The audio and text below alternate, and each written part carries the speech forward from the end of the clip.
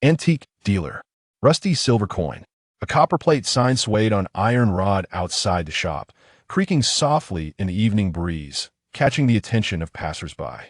Yet, despite this, few cared to linger in front of the store throughout the day. Such was the routine of the antique shop managed by Clayton Bellew. An antique store is not a typical shop. Its primary source of income comes from a loyal clientele.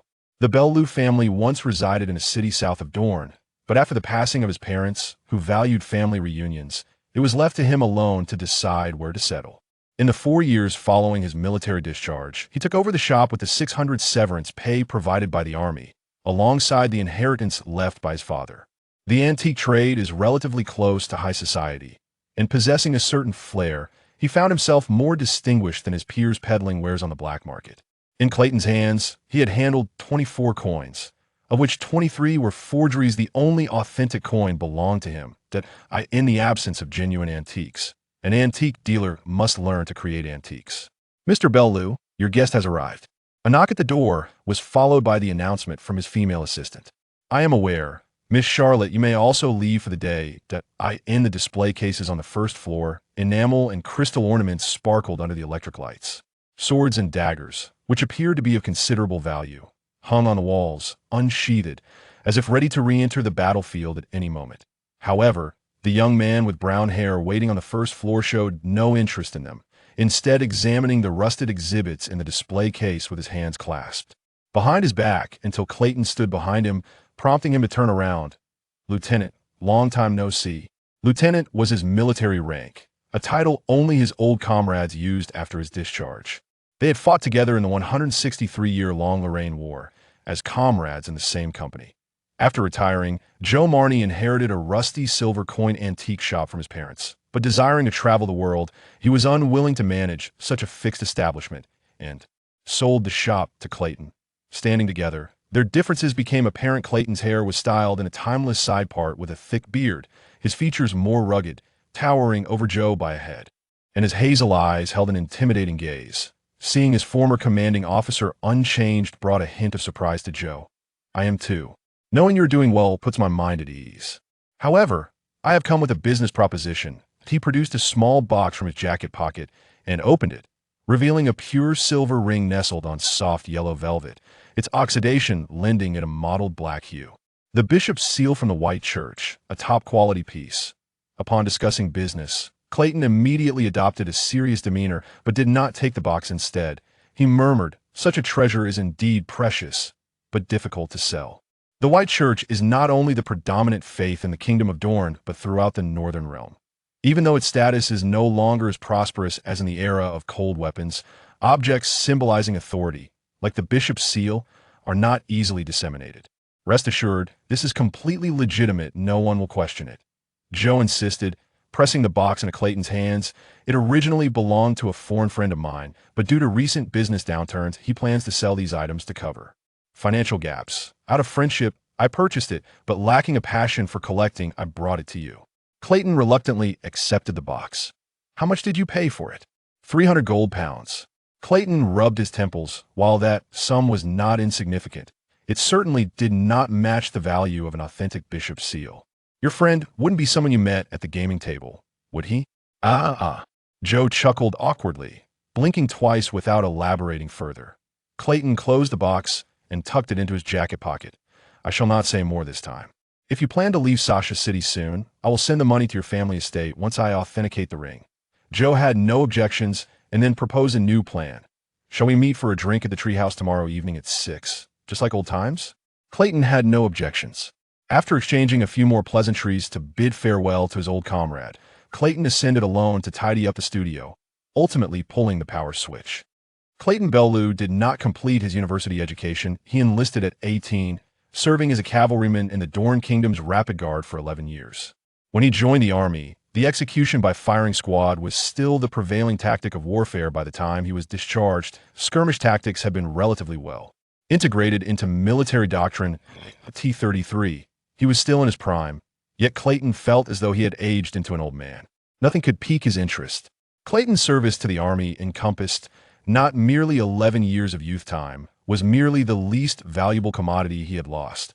His choice to become an antique dealer stemmed from a hope to transform himself through the influence of artifacts and culture. After 4 years in the trade, he remained adrift, though his skill in forgery had significantly improved. Having dined, Clayton entered the room he had converted into a study for a brief rest.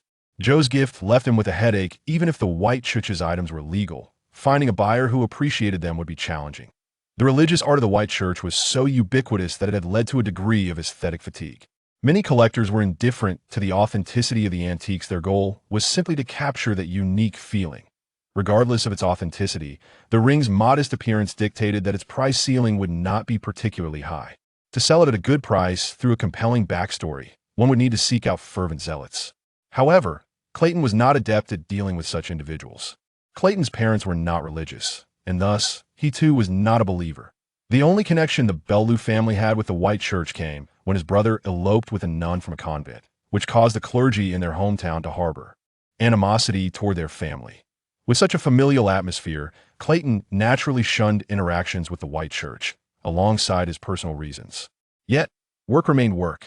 2 cross tridents adorned with the apex of a bishop's mitre symbolized that it was the property of an officer responsible for combat.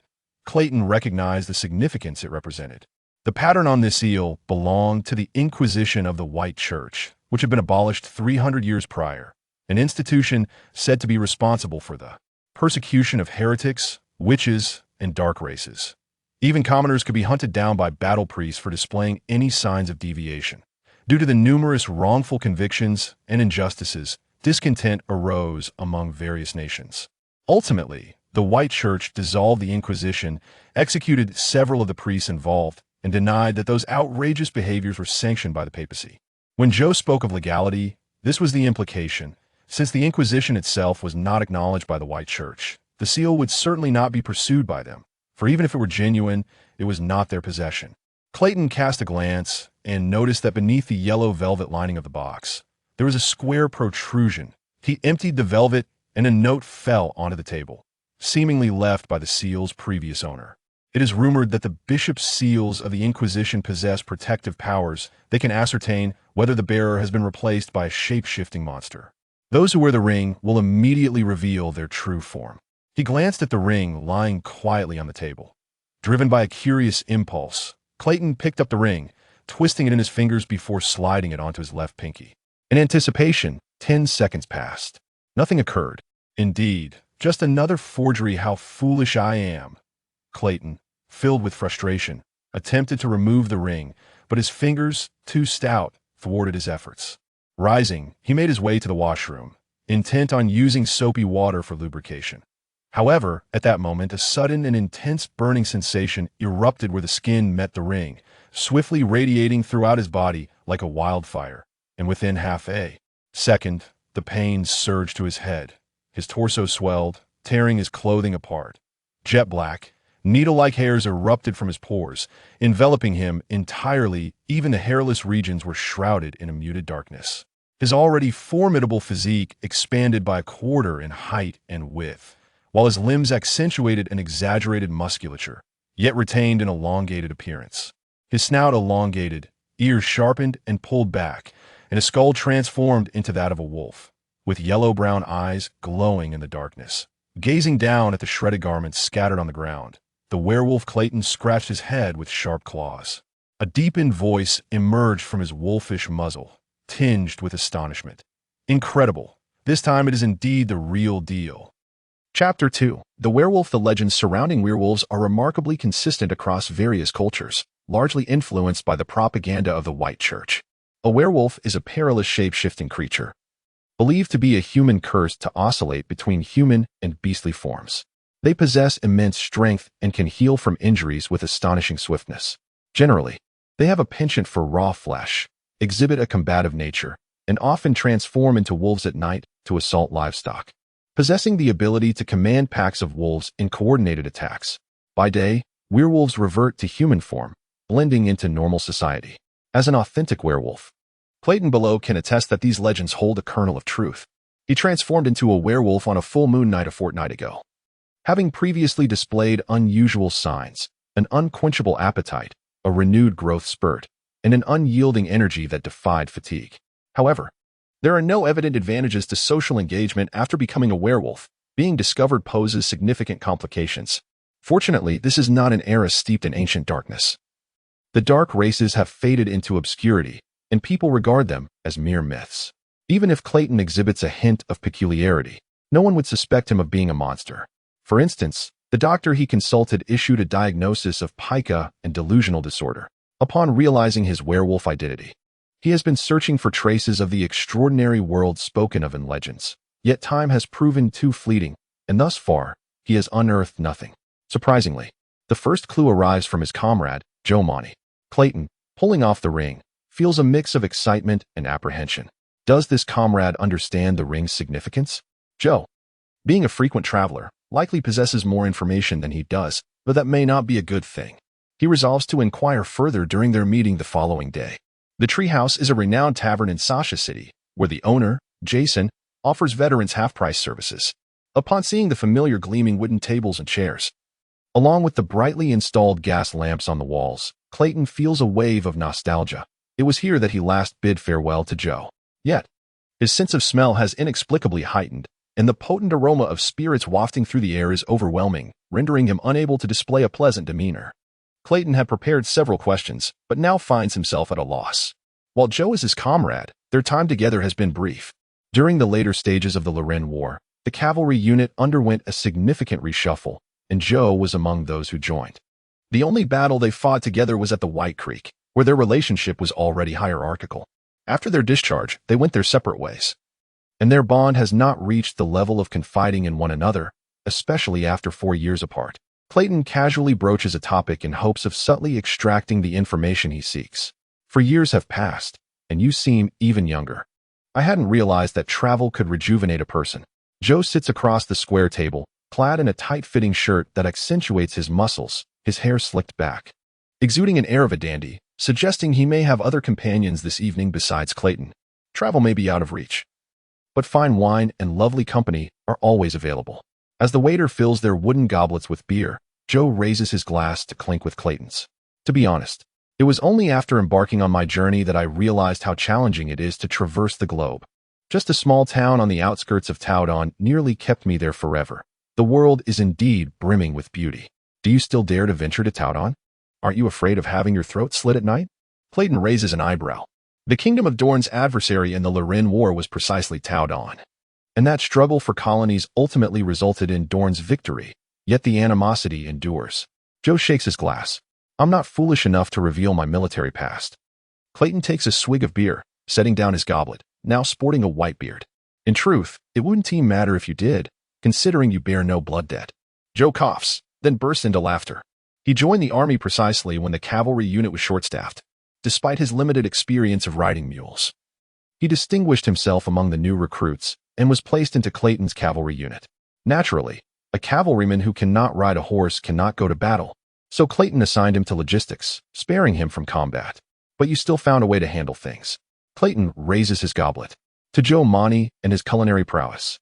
They clink glasses once more. After a couple more rounds of drinks, Clayton attempts to broach the topic of the bishop's ring, but Joe does not afford him the opportunity. Look at this.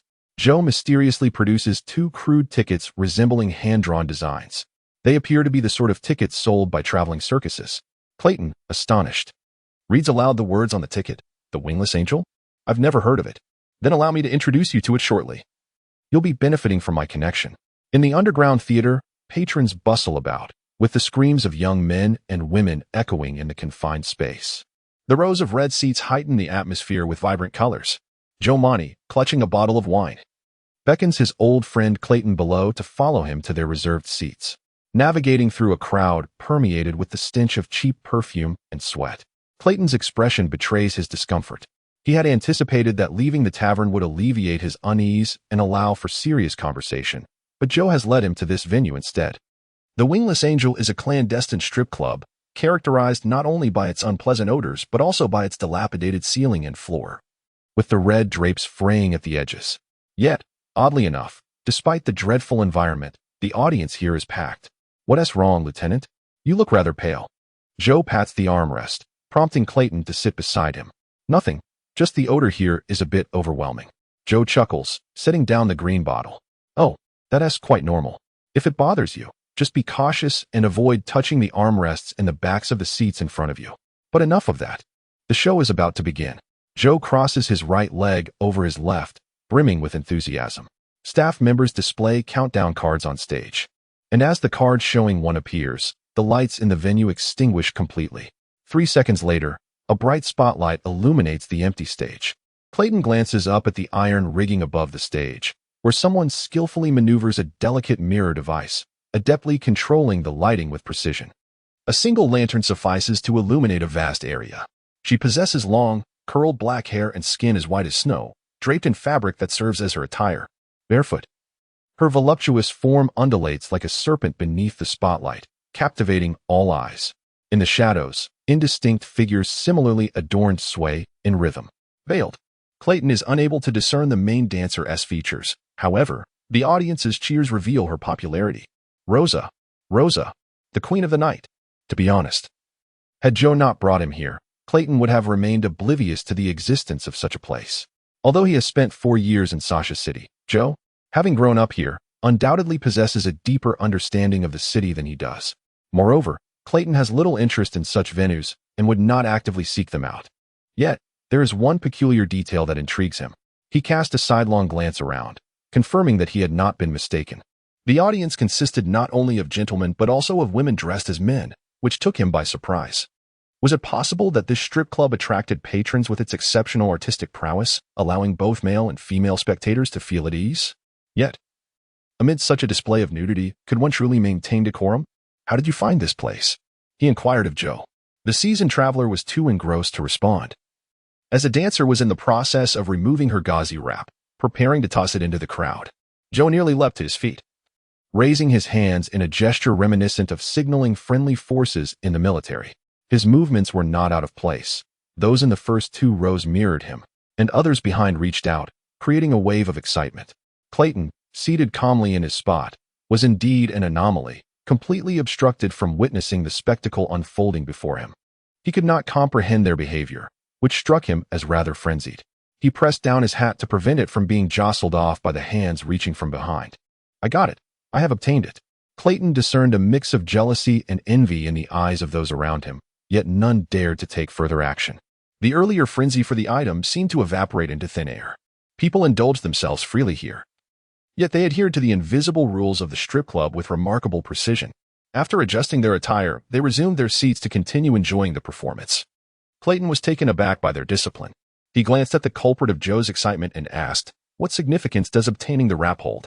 Joe proudly pinched a corner of the fabric, declaring, "Securing the wrap means I can spend a night with Miss Rosa." Clayton's nostrils flared, and he sneezed. Beyond the scent of perfume, he detected an odd, vaguely familiar odor emanating from the wrap. He had caught a whiff of it upon entering the theater. But it was particularly pungent now. Joe leaned in, inhaling deeply, yet Clayton could tell from his rapturous expression that he sensed nothing beyond the fragrance of perfume. After all, he possessed the olfactory acuity of an ordinary individual. This place was undeniably peculiar. Chapter 3. Joe's secret. Clayton was aware that Joe Marnie had exhibited numerous flaws during his time in the military, but today was undoubtedly his most disgraceful moment. You haven't fallen for her, have you? Clayton inquired, perplexed. The affections of the Don people were fleeting. To develop feelings for such a debauched woman was indeed damaging to one's reputation. Not at all, but I wager she has an interest in me. The weight of the scarf was too light. Thrown forcefully from the stage, it wouldn't drift far. Only the front row spectators could possibly catch it. Clayton felt there was some validity to his deduction. Did you know her previously? As he spoke, his gaze followed the lights on stage, attempting to appreciate the dancer's art of undressing, but the foul odor lingering at his nostrils made it difficult to concentrate. I don't know her, but she is a Guildarian. Joe's face was nearly over the heads of the front row audience.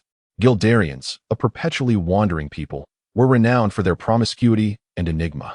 Clayton was unsure if Rosa was genuinely a Guildarian, or if this was merely Joe's pretext for indulgence. Could you lend me that scarf? Joe turned in shock. Lieutenant, what is wrong with you today? This opportunity is not for you. Clayton fabricated a lie. I merely wish to observe the weaving. I need to purchase a gift for someone, and this looks rather appealing. In truth, he only wanted to ascertain what had caused the foul odor clinging to it. Once the scarf was in his possession, Clayton grew increasingly confident in his olfactory instincts. The diluted stench in the air had merely felt familiar, but now its intensity was strikingly reminiscent of a past encounter. During the Laurentian War, there was a period of severe scarcity. The frontline troops fought on empty stomachs. Subsequently, the Royal Navy learned of this and sent a large shipment of jerky, said to be remnants from the age of exploration 2 centuries prior, to support the front lines, resulting in numerous previously healthy soldiers being sent to field hospitals. That jerky carried this very scent. Clayton frowned. Some audience members also bore this odor. Though he did not believe it was due to a trend of spoiled jerky, such a thing would never become popular. The peculiar actions and odd scents reminded him of rumors surrounding the living dead. The scarf itself was quite clean, apart from the rancid meat smell. There was an even more pungent scent of cheap perfume. Initially, he had overlooked the fragrance as it permeated the venue. He could distinguish it because the perfume on the scarf was excessively potent. This situation felt as though its owner could also perceive the foul odor and intentionally sought to mask it. Clayton interrupted him. "Samuel is waiting for us." They walked at a leisurely pace, while the audience on either side remained fervent, entirely focused on the stage, whistling and applauding, seemingly oblivious to their departure. However, once their figures vanished, the dancer on stage altered her movements, adopting a more playful demeanor. Compared to the previous serpentine motions, she now resembled a languorous cat. It was unclear who yawned first, but soon the air of drowsiness spread like a plague. The men gradually forgot their intentions, closing their eyes and bowing their heads. Before long, the theater was filled with the sound of snoring. Yet in the first 3 rows of the audience, those present did not succumb to slumber. Rather, they remained rigidly still, akin to puppets devoid of control. Joy, desire, their expressions and postures were frozen in that singular moment. Yet the empty seats left by Clayton and Joe stood out amidst the throng of overwhelming emotion. The dancer ceased her undulations, her hands naturally falling to her sides, her gaze fixed on the exit above. Why do they always avert their eyes? Have they been discovered? The women seated in the audience pushed past the slumbering men, emerging from the narrow confines of the row. "Cleric, shall we pursue them?" "Ha, ha, ha." Joe Marney leaned against the wall, retching. As soon as he exited the theater, he and Clayton had run for about 10 miles, only daring to halt in this secluded alleyway. Clayton felt indifferent, yet observing Joe's condition prompted him to feign breathlessness.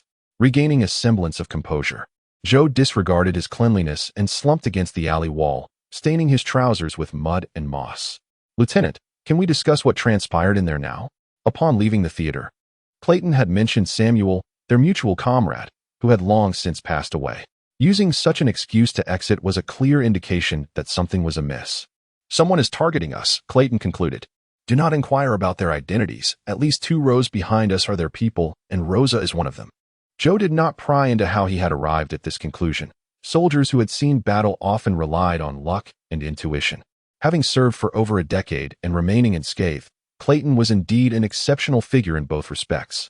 "What a vast undertaking. Whom have you offended?" Clayton furrowed his brow. "I should be the one asking that question. You are certainly concealing something from me.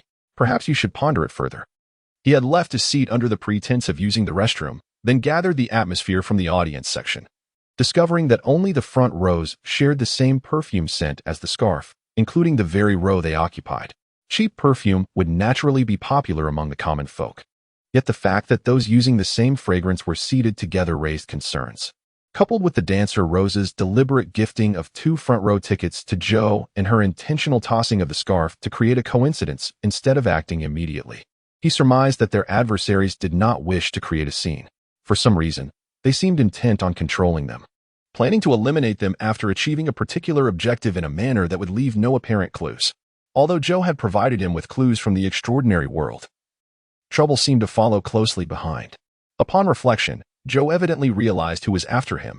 A grave expression marred his features, accompanied by a hint of embarrassment. "Yes, I believe I have an idea of who it is." "So who are they?" "The Holy Grail Society, a mysterious organization. I suspect they are the only ones who would target me. However, I never anticipated they would cross borders to reach Dorne. And the civilian organizations." Clayton suppressed his inner excitement. "How did you provoke them?" "I stole something from them in Taunton." Clayton pressed his forehead. Knowing that Joe had a penchant for thievery even during their time in the army, yet he had not anticipated that such tendencies had not changed. "Wait, you stole something?" Clayton sensed something was amiss. "The ring you gave me. Could it possibly have been pilfered from them?" If that were the case, he would return the item tomorrow, hoping Joe could negotiate with their spokesperson. If you need money, you can ask me. Yet upon mentioning the bishop's seal, Joe appeared even more troubled. This is indeed one of the items. One of? Clayton nearly lost his words. How much have you stolen? He resolved that if the situation were too severe, he would simply wash his hands of it. The Holy Grail Society was not a benevolent organization. They committed crimes under the guise of their followers' piety. I stole those items specifically to punish them, so I would never seek reconciliation. This concerns my honor and sense of justice. Clayton gazed at him in astonishment. This sounded like a manly decision, and he could only respect Joe. Now everything made sense. However, Joe had no idea what sort of opponent the Holy Grail Society represented. What do you plan to do next? Will you seek the sheriff to address them? I shall retreat for a while, seeking a way to depart from this city. This evening has been utterly dreadful, and I inadvertently involved you in it. My sincerest apologies. Lieutenant, I shall treat you to dinner next time. Clayton watched him as he walked away. Good day, Mr. Belio. What troubles you? The young assistant, Charlotte, had recently graduated from the history department at Seine University and commenced her employment here. The establishment greatly relies on her knowledge and eloquence. The young lady sat behind the counter, delicately retouching her makeup in front of a small mirror, occasionally glancing at Clayton with curiosity. I am contemplating whether to send a letter to a particularly bothersome individual, he murmured, lowering his head to seek her counsel. Clayton wiped the dust from the display case with a sponge, his attention drifting as Charlotte offered words of comfort. The Grail Society would undoubtedly endeavor to locate him.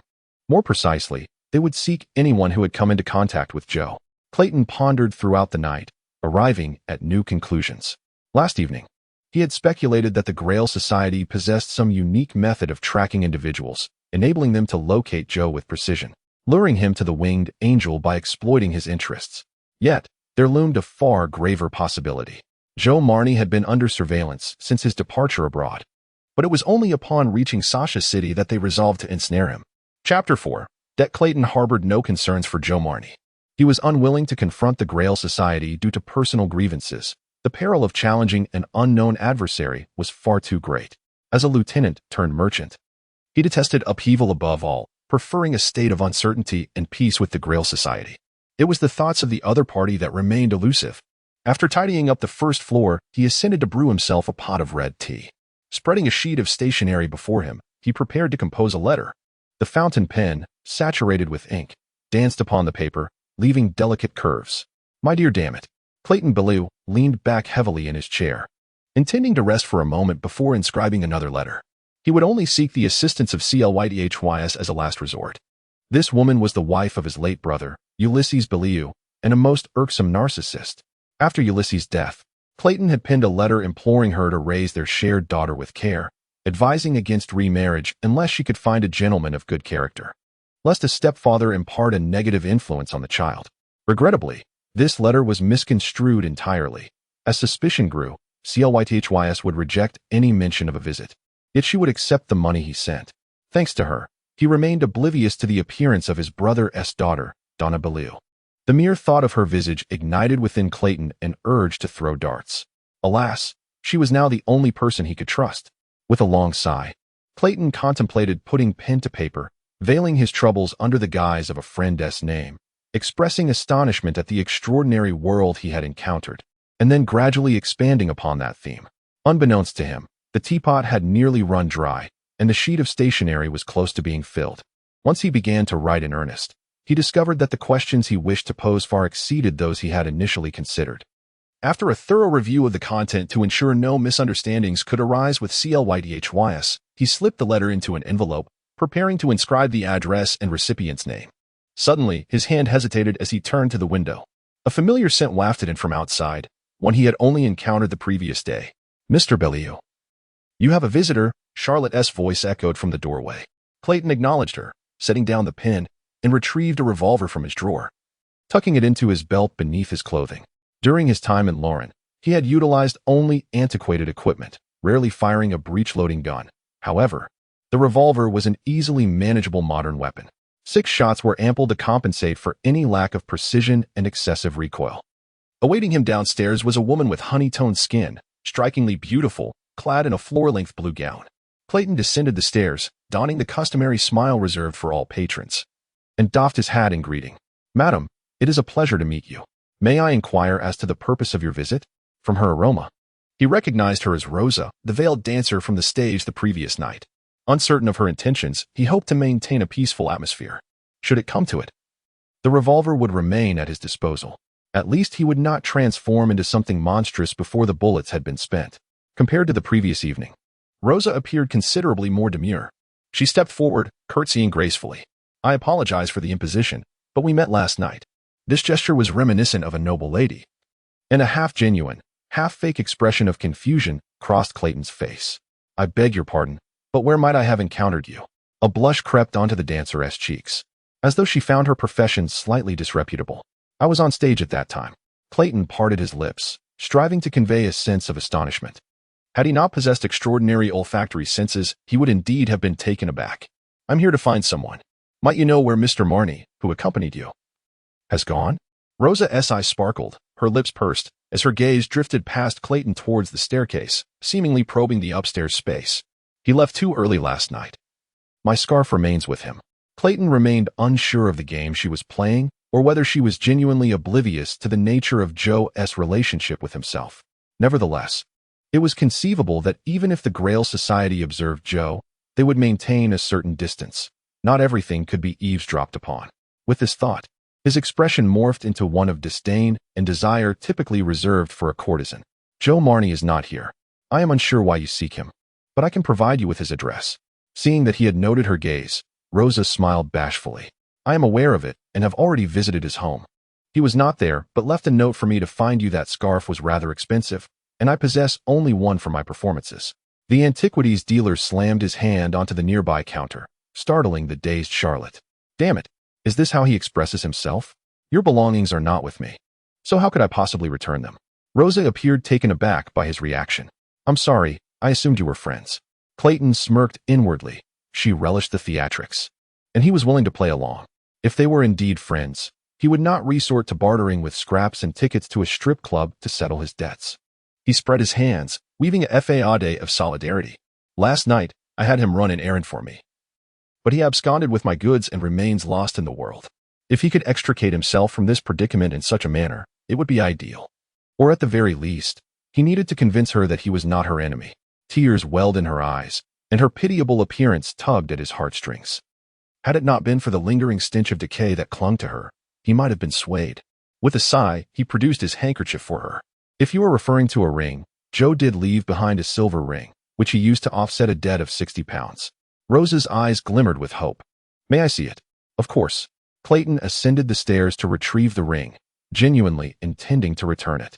This episcopal signet could only release non-human monsters from their transformations, a power of little use to him. Without a suitable buyer, it was merely an ordinary piece of ancient silverware. Should the Grail Society discover it in his possession, it would only invite suspicion. Upon seeing the ring, Rosa visibly relaxed, reaching out for it. Thank you. It was impossible to expect anything without a catch. Who would dare accept a gift without strings attached? Fear not, Miss Rosa. You may take your time to gather the funds. I will keep the ring for you. In the name of the Holy Light. Clayton collected the ring without an ounce of compassion, then began to escort her out. I cannot see you out. Should you encounter Joe, please inform me. The year is drawing to a close, and he still owes me 300 pounds. Rosa departed, her demeanor one of profound disappointment. While Clayton felt little joy, though he sought tranquility, he would have preferred a confrontation. The more the Grail Society shunned open conflict, the more it indicated the severity of Joe Marnie's predicament, compelling the society to plan for an extended concealment in Sasha City. He regretted not clarifying matters the previous night. Joe had taken 2 items from the Grail Society. One was the episcopal signet, now in his possession, while the other had been damaged, unbeknownst to the society. Their lingering presence in Sasha City must pertain to this matter. That damaged artifact was undoubtedly of immense significance. 3 days passed, and Rosa from the Grail Society did not return to the shop. The bishop's ring lay quietly in the studio, neglected and unattended. His residence was under surveillance. Following Rosa's visit to the rusted silver coin, observers emerged, evidently due to Joe Marnie's attendance at a striptease performance and his subsequent request to Rosa for tickets, which led the Holy Grail Society to misinterpret their relationship. Clayton's temporary abode, a modest apartment in the St. Maudry district, was merely a street away from the so-called slums. separated by black iron railings and spikes, reminiscent of ancient precautions against the spread of smallpox. Some longed to enter, while others yearned to escape. Clayton was uncertain whether he had evaded suspicion in the eyes of the Holy Grail Society, yet he was reluctant to test the waters. A strange stench of decay permeated the air, and he had to maintain an air of unawareness. Let them track him. For he held no personal vendetta against the Holy Grail Society. All his actions were legal and justified. He cast a glance at the living room window, where the gray curtains had always been drawn, but now bore signs of having been opened. The pervasive odor of decay rendered it impossible to discern its source or where it dissipated. It seemed today not only involved surveillance, but also an intrusion into his home. Rifling through his belongings, he left the door ajar, allowing the corridor's breeze to flow in, subsequently opening the windows in the living room and bedroom for ventilation, before lighting a candle and making his way toward the cellar. In the cellar lay some blood-soaked beef he had intended to consume raw. Believing that the practice benefited the fur of cats and dogs, he assumed it would similarly prove effective for werewolves. However, being watched by these foul-smelling individuals for days made it difficult for him to transform in the privacy of his own home. Clayton was not adept at cooking, and thus was unable to prepare it himself. Considering the time, the ice should have melted by now. If he did not attend to the frozen meat soon, it would begin to rot. He lifted the cellar lid, one hand holding the candle while the other grasped the slanted staircase as he descended. Before his feet even touched the ground, a wave of fetid stench assaulted him. The mingling sense of fresh and aged decay instilled in Clayton a foreboding sense of dread. Chapter 5. Life. In death, life resembles a stagnant pool of water. When left undisturbed for too long, it inevitably gathers unexpected refuse. Clayton illuminated the cellar with a candle, and the faint light made his hazel eyes shimmer in the dimness. Numerous iron chains hung from the ceiling, where he suspended raw meat to deter rodents from stealing it. Yet, this measure could not prevent human intrusion. A man, with his back turned to Clayton, gnawed hungrily on the suspended frozen meat, his shoulders heaving as the sound of chewing echoed incessantly, causing the chains to rattle. Clayton had previously speculated that the Grail Society possessed the ability to control the undead, and this notion was now confirmed. The colony was rife with similar rumors, accompanied by dubious photographs of those caught between life and death. Individuals who had endured immense suffering in life, their souls bound to decaying corpses, seething with rage. Sorcerers knew how to awaken them to serve their bidding. It was said that these beings exuded a foul stench, akin to that of werewolves, their insatiable hunger forever unquenched. This attraction to raw flesh was precisely the reason. However, Clayton never imagined the man would lose control in the presence of raw meat. The surveillance mission had not yet concluded when the man began to pilfer, demonstrating a complete lack of professionalism. Sensing the change in light, the man paused his chewing, turning to reveal eyes as vacant as glass beads and lips smeared with blood. Clayton recognized his scent from their prior encounter at the theater. "What are you doing here? If you don't leave immediately, I shall summon the sheriff." Ordinarily, the undead were not known for their speech, yet Clayton recalled the man's surprising vitality in the theater, capable of complex expressions and movements, prompting him to attempt communication. The undead remained silent, drawing a short knife from his waist, bending slightly with force before lunging at Clayton. Clayton raised his empty right hand to grasp the man's wrist, preventing the blade from inflicting harm. The strength of the undead far surpassed that of an ordinary man. Had he been his former self, he might have struggled. However, as a werewolf, he found the creature's strength insufficient to break free from his grasp. The soulless being, having lost all semblance of humanity, did not relent despite having his right hand restrained. Instead, it seized Clayton's wrist with its left hand and lunged forward, revealing surprisingly well-aligned teeth. Clayton had no intention of allowing the creature to succeed. He pivoted his body, transferring weight to his right leg, while swiftly raising his left leg to deliver a powerful side kick aimed at the undead's knee. A sharp crack resonated as the undead's right leg buckled, causing its body to sway off balance, narrowly missing Clayton's hand, yet it clung tightly to his right. The tiny flame atop the candle flickered rapidly with the disturbance of the air. Although Clayton possessed night vision, it merely allowed his eyes to focus better, in complete darkness. Such as in the cellar, he remained unable to see clearly, necessitating the use of illumination. Should the candle extinguish and the creature regain its freedom, he would find himself in a precarious situation. He could not afford to hold back. Upon the creature's collapse, darkness enveloped the cellar. In his vigorous movements, the candle was extinguished. In the pitch black, he pried free from the tight grip on his hand, feeling the residual warmth of soft skin, leaving his mind momentarily blank. He recalled the legends that spoke of the undead's cold bodies. The following morning, as Clayton exited the sheriff's office in St. Mellon Parish, his mood was unprecedentedly dismal. The role of sheriff was not merely a job but a civic duty undertaken by individuals motivated by a sense of justice.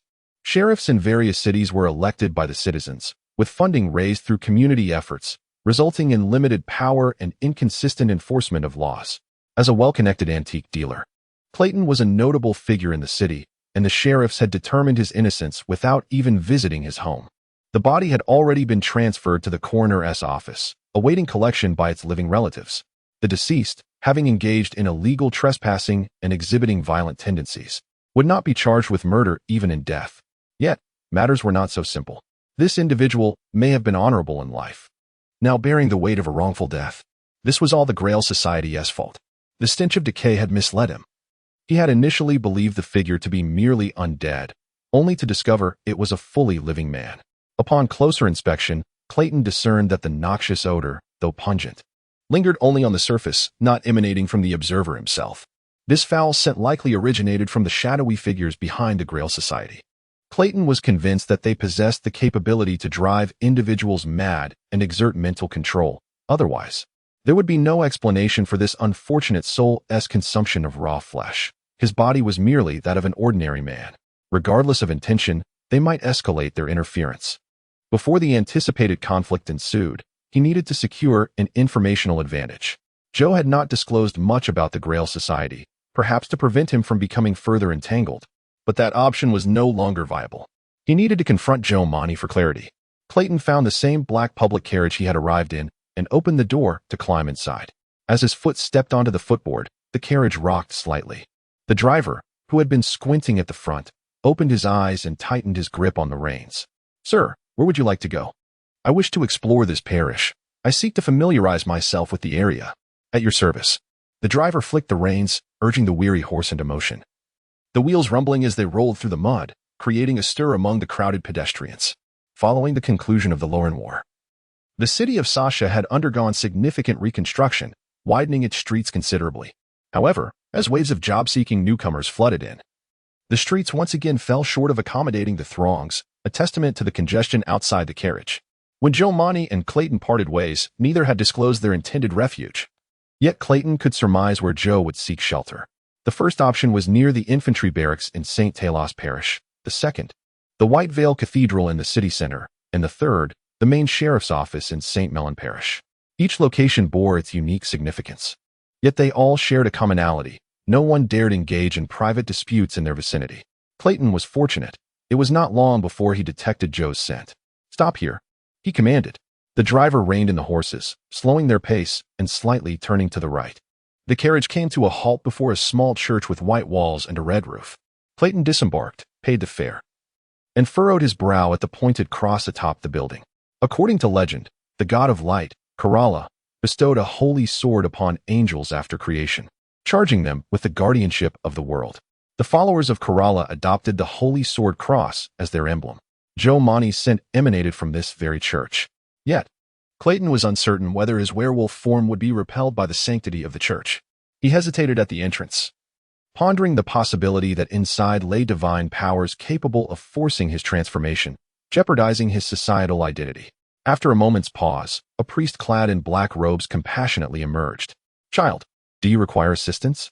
Clayton's attire was meticulously curated for business and social engagements, and his decent appearance would likely preclude suspicion. "Good day, Father. I seek a person within your establishment. He is likely a recent arrival. I have a message to deliver on behalf of another." The priest nodded gently. "And I believe you are looking for the new volunteer, Martin." Clayton removed his felt hat, affirming that it was indeed him. The priest gestured for him to wait for a moment, then entered the church. Shortly after, a middle-aged man emerged. This man was bald on top and sported a scruffy beard, revealing only the upper half of his face, where deep wrinkles flanked his nostrils. Yet, his steps remained as sprightly as a youth's, and upon seeing Clayton, a flicker of recognition crossed his eyes. He was Joe Monty, and Clayton recognized him instantly. No matter how much one's appearance may change, one's essence remains constant. Clayton feigned ignorance and nodded in his direction. "I am Clayton Bellows, and I wish to inquire about Joe Monty." Would you mind sparing a moment? Before Joe could respond, he waved to the coachman behind him, who understood and promptly opened the side door of the carriage. Joe sighed and walked over to take a seat inside. Clayton followed closely behind. Coachman, as I instructed. Please drive around this parish a bit more. Certainly, sir, came the reply. The carriage set off once more, with Joe seated inside. His expression as grim as a debt collector from St. Estendon, though this demeanor was merely a facade, as his mouth remained quite animated. How on earth did you find me? I only decided to hide here later, and the Holy Grail Society had no reason to know, for I thought I had truly eluded them this time. Lieutenant, why do you look so glum? Could it be? I have my own methods, Clayton interrupted, clearly observing that the solemn atmosphere of the church was making Joe quite uncomfortable. Very well, Lieutenant, you have your own secrets. So, what is it that you seek from me this time? Joe's excitement was palpable. He was aware of his superior's formidable capabilities. It is somewhat along those lines. But before that, I require a deeper understanding of the Holy Grail Society. Chapter 6. Cretus's reply, however, Clayton was not as composed as Joe had imagined. No one could predict how many members of the Grail Society would arrive. He was no longer supported by the intelligence department as he had been during his military days. There were certain tasks he could not accomplish alone and required Joe's assistance. Joe cleared his throat and protested, Please, Lieutenant, the Grail Society is actively searching for me. And you want me to return to the front lines? Why not hire a detective? They will do the job as long as the pay is right. Detectives were a burgeoning profession, often perceived by the public as jack of all trades. Many practitioners were former veterans with few other skills, yet their expertise lay in stealth and surveillance. I will hire a detective to monitor their stronghold at the Wingless Angels base, but you have your own responsibilities, Clayton said, handing him his revolver. Tell me about the Grail Society. Joe Monty took the gun, curiously examining it. Although a veteran, he had rarely used a firearm. After a moment of play, he began. They could easily be labeled a cult. The first time I encountered them was in Oak Town, east of Taunton, where they were preaching to the residents. They, too, worship Father Kerala, but their teachings are utterly nonsensical. Such as? Clayton inquired with interest. Joe shrugged. They claim that the night is nobler than the day. He felt no need to elaborate. Even the most secular individuals understood the importance of daylight, without which crops could not flourish. It sounds as though they should call themselves the Black Church. I know, Clayton replied. Despite the Belayos being descendants of Mansi immigrants, many generations had passed, and even if he did not adhere to the White Church, he had absorbed some of its doctrines. In the mythology of the White Church, Father Kerala created all flora and fauna in a radiant white light, yet they remained blissfully unaware and stagnant. Thus, the Father bestowed his blood upon them, granting consciousness. And while plants still lacked the capacity for thought, they instinctively turned towards the sun, remembering the Father's grace. In this tale, the vessel that contained the divine blood was the Holy Grail, symbolizing the source of wisdom. Precisely, Joe continued, growing animated. Yet the Grail Society espouses heretical theories, claiming that the Father not only gifted us intellect, but also instilled within us base desires. They even assert that these sinful inclinations are the true blessings of the Father. We should all revere power, for it is through this reverence that we discern difference. Otherwise, we are merely beasts, unable to suppress our cravings. Although initially indifferent to religion, Joe had recently immersed himself in scripture while volunteering at the church, becoming unexpectedly meticulous about matters he once disregarded. Hearing this, Clayton recalled a famous philosophical debate from the previous century and commented, "That sounds akin to the rhetoric of extreme libertarians and progressives. They always argue this way. If brutal struggles yield even the slightest benefit, they can comfortably tolerate the accompanying grotesqueness." Joe had only attended high school and was somewhat unfamiliar with such concepts. Yet he was pragmatic. I may not understand these ideas, but their atrocities are indisputable. They have murdered devout parishioners and lawmen attempting to expel them, seeking to besiege the entire town. Had it not been for the proximity of the border and our brave soldiers stationed there, I might have perished. Clayton praised his insight. Though this form of commendation felt somewhat antiquated, Joe scratched his head, flashing an awkward smile. Joe hesitated, casting a glance at Clayton to confirm that he was serious. They claimed to possess such power, yet I have not witnessed it. Then how did they manage to keep up with you? Clayton asked. If the border guards had blocked the Grail Society's path, Joe Monty should have easily eluded their sight. Merely needing to time his train departure correctly to avoid being pursued, extraordinary senses would be of little use in such a scenario. Joe conceded, "That's a good question. I don't know." Suddenly, Clayton grasped something profound. What must I do next? Joe pressed. Nothing at all. Just carry on as usual, Clayton instructed, pointing above. But be wary of the skies. You mean they can train birds for tracking? Joe speculated, attempting to remain within the realm of reason. Perhaps, Clayton replied. Near the small church. Joe offered an address, 214 Mercy Street. Joe Monty's knowledge was limited. But Clayton was confident he had discerned how to trace the enemy's movements. Although he was already aware of the Grail Society's wingless angel stronghold, their capacity for mental manipulation rendered direct confrontation exceedingly challenging. This power could even summon an army, and the longer it persisted, the more formidable it became.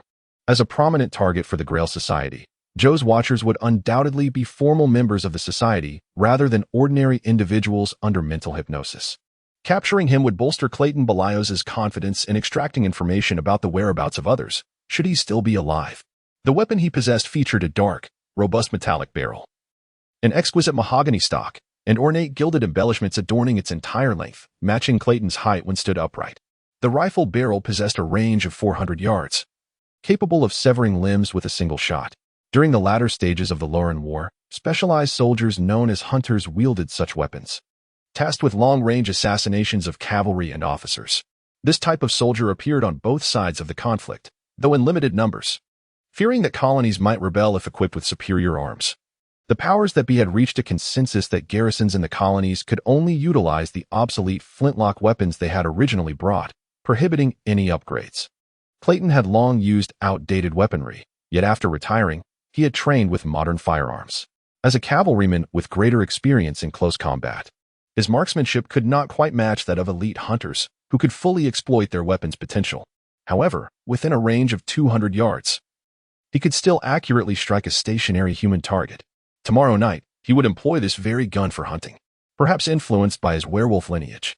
The mere thought of the hunt ignited a surge of excitement within him. Knock, knock. The front door suddenly echoed with a knock.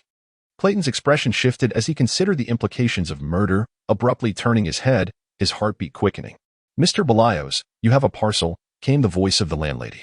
Clayton let out a sigh of relief, placing the Conqueror rifle horizontally on the desk before heading to the living room to open the door. The post office was now operating at night, a boon for those awaiting correspondence. As an antique dealer, he often employed others to help him source antiques, maintaining several partnerships and a steady clientele. Thus, the frequency of his received mail far surpassed that of the average person. However, this particular letter held no relation to business.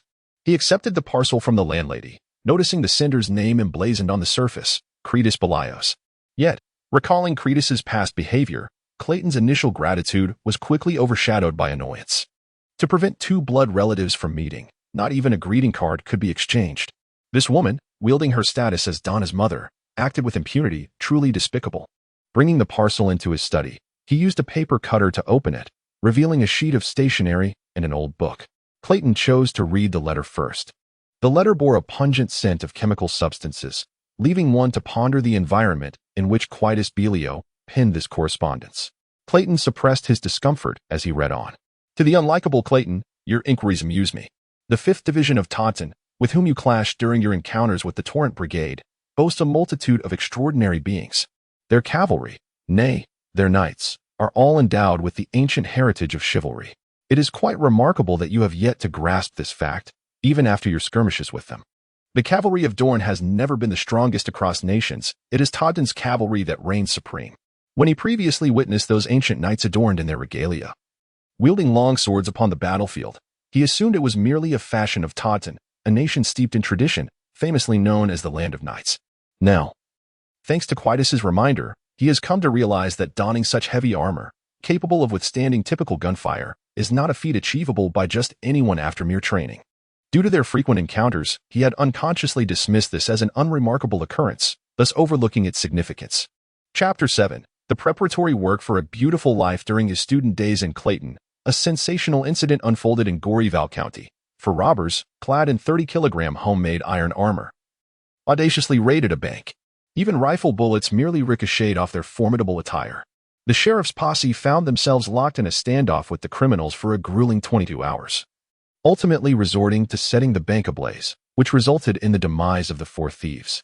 The weight of their armor was comparable to that of the Templar Knights. leading Clayton to regard them as rather unimpressive.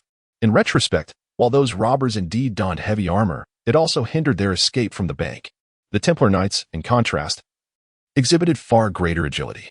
When one frequently encounters a particular phenomenon, it becomes assimilated into the fabric of their ordinary existence. Clayton pursued the shadows of an extraordinary world yet failed to realize that it lay right beside him. It is not solely the outward appearance that constitutes the extraordinary. Upon further reflection, he found many individuals he had previously encountered to be quite suspect. Take the Rangers. For instance, they could target objects over 300 meters away with mere naked eyes, a feat far beyond his own capabilities. It was rumored that within the Navy of Dawn, there were sailors capable of diving to depths of 120 yards. While the Grenade troops of the Northern Mirant Republic boasted soldiers towering at least 2.5 meters tall. In the colonies of Lorraine, one could find peculiar individuals who, wrapped in headscarves, could bury themselves underground for 3 days without sustenance. Clearly, extraordinary beings existed within the military. Yet, Clayton remained unconvinced whether the phenomena he had witnessed stemmed from the extraordinary or merely from variations among races. Ultimately, the limits of mortals are not fixed values. The dwarves of the Eastern Highlands possess strength exceeding that of individuals of average height, while the denizens of the mithril forest, with their pointed ears, exhibit the finest physical prowess among all races. Different races naturally possess distinct advantages. However, this renders it impossible to discern whether some individuals have received divine blessings, while others might simply be like him, a creature of magic. He stroked his dense beard in contemplation, muttering to himself, if there were an international competition allowing similarly sized individuals from around the world to compare their physical attributes through sports, perhaps I could ascertain the limits of ordinary mortals. However, such a notion was patently fanciful. This world is rife with conflict every few years, and the kind of international competition he yearned for could only be convened in a peaceful environment. Discarding his fantasies, Clayton resumed reading the letter from Critus. Considering your ignorance is the norm, I have also sent you a reference book. Everything you wish to know is likely contained within, and should there be anything unclear, I recommend consulting a local priest. This attitude was truly abysmal, and the last person he wished to encounter now was indeed a priest. Clayton sighed. He glanced at the cover of the thick volume, the worn, dust-covered black cardboard adorned with a gilded title, 2000 Common Knowledge for the Enthusiast of Mysticism. It appeared rather amateurish, and Clayton began to suspect that Critus had merely sent him this book to rid herself of it, while also securing a favor from him in the process. Critus's suggestions ended there. Yet, upon noticing peculiar raised impressions on the bottom of the letter, he turned the paper over. Several strange circular stains marred the writing, causing the paper to curl. Dried tears? Clayton furrowed his brow, unable to fathom Critus shedding tears. Perhaps she had merely sneezed while inhaling the sin of chemical substances while writing. His gaze fell on a line of small text, by the way. Donna has recently expressed a desire to transfer schools, but there are no good institutions locally. How about Sasha City? Clayton's grip on the letter stiffened, a ray of light illuminating his very soul. His mind went blank, consumed by a singular thought. Critus has lost her mind. This controlling, arrogant, narcissistic woman. It would not be an exaggeration to apply countless derogatory adjectives to her. Yet he acknowledged her as a woman of resolute will, whose decisions were not easily swayed. Although Critus did not explicitly state it, Clayton knew she had long felt that the Bellio family owed her a debt.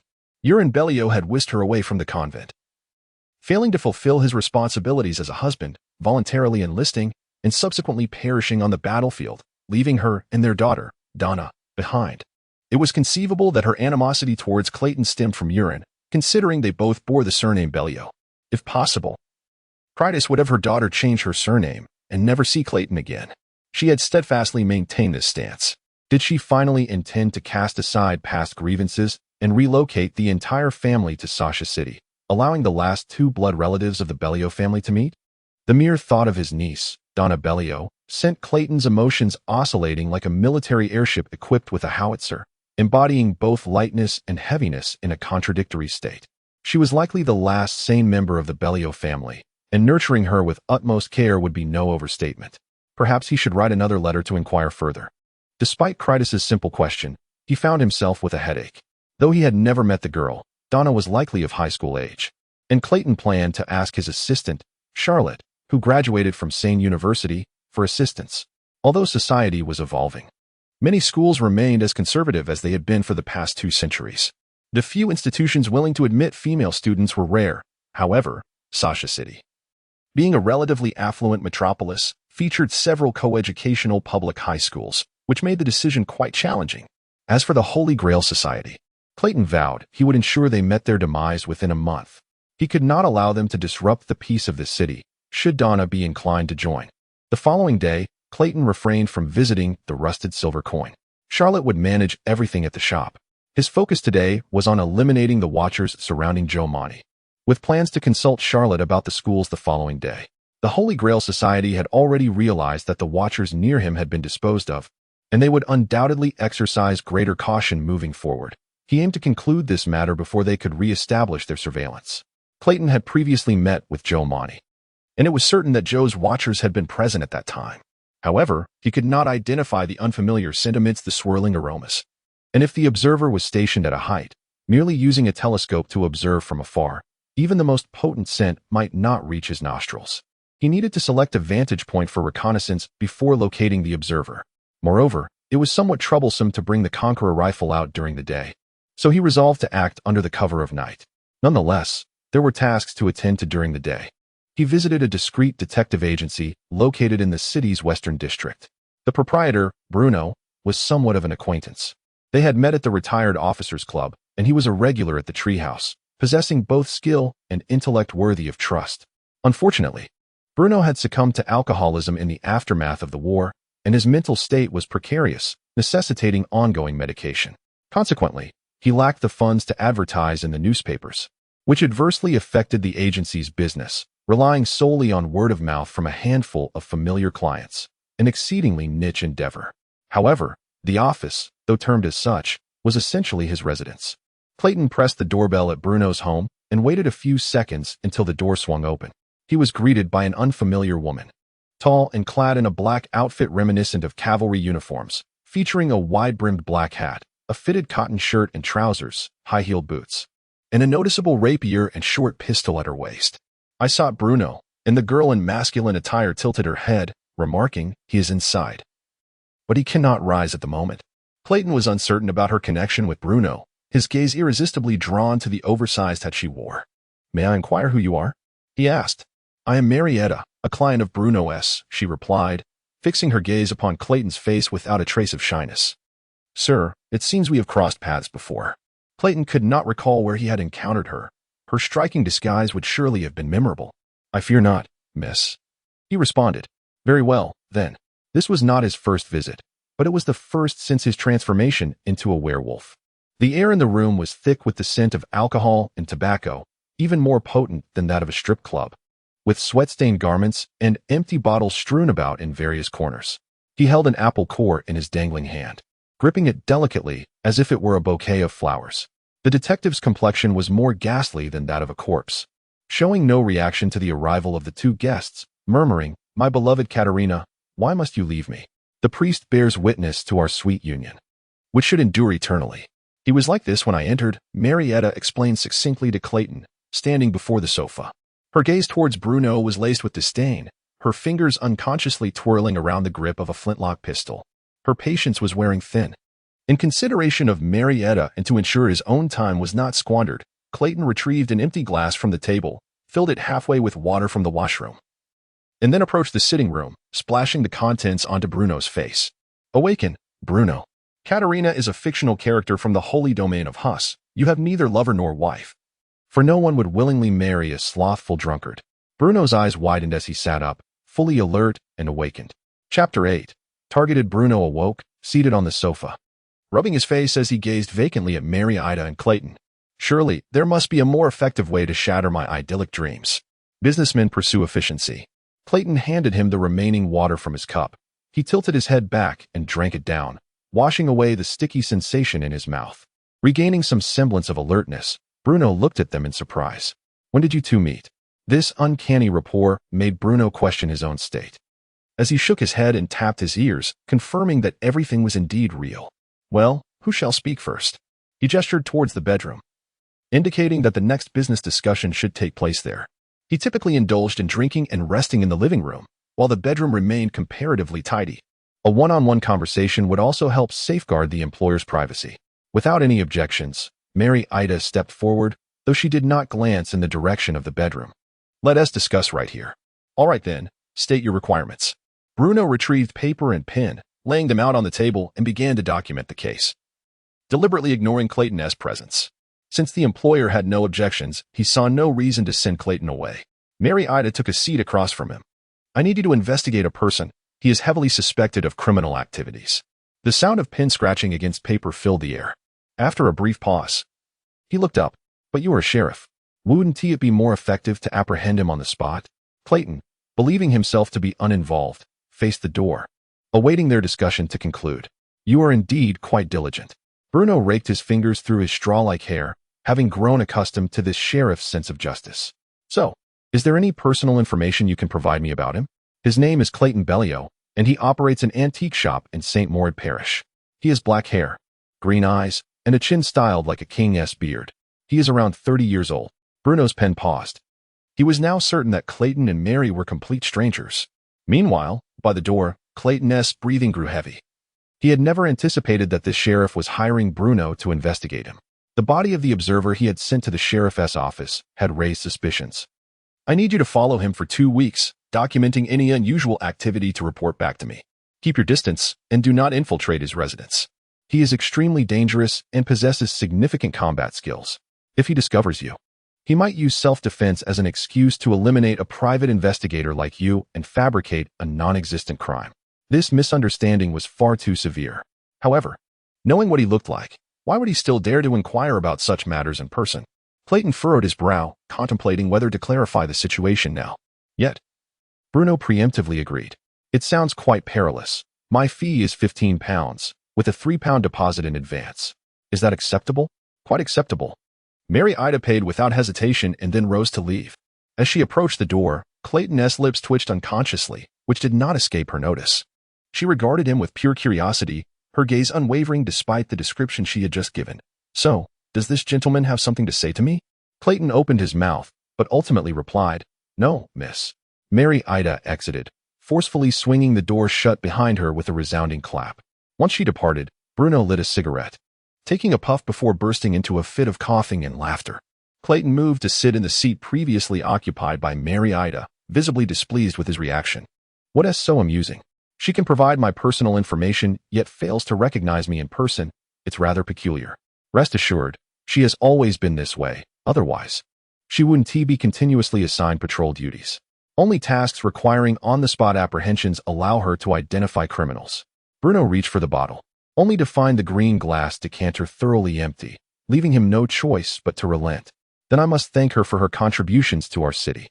Clayton slapped a hand-drawn ticket for the Broken Wings Club onto the table. I need you to locate the seller of such tickets. Another surveillance task. He could only assign this to an assistant.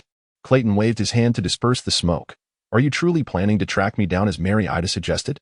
Bruno observed his disgusted expression and extinguished the cigarette but on the fireproof varnished yellow wood table. I accepted the payment. How do you intend to investigate me? I fail to comprehend whether you desire to work or not. However, Clayton was too indifferent to concern himself with Mary Ida's affairs. As long as Bruno's investigation did not interfere with him, Bruno flipped the hand-drawn ticket over for inspection. So, what happens after we find the ticket seller? Shall we convey a message for you? No need for that. Rather, maintain a distance of at least 10 meters from the seller and avoid being discovered. Otherwise, it could pose a life-threatening risk. Clayton emphasized, do not engage in any communication or physical contact with the seller. Observe the individuals purchasing tickets daily. Pay particular attention to those who buy multiple tickets in a short span. This may require numerous people conducting simultaneous investigations. By the way, is your assistant sufficient? He recalled that Bruno's assistants were largely temporary workers with relevant skills. Bruno grinned. If you're not concerned about hiring a disabled detective, then such a complex task should be manageable. I trust in your capabilities. This task will continue until I request its termination. Then let us start with a £20 deposit, and we will arrange formal installment payments once we locate the seller. Clayton promptly handed over 2 bills. £1 equated to 20 shillings, equivalent to a skilled worker's weekly wage. Considering the risks involved in having Bruno's people surveil the Holy Grail Society, this price was reasonable. 214 Mercy Street. That is Joe Marnie's current residence. The observers previously assigned to monitor him had lost him when Clayton pulled him from the theater, but tonight, Clayton intended to ensure the observers rediscovered Joe. He had killed the individuals sent by the Holy Grail Society to surveil him. The new watchers would undoubtedly be more cautious and discreet. Therefore, he needed Joe Marnie to act as bait, exposing the location of the follower. He planned to boldly approach 214 Mercy Street tonight, bringing his watcher right next to Joe Marnie. This entailed certain risks, which was why he was handing his revolver to Joe. If fortune did not favor him, that seemingly invisible follower might have already tracked Joe, who was volunteering at the church, using Clayton's carriage the day before. In that case, the watcher would not need to get close to confirm Joe's identity and could observe him from a distance with binoculars, making it challenging to identify him immediately. Nevertheless, Clayton was well prepared. During the day, he had found an excellent vantage point, right beside the St. Mellon Parish Chief Constable's office. It was an ancient mechanical clock tower. The office itself had been converted from the municipal hall built a century ago, when curfews were in effect. Consequently, a tall building was constructed nearby to house a warning clock to notify the residents of the time. From the tower, one could overlook nearly half the parish, making it easier to spot any watchers. Furthermore, since it was a mechanical clock, there would be no bell ringer nearby. The clock mechanism chimed a small bell every 15 minutes, with the large bell ringing on the hour. At the sound of the chimes, even gunfire would be muffled. Everything was in readiness. Clayton descended the stairs, where a black rental carriage awaited, ensconced in the shadows of the night. He swathed his nearly 15-kilogram Conqueror rifle in dark cloth and placed it carefully into the carriage, followed by a change of clothes, before finally ascending from the rear. The carriage sagged slightly as it began to roll forward. As they traversed a tree-lined avenue, Clayton seized the moment and leapt from the rear of the carriage, clutching his rifle, tumbling several times upon the brittle autumn leaves to dissipate his momentum. The coachman remained oblivious to the commotion behind him, merely noting a slight increase in speed. Clayton settled into the leaf-strewn ground, watching the carriage recede, convinced that he had sufficiently evaded his current pursuers. Just as he attempted to rise, a sticky, reddish-brown feather drifted slowly before him, accompanied by a familiar stench of decay. Clayton shot his gaze upward, but the thick canopies of the trees on either side loomed above, their intertwining branches completely obscuring the sky. Only a few glimmers of starlight filtered through, suggesting that the feather had fortuitously passed through a narrow gap. His confidence in the success of tonight's endeavor swelled. Indeed, it was from above. Chapter 9. Sniping those enigmatic beings, as legends suggest, possessed the power to resurrect the deceased and observe the world through their eyes. This notion brought him great solace. If the members of the Holy Grail Society truly remained confined due to the demise of the previous watcher, he found himself at a loss for alternatives. Although the new watcher was more advanced than Clayton had anticipated, it facilitated his investigation. Should the watcher be human, they would inevitably carry the mingled sense of their interactions with others. However, if it were a bird that rarely touched the ground, its scent would be singular, reflecting that of its master. At present, possessing only a single feather was insufficient for Clayton to gather an adequate scent. He required a whole specimen. He shed his clothing and concealed it behind a thicket of bushes, then stretched his limbs before initiating his transformation. The fully formed werewolf was no smaller than a horse. Clayton lifted his clawed hand, grasping the Conqueror rifle in his mouth, his ivory fangs securing the barrel. With all fours planted firmly on the ground, he sprinted forth like a true beast. The glowing yellow-brown eyes pierced through the darkness, swift as lightning across the street. At night, apart from a few constables, the streets were deserted, allowing Clayton to unleash his full potential. To avoid detection by the watcher, he carefully planned his route, ensuring to keep 2 streets between himself and the carriage, seeking out secluded paths that the constables would not traverse. The gusting wind brushed against Clayton's cheeks, his sleek ebony fur and pointed ears laying flat against his head. The scenery on either side blurred into a singular line within his vision. The werewolf, unlike a mere wolf, boasted a speed that could rival the military horses he once commanded, with stamina that exceeded it. He was confident he could reach the St. Mellon precinct faster than his hired carriage. As long as he arrived at the watchtower of the constabulary in advance, he would uncover the truth of what trailed him. Ding, ding, ding. Joe Marnie bent to retrieve the spare bullets that had fallen, tucking them back into his pocket. The room he occupied was all he had, small and dilapidated, with a ceiling that leaked, yet it remained the best refuge he could find. His face still bore the remnants of the day's disguise. Each transformation demanded wax and glue, requiring over an hour of preparation, so he begrudgingly allowed it to linger overnight. The downsides were glaringly apparent. He scratched his face, planning to purchase some menthol ointment for his rashes once big brother Clayton dealt with the Holy Grail Society. Joe was not particularly adept with firearms. Yet, recalling Clayton's warning from the previous day, an inexplicable fear gripped him, compelling him to keep the revolver close even while bathing or sleeping. He felt a chill creep up his spine. The notion that the society trained birds to track seemed plausible, and it was the only explanation he could fathom. Yet the reality of it was absurd. Those creatures, with brains no larger than his fingertip, how could they keep pace with a train? Even if they did, how could they navigate through so many heads in the sky? It was utterly unreasonable. He resolved to retire for the night. Once asleep, he would have no thoughts to burden him. Wrapping himself in a blanket, he pressed the revolver beneath his pillow and lay facing the wall, silently counting down the moments with the pocket watch he had removed. The bell at St. Mellon Precinct chimed every quarter hour, its sound resonating even more pronounced in the stillness of the night. Having moved here not long ago, he had yet to adapt to this routine, meticulously timing his rest, ensuring he could only sleep soundly after the chimes. This was especially true as the hour approached, lest the tolling bell rouse him from slumber, banishing all drowsiness. He had maintained this practice for 4 consecutive days. As the hands of his watch inched toward 9 o'clock, they reached the appointed hour when a familiar resounding chime echoed from outside. Dong, dong, dong. Bang. The window at the side of Joe Marnie's head suddenly shattered, shards of glass scattering across the floor, and a peculiar object flew into the room, writhing with a soft, active motion while emitting an overwhelming stench. Someone was shooting at him. He jolted upright, seizing the revolver, his gaze warily fixed on the window. Crouching low, he edged toward the corner. The moonlight streamed into the room, and within the narrow gap between light and wall, Joe discerned the object that had fallen. It was a segment of a reddish-brown wing. As it exuded a foul odor, he noticed the wingtip was grotesquely curled, resembling a tiny, malformed hand that grasped nervously. Joe Marnie's legs buckled beneath him, and he collapsed to the ground, trembling as he raised the gun towards the mass. What on earth was this? 3 minutes earlier, the darkness concealed his form. He observed the rented carriage approach, gradually coming to a halt at Mercy Street, while above, an unseen shadow hovered silently. It was not the size of an owl or a red falcon as he had imagined. Rather, it resembled a human in stature. More accurately, it bore the body of an eagle, yet the head belonged to an adult woman, her long hair cascading down, flying at an altitude comparable to the watchtower. The parallel current swiftly carried the foul odor to Clayton's nostrils. It was a harpy. Without needing extensive knowledge of the mystical world, he recognized it.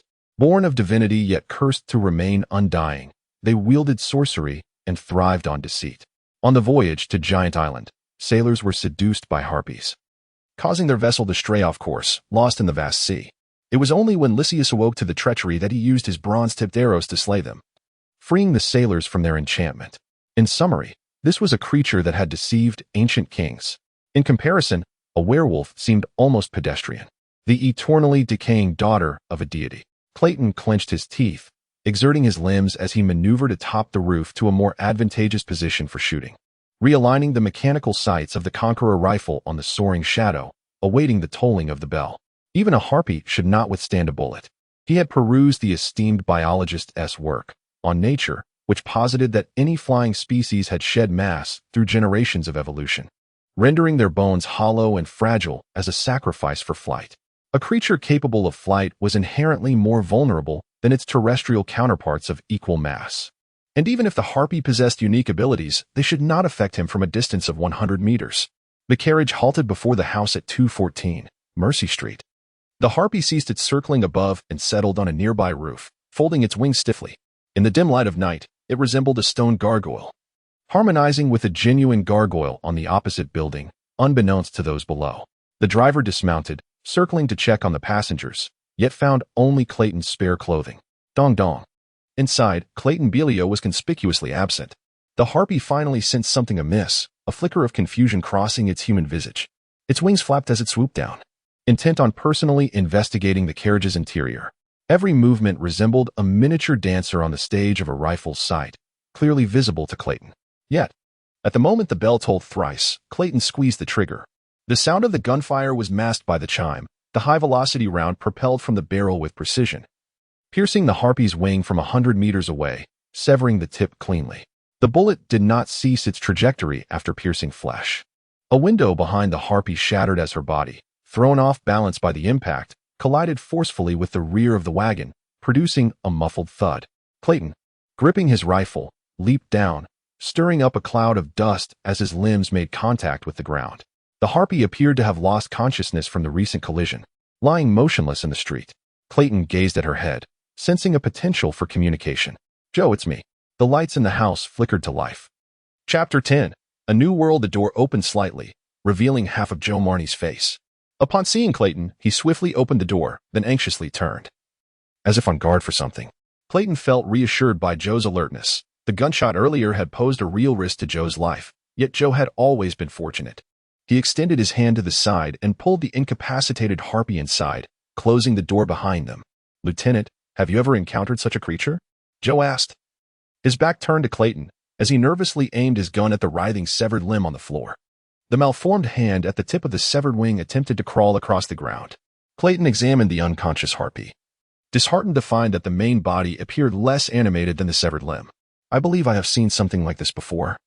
Joe could not see the main body that Clayton held, but the increasingly pungent odor was unmistakable. "What on earth is that smell?" "It may be due to its presence." Clayton tossed the harpy down, and the severed limb reached for it. Yet it was oblivious to its home, mechanically grasping and pulling more feathers from its body. The ferocity of this act made Clayton frown.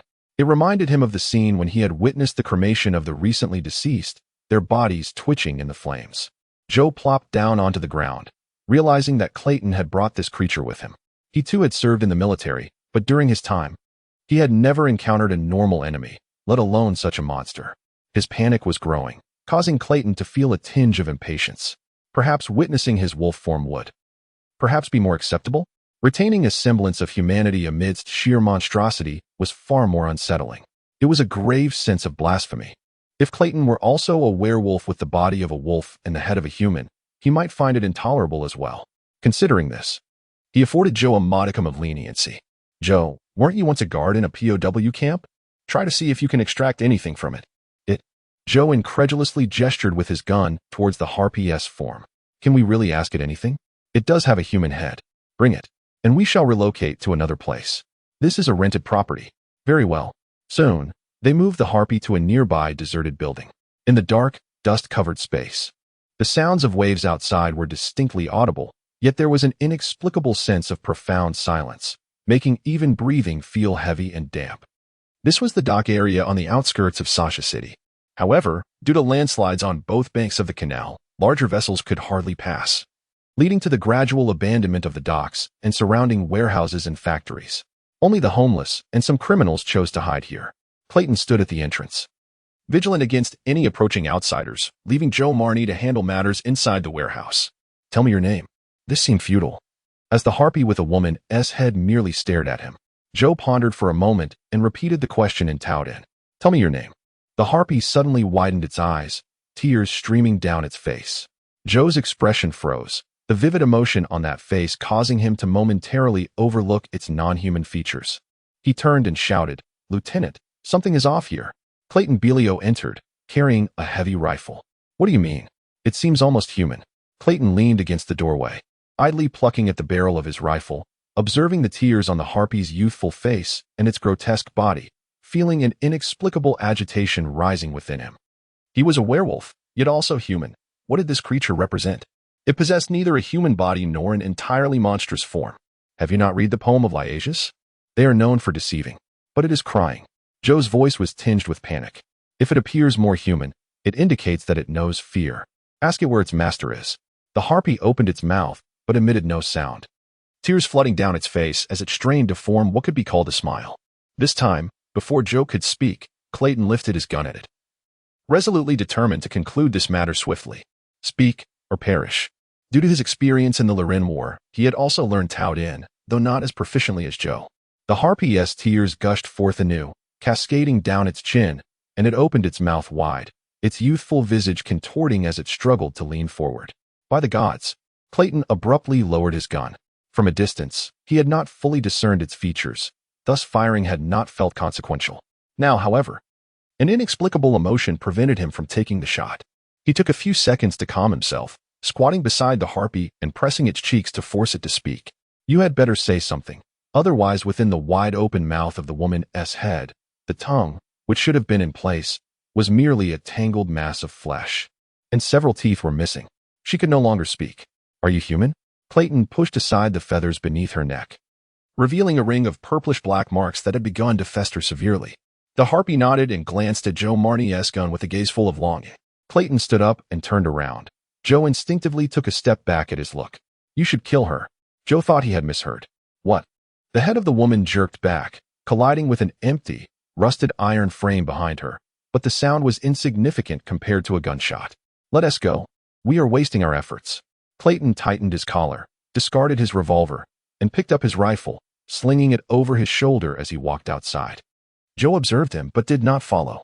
The night outside the abandoned warehouse was tranquil, illuminated only by a sliver of moonlight. Clayton's amber eyes gleamed. "Good evening. Do you require assistance?"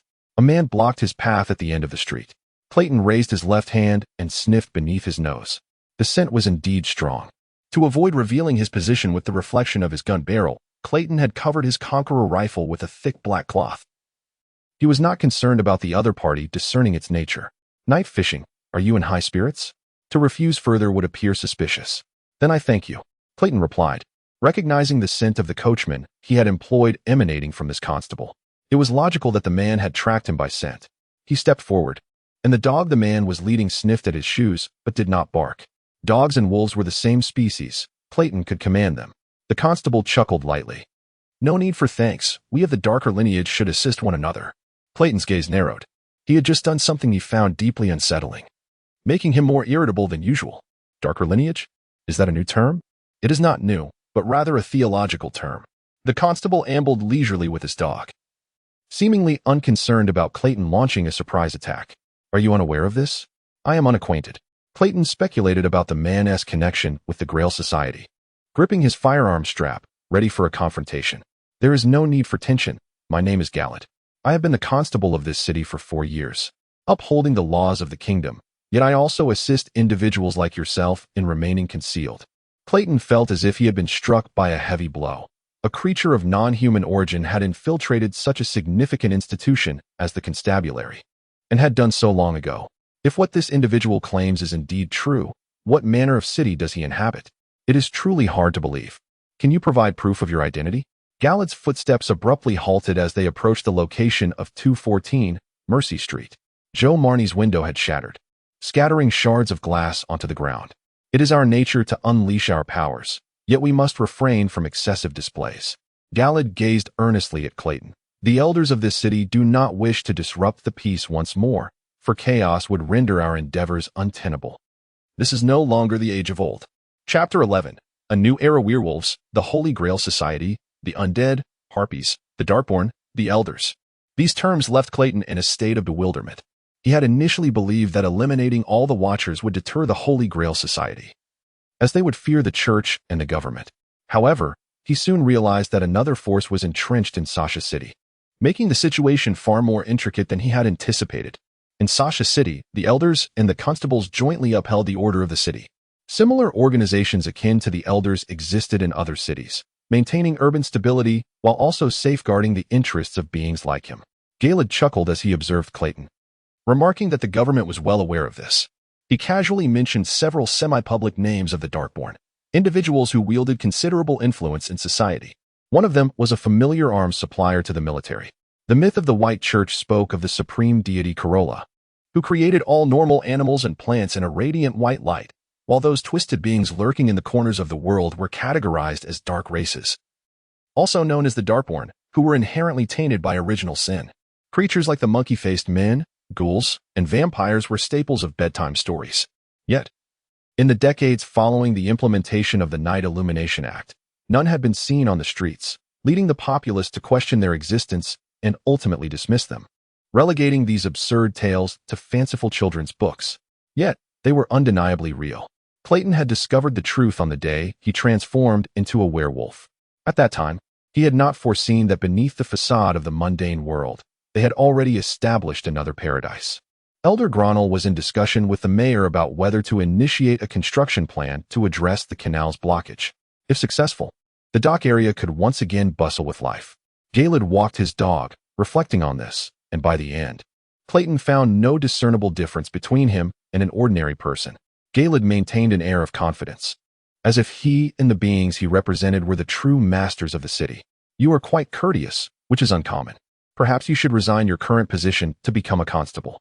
Though most constables work part-time without pay, the elders provide their own a weekly salary of £8.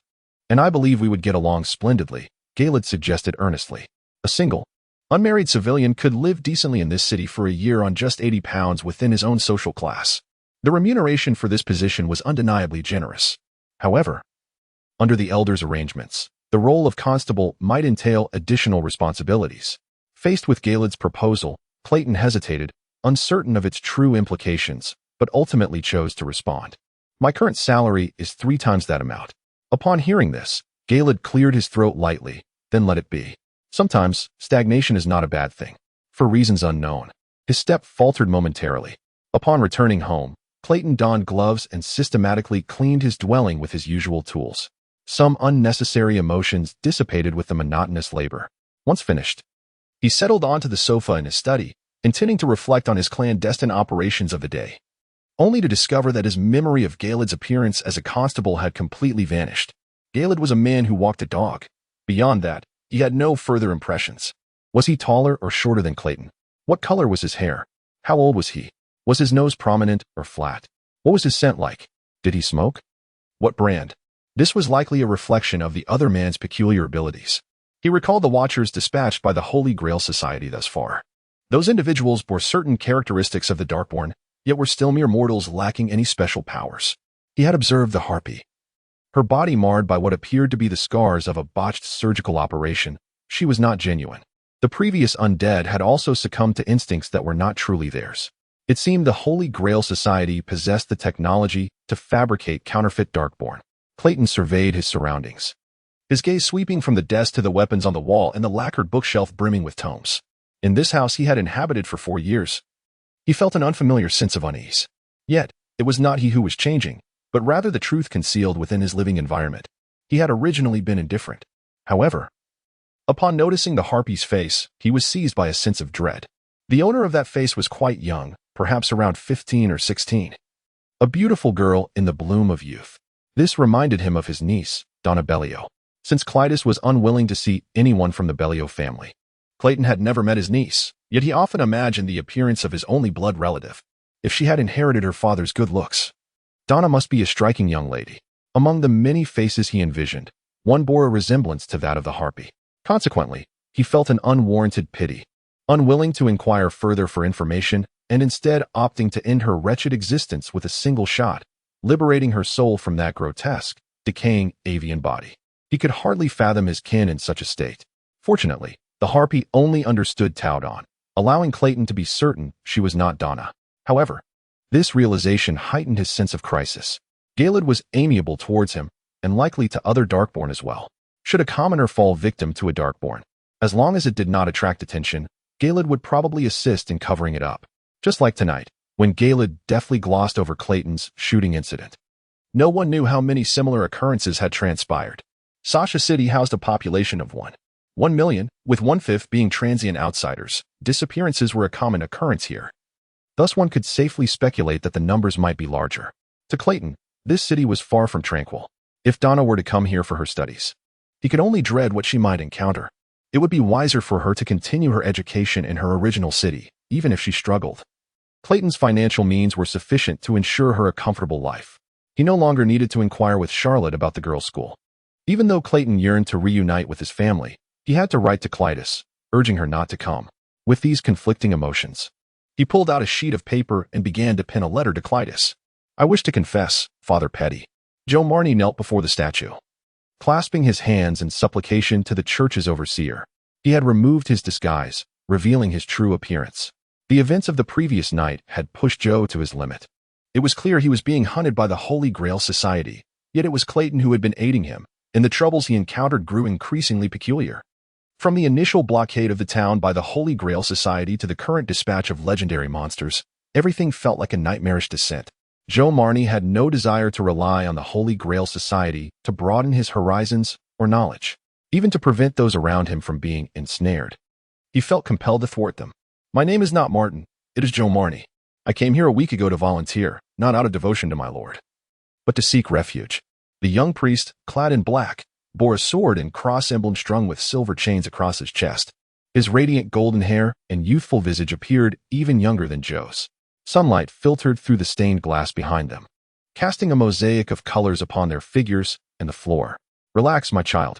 Even the non-believers are under the protection of our Heavenly Father. He gently reassures Joe. Vegetables, cattle, tobacco, they may not have faith, yet the warm sunlight continues to shine upon them. This metaphor may seem peculiar, yet Joe Marnie precisely needs such affirmation from the priest. Any difficulty may be confided in me. My Lord is merciful. Joe bows his head, contemplating his emotions. During my previous journey to Taunton, I encountered a strange cult, not one that worships other deities, but one that proclaims the name of our Heavenly Father. Corolla. When I stumbled upon them, I discovered this sect was evangelizing the residents of a small town on the outskirts of Taunton. Though Joe felt anxious, he was the kind of person who would perform at his utmost in moments of tension. He wanted to articulate the atrocities he witnessed in Taunton and his desperate attempts to escape in one breath. They call themselves the Holy Grail Society, and the cult's initial prophet is named Cirillo. The priest's kind demeanor gradually faded, yet Joe Marnie felt an increasing joy within. He knew this was a sign of concern from the other party. The white church is the most tolerant of religions, yet it is also the most intolerant. These devout clergy can endure non-believers and pagans, yet they will never permit heretics of their own faith to appear before them. The papal knights of the white church have historically embarked on several crusades to expel and eliminate former brethren. Chapter 12. Parting ways. They have now tracked me down to my homeland, dispatching emissaries of darkness. It was my first encounter with such a monstrous entity. As Joe Marnie spoke, genuine terror flickered in his eyes. He did not dread the supernatural creatures themselves, for Clayton's 2 shots had made him aware that these fiends too feared the fire of a gun. His fear lay in the intersection of monster and man, akin to cramming a human soul into the body of a beast. That blasphemous sense of guilt. The thought of the harpy's visage constricted Joe's throat. Relax, child. Tell me what you encountered. Father Petty's tone was calm, as he grasped the sword cross pendant at his chest, crouching to touch Joe's forehead. His soothing voice flowed into Joe's ears. The light of the Father will expel the evil that clings to you, so there is no need for concern. I saw the harpy, the legendary monster. Warmth emanated from his forehead, and Joe felt himself soaring into the sky, yet his body remained rooted. The ethereal sensation compelled him to reveal everything, but some heavy burden restrained him. It has been stalking me, even to my home. But I finally discovered it and drove it away with my pistol. Where do you reside? 214, Mercy Street, Joe lied. After Clayton's departure the previous night, he had sunk the harpy's corpse into the river's depths. Although the waters in the dock area were shallow, they were usually devoid of visitors. No one would unearth it for years to come, rendering it a relatively peaceful grave. Upon returning home, he cleared the glass shards and concealed the bullet holes in the wall. No one would suspect any connection to Clayton. However, Joe kept a small token as evidence. He extracted a blood-stained ochre feather from his pocket, presenting it in his palm. The feather emitted a faint odor, but Father Petty, unfazed, picked it up and scrutinized it for a few moments before pronouncing, "This is merely a feather from a red-tailed hawk, not that of a harpy." "How is that possible?" Joe Marnie exclaimed in astonishment, for he had personally dealt with the body, confirming that those bizarre forms were not of this natural world. "I clearly saw that woman-like head, and the bird body that exuded a foul stench, just as legends describe. I'm not saying you misinterpreted, I am merely stating facts. It is not only harpies that can possess foul-smelling feathers." Father Petty set down the pendant, rising to signal the acolyte to open the church doors and formally welcome today's congregation. "You have done well, but you should not delve any deeper. Child, leave the rest to us." Joe cleared his throat, yearning to understand the matters of another realm, especially given the troubles they had caused him. "I wish to be baptized. Father, if I could become a believer, perhaps I could learn more." Father Petty paused, momentarily perplexed by the fervor of this man as he turned to ascend the pulpit to prepare for the day's sermon.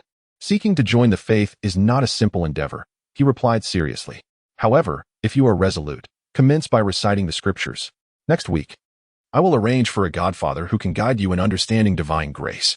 You may withdraw at any time during this process. I will prove my devotion." Father Petty discerned the scarcity of Joe's faith but paid it no mind. In this world, true believers had all but vanished. In the false peace maintained with the dark ones, nations were curtailing the influence of the white church to restore central authority. seizing vast territories and imposing strict limitations on the establishment and development of monastic schools, gradually replacing them with public institutions.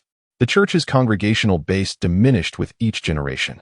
And now, Father Petty no longer cared about the piety of his followers, in this era, as long as it was advantageous. The identity of a believer could even transcend humanity. The mayor's son's pet dog had been baptized by him, indeed a devout creature. Joe touched the remnants of his rash on his face and nodded decisively. I shall go. It is still pursuing me. Clayton lowered his hat brim, attempting to obscure his features.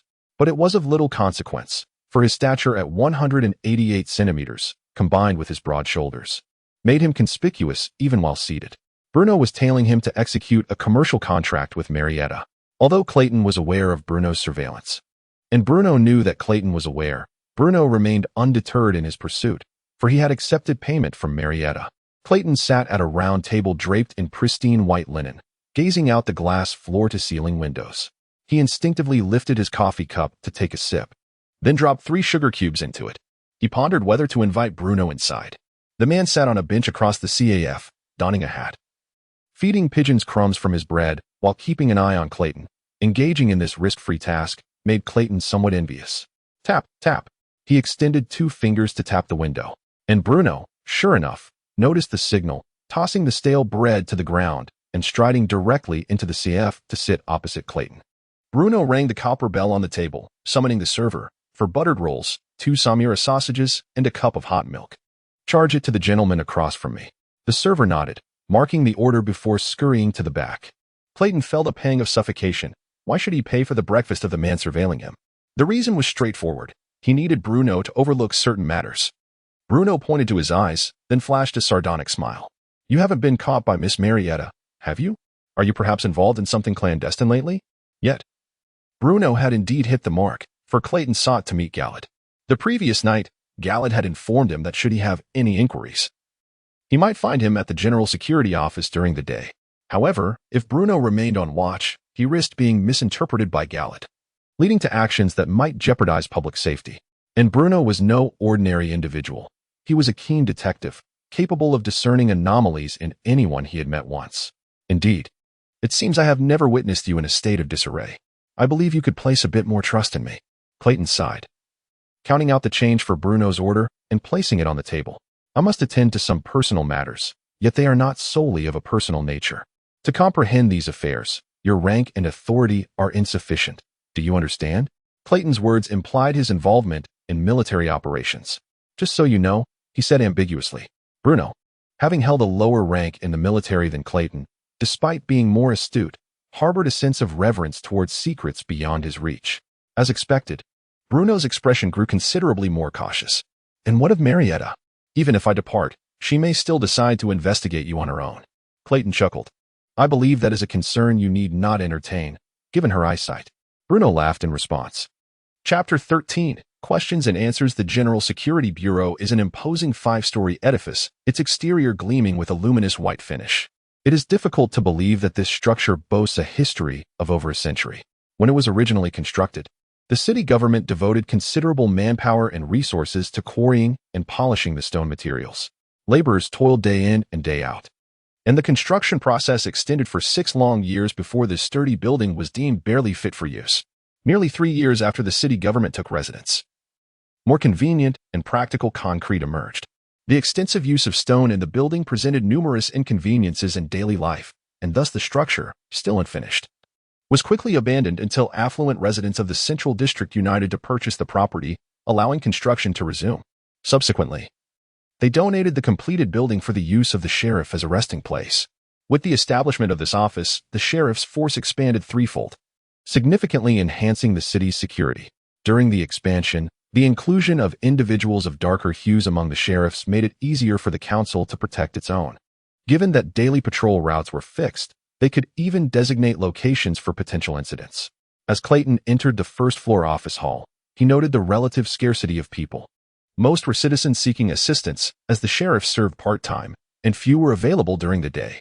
The floor was polished to such a sheen that it could serve as a mirror.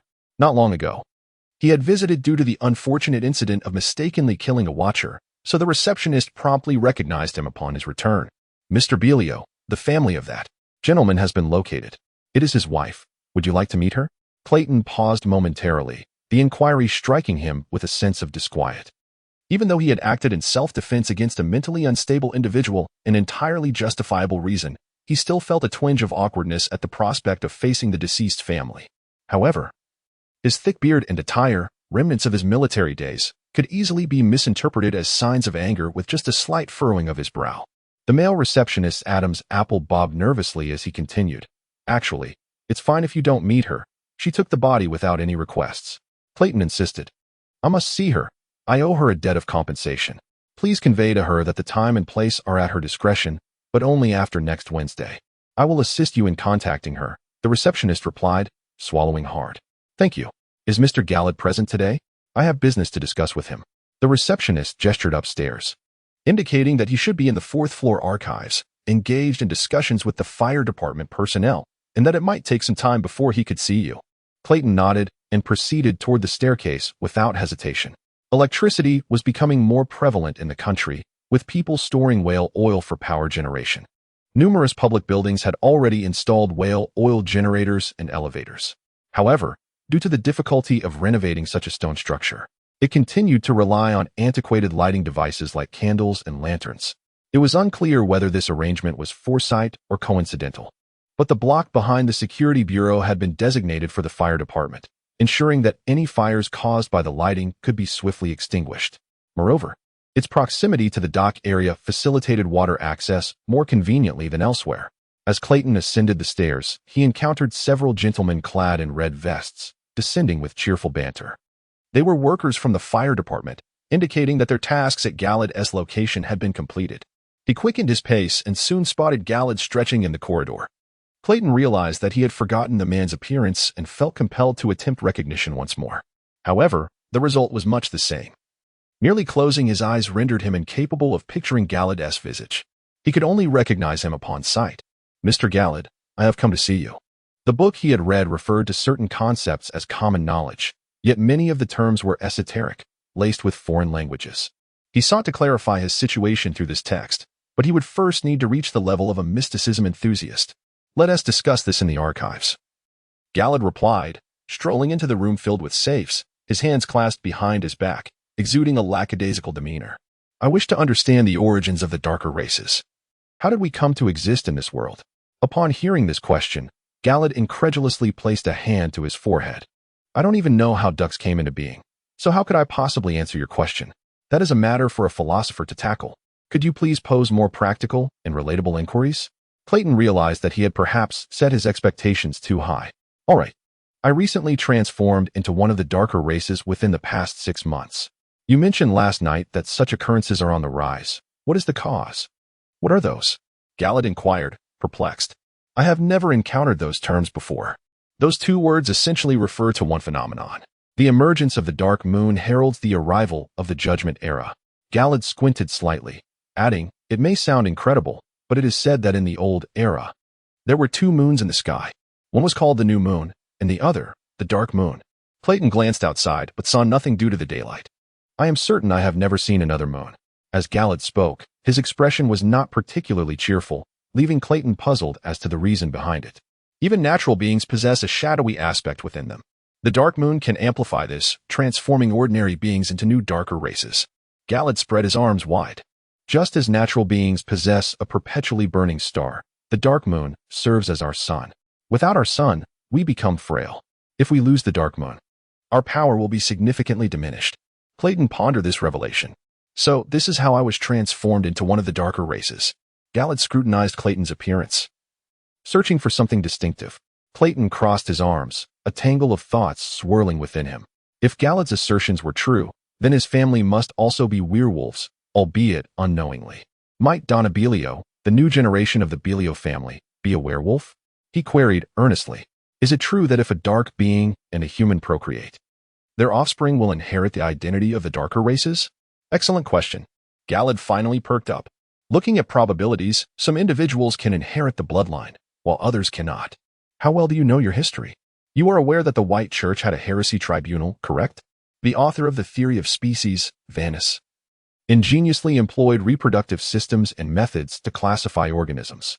Due to the absence of reproductive isolation, the notion that humans and darker beings belong to the same species gained traction, categorizing elves and dwarves as subtypes of humanity. Although he was ultimately executed for spreading rumors and blasphemy, the seeds of his ideas lingered on. Within the White Church, many clergy members excelled in academia, and they eventually recognized that the darker beings could not be entirely eradicated. Thus, they disbanded the heresy tribunal and reached a peace agreement with us. The outcome was that we maintained a semblance of peace with the White Church after the old era passed, enduring until this day. Chapter 14 Societies. Clayton had heard another side of history, yet he was no longer astonished. Regardless of the circumstances, he now sought only to live a tranquil life. Galed was expounding on this very point. Nature, indeed, nature. Only a small portion of the hybrids shared traits with humanity. Although I previously mentioned that hybrids could intermarry with humans, it is contingent upon specific circumstances. He relished in lecturing, and Clayton happened to be an attentive student. There existed considerable distinctions among hybrids. In comparison to their relationships with humans, some resembled the differences between a Suffolk punch and a mountain horse, while others were akin to the contrast between a donkey and a horse. Though these highly alienated hybrids could produce offspring with humans who were also hybrids, their descendants would eventually lose reproductive capability, much like mules.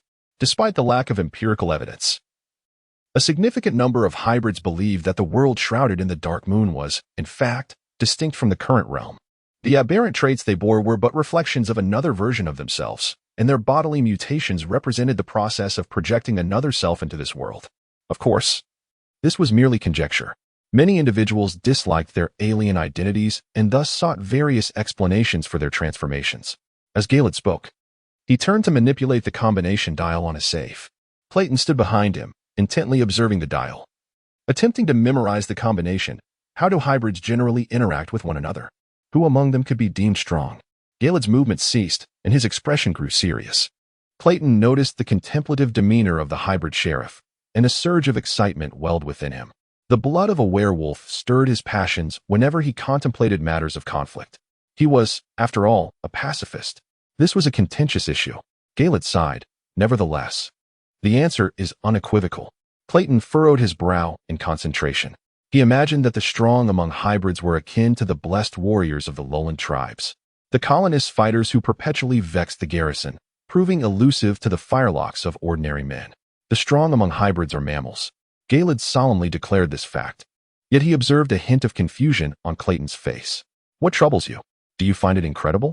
Clayton felt the veins in his forehead pulse, covering that side of his head. No, I simply wish to know more specific details. Among the existing hybrids, invertebrates anomalously possessed greater combat and survival capabilities than vertebrates. However, these mutated hybrids were exceedingly rare, and vertebrates were evidently more adept at social adaptation. More specifically, mammals held a distinct advantage over their vertebrate counterparts. I noticed your tracks in the vicinity of Mercy Street. You must also be a mammalian hybrid. A status to be proud of. 5 minutes later, Galed concluded his lecture, yet his eyes still gleamed with fervor. I apologize. I was once a biology teacher. And although I was ultimately dismissed from the school, some habits are difficult to shed. Clayton twitched his lips but ultimately refrained from speaking. Students and colleagues could hardly recall his visage, and his dismissal was indeed justified. Galed opened the safe, initially intended as the target, revealing a thick stack of forms. He retrieved the top sheet and handed it to Clayton, along with a pin tucked in his jacket pocket. This is the registration form for local hybrids in Sasha City. Please fill in your personal information, and it will serve as your admission into the Council of Elders.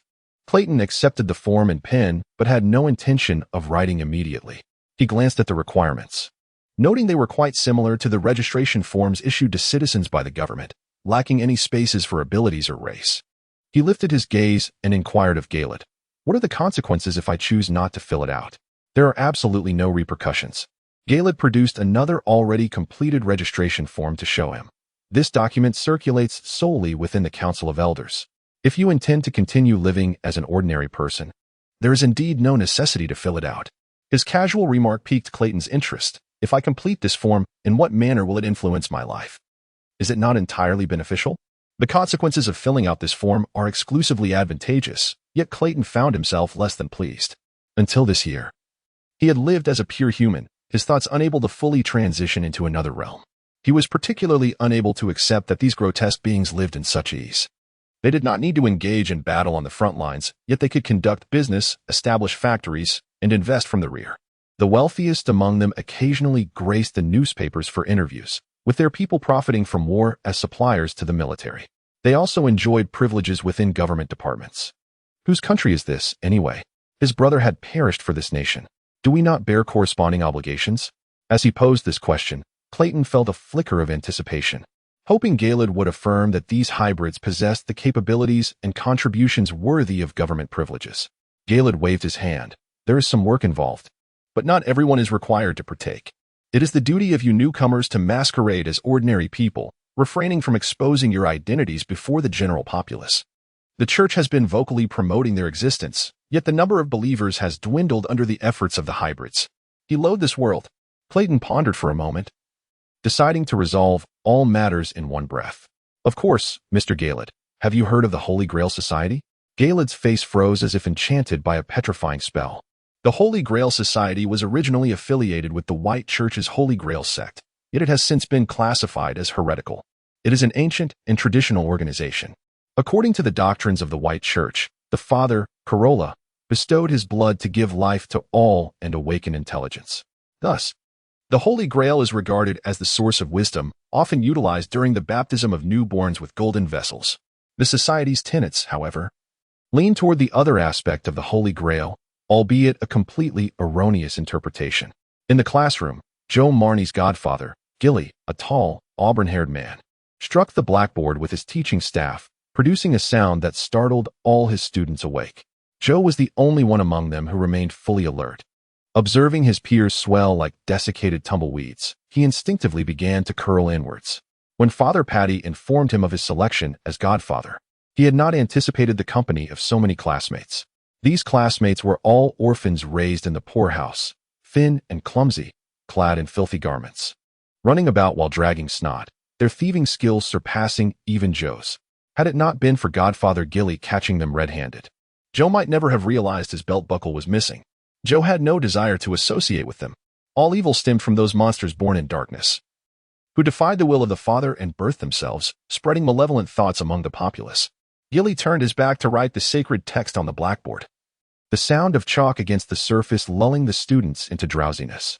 Thus, we must always remember the benevolence of the Father and the saints, drawing our spirits closer to the sublime, purifying our faith, renouncing unseemly vices, renouncing. In the midst of Gilly's soliloquy, Joe Marnie heard the growl of hunger. Chapter 15, The Moldy-Headed Fellow 3 days prior, before Galed. Clayton refrained from disclosing that the Grail Society had been drawn to the country by Joe Marnie. He harbored an innate distrust towards the Elder Council, and subconsciously regarded himself as merely human. Deep down, he believed that the matters of significance to the Grail Society were far better safeguarded within the church. Joe was volunteering at the Church of St. Mellon, presumably in search of his own salvation. Clayton concocted an excuse, claiming to have learned about the Grail Society from acquaintances in the military, as they had instigated a tragic cult incident at the border, reminiscent of the deeds attributed to the dark-skinned and necromancers of legend. Since Joe Marnie revealed this matter to the border guards nearly 3 months ago, it was only logical that the news would reach Sasha City. Fortunately, the Elder Council maintained an unfriendly stance towards the Grail Society. They were a group of obstinate old fools, as Galed described them. He elaborated that the Grail Society had once belonged to a sect of the White Church, founded by Cirillo, who was branded a heretic and expelled from the papal state of Thalia Yamis due to his divergent interpretation of doctrine. Their belief system espoused the unity of light and dark, asserting that the dark-skinned were also creations of the Father, sharing glory with the natural beings. After their expulsion, the Grail Society actively preached to the dark-skinned and garnered a considerable following, seemingly poised to rival the papal state. Subsequently, the papal state chose to disband the Inquisition, leading to a thaw in relations between humans and the dark-skinned. The existence of the Grail Society was upheld by the leaders among the dark-skinned as a counterbalance to the orthodoxy of the papal state. However, once the papal state proposed a peace treaty, the very purpose of the Grail Society became moot. No one cared about doctrinal distinctions anymore. After all, the inherent natures of the majority of the dark-skinned differed significantly, leading to frequent internecine conflicts, with some races even resorting to cannibalism. Once external pressures dissipated, such superficial beliefs could not bind them together. The neglected Grail Society swiftly descended into a second-rate cult. Previously, the Grail Society had wielded influence in Sasha City. But after the fifth mayoral election, it became adversarial towards the church and was gradually purged from its original ranks, ultimately departing the city entirely. It was only after that the local elder council was established. As Galad recounted this history, Clayton couldn't help but scrutinize him further. Despite the passage of time, he found no signs of aging in Galad's countenance. 50 years? How old are you now? His tone turned courteous. Just from hearing those doctrines, I would have assumed they were quite popular. Galad chuckled at Clayton's musings.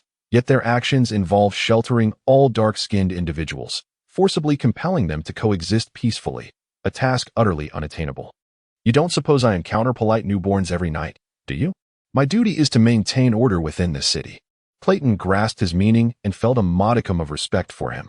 Having once served as a night guard, he understood the inherent dangers.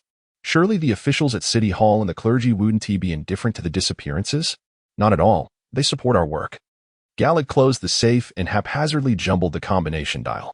However, heed this. Do not set foot in the sacred grounds. That would be deemed provocative. He turned to Clayton, delivering a grave warning. The current priests and church ministers wield not only the blessing of the sword cross and holy water, but also government-issued firearm permits. Do not underestimate the power of the dark-skinned. Clayton nodded thoughtfully. He had been remiss in his duties regarding the Grail Society for several days. Though Charlotte could manage the usual clientele, he was the proprietor of the establishment and could not neglect his business. The sign of the Rusty Coin Antique Shop jingled in the wind as Clayton stepped inside, donning his jacket. Mr. Belio, your absence has been noted. I've kept the shop in order. She abruptly covered her mouth, realizing her words implied that Clayton's presence had been inconsequential to the shop's operation. Clayton dismissed the thought, glancing at the empty display case and calculating the week's earnings, which elicited a satisfied smile. You've done well. Have you encountered any troubles during these days? None. However, a letter arrived for you. Charlotte recalled something and retrieved the envelope from beneath the counter, placing it on the table. The envelope bore no sender's information, only the name Joe Marnie inscribed upon it. Charlotte had found it curious that Clayton had such a youthful friend. Clayton lifted the letter to his nose. It reeked of pungent chemicals, obscuring any other scent. Even that of Charlotte, the last person to have handled it. He cast a sidelong glance at Charlotte before retreating to the back room to open the letter. The envelope bore a wax seal. As Clayton prepared to break the seal, he discerned a Grail insignia. With his head lowered, he ascended the stairs. A single finger sprouting wolf-like hairs in the shadows, his nails bending into sharp points. Clayton was unaware of the circumstances surrounding the other dark-skinned. However, werewolves found it exceedingly difficult to transform during daylight. He occasionally practiced partial transformations to hone his shape-shifting abilities. With his keen nails, he sliced through the crimson wax seal, extracting the letter within. You should not resist. This is what your family owes us. You have 1 month to return the inheritance and stolen goods, or we shall raze this place. The paper contained but a few terse lines, more akin to a note than a letter. He read it swiftly on the stairs, comprehending its implications, his expression tightening in response. Upon entering the workshop, Clayton crumpled the letter in his hand and hurled it across the room in a fit of rage. His demeanor darkened as he bared his teeth, white as bone, in the empty space of the workshop. Damn, those wretched moles, the parasites gnawing at the fruit. The foolish donkeys unable to walk in a straight line, those moldy-headed fools deserve to be shot. An unbroken stream of profanities erupted from his lips, a cathartic release of pent-up anger. Clayton hailed from a traditional Monsey family, and thus his choice of words bore an antiquated flair. His intense emotional upheaval stemmed from a revelation he had unearthed. The reason the Grail Society had fixated on him was likely not due to his sole encounter with Joe that month. Rather, they were genuinely in pursuit of Joe Marnie and were aware of the past Joe, which explained why they had sent this message to the Rusty Coin. The Rusty Coin Antique Shop had previously belonged to Joe's father, Joseph Marnie. They assumed Clayton was still in the service of the Marnie family. The Grail Society had failed to realize that he had acquired this shop, which had long ceased to belong to the Marnie family, for years prior. This was Clayton's property, and the Grail Society dared to use it as leverage against Joe Marnie. This was not a threat to Joe. It was a threat to him. The blood surged through his veins, and Clayton's fury surged uncontrollably to his brain. He braced himself against the edge of the table, fingers tightening, embedding half a palm's worth of the hard wooden surface, splintering the pale yellow fibers beneath his grip. He straightened his posture, moved behind the table, and instinctively reached for his revolver in the drawer, only to be reminded that it was with Joe Marnie, which further fueled his ire. He resolved to confront Joe Marnie to clarify this matter and perhaps deliver a couple of punches. Ultimately, Joe bore a greater share of the responsibility. Chapter 16. Shamelessness. Clayton sought ways to create trouble for Joe Marnie, yet Joe eluded him at every turn. Clayton visited the small church in St. Mellon Parish, but the volunteer was nowhere to be found. He inquired with the priest within the church, who informed him that Joe Marnie was occupied with preparations for a baptism and was therefore unavailable for outside contact. This was not particularly surprising to Clayton. He anticipated Joe's cunning, but it was time for him to take responsibility. Joe often concealed matters from him, which greatly displeased Clayton. The note from the Grail Society exuded a tone of unwarranted confidence, suggesting an absolute belief that Joe would not seek assistance. Clayton recognized this tone well. Only a creditor with leverage over another would speak in such a manner. Clayton made another trip to Mercy Street, hoping to leave a message in Joe's mailbox, only to find Joe's residence entirely vacant. The landlord informed him that the tenant had vacated the premises, perhaps in a few weeks. Joe would harness the church's influence to dismantle the Grail Society. However, following the setback, Clayton's anger began to dissipate. The threat posed by the Grail Society was not without its advantages. Seizing the opportunity, he contacted the property insurance company to insure the items in his store with appraisal certificates, as long as the policy was active this year. Regardless of whether the rusted silver coins were completely looted or destroyed in a fire, Clayton would incur no losses and might even profit slightly. The insurance contract was quite lenient, a benefit of the long-standing safety in Sasha City. Nevertheless, even with compensation, rebuilding the store would still require considerable effort and additional funds. And the debts incurred from previous maritime trading and poor investments would not grant him much leniency. With informants throughout the city assisting in gathering valuable information and maintaining contact with various acquaintances, Clayton's mailbox was seldom empty. The landlord's maid informed Clayton that she had moved the raw beef he ordered to the cellar, which he planned to enjoy that evening. As a werewolf, he could replenish his strength through consumption, allowing him to remain awake throughout the night. The powers and transformations of a werewolf could also be enhanced through training, and he intended to keep himself occupied. By the following morning, he would regain his human form and chew on natural spice powders as a deodorizer. Before tending to business correspondence regarding the rusted silver coins in Sasha City and its surrounding areas. Objectively speaking, aside from the Grail Society, the changes in his life were relatively positive. Yet, the mere existence of the Grail Society was sufficient to overshadow all his good spirits. People had died because of the Grail Society, and those grotesque henchmen were locals from Sasha City, indicating that the Society's emissaries were quietly attacking the general populace. Their danger exceeded Clayton's initial estimates. The date for the family meeting had once again been postponed, leaving uncertainty for the future. Should Clayton capture the scoundrels of the Grail Society, 1,000 deaths would be insufficient punishment. By afternoon, he hired a carriage for a systematic search. Previously, he had collected useful scents from the Harpy, which differed from the cheap perfumes of the dismembered Angel Strip Club. He surmised that it stemmed from some sort of dye. If he scoured all the dye houses across the 8 parishes of Sasha City, he was certain he would uncover a clue. However, Clayton failed to notice that his reputation among the coachmen had subtly shifted. The coachman he hired regarded him with an odd expression. "Sir, forgive my boldness, but I've heard some unfavorable rumors about you from my fellow drivers." Clayton climbed into the carriage's rear, unable to recall offending anyone. "Must be mere rumors, I suppose," he replied nonchalantly. The coachman chuckled. "I suppose so. Who would suddenly strip and leap from a moving carriage?" Clayton's smile faded. He finally realized that, thus far, he had not emerged unscathed in his struggle against the Grail Society. First, a broad-brimmed black hat was placed atop his brown hair, followed by a thick black cotton tunic enveloping his upper body. High-heeled boots and a gauntlet, along with a swift blade, were essential, finally securing a short pistol in its holster at his waist. Marietta examined herself in the mirror, not out of vanity, but to ensure that no straps were amiss. Before leaving her bedroom, she took one last glance in the mirror. The figure in the military garb bore a faint resemblance to her father, as she remembered him in her childhood. Today was another day dedicated to upholding the city's safety. By day, Marietta had her own occupation, writing and reading letters for the illiterate, earning £60 a year. While this might seem modest for a person of her standing, she also inherited her father's estate. which would allow her to live comfortably without work for a decade, ample enough to serve as a dowry. "I'm heading out, mother," she said to the woman seated in the rocking chair in the parlor. The woman bore a resemblance to Mary, though it was evident that she had once been a beauty in her youth.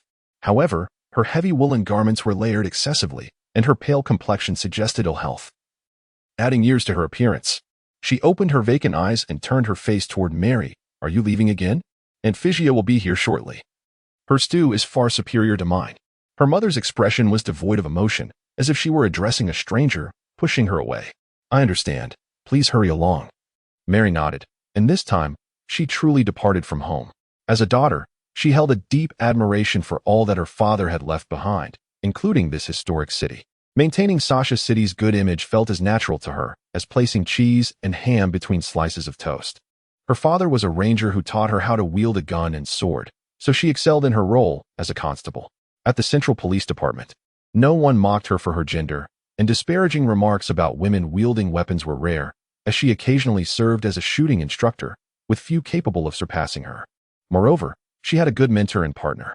Despite his inability to recognize faces, he had never received a complaint while working alongside her.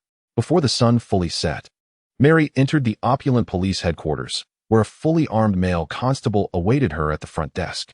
"Mary, the patrol schedule has been set. Please fetch the horses from the stable." Although it was a command, she felt no resentment. Orders from superiors were a sign of recognition. Furthermore, there were not enough horses at the department, and they seldom rode, so the order to fetch the horses was merely another expression of concern. Leading the horse from the stable, she inquired amidst the clattering of hooves, "Sir, where are we headed today?" Indeed, to the patient's. Mary Etta's heart tightened, and she regained her vigilance. A peculiar illness seemed to be spreading throughout the city, with afflicted individuals appearing human yet exhibiting aggressive tendencies. Had it not been for Mr. Gallad's explanation that it was a dreadful plague from the colonies, she might have panicked, believing it to be a legendary monster. It proved that firearms and swords could still halt their movements. Though it was tragic, the virulent plague was beyond cure. Eliminating these patients and sending them for cremation was the only means to protect the city. In order to avert panic, this endeavor must be conducted in secrecy. Chapter 17. Perseverance in the narrow alleyway of the night. Flickering flames danced in the darkness, some high, some low. The glow emanated from cigarettes. As Mary Ida rode by, the lantern illuminated the scene in the alley. The light struck the faces of 5 men with crew cuts, who raised a hand to shield their eyes while concealing something behind their backs. One of them, crouching, nearly lost his balance and fell. Mary pulled the reins to halt her horse and called into the alley. What business must be conducted at night? They had the long-barreled shotgun holstered at the side of her horse, as well as the rifle-wielding Gallad and his black dog. Fearful, they turned away and retreated deeper into the shadows, where the sheriff's gaze could not penetrate. Everyone knew such individuals would not comply easily, but the sheriff's authority had its limits. Without certainty of their wrongdoing, the most they could do was crack a few whips, which would prove ineffectual. The St. Solid parish was notorious as a slum, teeming with addicts and criminals. Most inhabitants were artisans and laborers unable to afford entire homes, often cramming multiple families into cramped quarters. A stifling existence that bred crime. Civilians entangled in criminal acts risked losing their jobs, and the unemployed could not afford housing, leaving them to wander the streets at night in search of shelter. When survival becomes impossible, one resorts to crime. It was believed that nighttime offenses were harder to identify. Thus, people were less cautious and more willing to transgress. This cycle of poverty perpetuated the existence of crime. The experienced sheriff often lamented his patrol duties in such areas. Though impoverished, acquiring firearms was not a challenge for the locals.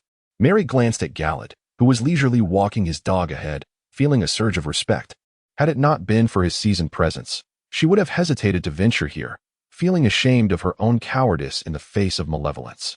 As with many knights, they were tasked with confronting those who conspired to commit crimes and the afflicted. Tonight, they encountered one such afflicted individual in another alley, gnawing on a feral cat.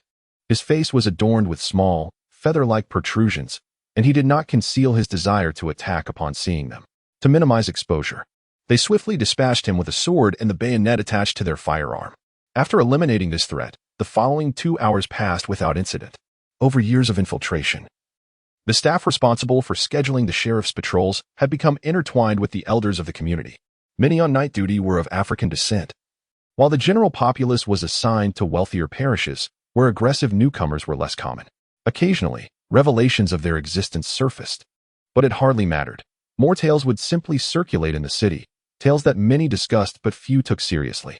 Galad, has anyone researched the transmission routes of these diseases? If a label were to be affixed to their appearance, it would be that of beasts. Who could say?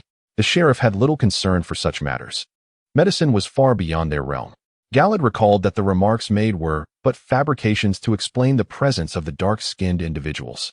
He gazed ahead, the streets veiled in fog, demanding his heightened vigilance. Though the moon hung solitary in the sky, he sensed the approach of darkness, a perceptive instinct. Not only the dark-skinned, but also sorcerers would reclaim their former powers. The voices of those who thrived in darkness would gradually gain prominence in this era. Yet Galad was a content man, wishing for life to remain unchanged during his lifetime. Unaware that Galad's thoughts had strayed from their dialogue, Mary Ida continued, "Perhaps we should pause the colonization efforts. For the sake of gold, allowing the plague to infiltrate our homeland, it's not dissimilar to crime." Galad collected his thoughts, remaining noncommittal, a mad notion indeed. But the queen and her ministers would never consent. You know how much manpower they have invested to obtain that wealth. The recent war alone claimed the lives of 300,000 men. This low transmissibility disease pales in comparison to warfare, though the plague was merely a fabrication. He believed that if it truly existed, the nobility of Ashen City would indeed make such a choice. "Are you perhaps struggling with the reality of taking lives?" Galad inquired, already suspecting the answer. After all, she was merely a young girl. Mary acknowledged this candidly. "Yes, killing those afflicted weighs heavily on my conscience. I occasionally entertain thoughts of relinquishing my duties as sheriff." Galad felt regret. He wished he had recognized this sooner and intervened. Slowing his pace, he rode alongside Mary Ida, striving to reassure her. "But we have saved many, have we not? We sent the rational among the afflicted to the clinic. You have witnessed their recovery. Their healing is also due to your efforts. It is rare to find someone so easily persuaded and willing to work. Indeed, that is one of the reasons that encourages me to persist." Mary smiled lightly. "You need not worry. It's merely a minor setback. I am not so fragile." Galad sighed in relief. "Yes, you are unlike other girls. You are stronger and more industrious." Yet he had his own request. "I do wish to ask for your assistance." Mary held a deep respect for this elder figure, but she felt it was not unreasonable to employ a bit of cunning to gain concessions. Although Galad did not state it outright, she sensed her growing indispensability. One must take advantage of available conditions, otherwise, justice cannot be upheld. "I am currently investigating a man who adeptly manipulates money, sentiment, and justice, even convincing sheriffs who have never witnessed a crime scene of his innocence. I lack the time to pursue him personally, and though I have enlisted a detective, results have been elusive. However, if someone of your expertise were to intervene, I believe we could uncover his misdeeds." Mary recognized that, despite Galad's age, he handled criminals with remarkable efficiency, and she held unwavering trust in his capabilities. "Very well. I shall assist you. Tell me his name." "His name is Clayton Belio, residing on Swordfish Street in St. Morad Parish." Galad did not continue listening to the rest. Mary's knowledge could not surpass his, for Clayton had recently filled out a form for him. Trouble loomed.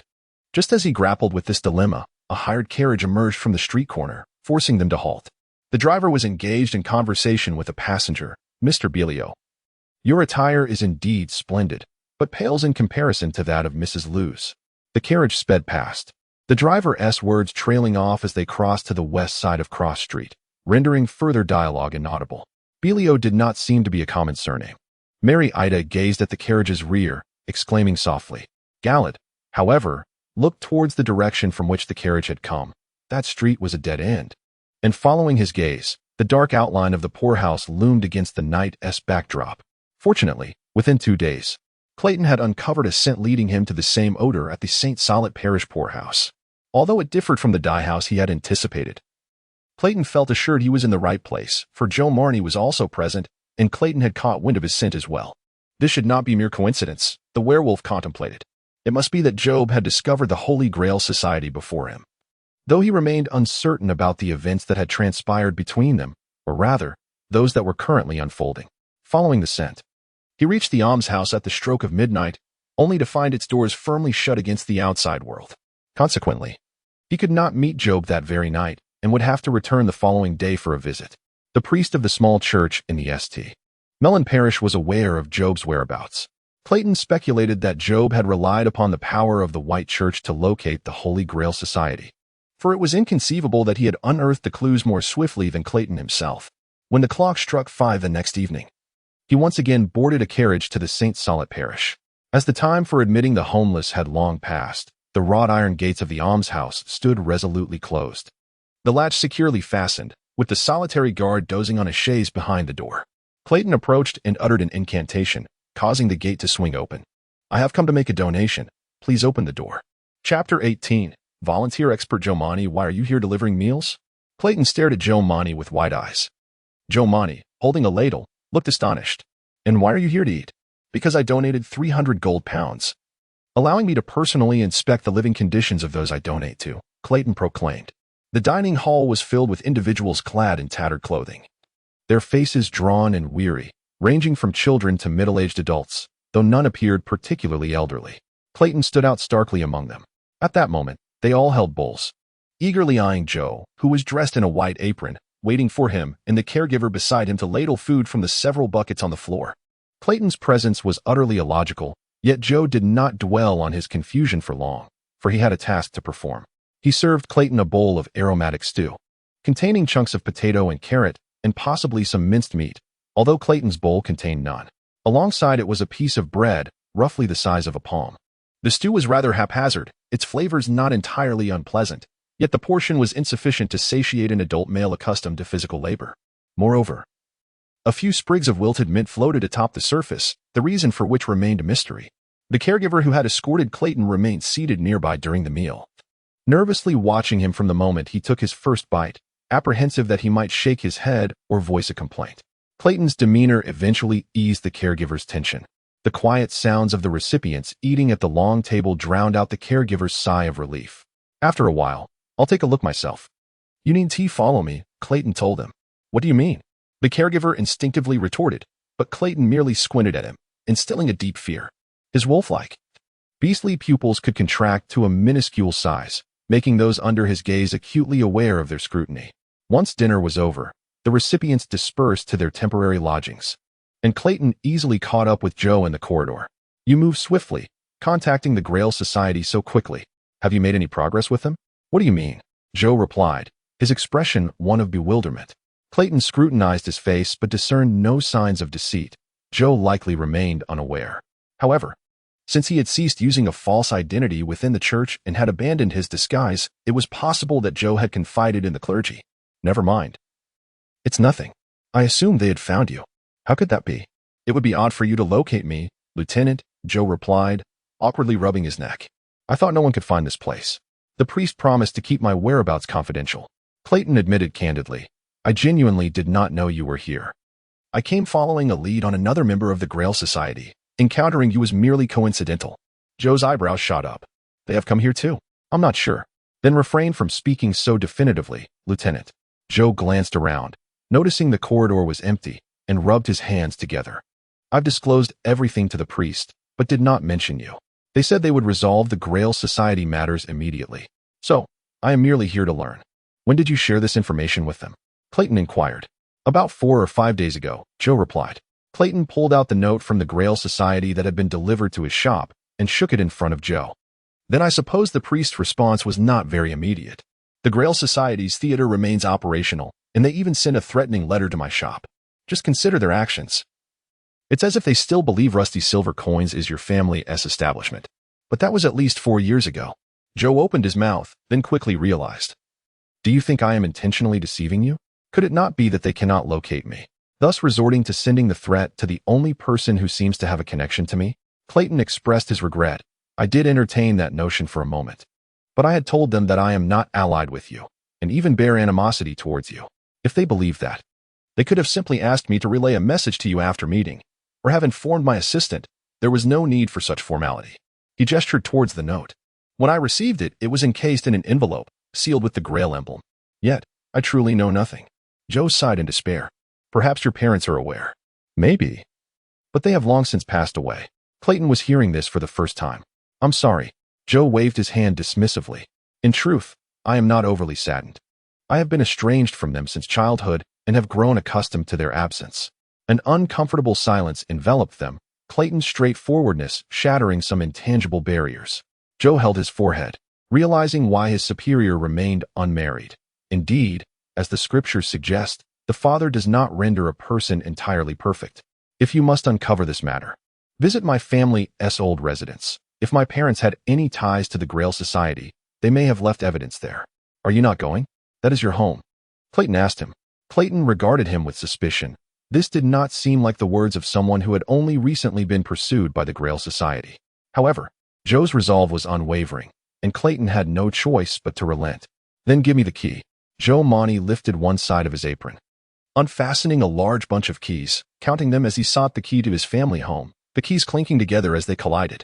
Clayton furrowed his brow. The quantity of keys made him question if Joe could indeed unlock every door in the poorhouse. The director must trust you immensely. Joe finally found the key he sought, raising it to hand to Clayton. These are not keys to the poorhouse. They belong to the adjacent workshop. To be precise, I volunteer there, only occasionally coming here in the evenings to assist, as their communal dining hall is located within this building. The workshop was a government and church initiative, dedicated to sheltering and nurturing abandoned infants and orphans. The poorhouse and the workshop were housed within the same expansive building, yet they were not interconnected. Outside, a spiked iron fence separated the two, with only a single door at the front allowing external access. Typically, the workshop is managed by a church deacon or priest appointed by the diocesan bishop. However, many churches of the St. Solid faith had been abandoned due to widespread fires and remain unrepaired to this day, leading to a significant loss of clergy. Consequently, ambitious clergy avoided this area, making it impossible for the diocesan bishop to appoint anyone to oversee the matter.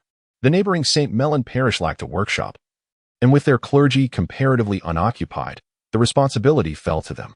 That is quite remarkable. The workshop director must have great faith in you. Clayton felt pleased for Joe Monty. The fact that he was entrusted with so many keys indicated that the workshop staff regarded him as a respectable gentleman. Yet, Joe seemed unmoved by the praise, growing somewhat colder instead. What position do you hold at the workshop? Clayton inquired, seeking a sense of camaraderie. Upon mentioning this topic, an indescribable emotion crossed Joe Monty's face. A complex blend of regret, fear, helplessness, and despair. Perhaps it's about my mother. Shocked, Clayton departed the poorhouse, though night had fallen. His work was just beginning. Joe, carrying a lantern, proceeded down the corridor, gently pushing each door to ensure they were locked. Feeling reassured only after checking all the rooms on the lower two floors before ascending to the top floor, where two cloaked church deacons awaited him, equipped with holy water vials and revolvers at their sides. On both sides of the corridor on the top floor, in addition to offices and storage rooms, there exist a number of chambers. The mahogany doors, adorned with no entry signs, provoke a sense of trepidation among the stewards. Joe retrieves the keys from his belt, meticulously matching each door's number with the corresponding key, unlocking them one by one. Within, there are no forbidden items. Each door reveals a layout akin to that of the dormitories below, accompanied by a somewhat disheveled yet exuberant child. Keep it down, follow me, Joe instructs. Once again, he descends the stairs with a lantern in hand, this time accompanied by a gaggle of stealthy children and two solemn-faced church stewards. Each child shares a distinctive trait. They are all receiving education alongside Joe Monty under the tutelage of the esteemed Father Gilly. Upon reaching the open space behind the workshop, they are finally liberated from the constraints of silence, indulging in playful antics, whether excavating the ground with found sticks or engaging in spirited games of chase. The moonlight cascades upon the children, illuminating the untamed manifestations of fur, scales, and tails that emerge in their uninhibited revelry, creating an atmosphere that is both warm and eerily enchanting.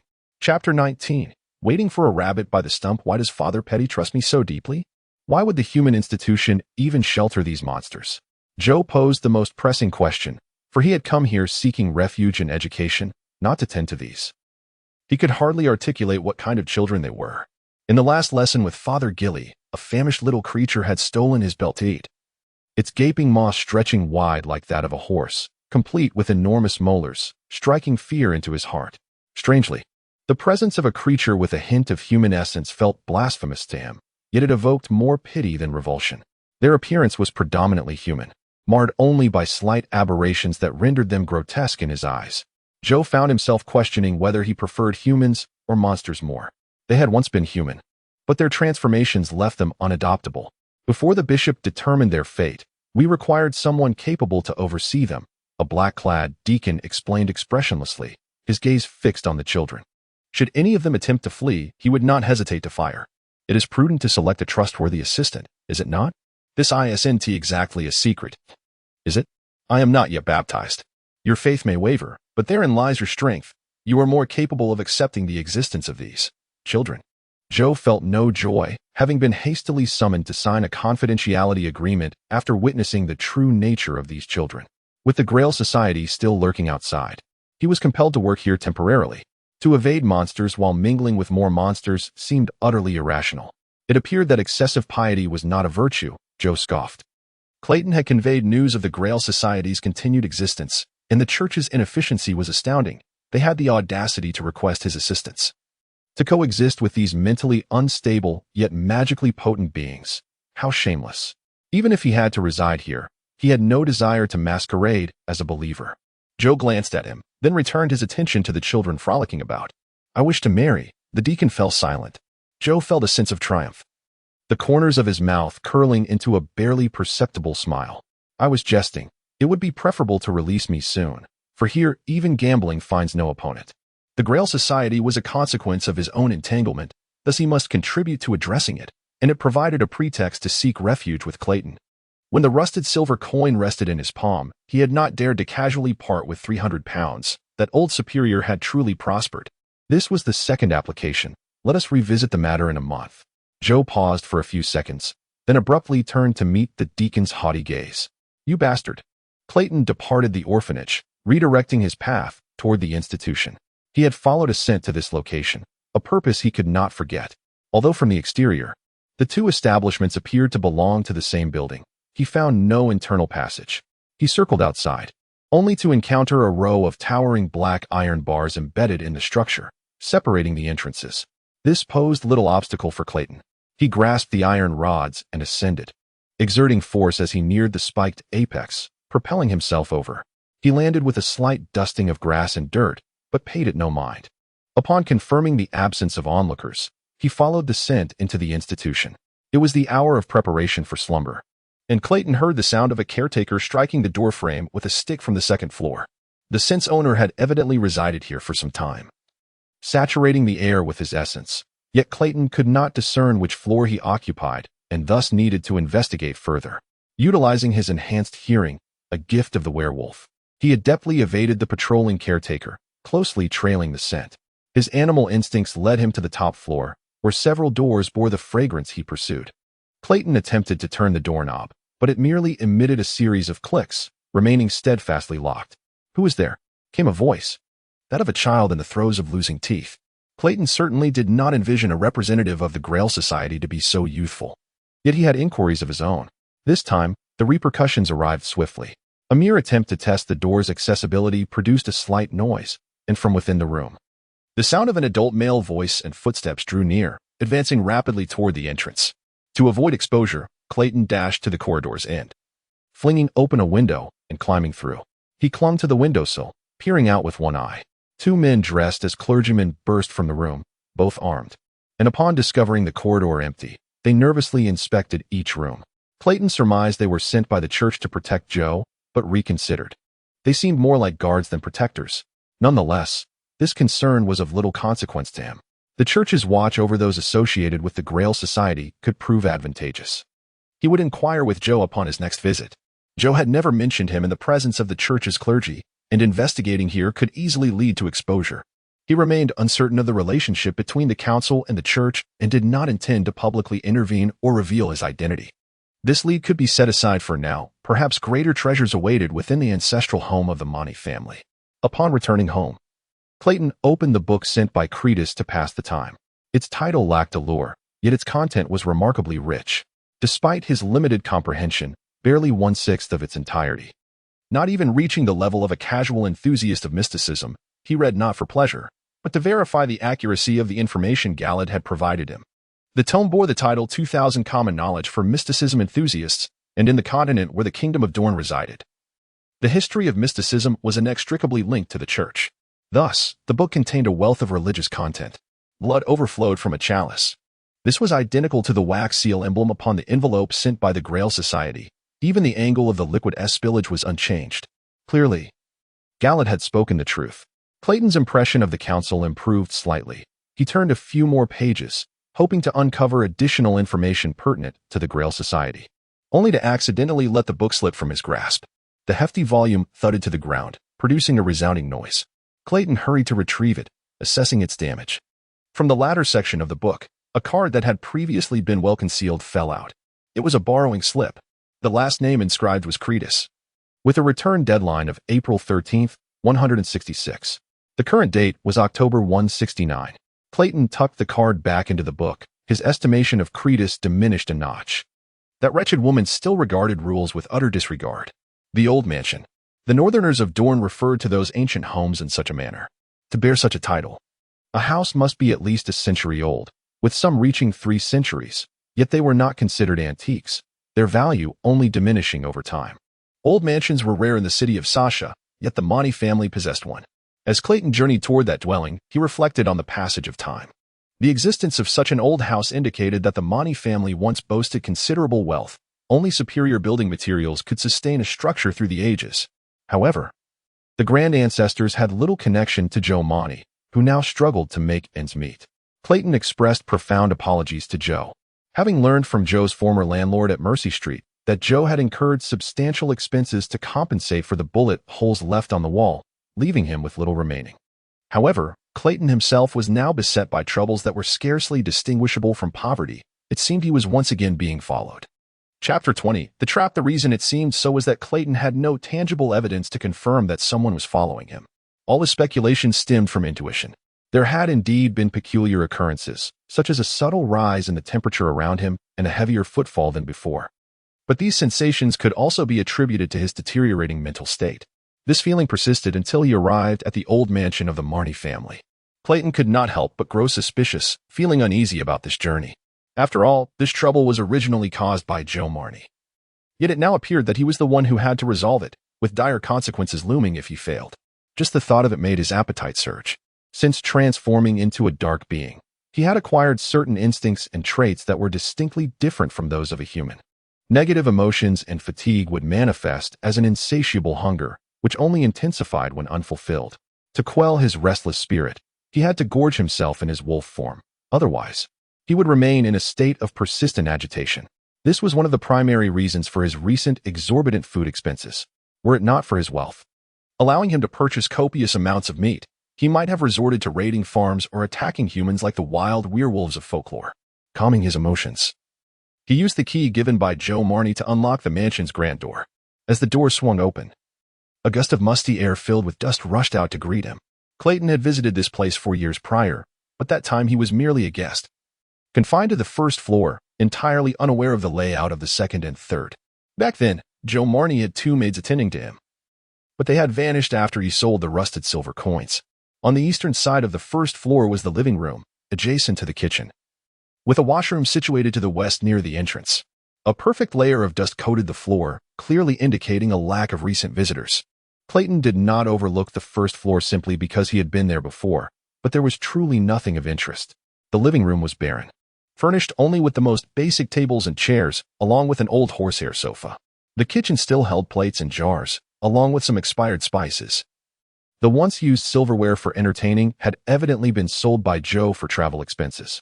In a low cabinet beside the stove, Clayton found some pots, but deemed them insignificant. He left the kitchen and ascended the grand staircase adorned with mahogany railings. Each painting, from the landscapes to the portraits, was unique. On the second floor, he discovered Joe's bedroom, with a desk positioned beneath the window, offering a view of the outside world. He could see the train station of St. Alvin's Parish and the towering factory belching smoke. The cacophony of steam and machinery operated in the distance, transforming into a sound reminiscent of an elephant's trumpet. Perhaps this very issue was why few wished to continue residing in these old mansions. The window stood ajar, allowing a stale breeze to enter, while the curtains, faded beyond recognition, danced in the wind like ragged dancers, unchanged over the years. The bookshelf contained only a few volumes, a collection of poetry, a novel, and Joe's mathematics textbook, all trivial in nature. On the bedside table lay a picture frame, which Clayton picked up. The photograph captured a man and a woman joyfully embracing a young Joe Marnie, their features bearing some resemblance to him. They were likely Joe's parents, Joseph and Mavis Marnie. Clayton had never met them and knew nothing of their characters. Joe rarely mentioned them, as if Joseph had been preoccupied with business, living most of the time with his wife in St. Moritz Parish, leaving Joe in the care of others. The lack of communication between the two generations rendered their relationship far from the norm. This was indeed suspicious. Clayton calculated that he had made a considerable profit from the rusted silver coins, and even if Joseph Marnie lacked business acumen, it seemed implausible that Joe had ended up in such dire straits. He had heard tales of gang members working far from home, disguising themselves in different roles. Perhaps the rusted silver coins were merely a faude for Joseph's true identity. Setting the frame down, Clayton searched beneath the carpet and under the bed, finding little more than a mediocre teenage sketchbook. He turned to explore the other rooms on the second floor, including the guest room, bathroom, and family storage, but found nothing of significance. Aside from Joe's room, the second floor contained no meaningful items. All retained furnishings were rudimentary, serving only basic living functions, each item essential. It was unclear whether the Marnie family's decline had begun with Joseph's generation or if Joe had sold off the valuable possessions to fund his travels. Clayton emerged from the family storage, his face grimy and dusty, unable to endure the oppressive atmosphere any longer. Only the third floor remained unexplored. He ascended the staircase, where the paintings on the walls rose progressively with the incline. Crossing the final step, he entered a corridor on the third floor devoid of any other themes, with every painting depicting the half-length portraits of the Marnie lineage. Some were aged, others youthful, all gazing intently at the intruder. Clayton traversed the corridor, examining the open doors of the rooms. One enormous chamber, occupying a third of the entire floor, was shrouded in dim light, its windows obscured by heavy curtains. A lavish double bed pressed against the wall, accompanied by a vanity, while a grand chandelier shaped like exotic flowers hung from the ceiling. The numerous candlestick holders suggested a spectacular illumination when lit. He surmised this may have been the room once occupied by Joseph and his wife. On the vanity lay a book, but the room's drawn curtains obscured enough light that he could not discern the cover from the doorway. He stepped inside, approaching the window to pull back the curtain slightly, allowing sunlight to filter in. The intricate candlestick holders revealed their true form, a connection to the ceiling that once supported the chandelier. There, amidst the scene, was the head of a golden-haired girl biting a wooden wedge, her azure eyes fixated intently on Clayton's back. Unbeknownst to him, as he brushed dust off the book in his hands, he heard a rush of wind too late. He swiftly rolled aside, but the muscle in his right leg was pierced, blood gushing forth. A giant spider, adorned with the girl's head, perched on the double bed, gazing at him with a mocking smile. Clara had awaited this moment. Clara was the cleverest. Joe Marnie had broken his promise, and he had entered this room. His flesh was now hers. Clayton staggered into the room's shadowy depths, his body swelling, tearing through his clothing, revealing a powerful and majestic werewolf form. He bared his fangs, old grievances and fresh fury surging within him, roaring in rage. "I am Clayton." In an instant, two dark figures clashed violently. Though the room was vast, it was still too confined for two monstrous beings. The Spider-Woman screamed in unison, "It's all the same." She raised her long, black and red striped legs, far exceeding the normal count, and thrust them toward Clayton, carving deep gashes into his arms, while her other limbs sank deeply into the bed frame, refusing to yield. Clayton countered the assault, grabbing her and severing 4 of her legs. A transparent fluid gushed from her severed limbs, soaking the dust and white sheets. "Clara, it hurts. It hurts so much." The peculiar creature leaped backward, pressing against the wall, its severed limb twitching, visibly sprouting white granulation from the wound, which subsequently dried and hardened to resemble its former state. The human head atop the spider swayed back and forth, yet Clara remained unperturbed. She was immortal.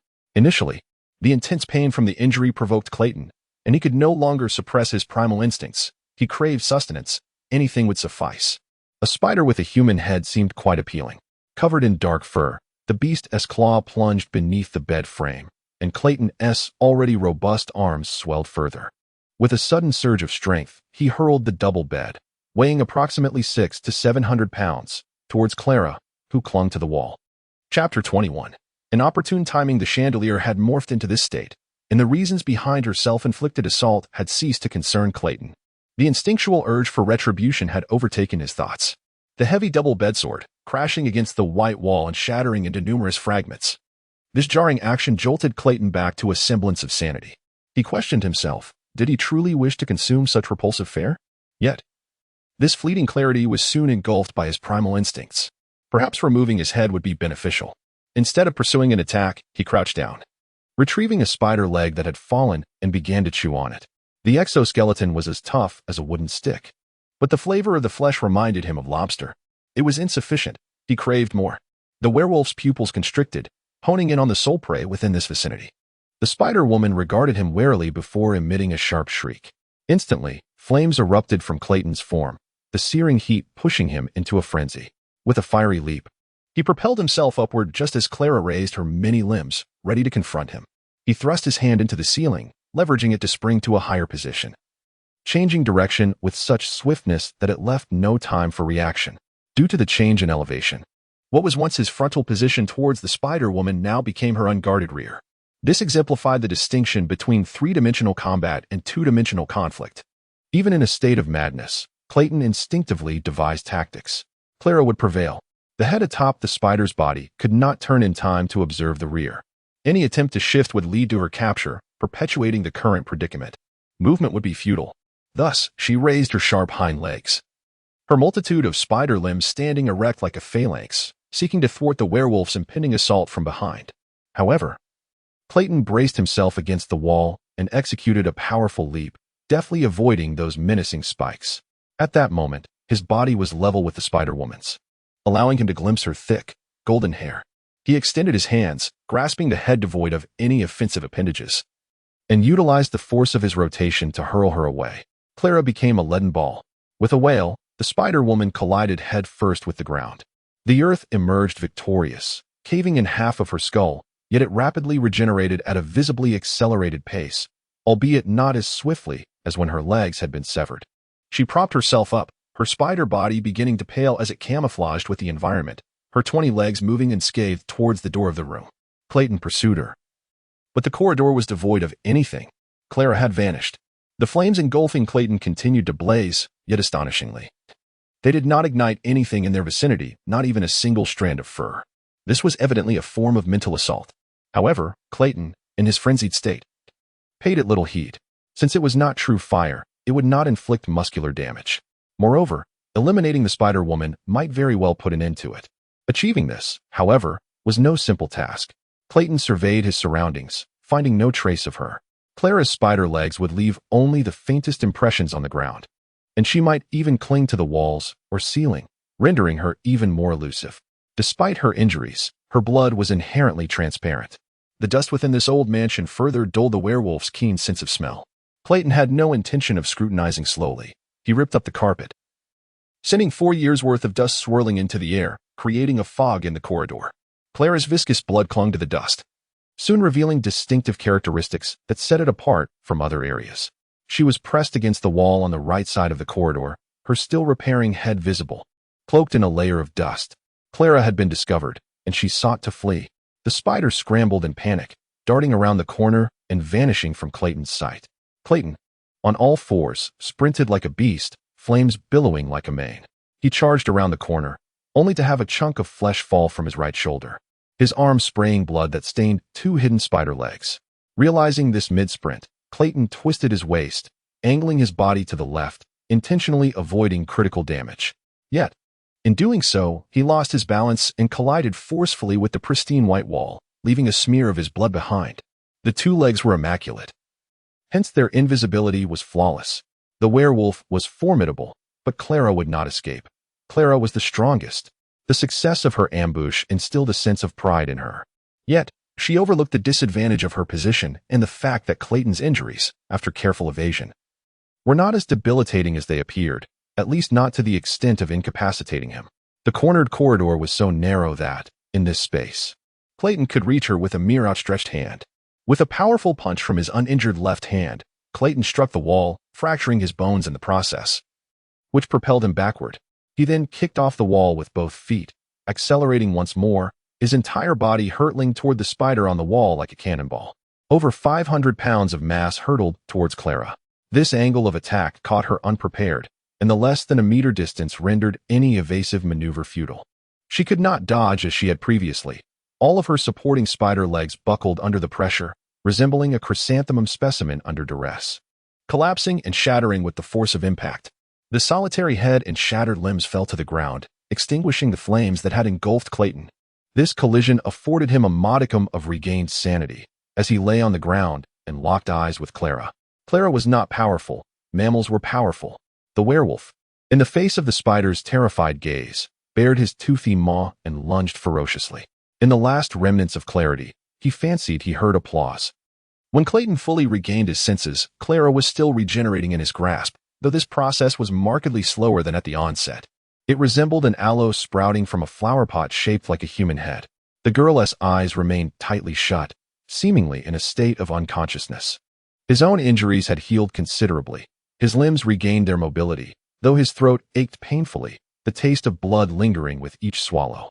Clayton briefly contemplated that this discomfort might stem from his reckless consumption of spider legs without removing their shells. A commendable battle, he had vanquished a parasitic demon, and his psychological and physical prowess had ascended to knightly levels, a feat not typically possessed by mere newborns. His appearance was hazy, his form indistinct. He had yet to consider the option of igniting again, instead feeling a sense of relief. As he exhaled, dust from his eyelashes caused him to blink, a shiver coursing down his spine. Galad? Clayton incredulously inquired. The nature of this ability was strikingly similar to Galad's, albeit more potent. And the scent emanating from this individual indicated they were not the same person. Not Galad, yet akin to him, both were specters. The newcomer spoke lightly. To call it a specter is merely a euphemism for a cursed individual. Quite fascinating, isn't it? Why are you here? This is private property. Clayton refrained from responding, rising cautiously and regarding this person with vigilance, not daring to blink even once. Having just dispatched one foe, he was in no condition to confront another unknown entity. Even if the other party is acquainted with Galad, it does not necessarily mean they are allies. After all, he still possesses limited knowledge about the shadowy factions within Sasha City. The term private residence momentarily stunned his interlocutor, who then erupted into hearty laughter. You are quite right. Yet no entity can truly confine the freedom of a specter. Moreover, have you forgotten? Today is the weekend, and Galad has already submitted the form you filled out. I am the assessor dispatched by the council to evaluate your qualifications for membership. Clayton calculated the date and found the other's assertion to be accurate. However, this was insufficient to lower his guard. You have been following me since noon, have you not? If you are a member of the council, why did you not assist earlier? Because I am a specter, the assessor replied nonchalantly. Clayton found this explanation to be lacking in sincerity. What does that have to do with anything? The less detectable a specter is, the weaker their influence on reality becomes. The assessor approached him, even leaping lightly in front of him. The airflow generated was so subtle that it was lighter than his own breath, stirring not a speck of dust. Even with the specter standing before him, Clayton could feel a gentle breeze unobstructedly brushing against him. As you can see, I cannot even lift a pin now. My garments would simply fall away. Thus the so-called evaluation consists merely of inquiries. Very well, I believe you. Clayton replied as he resumed his seat, his body aching all over, preferring to remain seated. Do you need to rest a bit longer? The specter inquired with understanding. No. Thank you. By the way, aside from matters pertaining to work, I can offer special services as well. The mention of special services imbued the specter's ethereal voice with an enticing undertone. Chapter 22. Secrets of Trade and Special Services. Clayton gazed at the ethereal figure that revealed the scenery behind it, momentarily at a loss for words. Yet, the spectral evaluator did not prolong the silence. Sensing Clayton's lack of inquiries, it proceeded with its duties. Mr. Belio, please listen to the question. Leaning against the wall, Clayton cradled his severed head, feeling a sense of ennui. The initiation test had come at an inopportune time, rendering him incapable of earnest engagement. After a meal, one tends to feel drowsy. What do you think the relationship between the Darkborn and humans should be? Perhaps akin to that of ordinary people. I heard from Galad that the Darkmoon can transform humans into Darkborn, so it seems quite normal. Very well. Do you believe the Darkborn should actively assert their existence in this era of mysterious concealment? What kind of question is that? Clayton had not anticipated the evaluator would pose such a peculiar, abstract inquiry. It sounded more like a matter for politicians. It is better to remain discreet. In my experience, the general populace is not very accepting of our existence. Moreover, now is not the right time. At least when Clayton was still human. He had no qualms about shooting a monster, and he still found that notion justifiable. Until yesterday, he had thought the nature of Darkborn could be easily restrained an inconsequential matter. With sufficient financial resources, he could procure ample sustenance to appease his ravenous soul. However, after sustaining injuries moments ago, he realized how daunting it was to resist his instincts. Following the pain and frenzy, his mind had gone blank, and his subsequent recollections of the struggle were hazy. He had even unconsciously consumed something strange. Though there were differences among the Darkborn, with potentially harmless beings, he believed no one would delineate so finely. A prudent viewpoint, Mr. Belio, the ghost concurred. I share your sentiment. Clayton was indifferent to its opinions. Once you are inducted, if the council requires you to contribute your share, what do you believe your greatest sacrifice would be? Are you willing to fight for it? £500 annual membership fee, if fighting is required. May I hire armed detectives to substitute for me? That is a distinctly mercantile perspective. What do you expect the council to provide you in return? Apart from the most basic member benefits? Clayton pondered deeply and realized he had no particular desires. His current steady clients provided substantial funds yearly, and ordinary needs could be resolved with money. Thus, he replied, peace for the city.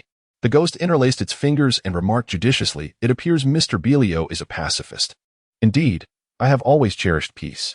Clayton felt the spider legs beneath Clara's neck regain some length. He looked down to confirm, then ruthlessly tore them off, splattering transparent blood. Excellent. I am now convinced you are a trustworthy new member. Congratulations on your induction.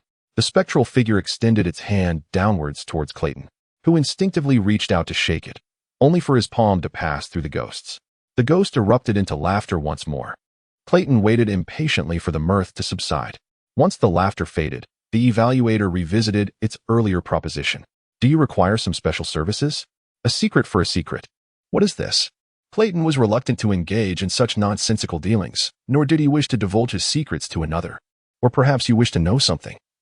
You may exchange your own secret for knowledge in that regard. Rest assured, our transaction will remain confidential, unless you choose to disclose it. The council cannot compel me to reveal it. Why are you so fixated on secrets? Clayton questioned, eyeing the ghost with suspicion. The ghost offered the all-encompassing answer, because I am a ghost.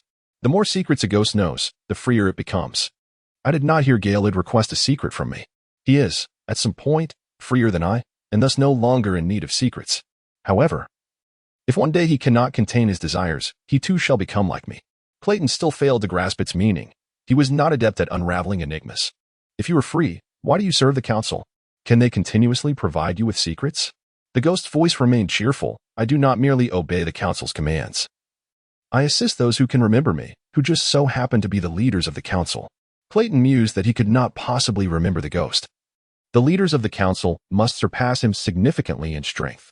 The ghost's next words caused his expression to shift dramatically. Engage in a trade with me. I know you wish to learn about the Grail Society because you killed their member.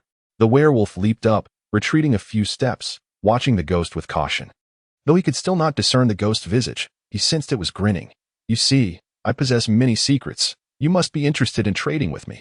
This was indeed true. Clayton's greatest secret had been uncovered by the ghost, rendering any further secrets unnecessary to conceal.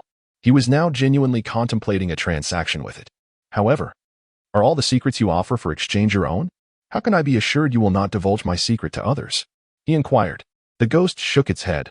A ghost only sells the secrets of the dead. Otherwise, it would lose its freedom. So you may rest assured. Its tone reminded Clayton of Clara, prompting him to punch her head in his embrace to hinder her restoration. The condition was evident. While the ghost could not provide the secrets of the living, Clayton could freely utilize the secrets of others to trade with it. Very well. I shall trade. Clayton declared, I wish to know the history of the Monty family over the past 80 years, excluding that of Joe Monty. Clayton himself had not unearthed 20 secrets from others, yet he persisted. This shall count as a significant secret. I too shall exchange one of equal magnitude. Are you certain you possess one? Clayton had no secrets that could yield a benefit, but he did hold one he deemed significant for himself. I do. You certainly do not. The ghost saw through him in an instant. Thus, I shall tell you how to obtain the information you seek, rather than providing you with the answer directly. However, you must still reveal that secret to me. Deal. Clayton recognized he had no better options and thus acquiesced with resolve. The ghost appeared unperturbed by Clayton's potential reversal, and it proactively provided its intelligence. gesturing towards the severed head. If you wish to know about the Grail Society in Sasha City, you may inquire with Clara. She knows everything. Clayton stared incredulously at the head, struggling to comprehend how such knowledge could reside within it. But I have been attacking her. She has attempted to kill me. I doubt she would be willing, and besides, she is quite dim. The previously unresponsive blonde head suddenly opened its eyes wide. Clara is not dim. Clara is the smartest. Clayton grew increasingly concerned. Not dim. Not dim. Clara, now reduced to only a head, screamed. Clayton dislocated her jaw, rendering the corridor silent. Why mention demons again? Is she not a Darkborn? She is a Darkborn possessed by a demon.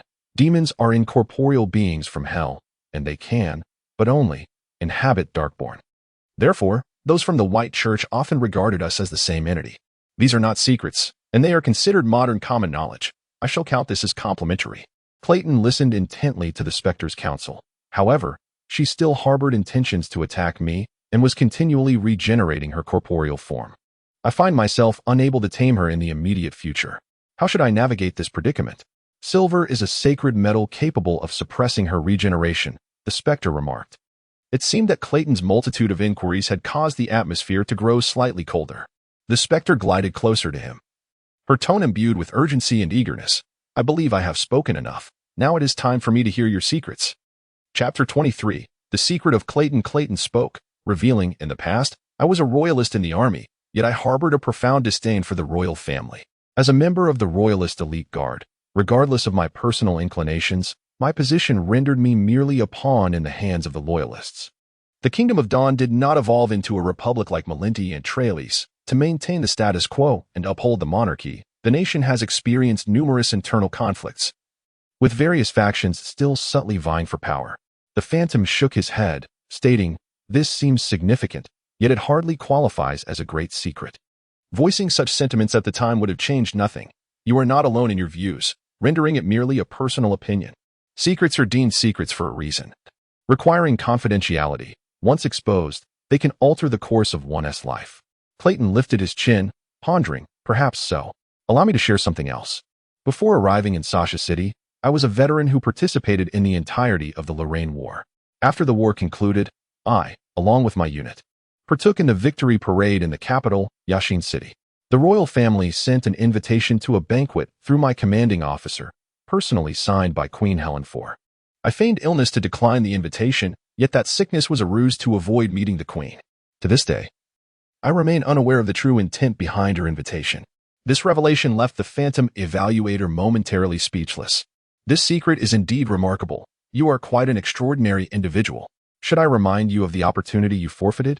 Please do, for I am curious about the reaction of my superior upon learning of my ailment, Clayton replied. You missed the knighthood ceremony.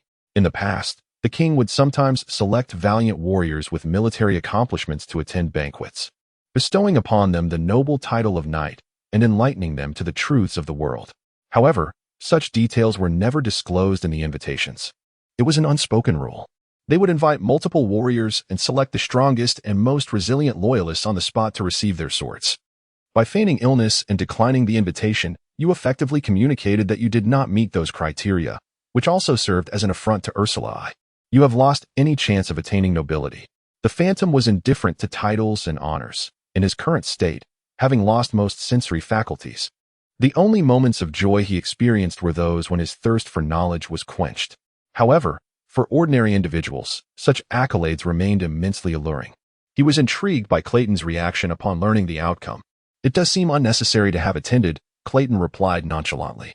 If I were to behold Her Majesty the Queen, I might well be sickened to the point of vomiting, which would be far worse than my current state. Do you find her unattractive? The Phantom inquired. Clayton spread his hands. Her visage graces our currency. I am not so emotionally volatile as to deny the fact that Her Majesty is beautiful. Yet she is a deceiver. And due to her, countless lives have been lost in the pursuit of hollow glory. Coincidentally, I have close ties with several of those fools. I understand. I have another question, but I am uncertain if my secret holds sufficient value, Clayton continued. The Phantom, this time, was quite accommodating. I am open to extending credit. Should your secret prove inadequate, you may gather additional information later. The Holy Grail Society has dispatched individuals bearing the appearance of Darklings. Yet they are decidedly not of that lineage. They appear to be deeply tormented. How did the Holy Grail Society bring them to such a state? Clayton could not forget the grotesque observers, who, despite being assigned to monitor him, were driven not by loyalty, but by some hidden agony. The value of this intelligence is not particularly high. I believe you can afford it, the Phantom Evaluator remarked with a tone of reflection. That is the secret art of the Holy Grail Society. They refer to it as the blood of desire. Since the departure of the Dark Moon in the Old Era, the Prophet Cirillo of the Holy Grail Society was expelled from the arcane hall of Yamis. Their choice was to align with the Darklings, taking with them many secrets of the White Church, including the research data on the physical structure of Darklings conducted by the Inquisition. At that time, in an effort to counter the claims of the author Varnes regarding reproductive isolation in his work The Theory of Species, the Inquisition employed rather brutal methods for their research, aiming to disprove the impureness of humanity. They captured many Darklings clearly identified as transformed humans, as well as some who were only partially transformed due to the departure of the Dark Moon, and even extracted notorious prisoners from dungeons, secretly gathering abandoned infants from various nations for experimentation. They repeatedly experimented with the transformation process of Darklings, indeed yielding some unsettling results, causing some clerics to waver in their faith, beginning to see their experiments as acts of cruel slaughter. Thus, their ideology inevitably drew the attention of the Holy Grail Society, which offered an interpretation of wisdom and the source of life distinct from the mainstream views of the Arcane Hall. Consequently, they defected with their research findings. The Phantom spoke in a calm tone, neither condemning these events nor criticizing the ignorance of predecessors. The blood of desire is one of the research outcomes from those transformation experiments. It is the closest to success, yet it cannot create true Darklings. It can only produce beings that are not recognized by either side, which is one reason the Holy Grail Society lost its standing among Darklings. Nevertheless, some still believe this technique to be lucrative, hence it continues to be pursued. However, based on my experience, it is likely that neither form of compensation will come to fruition. Perhaps the girl with the eagle visage sensed this as well, but lacked the resolve to act independently, which is why she hoped to gain insight through my actions. It is now your turn, the Phantom urged, in direct confrontation with the Knights of Taudon. I have never emerged victorious. The sole instance of a one-on-one duel nearly resulted in a fatal wound to my heart, and I ultimately did not win. Yet, onlookers boasted of my triumph, and the rumors proliferated to the extent that I was even promoted in rank. During my service in Lorraine, I considered myself a master of the spear and saber, until one fateful night at a tavern, intoxicated and incited by another inebriate, I found myself leading a group of drunken men, horses in tow, challenging the Taudon cavalry camp. To my astonishment, they actually sent out a knight to duel with me. The Phantom curiously inquired, "You were a seal bearer, meaning you still possess the physical prowess of a human, albeit slightly enhanced." Before the advent of hunters, the Knights of Taudon were the only established extraordinary troops on the battlefield of various nations. It is not that other countries lacked extraordinary beings. Rather, in an era dominated by firearms and artillery, few extraordinary individuals were willing to engage directly in battle.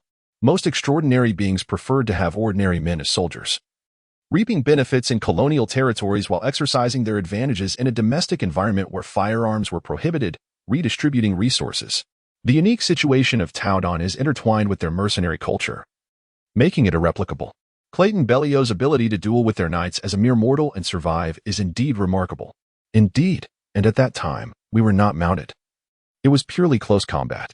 My opponent donned iron armor while I wore a mere armed tunic. Clayton realized, only in hindsight, that the duel seemed rather unfair.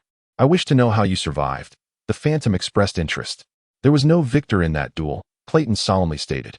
Later, when he reunited with the Taudon cavalry on the battlefield, he had become a small officer capable of leading 30 men. Under his command, his subordinates had never devised a strategy attempting to engage those armored monstrosities in close combat. They struggled to secure victory through alternative means. The same applied to other cavalry units. Now, he preferred to identify himself as an expert in grenade throwing rather than a master of the spear and saber. Chapter 24. Resolution and Peace. You might consider becoming a writer, recounting your experiences. Perhaps your tales will gain considerable acclaim, though they may also attract the attention of the authorities, Clayton was informed. This straightforward exchange brought him a measure of joy. Yet there lingered matters of utmost importance that perhaps even the Spectre could not elucidate, specifically, events transpiring in the southern regions of Dorne. Clayton yearned to ascertain whether his parents and elder brother shared his condition as werewolves. Are these your only inquiries? The specter seemed somewhat unfulfilled compared to him. There are numerous secrets in this world that could yield wealth, yet those that captivate the imagination are few and far between. The compensation Clayton offered made the specter feel it was a fair trade, and he craved more.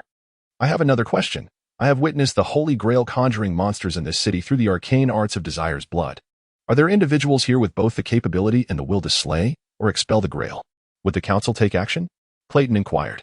This is not a secret, nor is it particularly valuable intelligence. Alas, this city does not possess such a pristine existence, for they have not violated our laws nor fervently proclaimed our existence to the populace.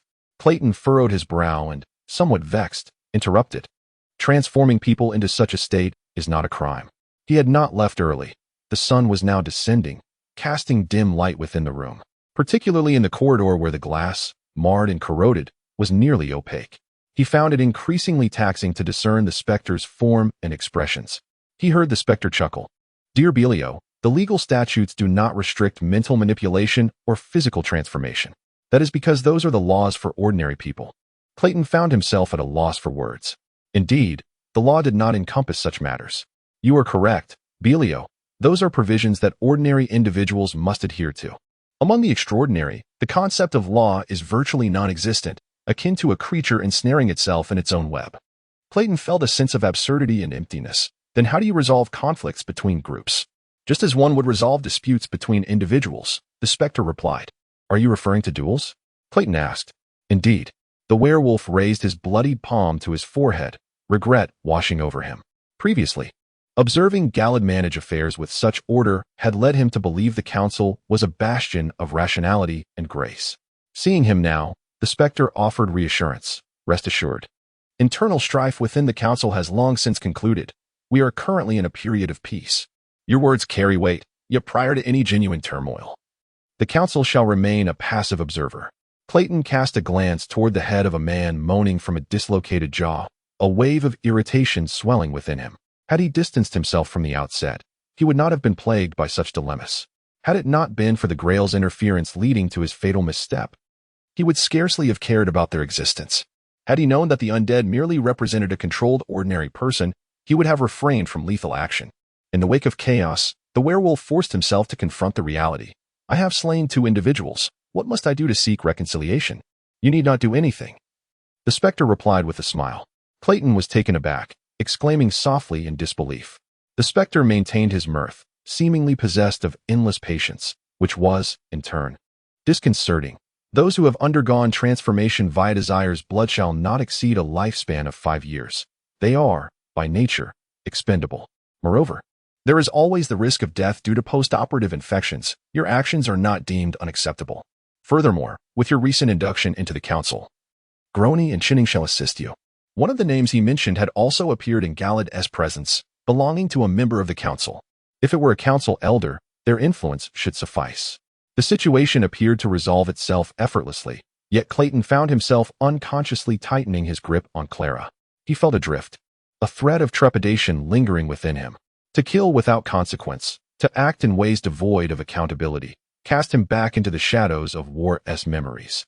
In stark contrast, his faith in the law plummeted into despair. Let us pretend these matters do not exist. Next Monday, you shall visit the Pulitzer estate in the city center. We are hosting a splendid banquet for the newcomers who have joined this month. You will surely enjoy it. The specter's form began to fade, becoming increasingly transparent until it vanished entirely. Clayton stood in the corridor, clutching the girl's head, momentarily frozen in disbelief, unable to recall who had engaged him in conversation moments prior. Yet the specter's final words lingered in his ears. Pulitzer. The Pulitzer lighting company that provides street lamps for the city? He remained rooted in place, astonishment flashing in the fierce eyes of the werewolf. Father Petty, please wait. A parishioner, a frequent visitor to the church, called out to Petty after the service concluded. He was a reporter by trade, and ignoring him might lead unfavorable press, prompting the priest, who appeared much older than his years, to pause. I have heard of the passing of Bishop Godwin in our diocese, and I mourn deeply. The parishioner, dressed in casual attire suitable for a sprint, seemed far from sorrowful. The handsome Father Petty glanced around, failing to find anyone to assist him, and responded kindly. The departure of a wise elder brings sorrow to all. Indeed, indeed. The parishioner nodded incessantly, his eyes glimmering with a peculiar light. His departure was so sudden. And without a designated successor, it will likely fall to the archbishop to decide. We cannot know which priest will take his place. Upon hearing this, Petty realized the parishioner sought insider information. However, as a priest bound by professional ethics, he could not divulge secrets. I, too, am curious about this matter. The parishioner asked in surprise, Father, you possess no information? I perceive everyone seems well. Thus, if you seek my counsel, I believe all have a significant chance. Are you implying that it matters not who ascends to the bishopric? Such matters are indeed indifferent. Petty subtly furrowed his brow. The selection of a successor for the bishop was determined by voting within the church to be conducted following Bishop Godwin's funeral. He had intended merely to submit a name without much thought. However, if the reporter were to disseminate his accurate understanding, he would be branded a fence-sitter within ecclesiastical circles. For those who serve my Father, it must be chosen by the Holy Spirit. He recited the sacred text to dismiss the parishioner. The parishioner awkwardly smiled. Given that the outcome was bound to be the Holy Spirit's choice, Father Petty's opinion became inconsequential. Do you think it could be yourself? I believe. Petty interrupted his next words. It depends on the will of the Holy Spirit. The parishioner departed, embarrassed. Petty exhaled in relief. 10 years prior, he might have actively sought the bishopric, but now he could not. Ascending to the position of diocesan bishop would place him under scrutiny, as many would seek to expose his vulnerabilities and weaknesses. At that juncture, the matter of adopting a dark-skinned child could easily become public knowledge. As Judgment Day approached, he consciously gathered information on infants with abnormal physical changes from across the city's workshops. Thanks to those colleagues within the church who prioritized profits over the operations of the workshops, he managed this with little risk. As the caretakers merely regarded these children as afflicted by tumors or other ailments, sending them free of charge to the workshop in solid. Although I have yet to determine the best course of action regarding them, entrusting the matter to Joe Marney seems to be a commendable option. A man with military experience, well acquainted with the existence of the marginalized, in need of assistance from Petty, and lacking financial resources, he embodies the perfect blend of attributes in one individual. If one were to posit that the Heavenly Father, Corolla, bestows unique gifts upon each person, then it stands to reason that Joe Marney's gift lies in his aptitude for being utilized by Petty. Petty even suspects that he is a tool, divinely appointed to aid in the fulfillment of his mission. It is indeed a rarity to find someone who meets such criteria, and fortunate it is that he sought them out himself. With a military background, perhaps he could impose discipline upon the innate tendencies of those children. As for what follows, that can be contemplated later.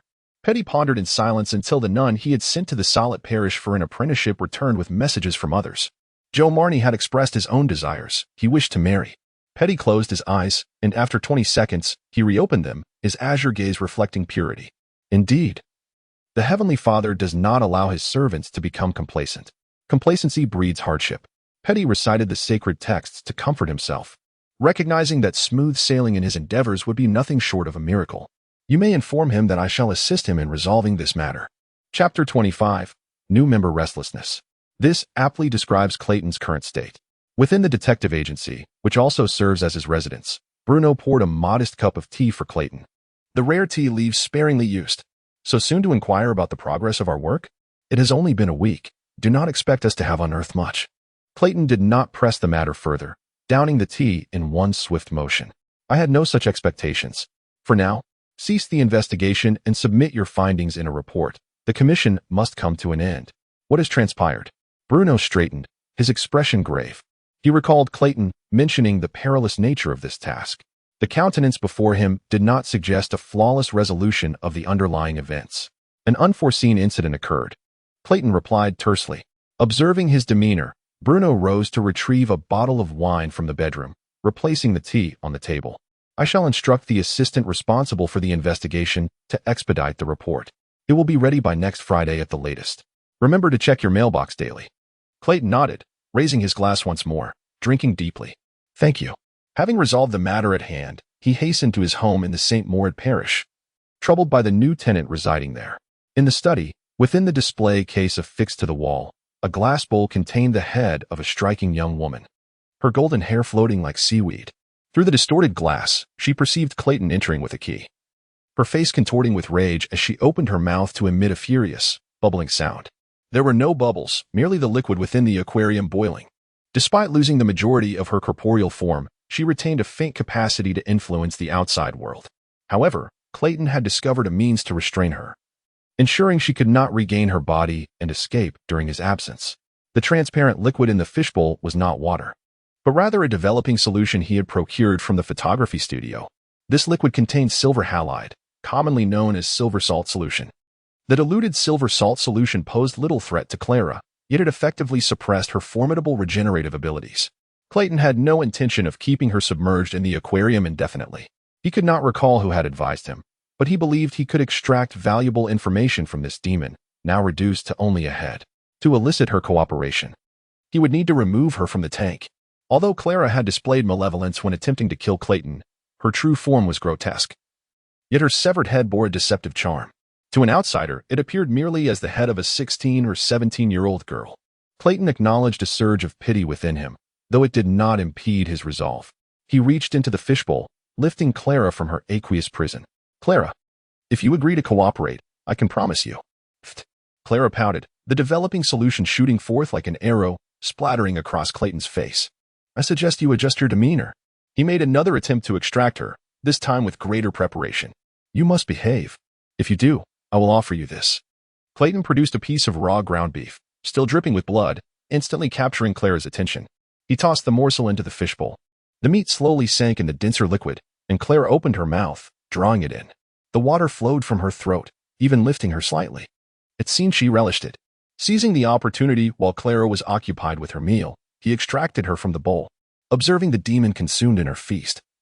Clayton was struck by an odd sensation, as if he were tending to a turtle or a crab, a wave of melancholy washing over him. As the son of a farmer, he had always encountered large, docile animals, whether cows, sheep, or horses. These herbivores had often reminded him of the purity and nobility that surpassed humanity. Yet now, he found himself in the position of nurturing a demon. Caring for a creature like Clara felt like a descent into depravity. Moreover, her texture was unsettlingly delicate, her skin as smooth as that of a skin corpse. Now, tell me how you came to the old Monty residence. Share this information, and you may consume more. Clayton tempted her, wiggling another piece of meat before her eyes. Clara emitted a discontented grunt from her nose. The wolfman was dissatisfied with her attitude yet intrigued by how she digested food despite lacking a stomach. He cautiously pried open her mouth for a closer look, only to quickly regret it. The minced meat lay across her cracked tongue, while the taste buds that should have been present were grotesquely enlarged, writhing as they pressed the meat into the fissures. Continue eating, we shall converse later. He instructed the head. Ah! The entire house reverberated with her piercing cry, sharp enough to pierce the heart. A rapid knock echoed at the door. Clayton knew before opening it who had arrived. It was the landlady from next door, drawn by the scream, though she owned several properties. The one Clayton rented was her most expensive. This elderly woman, over 60, bore a face lined with wrinkles, yet she remained remarkably astute. Tilting her head, she peered past Clayton at the interior. I believe I just heard a girl scream. Though Clayton's public persona was that of a respectable gentleman, the absence of a family made him less trustworthy in the landlady's eyes. Aware of this, he propped his arm against the doorframe, preventing her entry. I was merely boiling water, but it seems the kettle malfunctioned, producing quite the racket. Rest assured, I have resolved the issue and am currently cleaning up the remnants. The landlady appeared skeptical, yet upon seeing the orderly state of the room, she found no evidence of a struggle and reluctantly relented. I shall have the maid bring more water. Thank you, thank you. Clayton feigned deep gratitude as he bid her farewell. Should Clara be discovered by an ordinary person, his career in St. Maud would come to a swift end, and there would be no concealment of the truth. Gradually taming Clara seemed a formidable challenge, as she was exceedingly uncooperative. Perhaps it was time to consider relocating, at the very least, to a place where peculiar noises would not provoke inquiry. The bustling city center appeared to be an ideal locale. However, the prospect of writing numerous letters to inform people of his move was somewhat bothersome. Clayton again opened the book by Cretus, seeking a method to quickly befriend the demon, yet found nothing of use. It remained uncertain whether this matter lay beyond the realm of mystical enthusiasts or was simply too fundamental to warrant mention. Perhaps the elders could assist him in enhancing his knowledge, while he inquired about the identity of his evaluator. I seek Galet. Clayton returned to the central police station in St. Mellon.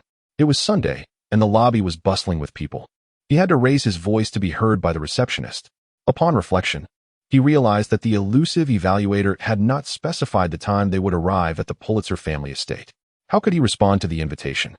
Galed was the only member of the elders he was acquainted with, so he sought to ascertain the situation. The receptionist gestured upstairs. "Mr.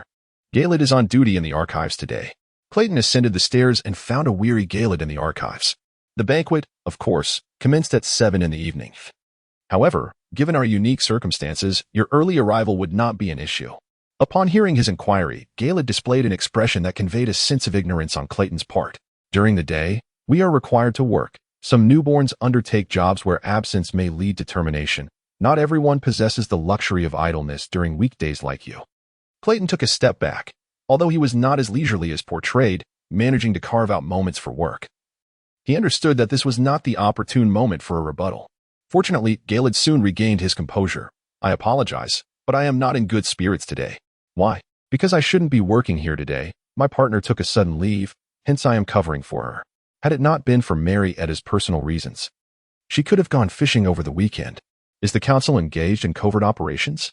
Clayton misconstrued the implication. "No, my partner is merely an ordinary individual." "Are you not concerned about revealing anything during your regular duties?" "Not at all. She is quite willing to do this. It is not merely that she knows, but she is eager to participate." Clayton began to speculate on the nature of her work. In the Dorn language, the term he used for her was distinct. He surmised that she might be a woman with a propensity for violence, considering that the sheriff often must physically engage with criminals. A task both undignified and challenging for a lady. It was unlikely for a woman to join the sheriff's department without a particular interest. Such individuals are indeed rare. After a moment of reflection, Clayton suddenly recalled that Mary Etta was also a sheriff and contemplated inquiring. However, Galed spoke first, his tone laden with meaning. "By the way, her reason for leave is her engagement. This might be fortuitous for you. Once married, Mary Etta may not have as much energy to investigate you." Clayton struggled to grasp this notion, feeling increasingly perplexed by the conversational abilities of those he encountered recently. Chapter 26. The newborns. The soir on Monday evening filled Clayton with trepidation. At the Pulitzer estate tonight, an array of extraordinary beings beyond the imagination of the average person would be present. To put it somewhat convolutedly, it was as if monsters had just transformed into monsters and were now grappling with their newfound identities. Having only recently become a werewolf less than 6 months ago, and having encountered few beings of the supernatural kind that could be deemed normal, he felt a profound sense of uncertainty about his future. The ruthless practices of the Grail Society, coupled with their ability to coexist peacefully with the elders, had eroded his foundational trust in the Elders' Council, which was purportedly a sanctuary for the Darklings. However, the city's security was, in fact, managed by the very same forces he distrusted. Thus, even though Galed claimed this was merely a standard welcome event, Clayton resolved to carry a light weapon with him to the gathering. Since he had lent his revolver to Joe, he reluctantly chose a cane sword with a black snakewood shaft from the assortment of goods, a choice that would allow him to project a gentlemanly demeanor while remaining prepared for any confrontation. As the clock struck 6, Clayton stepped out punctually. He donned a black overcoat and matching trousers, topped off with a felt hat, and took the cane sword with him as he rented a carriage. The streets were relatively empty. Although twilight approached, the street lamps remained unlit. The Night Lighting Act mandated that the lamps would only illuminate at 7 o'clock. Most individuals were still at work, making this a somewhat acceptable hour. Only the more affluent areas boasted a few pedestrians. This scarcity was exacerbated by the silted waterways of Sasha City, which hindered the establishment of large clusters of factories. The transportation capacity brought by the railroads had reached its zenith, making delays in product delivery a costly endeavor in the eyes of astute entrepreneurs and profitable. The proliferation of factories had long since saturated the area. In locales with less developed transportation, a 12-hour workday sufficed, leading to a more leisurely lifestyle for the inhabitants. As Clayton drew nearer to the city center, he sensed a distinct atmosphere, markedly different from the eastern and western districts. Here, towering edifices stood in a splendid array, each floor bright and illuminated. The lights spilling from the windows of these diverse buildings united to create a spectacle that almost rendered street lamps unnecessary for illuminating the pathways. The streets began to teem with life, as sharply dressed gentlemen and ladies strolled confidently under the glow of electric lights, as if they were traversing a celestial realm. To illuminate a 4-story building covering 600 square meters required a nightly consumption of 1 to 2 gallons of refined whale oil. Even in his own parish of St. Morid, Few dared to indulge in such extravagance. Oil lamps, candles, and electric lights were mixed, leaving most nights shrouded in darkness and silence. Yet the city center was a true hub of affluence, home to the university, the municipal government building, and corporate offices, where the thirst for electricity far surpassed that of other locales. Regardless of whether the weather was overcast or the hour was late, those grand structures seemed to bask in perpetual daylight. The Pulitzer family thrived on these demands. Prior to his encounter with the elders, Clayton was aware only of the Pulitzer family's ownership of a maritime business and an illumination company, making them commercial titans of Sasha City. Those who possessed whaling ships and refineries could, to a degree, rise above others without the need for extraordinary powers. They had already transcended the ordinary. Therefore, Clayton's impression of this family remained unchanged. He finally located the Pulitzer estate, a grand structure situated in close proximity to the White Cathedral, the largest church in Sasha City, the Cathedral of Light. This architectural marvel would hold its own even in the capital of Aishin, its soaring spires and pristine white facade exuding an aura of sanctity. The existence of this cathedral, along with the presence of Shaun University, contributed to Sasha City's reputation as a center of art and culture. Clayton cast a vigilant glance at the prominent spire, noting the throngs of people heading in that direction for evening prayers. The visibility of the spire indicated that the city hall was not far off. The strategic positioning of the elder stronghold showcased their unparalleled confidence and power. As he approached the Pulitzer estate, the formidable iron gates resembling an ancient phalanx and the robust security personnel armed with shotguns deterred any inclination to draw near. Clayton began to harbor suspicions about the elders' ulterior motives. They were already immensely wealthy and powerful. Why would they need to recruit darklings? Were the basic benefits Galid mentioned merely philanthropic gestures? However, a few of his regular clients had invited him to similar venues before, and he was no stranger to such social gatherings. His formal attire, chosen prior to his departure, was indeed suitable for this occasion. Clayton instructed the carriage to halt, intending to cross the street on foot. At that moment, he noticed a ragged, gray-haired man crouching a short distance from the entrance, specifically in the bushes beside the street adjacent to the estate, covertly observing the security personnel, seemingly wishing to enter the Pulitzer estate himself. His tattered gray garb, exposing his chest and abdomen, rendered him distinctly out of place on this street, aptly explaining his timid demeanor. Clayton concocted a plan, waiting for the opportune moment to dash across the street as the carriage passed, intending to inquire with the man. Upon noticing a well-dressed gentleman approaching, the vagabond instinctively turned to flee. Clayton had already placed a hand on his shoulder, deliberately moderating his strength, only to be unexpectedly pulled forward several steps by the man. Such strength was not typical of a mere destitute individual. "Did someone send you here?" Clayton pressed, gripping his shoulder and pulling him back. The vagabond's face was grimy, obscuring his age. The fear etched on his features was impeccable for his status, as he stood nearly 2 heads shorter than Clayton and exhibited no inclination to resist. Had it not been for that sudden burst of strength, Clayton might have mistaken him for an ordinary person. Yes, I will tell you everything," the vagabond stammered, palms outstretched as he stepped back. "Who sent you?" "A stranger I do not know told me that I would find work at the Pulitzer estate." Clayton pressed further. "Then why haven't you gone inside?"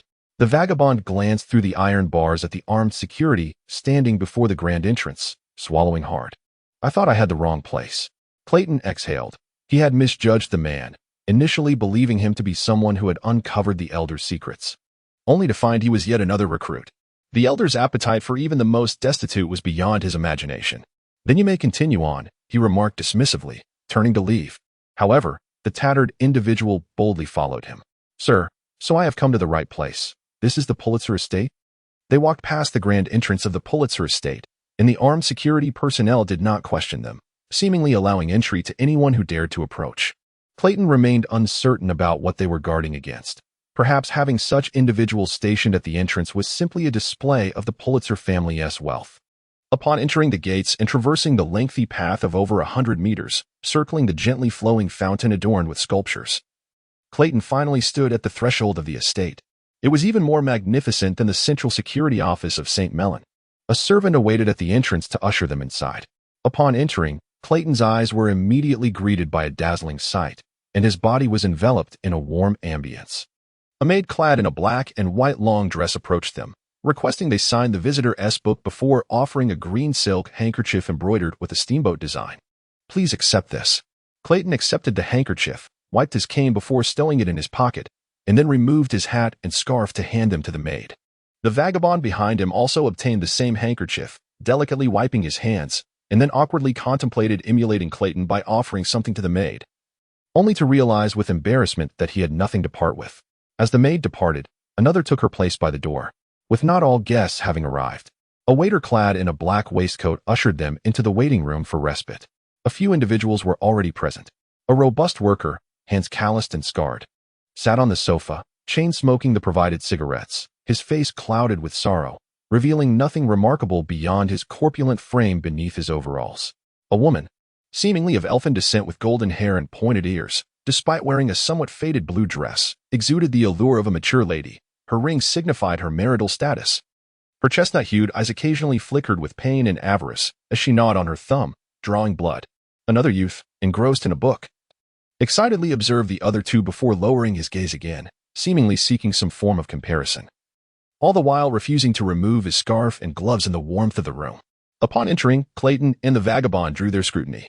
The initial interest in the vagabond quickly dissipated, redirecting their focus onto Clayton. Dressed formally and sporting an imposing kingly mustache, he moved with an air of familiarity, suggesting he was either a regular patron or part of the hosting party. Unfazed by their gazes, Clayton's attention was immediately captivated by the book clutched by the youth. "May I borrow this book from you?" he inquired, gesturing toward the tome titled Introduction to Mysticism, Common Knowledge and Antinomy. The title led Clayton to believe that upon finishing it, he might grasp the contents of the 2,000 Common Knowledge of Mysticism enthusiasts sent by Clytus. Chapter 27. Contempt certainly, not a problem. The young man foolishly handed his book to Clayton. While it is indeed a delightful occurrence when individuals share an affinity for the same literary work, the fact that the most enigmatic person present chose to borrow an introduction to mysticism left him rather astonished. "Are you a guest as well?" "Indeed," he replied, engrossed in his reading, deliberately avoiding the peculiar behaviors of the other two that only served to amplify his burgeoning appetite. How was he to interact with such oddities in the future? "May I inquire your name?" The young man extended his hand. Clayton, momentarily roused from his reverie, offered his free hand for a handshake. "Clayton Belio," as he diverted his attention from the book.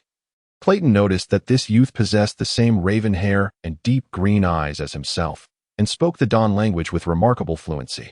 This suggested that he, too, might be a descendant of immigrants from the kingdom of Manses, a rarity given the stringent controls on migrants from that realm, where few commoners succeeded in escaping.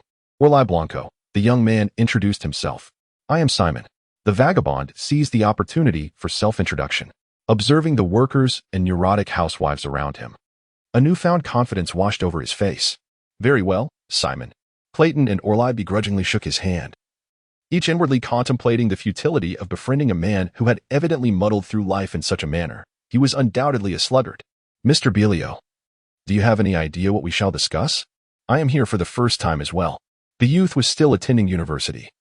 Not at the renowned coeducational scene university, but rather at the exclusively male Sasha University. Clayton's educational background was quite similar, having interrupted his studies to enlist in the military.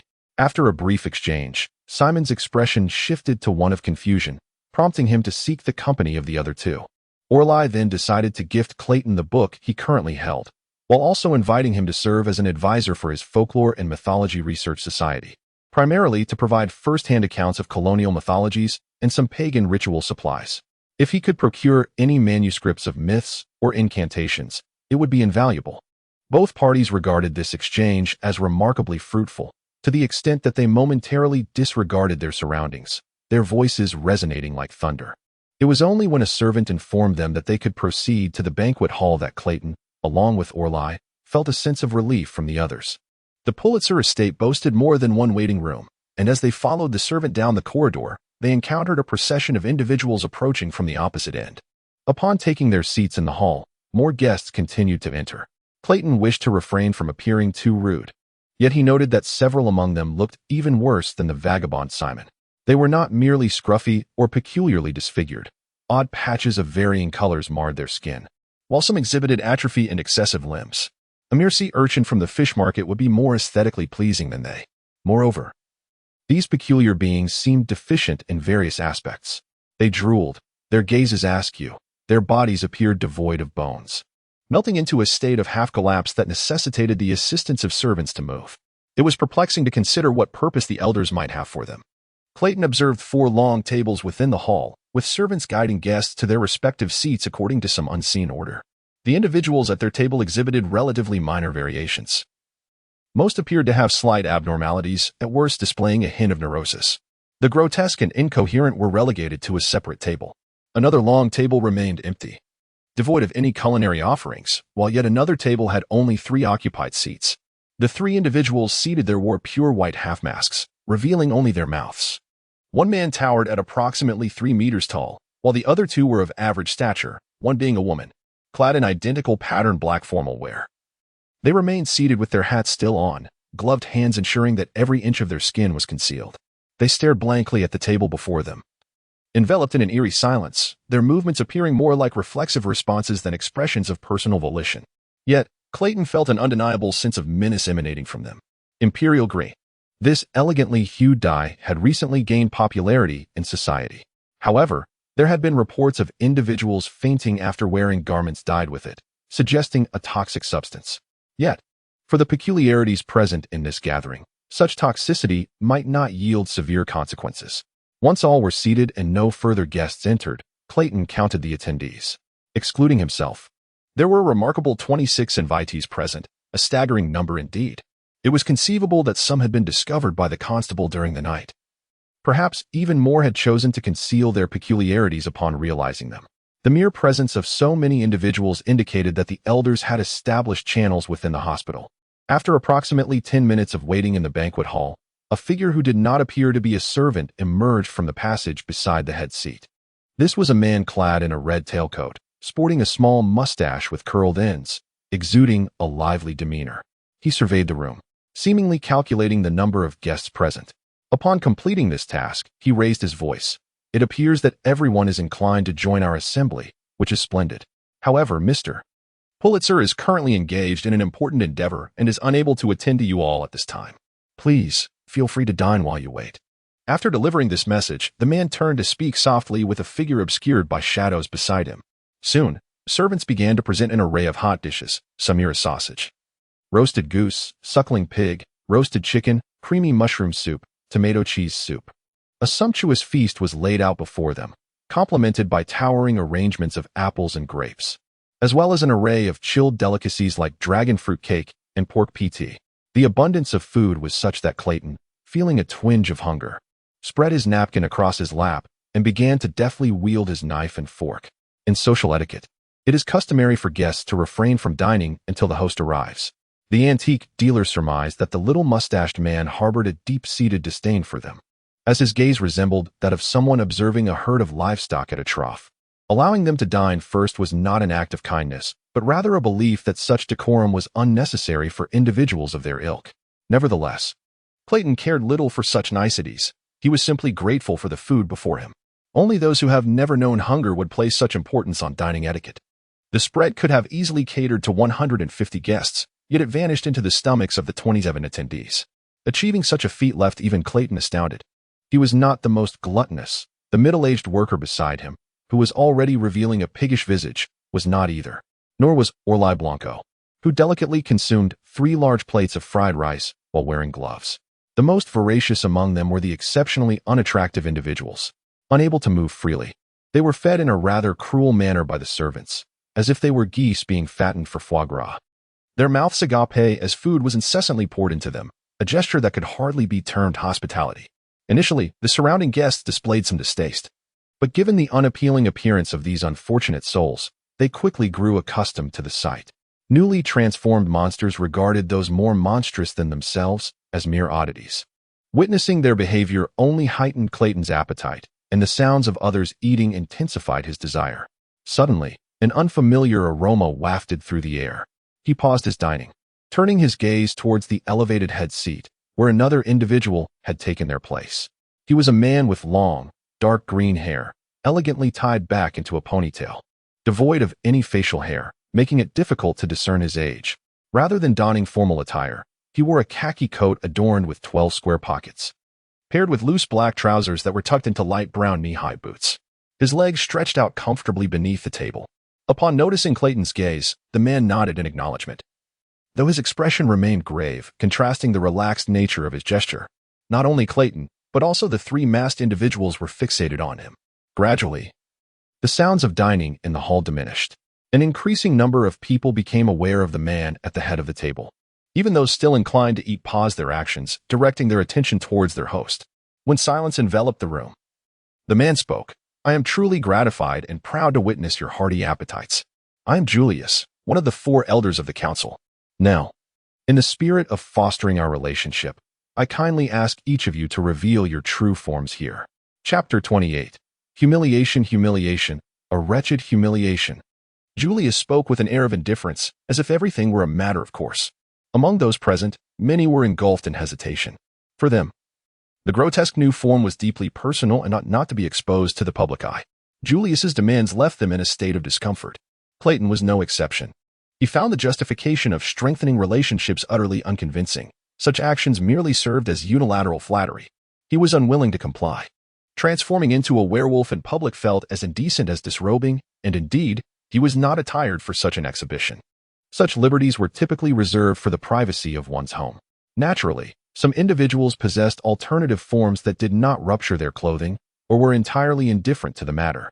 They stood up, their bodies expanding, pushing aside those beside them, comfortably displaying their fur and peculiar heads, seemingly proud, as if they believed this was a splendid opportunity to showcase strength and adaptability before the council's leaders. The chandeliers above illuminated the scene, while candlelight flickered on the table, casting a clear glow on their bewildered faces and the monstrous beings swaying nearby. The atmosphere resembled that of exhibitionists wandering among a crowd of victims. Why not follow suit? Do you not desire to accept the council's protection, preferring instead to remain concealed within the city? Julius, seated at the head, raised an eyebrow. The bad news is up front. If you do not join the council and recklessly reveal your identities in Sasha City, we shall not grant you a second chance. Should you fall into the clutches of the White Church's deacons, the consequences could be dire. Following his words, several who had been hesitant resolved to act.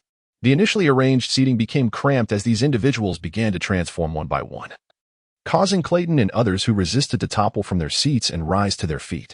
O'Reilly found himself unfortunate, flanked by 2 eager souls wishing to flaunt their might, a worker clad in overalls, resembling a boar, and a vagabond named Simon with a lion's head. As these 2 revealed their hybrid forms, O'Reilly was completely squashed in the middle. Clayton's situation was likewise precarious. He scoffed softly and pushed against the long table, which creaked as it shifted forward. Seizing the opportunity as the space widened, he leaped atop the table, followed by several others who refused to endure the humiliation, shattering numerous plates in the process. Julius's expression shifted from solemnity to surprise, but that was all. 1, 2, 3, 4, 5 individuals in total. Everyone had faced their true selves. It was unfair for those unwilling to do so. He looked at the others. Who among you will persuade these 5? Excluding the trio at the table's end who were too distant to garner attention, and those grotesque beings who could not manage themselves. 19 pairs of eyes fixated on the 5 at the table. Now, counting Clayton, there were 3 men and 2 women at the table. Even knowing that a significant portion of those watching would not intervene, the individuals at the table could still feel an immense pressure from those gazes. "Do you think this is a cage match?" Clayton coldly inquired. "Mr. Belio, I sincerely suggest you join us," Simon the vagabond said, his form resembling that of a lion, with a human head encircled by a mane, akin to the Sphinx Clayton had seen in the western kingdom of Mesli. Clayton discerned his insincerity. Simon likely hoped Clayton would not descend, wanting instead to seize the opportunity to demonstrate his worth to the council. A man of ambition, yet that was all he was. "Simon, are you seeking an opportunity to fight me?" Clayton asked, brandishing his cane, which concealed a sharp blade, as he nudged aside the impediments on the table. The creatures beside the table scattered, fearful of being splattered by food remnants. They were indifferent to most matters, yet maintained a human-level concern for hygiene. "Such a thing cannot be, Mr. Belio." The lion-headed figure wore a sycophantic grin as he leaped onto the table, his immense weight causing the wooden surface to groan in protest. "As guests, we ought to adhere to the host rules." Simon's size rendered him a barrier, preventing others from joining him on the table, and the one observing most intently was Julius, who interlaced his fingers beneath his chin, eagerly awaiting the outcome of their contest. They would soon learn the meaning of respect. Clayton could endure many forms of humiliation, yet Julius's unfounded arrogance was not among them. He sensed no danger from Julius, nor did he notice the three who felt threatened by his words moving an inch. Thus, he grew bolder in his actions. He positioned himself with one foot forward and the other back, standing sideways, gripping his cane like a teacher's pointer, and fixating intently on the fidgeting Simon. Simon, have you ever seen a lion? The lion-headed beast paused, sharpening its claws at the question. What sort of inquiry was this? How swiftly you lose depends on your answer to this question. Simon's face contorted, fangs protruding from his lips. I have not seen one, but what of it? Before he could finish, he lunged forward, and Clayton leaped back to evade the attack, seizing the moment to strike Simon squarely on the nose with his cane. The sound of shattering bone echoing through the air. The massive lion fell from the table, shattering more plates beneath him. His forepaws pressed tightly against his face in a futile attempt to alleviate the pain. Clayton weighed his cane, performing tricks with it. In Lorraine, lions were plentiful, and he had learned much from the locals about dealing with them, having personally slain two. Though Simon bore a human face, his attack style was indistinguishable from that of a lion. Since Simon had never seen a lion, he would not intentionally alter his method of assault to catch Clayton off guard. I believe we should not let such trivial matters breed discord, don't you think? Clayton remarked, pointing the tip of his cane toward the heads beneath the table, preventing anyone from challenging him further. The timing for their transformation was ill-suited. The impression of their humanity rendered those capable of defeating a lion quite imposing in their eyes. The other four individuals remaining at the table nodded in gratitude, thankful for Clayton's defense of their dignity. Clayton did not relax, as from the corner of his eye he noticed Julius rising, his right hand moving toward his waist. Was he drawing a gun? Clayton had no time to ponder further. He abandoned thoughts of dignity and honor, unleashing his true werewolf form and lunging forward. An invisible force met him before Julius, yet after Clayton intensified his effort, he burst through, colliding with Julius and shattering the chair at the head of the table. The one who claimed to be one of the council's four elders, Julius, proved to be easily overpowered. Once restrained by Clayton, he offered no resistance but grimaced in pain. Awkwardly gasping, "You run remarkably fast. I hadn't even drawn my wand yet." Clayton regarded him hesitantly, unsure how to proceed. The council appeared unreliable as well. However, leaving like this might lead to confrontation within the estate. He needed to take him as a hostage. Though victorious, Clayton felt a profound sorrow. He had offended both the Holy Grail Society and the council, and lacking faith, his only option left was to flee the city unless he were to serve the queen once more. The other guests in the banquet hall watched in stunned silence as he dragged Julius away, neither intervening nor following. For them, everything encountered that night was overwhelmingly exhilarating, leaving them bereft of the capacity to react. Just as Clayton was about to exit, he encountered an elderly man with the same deep green hair, clad in a rather unremarkable gray suit, followed closely by the little mustached man in the red tuxedo who had previously informed them of the dining arrangements. Upon witnessing the scene in the banquet hall, the old man furrowed his brow, while the little mustached man stood in shock, mouth agape. "Julius, what have you done this time?" the elderly man inquired sternly. Clayton felt an overwhelming sense of authority emanating from the elder, sending a strong warning through him. As he released his grip, Julius immediately knelt on the ground, coughing for a moment before casting an effortful, toothy grin towards the old man. "I merely wish to observe the newcomers," he said. The elder stepped forward, lowering himself to scrutinize Julius. "And you have turned this place into chaos, just as you do with everything else." Everyone was watching, and Julius tilted his head. "I wanted to know them better. There's nothing wrong with that." The elder shook his head, unwilling to engage further. He turned to the little mustached man. "Philip, take him to the confinement room. I shall decide how long he should be detained after my meeting." Philip promptly assisted Julius to his feet and guided him out, his movements gentle, as if he were not escorting him to confinement. Having determined Julius's punishment, the elder turned to Clayton, smiling as he said, "Mr. Belio, I appreciate your efforts in educating my wayward son. However, we must now discuss serious matters. I wonder if you still wish to consider a closer collaboration with us?" Faced with a reasonable elder, refusing seemed unwise. Clayton pondered briefly before responding, "Provide me with a pair of trousers, and I will act as if nothing has transpired." Chapter 29. Business affairs. When the elderly man with moss-green hair chose to take a seat, a multitude of servants began to bustle about. Clayton donned a new pair of trousers, while the other shapeshifters were not so fortunate, compelled to maintain their monstrous forms and shift the chairs farther apart. The elder settled into his new chair, his face pale and beardless, yet exuding a resolute masculinity. "I am Elder Gron of the council. The young man who was just here babbling foolishly is my son, and I apologize on his behalf." It seemed they were indeed convening a meeting, and the earlier commotion was merely an unfortunate incident in which a vase had been shattered. Now, allow me to elucidate the situation at hand. Gron scrutinized the newcomers. Even at his age, encountering such a sudden influx of individuals was unprecedented. During the era of obscured moons, the only means to increase their numbers was through natural reproduction. He had scarcely engaged in the nurturing of newborns, as had others, who typically tended only to their own offspring. Given the gravity of the matter, he deemed it imperative to attend personally. In recent months, council members had reported finding unidentified newborns. Initially, they did not take it seriously, but as the number of mutated newborns escalated, some of whom wreaked havoc in the lower districts of the city, he began to contemplate the concept of Judgment Day, intensifying surveillance over hospitals and sewer systems. The batch of darklings present in the banquet hall had been carefully selected. He had no time to meet each one individually and would have to conduct a re-education session at the end of the month. The Council of Sasha City is not a brotherhood or gang organization. Our primary mode of operation is through legitimate business practices. We merely leverage Mr. Pulitzer's family name temporarily. The government and the White Church are aware of our existence and currently harbor no hostile intentions. As long as we restrain our hands, we remain citizens of the Empire. Conversely, should you expose your identities in society, the government would be compelled to hunt you down.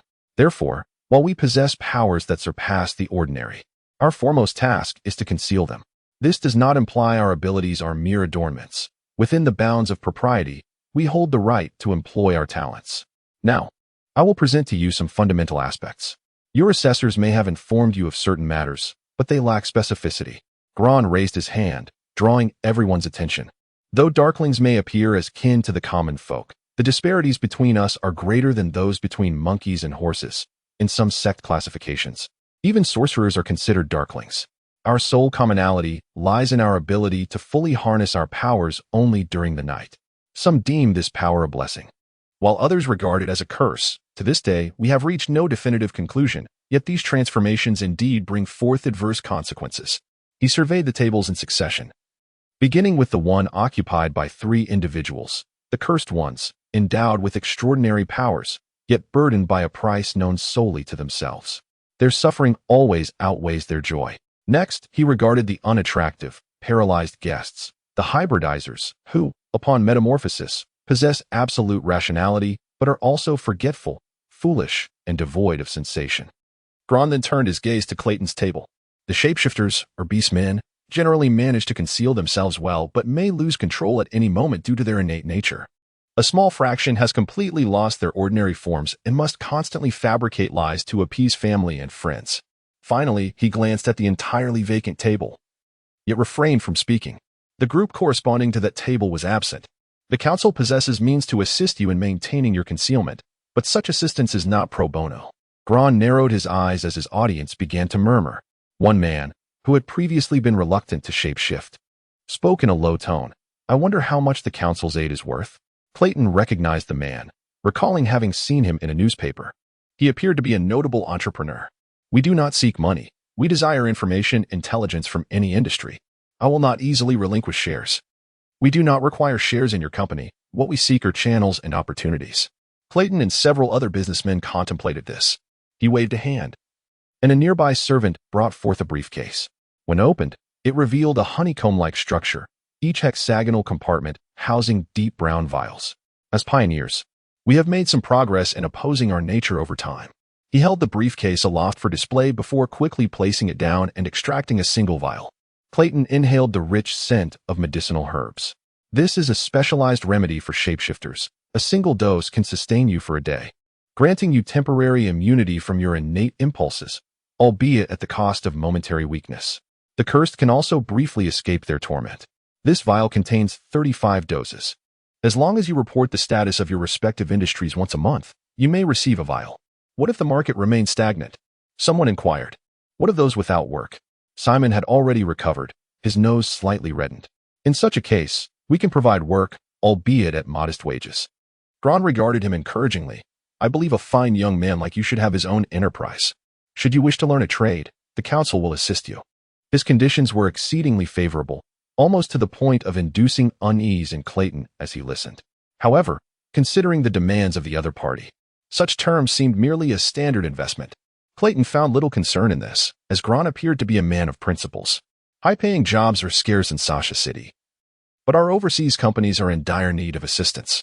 If you are willing to work on a ship or engage with the indigenous peoples of the colonies, we will offer not only monetary compensation, but also greater privileges as recompense. The conditions abroad are often harsh, with many climates unsuitable for common folk, but for darklings, such environments pose no issue. What of the hybridizers? Do these medicines affect them? Clayton posed a question. He noted that Gron had not mentioned that group while elucidating the effects of the remedies. Their interests seemed irrelevant to him, yet Clayton sought to ascertain the council's stance. Gron's brow furrowed, yet his tone remained cordial. They are in the process of pupation. There is no remedy for them. Beyond employment, we can offer nothing further, but we will send funds to their families. What a commendable resolution, Clayton mused. Gron closed the briefcase and rose from the head of the table. You may now take your leave. Should you choose to proceed as we have discussed, take with you the handkerchief you received upon entering the estate. If you wish not to join the council, simply leave the handkerchief behind. For those who wish to ponder, we have rooms available for overnight stays. Should you decide to become a member, the reporting of information can take place here or at 15 Shanyo Street or 266 Coconut Street. These are all council outposts, and you are welcome to visit at your convenience. I suggest you gather your information and return the day after tomorrow to apply for the specialized remedies. Aside from Julius, the entire process of recruitment by the council adhered closely to the norms of business. The absence of supernatural elements was reassuring to Clayton, instilling in him a sense of control over the situation. He opted to take the handkerchief and exited the banquet hall while others remained in contemplation. As for the antiquities trading industry, Clayton felt indifferent. It was not solely intelligence that could yield substantial profits. Just as he was about to exit the residence, a voice called out from behind, Clayton Bellio. Clayton halted and turned to see Philip, adorned in a crimson suit, hurrying towards him. This time, his demeanor was considerably more respectful. Mr. Bellio, Elder Groney would like to see you. Chapter 30. Security Task. Groney had his reasons for summoning Clayton, though the latter could not fathom them. He hoped it had nothing to do with Julius. Upon entering, Clayton found the elderly man with emerald green hair seated behind his desk, attempting to ignite his pipe. After several futile attempts to strike a match, he eventually conceded defeat. Groney regarded Clayton, pipe in mouth, and spoke directly. Mr. Bellio, you are quite exceptional. Clayton was taken aback and bluntly stated his suspicions. Is it because I struck your son? Groney waved a dismissive hand. Let us not allow Julius to cloud our mood.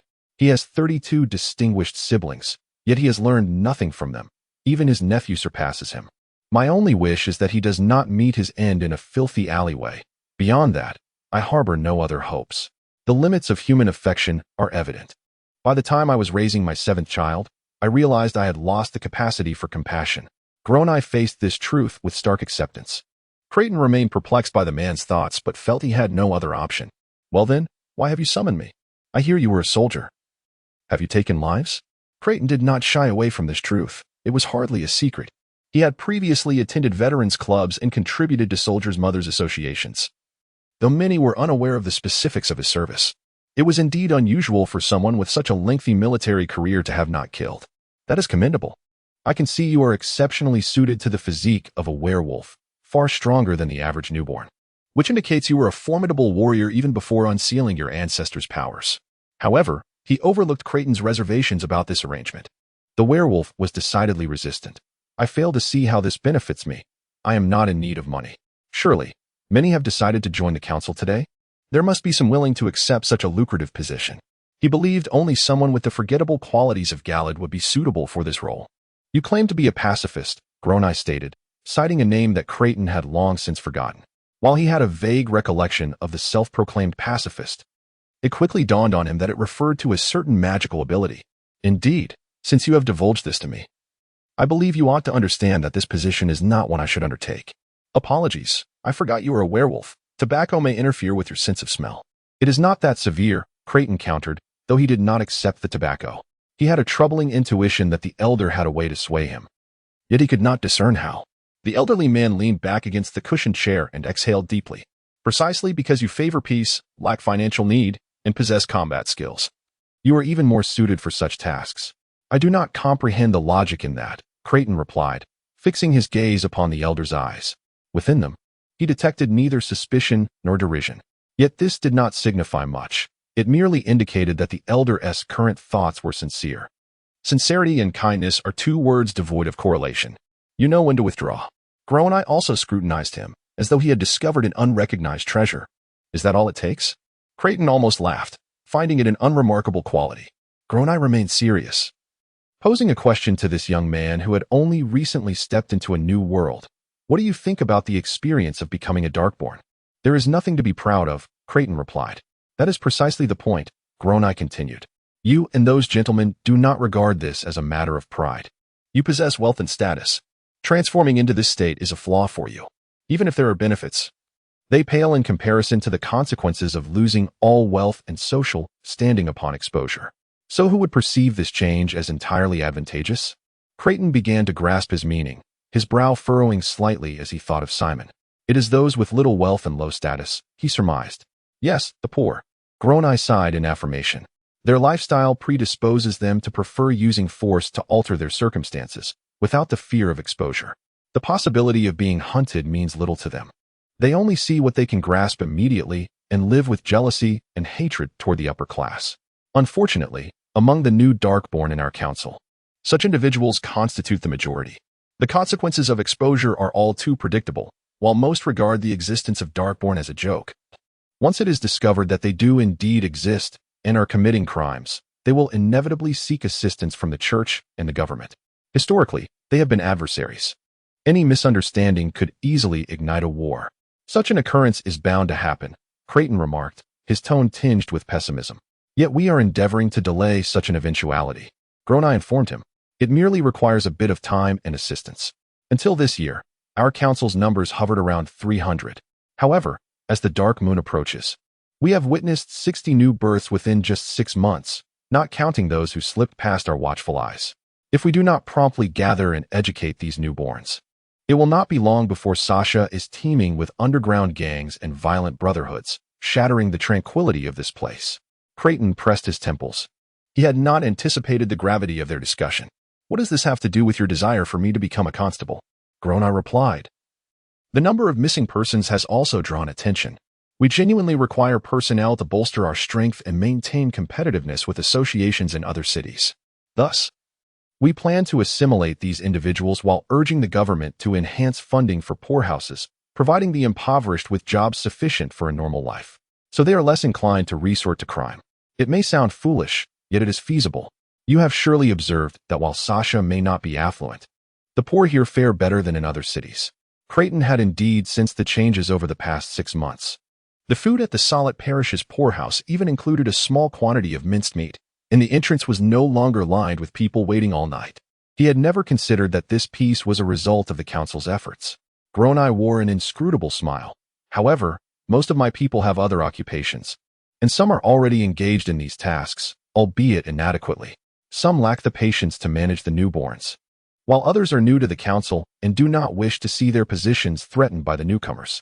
There are myriad reasons, and the outcome is that becoming a constable often resembles being an executioner, dealing with those peculiar corpses, and our informants are also put at risk. You truly overestimate me, Creighton replied coldly, for he was not one easily swayed. Grown-Eye, undeterred by his demeanor, added a condition. If you agree, I will disclose to you the number and location of the envoys from the Holy Grail.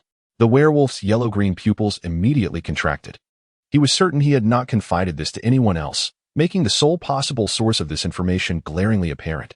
It was the evaluator from the council whose name he could not recall. He stated this was a secret. It remains a secret, but it is one between us. Grown-Eye replied, producing a black and white photograph and placing it on the table. The image showcased the footprints left behind when Creighton leaped from a high building after sniping the harpy. Such footprints, of that particular shape, were seldom seen outside of werewolves. The council is a newcomer to both the Holy Grail Society and this city. Thus their knowledge of the grievances between them and the Monty family is scant. Bound by the initial agreement, they are unable to intervene. However, should a novice forge enmity with them prior to joining, that is beyond our knowledge and control. He hinted at something. Clayton slipped the photograph into his pocket without offering a response. What else? The elder inquired, his expression one of confusion. Why do you wish to eliminate members of the Holy Grail Society? Clayton's gaze pierced the elder, as he did not believe that such a trivial task would be sufficient to compel the other to betray a representative of a similarly ranked organization, unless they themselves were inclined to take action, hindered only by the constraints of their own rules. Seeing his unwavering certainty, Groany's demeanor shifted dramatically. That is not something you need to know. Chapter 31. Resolute Thoughts. Creighton has procured the medication. The council is preparing to purchase a building in the St. Alvin parish to serve as a branch for the Public Security Bureau. Once finalized, Creighton will assume his new position, likely within 2 weeks. At the conclusion of their conversation, he was imparted certain pieces of information as an advance reward. Among the 3 envoys, there exists a dark-skinned cleric, a woman who possesses knowledge of the ritual of desirous blood. Due to her unique abilities, she is referred to as the Faceless Spider Cleric, an acquaintance of Groany from before the establishment of the council. In the past, extraordinary beings seized power through their abilities and then wielded that power to assess strength. Servants, knights, grand knights, legion commanders, champions, scepters, crowns. This practice became so prevalent that even the dark-skinned began to adopt it as a means of establishing hierarchy. Groany categorized Creighton as a knight, akin to the Spider Cleric. However, this rudimentary classification only quantifies physical destructiveness and fails to truly reflect the level of an extraordinary being. Some may possess the physical strength of an ordinary person, yet in extraordinary circumstances, they can single-handedly dismantle a town.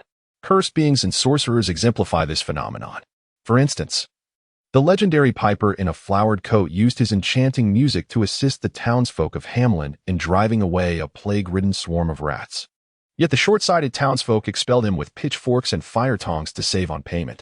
That very night, the furious piper played once more, causing the children of the entire town to lose their sanity and follow him into the depths of the forest. Dark-skinned individuals can also be sorcerers. The Spider Cleric is a natural sorceress and, in addition, an empath. Her inherent advantages endow her with extraordinary wisdom. She excels in dark magic and can communicate with infernal demons. Groany advised Creighton to pinpoint her true form before attempting to eliminate her, should she realize that she is being targeted by a fellow extraordinary being.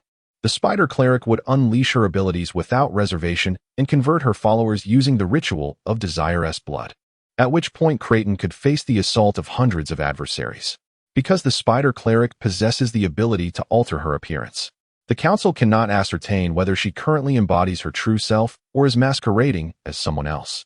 However, upon her arrival in Sasha City, her identity was definitively that of Rosa, a dancer from the Broken Wing Angel Strip Club.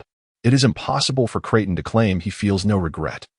Had he known that Rosa was the Spider Cleric, he would have acted differently when she visited to tarnish the silver coin. Alas, knowledge at that time would have been futile. To him, the Holy Grail Society was merely a gang of superpowered individuals summoned by Joe Monty, and he believed that he could remain inconspicuous. As for the other man, Creighton holds no concern for him. He has never encountered this individual, and thus far, his anger has been directed solely at the monsters forged by the ritual of desirous blood. These sentiments are what drive him to continue hunting the members of the Holy Grail Society, with Joe Monty being of no consequence. Since Groany indicated that only the Spider Cleric among the Society's envoys knows how to perform the ritual of desirous blood, the fate of the others is irrelevant. Tonight, he finds himself ravenous once more. Upon returning home, Creighton completed his correspondence and crafted a feather fan popular in the Hanaway Islands as per his client's request. His hands were covered in adhesive made from natural materials, and he had dismantled some inexpensive jewelry to embellish his creation with gem fragments. Yet he lacked the time to finish and would have to continue the following day. By 10 o'clock, he immersed himself in literature to supplement his knowledge of mysticism, practiced mastery over his transformed strength, consumed a copious amount of raw meat to replenish his vitality, and, in passing, fed Clara. His day had been exceedingly fulfilling. Clara contentedly devoured the minced meat in her glass aquarium, her gaze solely fixated on her meal, devoid of hatred. Observing her state of tranquility, Creighton found himself somewhat moved. He mused that if he were as simple-minded as her, perhaps he too could attain happiness. When one is stirred by sympathy, it is akin to madness. One cannot find peace without courting peril. Just as he now finds himself entangled with the Holy Grail Society, compelled to eradicate them. The society had caused him to mistakenly kill an unfortunate soul, leaving him in a discontented state. Creighton placed the aquarium atop the table, intending to converse further with Clara.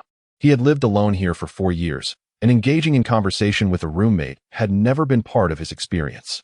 Even though this entity had nearly claimed his life in the past, she could now provide some semblance of companionship to alleviate his loneliness.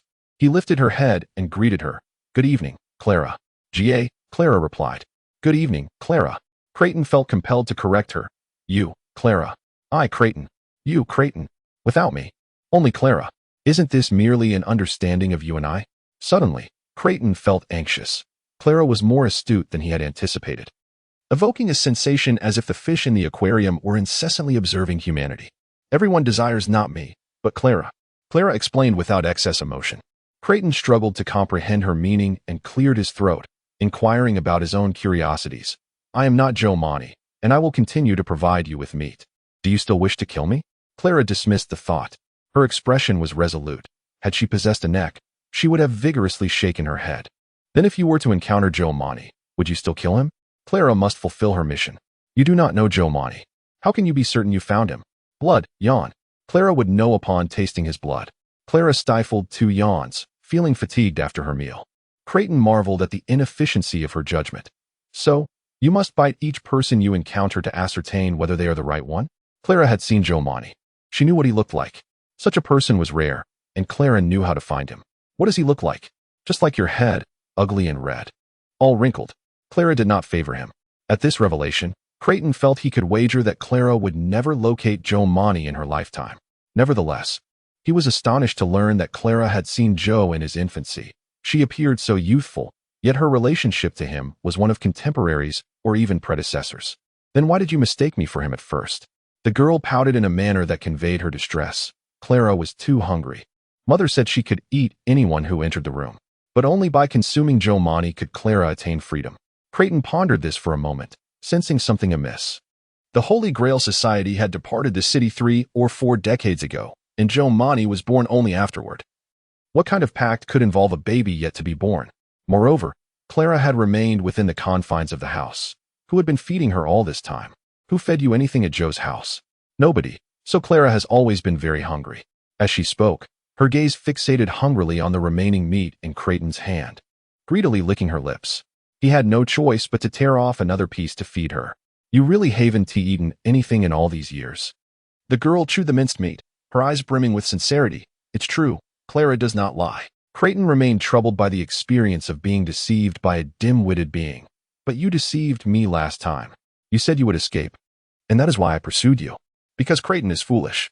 Clayton, filled with ire, leaned back against the chair, only to regain his composure swiftly. With dexterous hands, he placed Clara back into the fish tank brimming with developing fluid, set it upon the cabinet, and covered it entirely with a cloth. If he could not silence her, who could foresee the dreadful words she might utter next? Restlessly, he perused his book for a while longer, until the church of St. Morid began to toll its bells. The melodious chimes heralded the commencement of a new day. He donned his attire, freshened up, and prepared to make another visit to the central police station.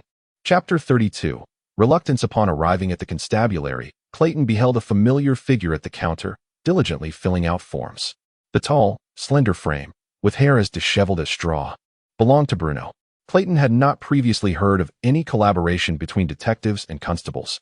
As Bruno finished his paperwork and turned to face him, he remarked, "I bear unfortunate news. The report you requested may be delayed. The assistant responsible for your commission, Sanders, was reported yesterday for violating the urban security ordinance and is currently detained." "What happened to him?" Clayton inquired. "It is unclear who identified him as a detective and reported him for illegal possession of a firearm. I have done all I could, but he will remain incarcerated for at least another 3 days." Bruno spoke with an unsettling calmness. Such reports were commonplace in their profession. The urban security ordinance strictly forbids firearm possession within the city unless one possesses a permit.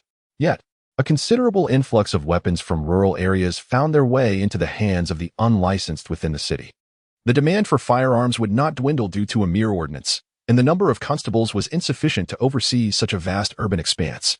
The detective profession, in particular, became a haven for those possessing illegal firearms. Well-known detective agencies could indeed secure permits, but small firms like Bruno's constituted the majority of the industry, frequently encountering perilous individuals. Without means of protection, their lives were at stake.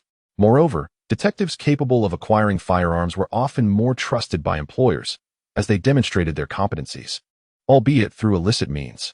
Why not simply pay the fine? The fine amounts to £5. After settling it, he would have worked for naught and still owe £2. I shall see if I can expedite his release. Although the constabulary building in the St. Alwyn parish had yet to be established, his name was already inscribed in the constable registry, perhaps granting him such authority.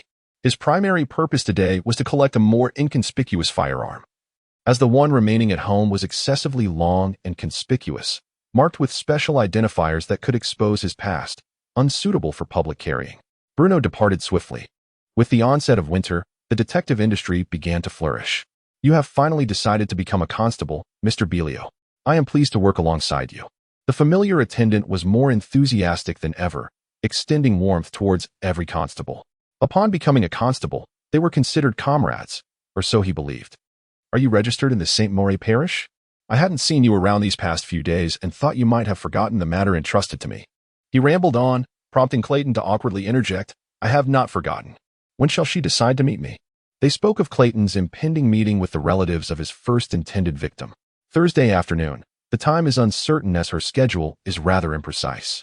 Clayton lowered his head, extracting a 10-shilling note from his wallet. Thank you. Consider it a meal on me. Murder itself was a rather effortless endeavor. It was the aftermath that instilled anxiety. Are you all right? I am fine. Then I shall rest easy. The attendant accepted the note, adding, that was a misunderstanding. Do not let it weigh heavily on your heart. In my view, those afflicted with madness ought not roam freely, for they pose a danger to others and are susceptible to harm themselves. Should they all be released, our constables would have little else to occupy their time.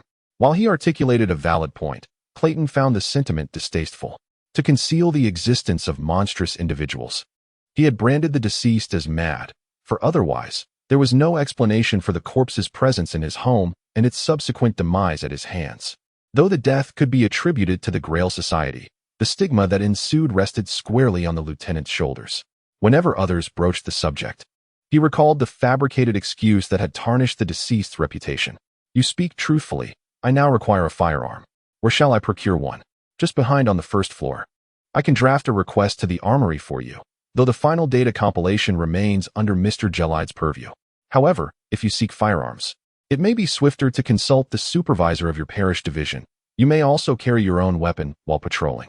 I have come to the central constabulary merely to collect my equipment. Very well.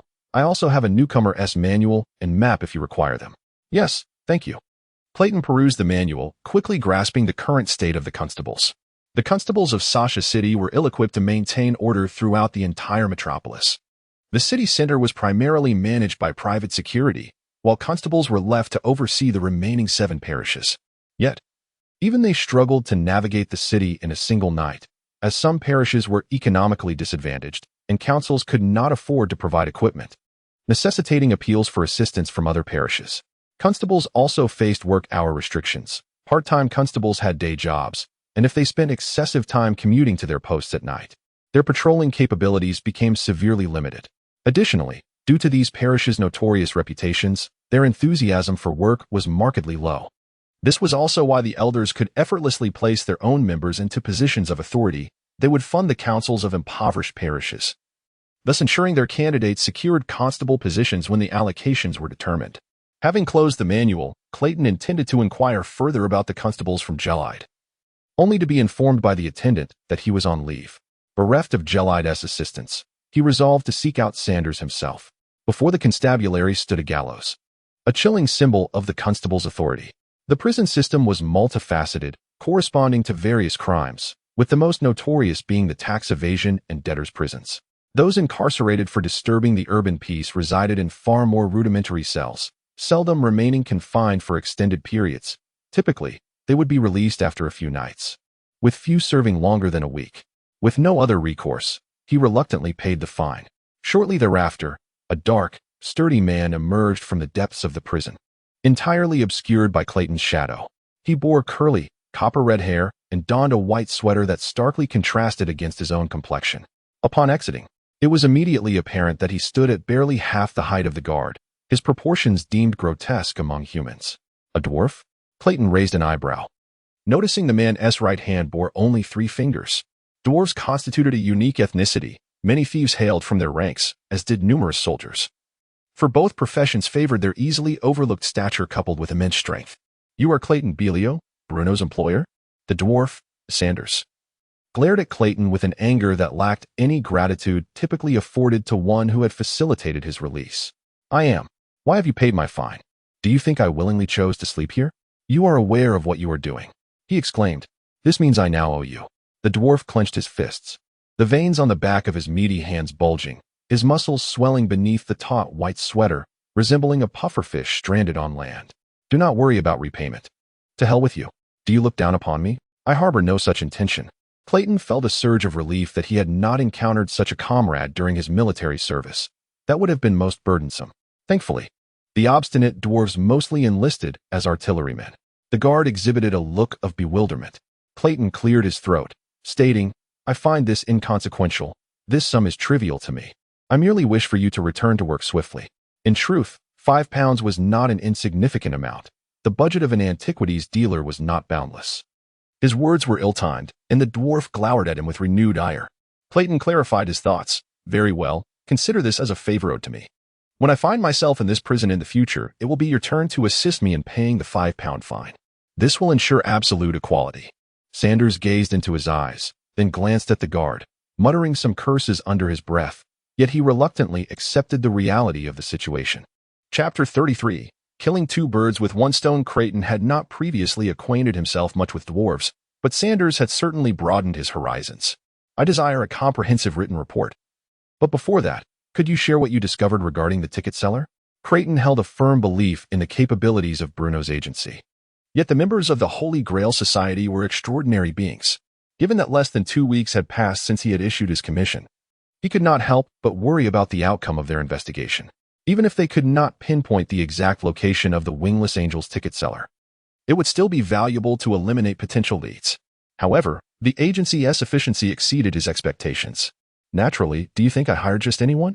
That ticket seller is right in the St. Alwyn parish. It is I who found him," Sanders exclaimed, leaping up in indignation, his head barely surpassing the cake on the table. Since Clayton had invited him in, he had refused to sit and insisted on standing while conversing. "Besides you, who else is searching? 3 others are assisting me in this endeavor."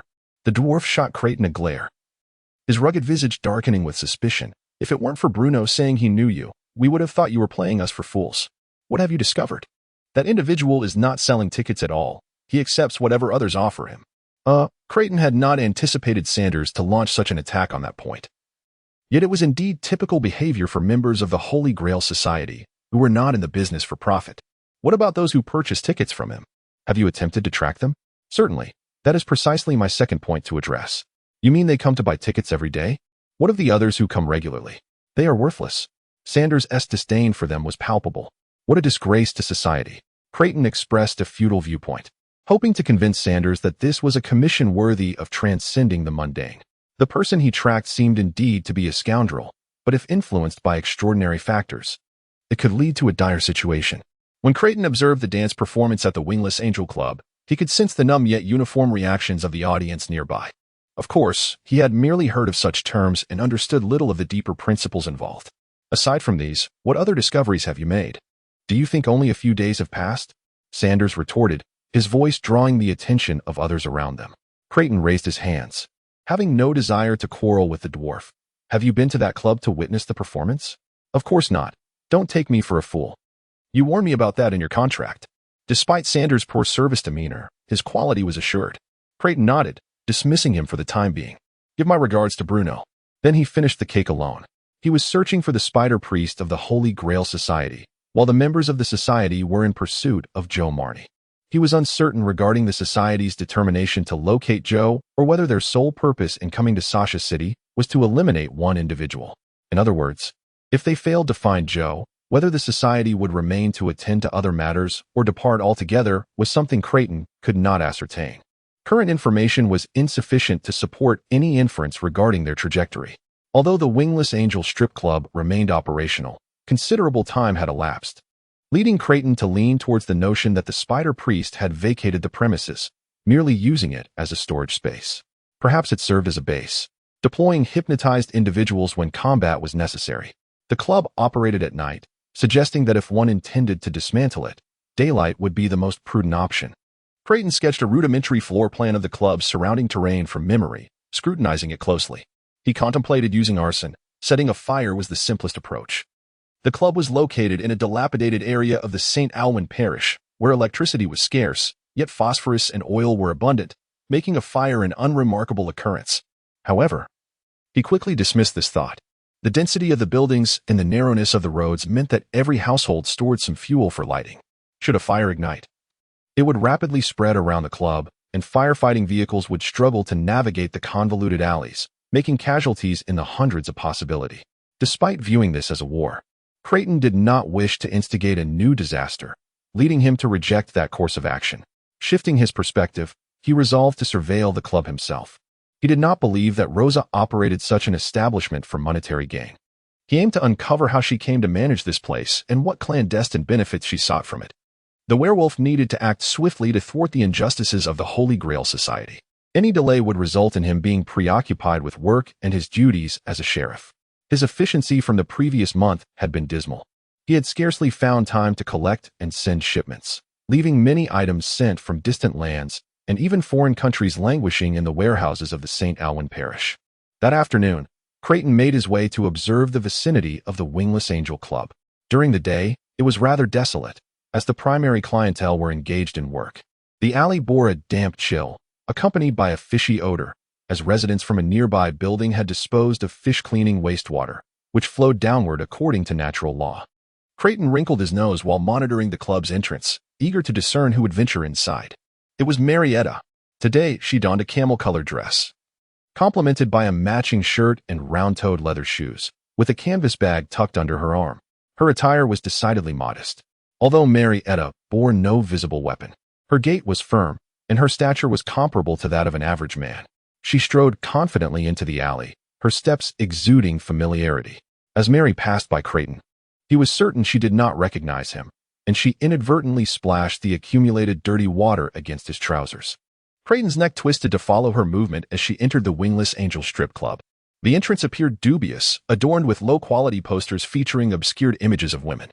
Thus, the possibility of Mary taking a wrong turn was eliminated. He began to question his own eyesight. Wasn't she a sheriff? Even if her role as a sheriff was part-time, her presence here seemed inappropriate. Or perhaps she was indeed working for the Holy Grail Society, which would explain why she frequented this place during the day. If she were employed by the society, it would be entirely reasonable for Bruno to follow her, especially after he had just eliminated a watcher. But did Galad know of this? He seemed to be Mariette's partner. Creighton leaned against the wall in the alley, contemplating for a moment, then resolved to wait until she emerged to discreetly inquire in a secluded location. He hoped Mary would not resort to violence. Otherwise, he would be compelled to strike a woman. It seemed somewhat harsh to say, yet striking Marietta would indeed bear no repercussions. As he pondered, a sudden fear washed over him. Mariette's eyes appeared to see everyone as Galad. Could she still recognize her family? He intended to inquire about this matter as well when the time came. Chapter 34. The Lady Knight. Creighton waited for approximately 40 minutes. And by the time Marietta emerged from the club, the dampness on his trousers had dried. She strode confidently through the alley, her head held high. Before Creighton could halt her advance, she inadvertently splashed dirty water onto his trousers once more. "You ought to stop, miss," he said, his voice laced with genuine hostility. Mary paused, unflinching as she regarded him, a man half a foot taller and twice as broad as herself. "Do you require assistance, sir?"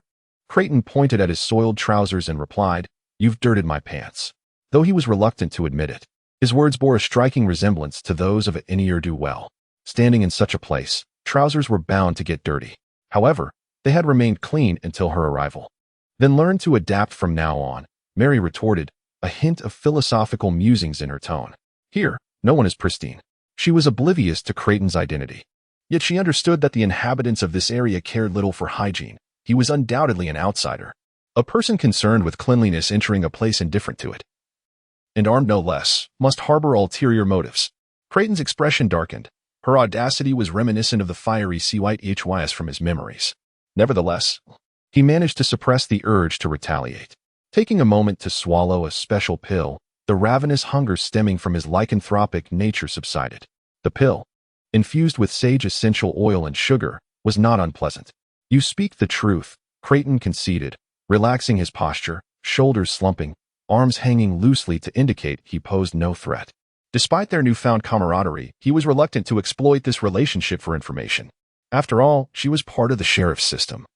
A simple inquiry into the roster of those who patrolled the area by day would reveal everything. "I see," Mary remarked, drawing nearer with her bag slung over her shoulder. "If that's the case, I might cooperate with you." As her voice faded, she discarded her cloth bag and lunged forward, her skirt billowing behind her from the sudden motion, splashing filth at her feet. Creighton instinctively retreated, but the wall behind him left him with no room to escape. He observed Mary darting towards him, her left hand shielding her body while the right remained concealed behind her back, a stance indicative of an impending attack. However, her hastiness had betrayed her aggression, and Creighton anticipated a swift thrust. Indeed, she lunged with remarkable speed. The lieutenant discarded his firearm, pivoting against the wall to evade her strike. He heard a dull thud as her blade pierced the air. Had he not dodged, he might have lost his liver. A splendid strike, Creighton thought, admiring her combat prowess. As a woman, her skill was commendable, though still adjusting to his new form. His reflexes and physical abilities had significantly improved since becoming a werewolf. Even without formal training, he could now hold his own against elite boxers. Such physical superiority fostered confidence. He would willingly allow her several more attempts to attack. Yet, Mary furrowed her brow, her brown eyebrows nearly knitting together. That previous strike had been her utmost effort, executed at breakneck speed. If she could react to that, she doubted her chances in a conventional battle. Creighton was prepared to engage with her regardless of her chosen method, but he hoped to avoid further conflict. Marietta seemed to be a partner of Galled. It would be unnecessary to offend him over a mere misunderstanding. Me? Conceal? Marietta mused, her fighting spirit rekindled. Perhaps, it's certainly better than being filled with lies while armed. Suddenly, she raised her leg to rest against the wall, deftly retrieving a dagger from a strap on her thigh, contrasting sharply with the pen in her other hand. She then moved with purpose, charging at Creighton while wielding both weapons. Her waist twisted, arms flowing like supple willow branches, her motions exuding a resilient grace. The blade sliced through the air, her assault relentless and fluid. Not only was she attacking, but she was also defending herself. Creighton stepped back, evading her strikes. Fully aware of her tactics as the assailed party, Mary adeptly employed not only her weapons, but also her fists and elbows, executing a combat style known as Minya self-defense, a martial art acquired by the Kingdom of Dorne from a colony enamored with dueling. It encompassed a complete system of unique footwork and short-blade techniques. The advantage of Minya self-defense lay in its remarkable speed, dazzling opponents, and allowing swift incapacitation with a dagger. However, its glaring flaw was the lack of kicking techniques, leaving her lower body nearly unguarded. Creighton recognized this weakness, yet he found himself unable to counter it effectively with kicks, as his proficiency in that area was insufficient, especially against a warrior of Marietta's caliber. Cavalrymen typically engaged their foes from horseback, rendering kicking practice unnecessary. However, this did not render him powerless against Marietta. As he nimbly retreated, he deftly removed his coat. "Young lady, do you know how to utilize a dual cloak?" "Huh?" Marietta was well aware, causing her actions to falter momentarily. Creighton yanked off his heavy woolen coat and hurled it at her. Its size was overwhelming for her slender frame. Marietta could only see a vast expanse of black as the cloak enveloped her, sending her weapons flying from her grasp with a force akin to a whip-esque crack. Then came a second blow. She could see nothing. Creighton ensnared her upper body entirely within his coat, rendering her arms immobilized. In his youth, he had spent time with cattle and sheep. Thus he was quite familiar with the use of whips and lassos. The dual cloak, designed for combat, had evolved into a ceremonial garment for cavalry, serving purposes akin to whips, lassos, or the cloth used by bullfighters, concealing weapon placement, distracting opponents, and disarming them. Most importantly, obscuring the enemy's vision before delivering a flurry of blows. Creighton had inquired about the cloak upon seeing Mary adorned in cavalry attire for the first time. Setting aside his manner of speaking, he found her admirable. After all, qualified men willing to serve as lawmen were few and far between. Moreover, he was a gentleman and would not strike a woman indiscriminately. Thus, he simply tucked her under his arm and bent to retrieve her cloth bag, dagger, and firearm, effortlessly carrying over 100 pounds of weight as he vanished into the alley. The entire encounter transpired in under 2 minutes, their conversation and skirmish failing to rouse any onlookers. When the cloak was finally removed from Marietta's head, her first instinct was to rush to a corner and vomit. Creighton's arm remained constrictively wrapped around her abdomen, a decidedly uncomfortable position. After she had expelled the contents of her stomach, she noticed some metallic fragments at her feet. Alongside refined whale oil infused with blue luminescent dye trickling down the wall she had been bracing against, originating from the power supply pool of the overhead electrical system. Surrounded by dust-covered industrial machinery, the powerful iron arms have succumbed to rust. Above, a towering spire reaches towards the heavens, its roof soaring over 20 meters from the ground, with only a solitary skylight allowing a stream of light to filter in. This is an abandoned warehouse. The train station of St. Alvin Parish advances along the tracks, flanked by numerous similar warehouses on either side. Can we converse now? Mary turned to look, the tall man silhouetted against the light as he gazed at her. Chapter 35. The handover and take over. Mary Etta fell into a profound silence. It had been so easy for someone to cast her aside. The last time this happened was when she was merely 16. As the daughter of a knight, she could not afford to show weakness. Yet, the man before her was all too familiar with her fighting style, possessing physical prowess and reflexes that far surpassed her own. Victory was simply unattainable. Though she was not bound, the thought of further resistance had fled her mind. After a prolonged silence, she finally asked Clayton, "May I leave a farewell letter?" Dragging her to an abandoned warehouse, she had already resigned herself to her fate.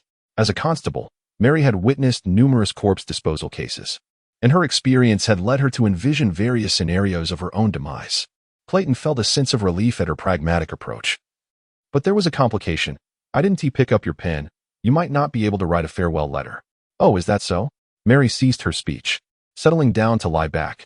It seemed she had concluded that any other action would be futile, so she opted for the most comfortable position. "Oh, but I refuse to believe that," Mary thought, her spirit crushed. Clayton, sensing her despair, attempted to console her.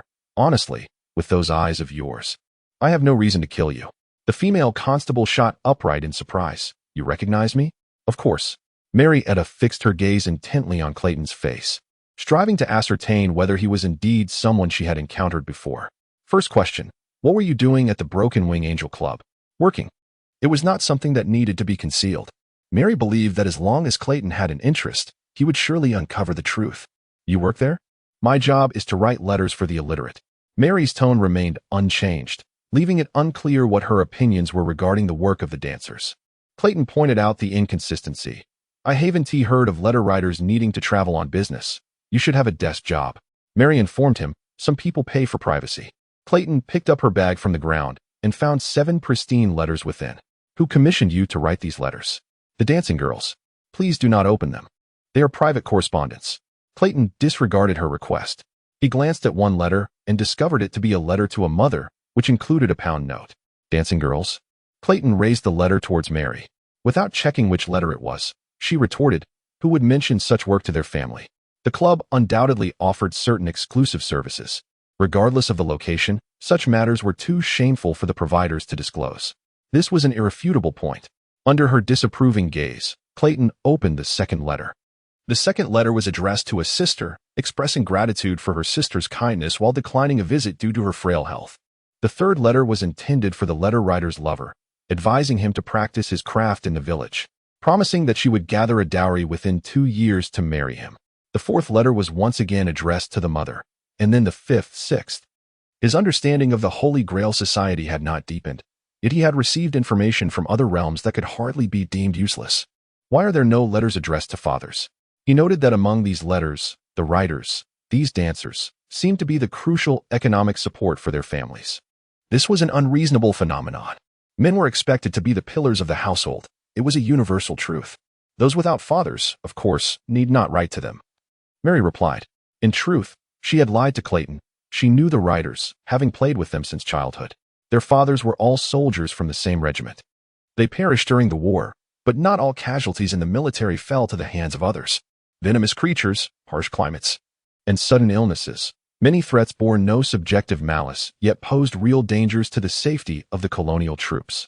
Without the glory of dying in battle, there were no pensions. This rule had plunged many families into hardship, including those of the girls Mary knew, though she herself was not among them. The fact that Mary could afford a comfortable life was testament enough to their friendship, especially since they had requested her assistance in writing letters. Clayton sensed something amiss. People always gravitate towards their own kind, And what sort of work would lead to such loss of fathers? He was all too familiar with that scenario. He shifted the topic. So, do you know who owns this club? I do not know, neither do they. Under the gaze of his yellow-green wolf-like eyes, Mary realized she had spoken too much and pressed her lips together. Such establishments involved tax evasion. Agents usually handled these matters, yet ownership frequently changed hands. And no one could ascertain who currently held it. Is Rosa still performing at the club? She has always been. What is your relationship with her? Are any of these letters addressed to her? His inquiry was not superfluous. Often, the girls in such places did not use their real names. And the signatures on the letters would differ entirely from how others referred to them, rendering the letters unidentifiable. When did she begin working there? She has been there for several years, but I am not close to her. The fact that she had remained indicated that the identity of Spider Priest had replaced a genuine one. Rosa was not a mere fabricated identity. Yet, Clayton found his first visit to the Broken Wing Angel Club felt rather unnatural. A longtime worker should have been able to discern the audience's peculiarities at that time. She ought to have been suspected. Where does she reside? I do not know. Have there been any unusual occurrences at the club recently? Have the girls complained about anything? I am merely a letter writer. But you are also a constable, right? Then do keep an eye on them. Do not let them come to harm. He took his hunting rifle, pushed open the iron door painted green, and departed. Mary watched his retreating figure, still bewildered by his intentions. However, she knew that besides Clayton below, another individual required her investigation. Sanders was an artilleryman. Or rather, he had been one. While transporting a howitzer, a fixture came loose, causing the cannon's barrel to fall from the cart and crush 2 of his fingers. Although he believed this would not hinder his ability to handle shells and operate a cannon, his superior did not share this sentiment and found an excuse to dismiss him. Since the culprit of Sanders' injury was military equipment, he received a small compensation for his medical expenses. Yet, it was indeed a meager sum. That money vanished after 3 days of drinking upon his discharge. However, it was precisely this series of events that led Sanders, in a daze, to work at Bruno's office. A connection he could hardly recall. At Bruno's urging, he began utilizing his physical prowess for surveillance work. The pay for this job was neither too much nor too little, meaning that by the end of the month, he would invariably spend every penny he earned. This had been inconsequential in the past, but damned if it wasn't a twist of fate. The client Bruno had introduced him to had overpaid by £5 to extricate him from a bind, leaving him indebted. After parting ways with Clayton, Sanders walked away, consumed by his troubles. Although they reached an equitable agreement that he would assist Clayton in paying a fine of £5. This also implied that he must always be prepared with a deposit of £5, lest he find himself in a predicament should Clayton unexpectedly be imprisoned without funds. In other words, he needed to learn the art of saving money. Yet, how could he possibly possess such capability? Throughout this ordeal, Sanders was tormented by his thoughts, his legs instinctively guiding him homeward. It was only upon entering his abode and settling onto his familiar little sofa that he began to survey his surroundings, only to realize that they were not as he remembered. The antiquated vanity, the shattered tiles beneath his feet, the flickering electric light on the walls. This was not his room, nor was it his home. He was not even seated on his own sofa. Instead, he found himself before the vanity, perched upon a high stool. It was an entirely alien environment, yet Sanders instinctively felt a sense of comfort, the familiarity enveloping him like home. Rationally, however, this sensation felt abrupt and terrifying. In the midst of his panic, a pair of hands suddenly clasped the sides of his head. Through the reflection in the vanity's mirror, he beheld a woman standing behind him, her figure obscured above the chest. Her voice whispered in his ear, "My dear, please tell me what you have experienced." The dwarf wished to resist, but even this thought felt strangely familiar. Under the onslaught of her voice, he swiftly succumbed to unconsciousness. Chapter 36. Psychological Trauma. Is Miss Mary Etta's mental state sound? Clayton finally inquired, unable to suppress the question that had plagued him for 2 days. Ever since he had reprimanded the young lady, she had taken to wandering the alleyways of that area daily, seemingly in search of him. Clayton even suspected she had resigned from her job to have the time to seek him out during the day. This incessant disruption compelled him to remain vigilant of the scents in the air, lest he encounter her on the street. Before that confrontation, he had thought little of it, believing Mary would forget him in an instant. However, upon realizing that Mary could unhesitatingly turn lethal against a mere stranger, one who was only slightly suspicious, referring to himself, he found himself compelled to regard her with caution. Her psyche appeared overly sensitive, akin to someone just returning from the battlefield. Considering that Gadel was her partner, Clayton believed he might have some influence over Mary.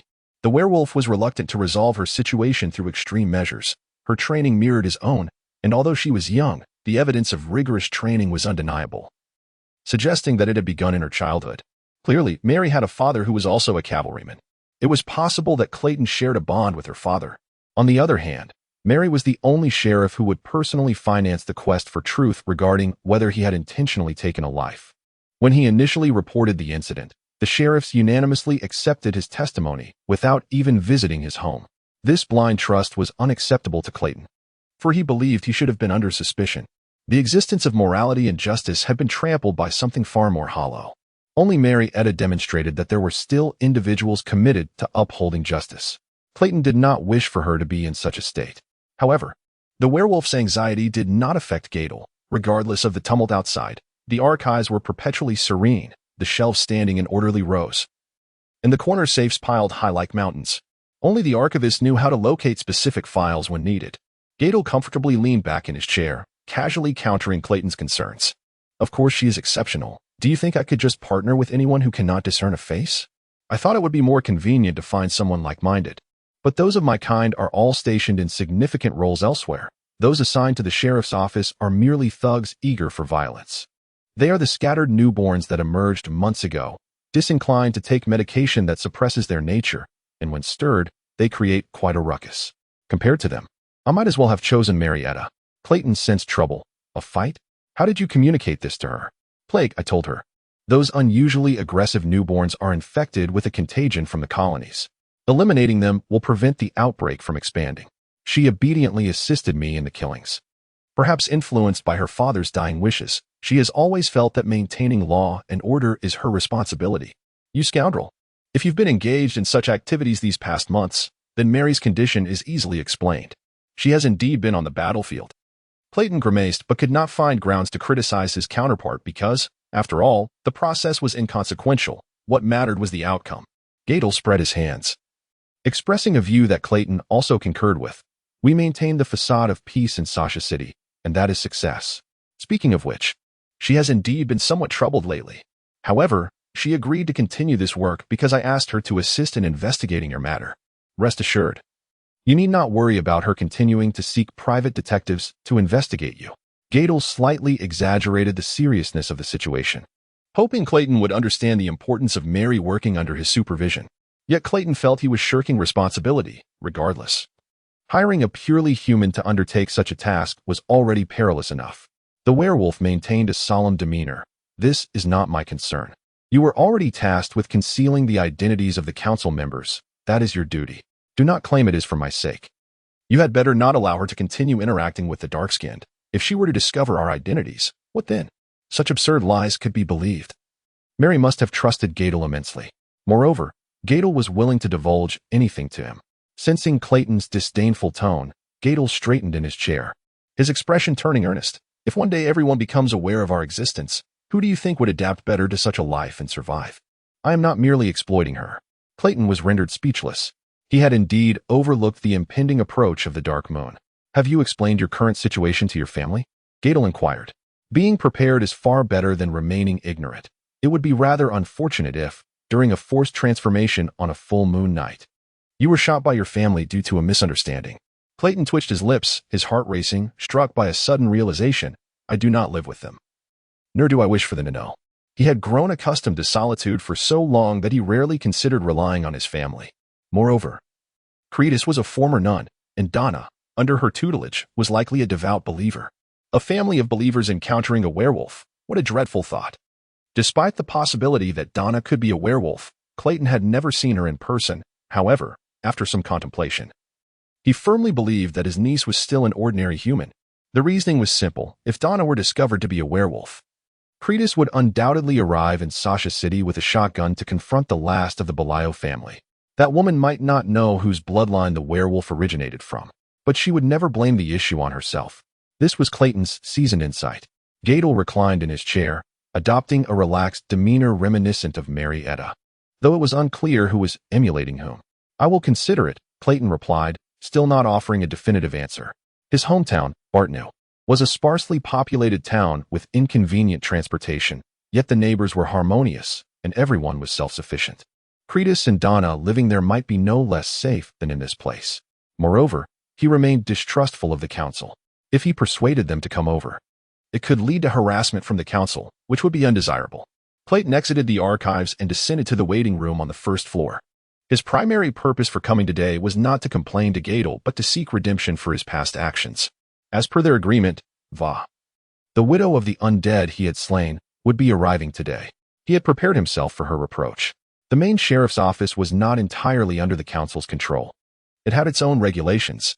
Thus, to meet Va, he could only arrange it here, with someone present as a witness. This was to prevent a perpetrator from losing control of their emotions and committing murder again. This evening would also be a full moon night, posing a risk of frenzy for werewolves. Clayton had taken suppressive medication in advance. He did not wish to tear anyone apart in public. Va had not specified a particular time for their meeting that evening, and Clayton would wait for her, perhaps until 10 o'clock. However, around 6, a gaunt woman in trousers entered, accompanied by a stranger sheriff. She was Va. The sheriff spoke. "If you do not mind, I shall take my leave." He sought Clayton's approval. It was dinner time for most, and no one wished to remain there idly. Clayton had no objections. He merely observed Va. This pitiable woman. Her sorrow had rendered her aged. Beneath the flickering glow of the candlelight on the table, every wrinkle upon her visage appeared to deepen as she gazed upon her mother, who resembled a specter. Despite the chill in the air prompting her to don additional layers, she still appeared emaciated. Clayton pondered the early hour of her arrival, clearly indicative of a lack of legitimate employment and the absence of children to attend to, for otherwise, she would surely be engaged in culinary duties at this hour. Viva took her seat, and an extended silence ensued. Clayton was the first to break it. "I deeply regret the loss of your husband. Should you find yourself in need of financial assistance, I am willing to provide support. If you have children, I shall cover their tuition until they complete their education." As he spoke, he extended his business card, signaling her to understand where to seek aid. "Is this all you wish to convey?" The woman's voice was frigid, devoid of inflection, her gaze fixed away from Clayton's face, leaving one to wonder whether her demeanor stemmed from an overwhelming calm or an acute anxiety. "Indeed. This is the extent of my feasible reparation," Clayton earnestly replied. "Is it penance? It is my attempt to atone for my transgressions." Chapter 37. Clues. The woman raised her gaze, meticulously observing Clayton's well-fed, robust cheeks, while her own visage transformed in the firelight into a stone-like sculpture. A sorrow conveyed itself to Clayton through an ineffable conduit. Vivia refrained from uttering any scathing remarks. She simply inquired about one matter, a matter that Clayton, in the realm of reason, ought to have comprehended, yet had never thought to ask. "I wish to accept your apology, but do you know my husband's name?" This question struck Clayton like a powerful electric shock, inducing a severe headache. The receptionist who had contacted Vivia on behalf of the police had not disclosed the name of the deceased, and indeed, he had never considered seeking this information. Thus, he could only respond to Vivia, "I'm sorry, I do not know." Names are sacred entities. Everyone ought to be aware of whose life they have extinguished. Yet, this is not a simple matter. To kill a nameless person is merely to eliminate a concept termed enemy. To kill Jack or Ryan is to truly take a life. Therefore, Clayton chose not to contemplate whom he had slain. He did not wish to hear that name. He pressed his forehead with his hand, speaking thoughtlessly. "But that is not significant. I contacted you to compensate the living. Soldiers are damned pragmatists, and the longer they endure, the more so they become. I have no further needs."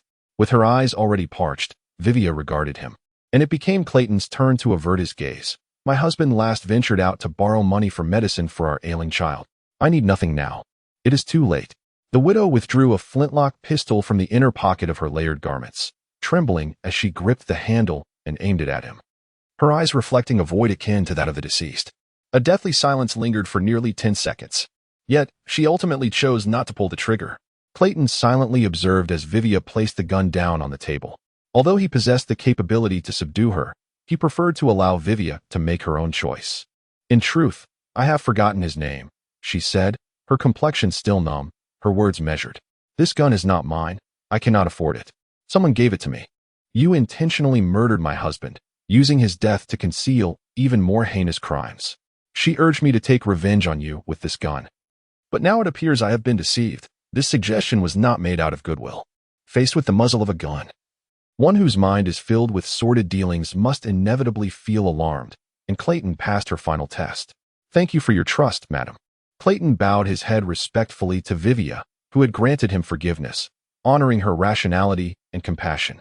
"However, could you tell me who exactly provided you with this gun?" "I do not recall. Since my child passed away, my memory has deteriorated significantly." Upon mentioning this, Vivia seemed to recount another's experience, her face devoid of emotion save for the etched fatigue. She did not inquire about the truth behind her husband's death, nor did she ponder the intentions of the individual who bestowed the gun upon her. This was simply because she had reached her limit in every aspect of her spirit. Her presence here was merely a response to an invitation.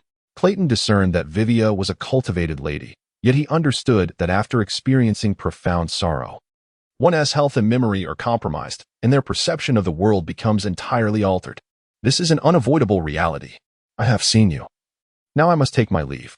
Vivia rose, her steps faltering, prompting Clayton to rush forward to support her, which she accepted with natural ease. She did not thank him, and after regaining her footing, she exited the waiting room alone. After days of investigating the Wingless Angels Club, Clayton concluded that he had no choice but to launch a direct assault. There were always people present, day or night. The girls inside never ventured out. They employed others to deliver their sustenance, connecting the dots between the firearm Vivia had received and the incitement. Clayton had to acknowledge a troubling fact. His actions might have been discovered by the Holy Grail Society. They were already on guard against him and poised to strike. If Clayton could not locate the spider priest soon, his circumstances would only worsen. Thus, he resolved to initiate the next phase. "Clara, can you enter into a contract with me?" This was the question he posed to Clara after perusing the book's entries on demons. The text recorded in a rather convoluted manner that demons are not concrete entities. They are spiritual beings, capable of remote possession and conversing within a person's consciousness. Human emotions serve as a vital source of nourishment for demons, which is why some choose to forge pacts with them. Most demons are rather trustworthy. Sorcerers, by sacrificing certain emotions and spiritual essence, can receive powers to see into the hearts of others or be taught the art of manipulating minds. The flames that once seared Clayton were indeed such magic, capable only of altering his perception of pain, not burning other entities. Clayton was quite intrigued by this power, and since a demon was present before him, he was eager to seek counsel. Clara, seated at the table, wore a bewildered expression. "Contract? What is a contract?" A demon, yet unaware of what a contract was. The werewolf's heart tightened.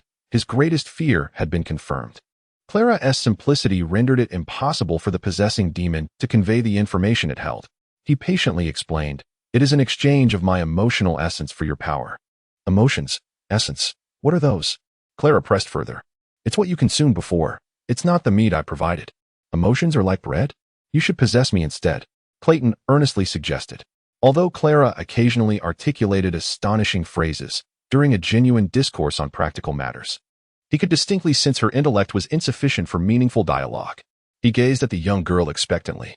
Clara's eyes spun in circles, innocently locking with his. "What does it mean to possess? What are you on?" "On the table," Clara replied. Clara began to regard Clayton with a sympathetic gaze. Clayton unconsciously raised his voice. "Not that." Clara pouted, her gaze wandering elsewhere. Though she was dim-witted, she understood that this answer was undoubtedly correct. "Where did you come from?" Clara emerged from Joe Marnie's home, and before that, Clara naturally resided at Clara's house.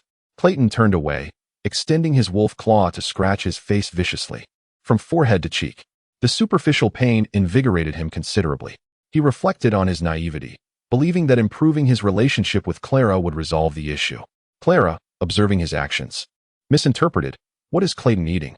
"Clara wants to eat too." "No more eating. No more," the head shouted. Clayton sighed deeply, profoundly grasping the nature of the entity with which he was conversing. Such intellect. Why would anyone seek her as a contract demon? "You are a demon, are you not?" he questioned, uncertainty creeping in. If not for Clara's formidable immortality and her terrifying ability to survive years without sustenance, he might have deemed her simply a being referred to by Groan as a wormkin. Clara proudly declared, "Clara is not a demon. Clara is Clara." Nevertheless, Clayton would not abandon her. This house was too desolate, and having someone to converse with was a welcome reprieve. Keeping Clara was far more economical than maintaining a dog. "Its mother," Clara added. For the first time, she provided Clayton with the answer he desired. Clayton's actions came to a halt. To be honest, in that fleeting moment, his thoughts drifted to Joe Marnie, who worked at the Craft Institute. This notion sent a shiver down his spine, causing his ears to almost perk up. Clara's mother? Ah. Mother mentioned that I should go to work, so she took Clara to the Marnie residence. Clara recollected that they had breakfast before taking the carriage over. Clara proudly declared their arrival at the Marnie family's ancestral home by carriage. Suddenly, Clayton realized that the person he was conversing with also had a residence in Sasha City. He had finally uncovered a clue. Clara, Clayton pondered, may I visit your home? In that moment, the werewolf's smile was exceptionally warm. Chapter 38 Salvation Army. Miss Charlotte behind the counters, eyes widened the moment she saw him. Clayton had never considered that anyone would miss him. Although it was merely the words of an employee, he felt a touch of emotion. Indeed, perhaps I should take a look at the shop. Clayton hesitated briefly before beginning to rummage through his wallet. He contemplated the necessity of granting Miss Charlotte an extended leave. As for the business, he had some assistants in other parishes, with whom he could communicate remotely through letters, albeit with some inconvenience. However, Charlotte promptly rejected his offer without a second thought. No, that's far too long. 3 days will suffice. The holiday will be paid as usual. Please don't do this, or I might misinterpret your intentions towards me. Although Clayton was considered handsome by popular standards, he did not fit the type that Charlotte found appealing. Moreover, there was a 10-year age gap between them, which she could not accept. Clayton was taken aback by her candidness. Is there anything I can assist you with? Not really. Then a month is unnecessary. Do you enjoy working? Clayton could not fathom her response. Charlotte tucked her fingers into her hair, distressed. I simply do not want to stay at home for too long. My parents might think I've been dismissed. Then go accompany your suitor and consider when you might prepare for marriage. With the changing times, people were marrying later in life. Yet Clayton's mindset lingered on the pastoral life of Bartno, where many were engaged by the age of 14 or 15. He ascended the staircase to the second floor while Charlotte remained behind, contemplating the necessity of marriage before departing from the antique shop with her bag. Meanwhile, Clayton discovered what he sought in the studio upstairs, a silver birdcage. This item was rather rare, as not many were inclined to keep birds, and even fewer would purchase a silver cage. Clayton had long forgotten how it had come into his possession. It had been in the shop for nearly as long as he had, remaining unclaimed until now, finally proving useful. Without this item, it would be difficult for him to take Clara out. Although Clara remembered where her home was, it was utterly impossible for her to describe the location solely through her limited verbal abilities. To guide her, she needed to see the outside world.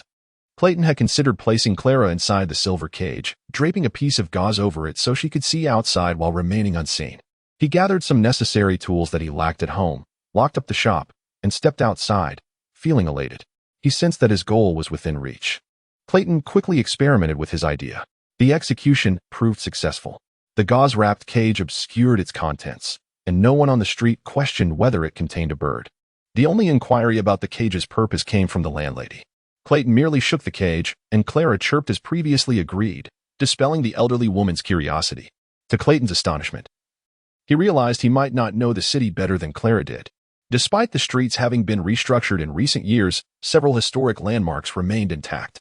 Upon sighting these buildings, Clara immediately discerned whether to turn left or right, her excitement and decisiveness gradually alleviating Clayton's doubts about her intellect and memory.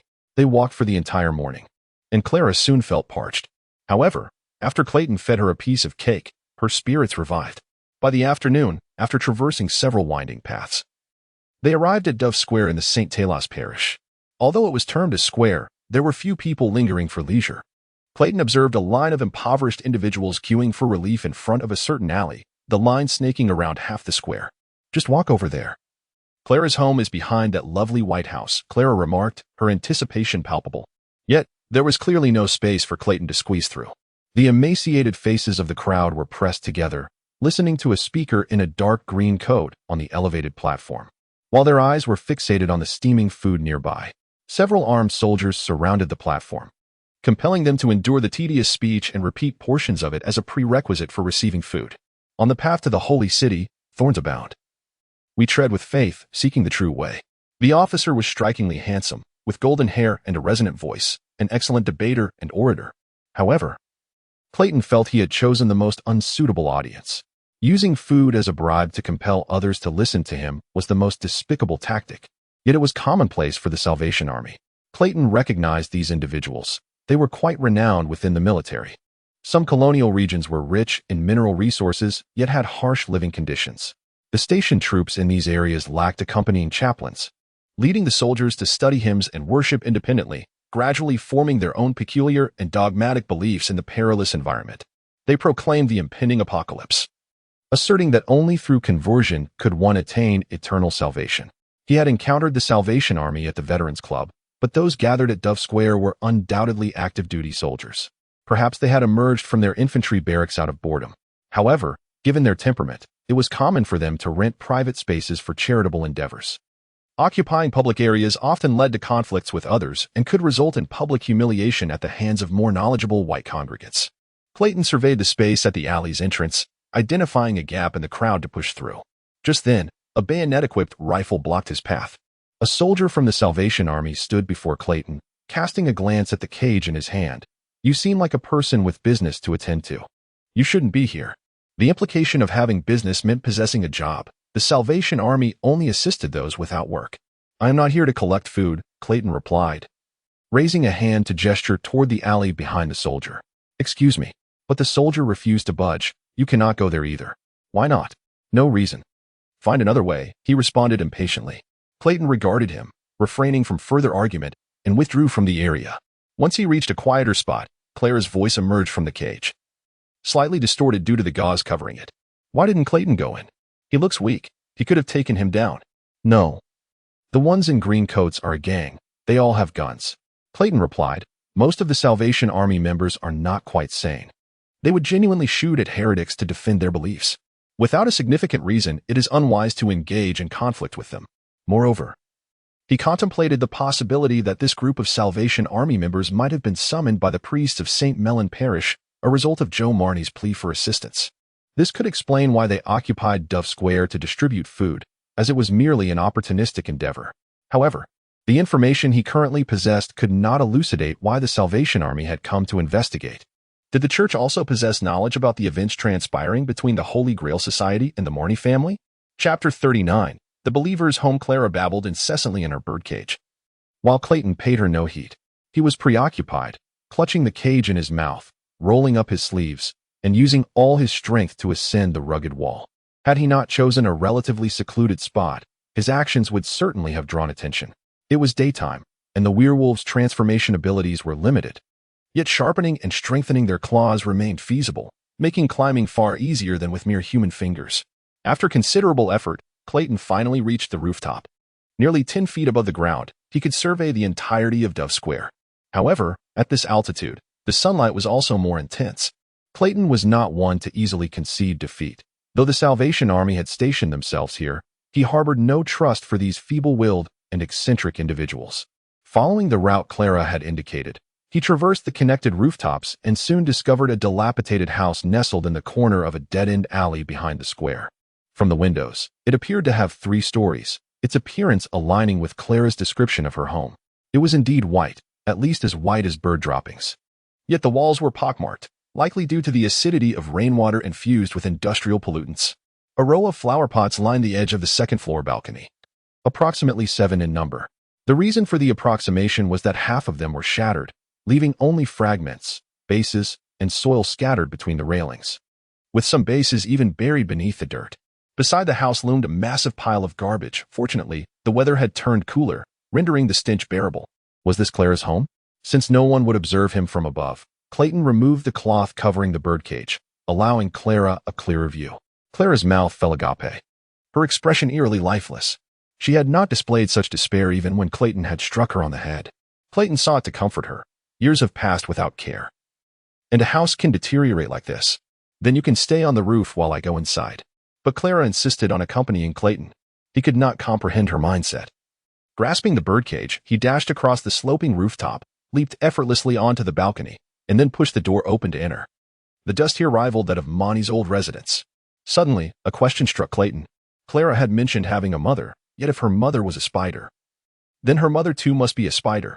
The title of spider priest, he could not quite ascertain this notion, as the intellect of a mixed bug creature should not warrant such a designation. Who would allow Clara to preach to them? What did Clara's mother look like? He glanced into the bedroom behind the balcony, where personal belongings that could indicate the owner's identity were alarmingly scarce. Opening the wardrobe revealed an assortment of clothing, both male and female, with sizes varying greatly. This did not resemble a personal bedroom. Rather, it appeared to be a storage space for garments.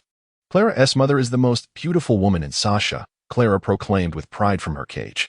Is she also a spider? Upon hearing Clayton's inquiry, Clara regarded him as if he were a monstrosity. Did he truly find spiders beautiful? Clayton faltered.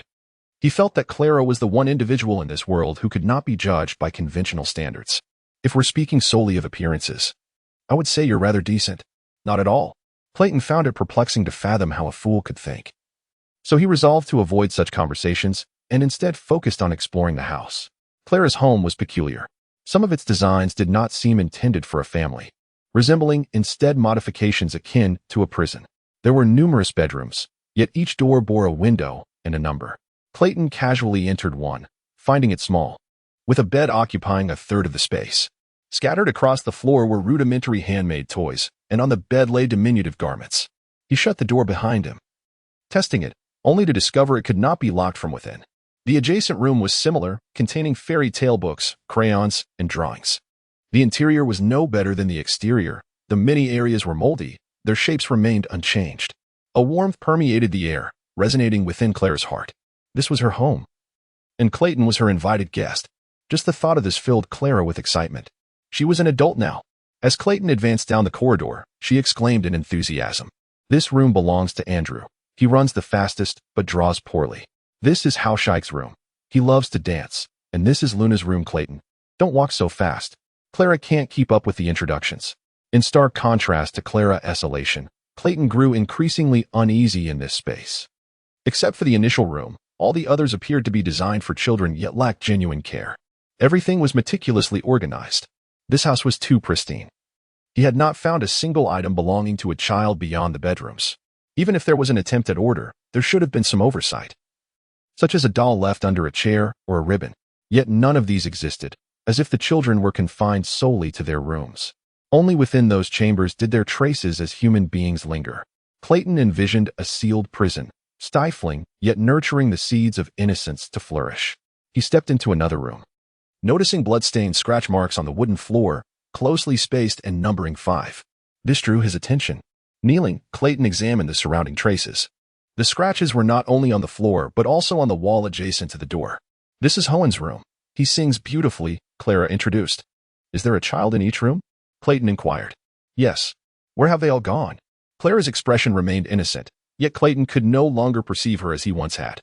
Clara was unaware. After the offering, they had vanished. Offering? Is it painful?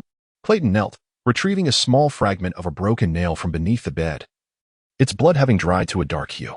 He scrutinized it, his voice icy and unyielding. Clara remained oblivious to his change. Yes, offering hurts a lot. But it's what Mother demands. If we don't offer, we can't enter the kingdom of heaven. Then, we want to be able to be together after death. Clayton pocketed the nail and rose to his feet. I wish to see Clara's room. Clara's room is 211. He paused at the door, contemplating for a few seconds before turning the handle and pushing it open. Like the other rooms, the decor was unremarkable. The bed's quilt was neatly folded. Yet the walls bore some graffiti, revealing that the child within possessed an extraordinary spirit. Taking a few more steps inside, Clayton noticed a small white dress lying on the floor, suitable for a child of 7 or 8. It appeared to have fallen from the bed and was covered in dust, with the outline of a pair of scattered shoes faintly visible beneath it. Although it was still daylight, he felt the werewolf blood surging through his veins with a fervor rivaling that of the night he had awakened under the full moon. Something within him roared in fury. His yellow-brown eyes quivered in their sockets, blood vessels threading across the whites of his eyes. His hand clenched involuntarily, wolf fur piercing through the skin on the back of his hand, while the pure silver birdcage in his left hand radiated a burning sensation. In a reflexive motion, Clayton hurled the birdcage onto the bed and retrieved a medicated pill wrapped in paper from his pocket, swallowing it swiftly. As the capsule slid down his throat, the boiling blood within him began to ease. Clayton had returned to a state of normalcy. He cast a glance at the burn marks on his left hand, which were visibly fading, and suddenly entertained the thought of releasing Clara from her silver cage, an idea that would have been unthinkable to him before. However, he recognized that the moment was not yet ripe. What was Clayton contemplating? Undoubtedly, Clara was once again irate. Anyone confined within a cage and tossed about would certainly feel anger. He cradled the cage with care and earnestly declared, "Clara is a good child, and her mother ought to learn from her." Clara's face brightened once more. The lieutenant continued to hold the cage with his left hand, musing that had Clara's mother still been alive, he would have severed her head as well. It remained uncertain whether the unpossessed Dark Ones still possessed immortality. Chapter 40. The caretaker of Mice Clayton continued to wander through the house, searching for remnants left by the Grail Society. In a room seemingly used by adults, he discovered a peculiar scripture, its cover adorned with gilded letters in an unfamiliar language. Upon opening it, he found it to be nothing more than the most fundamental scripture of the White Church, the Chronicles of the Heralds, recounting the tales of the prophets who first sensed the will of the Father. A portion of the text was highlighted in red ink, declaring that the Father commanded the leopard, lion, and she-wolf to test mankind, compelling their submission, while the defiant would dwell long in the Son's desolate realm. Those willing to obey would be guided into paradise by the spirit hounds. Clayton deemed it nonsensical. Nevertheless, it was the only item related to the Grail Society he could find on the 3rd floor, and he decided to take it with him. However, Clayton felt an unsettling sensation as he descended the staircase. He thought he heard something scurrying, yet when he glanced in the direction of the sound, he saw only the white walls and floor. This peculiar occurrence heightened his vigilance, prompting him to tread more cautiously. The aged floorboards creaked underfoot, and the elusive sound of movement vanished in an instant. Was it a mouse? Clayton remained uncertain. He had encountered these furry creatures numerous times in the countryside.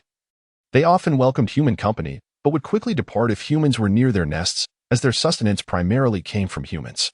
This house had been vacant for countless years. How could there still be mice here? Within this sealed abode, it seemed the stirring of a person had disturbed the stagnant, decaying air, releasing an array of unfamiliar odors from the lower level. One scent, in particular, was notably fresh, a scent of feces. Was someone still residing here? Clayton's ears perked up as he turned his head towards the corner at the bottom of the stairs. There, he heard a strange voice, aged and neurotic. "Impossible, impossible. You said before that someone was here, but there is no one. It is just us, and no one else will come." A black figure, draped in long hair and emanating a foul odor, seemingly human yet uncouth, was ascending the stairs while muttering to a mouse it cradled in its hands. Clayton observed as it clung to the banister, moving slowly. The vibrations within the walls resonated once more, shifting in sync with the figure's movements. The cacophony confirmed to Clayton that it was not a mere figment of his imagination. He retreated until he was 5 feet away from the staircase. The creature approached Clayton, but paid him no heed. The mouse in its grasp scurried away. Just then, Clara's voice broke through. "Howen, is that you?" "This is Clara." "Howen?" Clayton's eyes widened in disbelief. He could hardly fathom that the child he had mourned had transformed into this wretched being. As he drew closer, he realized that the black layer covering the creature was merely years of accumulated filth and matted hair, an overwhelming stench wafting toward him. The black figure halted, its gaze suddenly fixated on Clara's head. Its face, obscured by grime, revealed only a pair of eyes that still resembled those of a living human. "Is it Clara?" Howen's voice brimmed with shock. He quickly shifted his gaze to Clayton and grasped the lieutenant's clothing, tugging at it with urgency. In that fleeting moment, Clayton discerned that Howen's true visage appeared significantly older than his own, and he was reminded that Clara was presumably of his age as well. "It is not an illusion," Howen exclaimed, filled with exhilaration. "This time, it is truly not an illusion. Clara is certainly not an illusion." Clara echoed, her voice rising in fervor. Clayton cleared his ears, and Howen fell to the ground, laughing and crying in a tumultuous mix of emotions before finally regaining his composure. "Did Mother send you to find me? She still remembers me, does she not? You've remained here all this time?" Clayton interjected, unable to curb his curiosity. "How do you procure food?" "My friends bring me food," Howen replied, inching closer. As he spoke, a mouse climbed from behind, scuttling up to his head. Clayton turned to glance out the window at the heap of refuse piled up to the 2nd floor and suddenly realized it might be the remnants of his own discarded waste. Taming animals to forage for food. This notion resembled that of a beast whisperer. Over the past few days, Clayton had diligently studied the extraordinary individuals with the gift of animal communication, yet in the city, they could summon only small birds and mice. However, he found himself oddly uncurious about Clara's present appearance and refrained from inquiring why they had descended from above, which instilled a sense of wariness within him. "Where is Mother now? May I see her?" Howen pressed. Just as Clara was about to respond, Clayton's fingers slipped into her mouth, substituting her voice. Yes. She misses you dearly, but she must care for other children, so she sent me to retrieve some things she was unable to take with her. Upon entering the Joe Marnie estate, he had discovered that the Grail Society had not maintained contact with Clara, as a contracted demon. Clara had not been sought after by the Spider Priest for 2 consecutive months in Sasha City. Likely because they had seen Joe Marnie alive and presumed her mission a failure, or perhaps they believed her dead. Howen's situation remained uncertain. But it appeared he was in a similar predicament as Clara. Howen's eyes fixated intently on Clara, his expression revealing an emotion that could only be described as jealousy and resentment. He pointed at the birdcage and asked Clayton, "How did Clara come to be here?" "Her task has been accomplished. She has slain Joe Marnie. But your task continues," Clayton replied, twitching his lips. Clara, upon hearing his fib, tightened her jaw, though she did not exert herself too forcefully. It seemed she had become quite adept at concealing her feelings. How wonderful, Howen marveled. Yet the malice in his gaze remained unabated. Clayton found Howen's reactions peculiar. Regardless of his past, prolonged confinement had rendered him a deranged individual. Reluctant to engage further, Clayton pressed on. "Where is the object your mother commanded you to guard? I need to inspect its condition." Of course, Howen nodded eagerly, as if seeking to take credit for the task. He led Clayton downstairs, traversing a corridor on the first floor carpeted with piles of old clothing and fabric scraps. Passing a dining room laden with decaying food and a bathroom that was a sight unfit for the faint of heart. Since the water had been cut off in the house, Howen had been unable to maintain his cleanliness, opting to remain on the first floor to avoid soiling other areas. His years spent on the first floor had created a stark divide between it and the upper levels. They eventually halted at the back door at the end of the corridor. Beyond it lay a yard overgrown with grass. Clayton had glimpsed this from the rooftop and had been calculating the layout and dimensions of the interior. However, the hidden object was not in the yard. Howen pointed to an unusual patch of ground beside the door, where a movable wooden plank edged with metal lay. "The entrance to the basement is below. My hands are dirty, so you go down yourself." He spoke with a hint of shyness. Clayton, however, found it hard to trust him. The entrance appeared too narrow, and descending would not be easy. If Howen chose to ambush him while he was descending, or had set a trap within, Clayton would find himself momentarily defenseless. "You should go down as well. It is my first time here, and I am unfamiliar with the surroundings." He gestured for Howen to descend first, but Howen remained still, his expression shifting. If the recent emotions were a mere transfer of trust and attachment to his mother, now they had morphed into an indelible hatred. Clayton raised his guard. "What is the matter? You are not a child of your mother, but rather a heretic, are you?" Howen sneered as he recited from the Chronicles of the Herald. "Follow in the footsteps of the messenger with reverence, but should they falter, know that their words are false.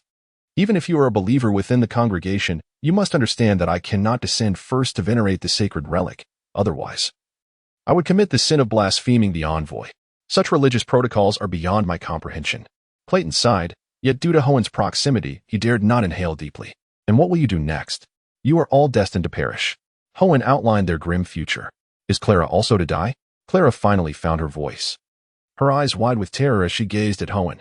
Before his words could fully escape, the entire house began to tremble, dust cascading from the ceiling. From the cracks in the walls, the heaps of refuse within, and the fractured drainage pipes in the corners. An unfathomable number of black rats squeaked as they emerged, swiftly reapplying a new wallpaper of chaos within the room. In mere seconds, Clayton witnessed hundreds of them manifest, with countless more continuing to pour forth. Perhaps the entire parish's rats had congregated here. With sufficient numbers, even ants can consume a man, let alone rats. Thus, "I despise religious zealots," Clayton murmured softly amidst the cacophony of rodents. His right hand transformed into a claw. A glint of cold steel flashed across Howen's neck, and blood gushed forth from the arterial wound. Howen's body collapsed into the dust, yet the rats continued to pour out, gathering in numbers. They enveloped the space, with gnawing sounds emanating even from outside the back door, completely sealing off any escape. Clayton realized something profound. It was not solely the beast speakers who could tame the rats. The rat walkers might also wield such power. Chapter 41. Enticing flesh. Some are unaware that besides the sun and dark moon, the often overlooked constant moon bestows its blessings. Although astronomers and astrologers have discovered that the constant moon's light originates from the sun's refraction, this diurnal blessing gains new properties after celestial refraction. Those blessed by the constant moon are inconspicuous. Their physical forms are frail, immune to silver and other sacred artifacts. and only a few of their supernatural powers can be enhanced through practice. However, the strangeness of certain innate abilities surpasses even the cursed among the Darkborn. Beastwalkers are a manifestation of the constant moon's blessing. They share similarities with the shapeshifters among the Darkborn, such as the ability to understand animal speech. But there are more differences. Werewolves have 3 forms: human, wolf, and wolf form. Clayton had yet to master the latter, but these transformations occurred on his original human frame. Beastwalkers, however, possess 2 separate bodies, a human and an animal counterpart. Neither possesses supernatural power, save that the animal body enjoys the same lifespan as its human counterpart. When one body loses consciousness, the beastwalker's soul inhabits the other. Hound appeared to be a rat walker, and Clayton had just slain his human form, meaning. Clayton gazed at the dense swarm of black rats within the mansion. He had to kill Hound again to be done with him. But finding the one rat among thousands that housed a human soul was a daunting task. The rats surged toward them like a black tide. Clara is going to be devoured. Clara shrieked in terror from within her cage. The cage's wire mesh was tightly woven, but silver was not a robust metal, and the rats would not hesitate to gnaw at it. Being eaten by rats would prevent her body from ever being restored. Don't underestimate Clayton. Clayton remained calm. The rat swarm surrounded them, but it did not mean Hound posed a significant threat.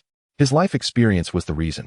In the kingdom's southern regions, people had discovered that placing mint cuttings in their homes deterred rodents from entering. Natural mint possesses rodent-repelling properties.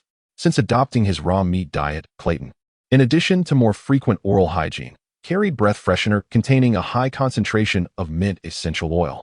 He retrieved the glass bottle of freshener from his coat pocket, raised it with his right hand, and shattered it.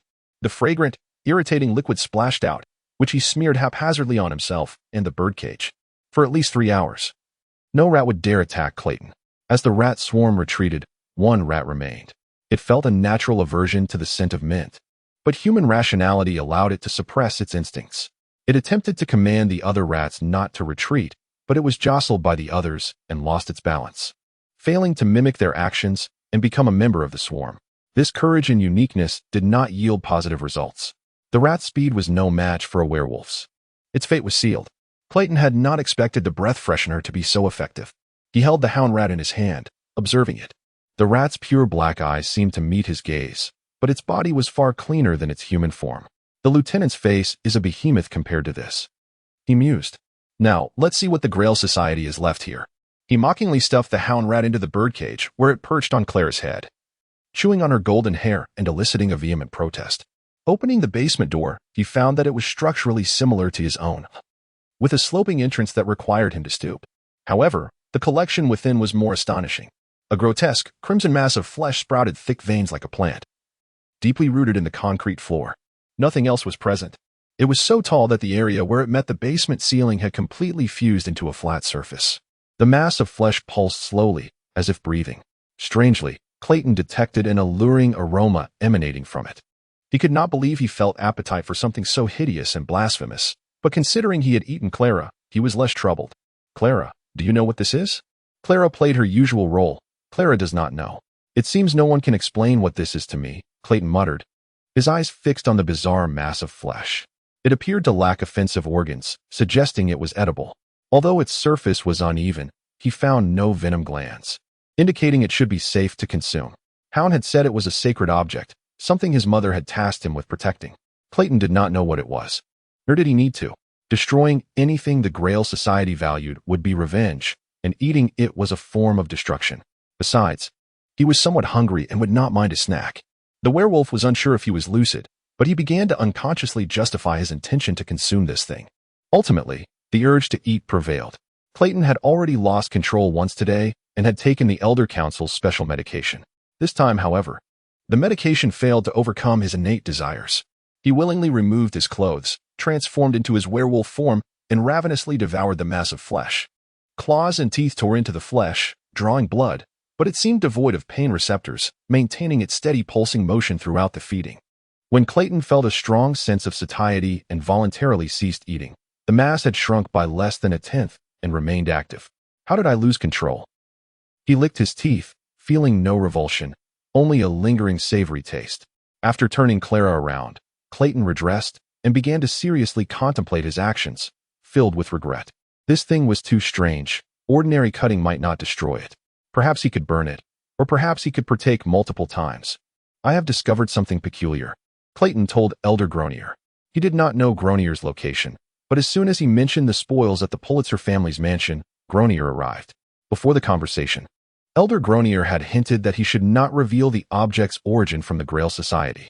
Acknowledging the source and accepting Clayton's spoils would imply the Elder Council supported his attacks on the Grail Society.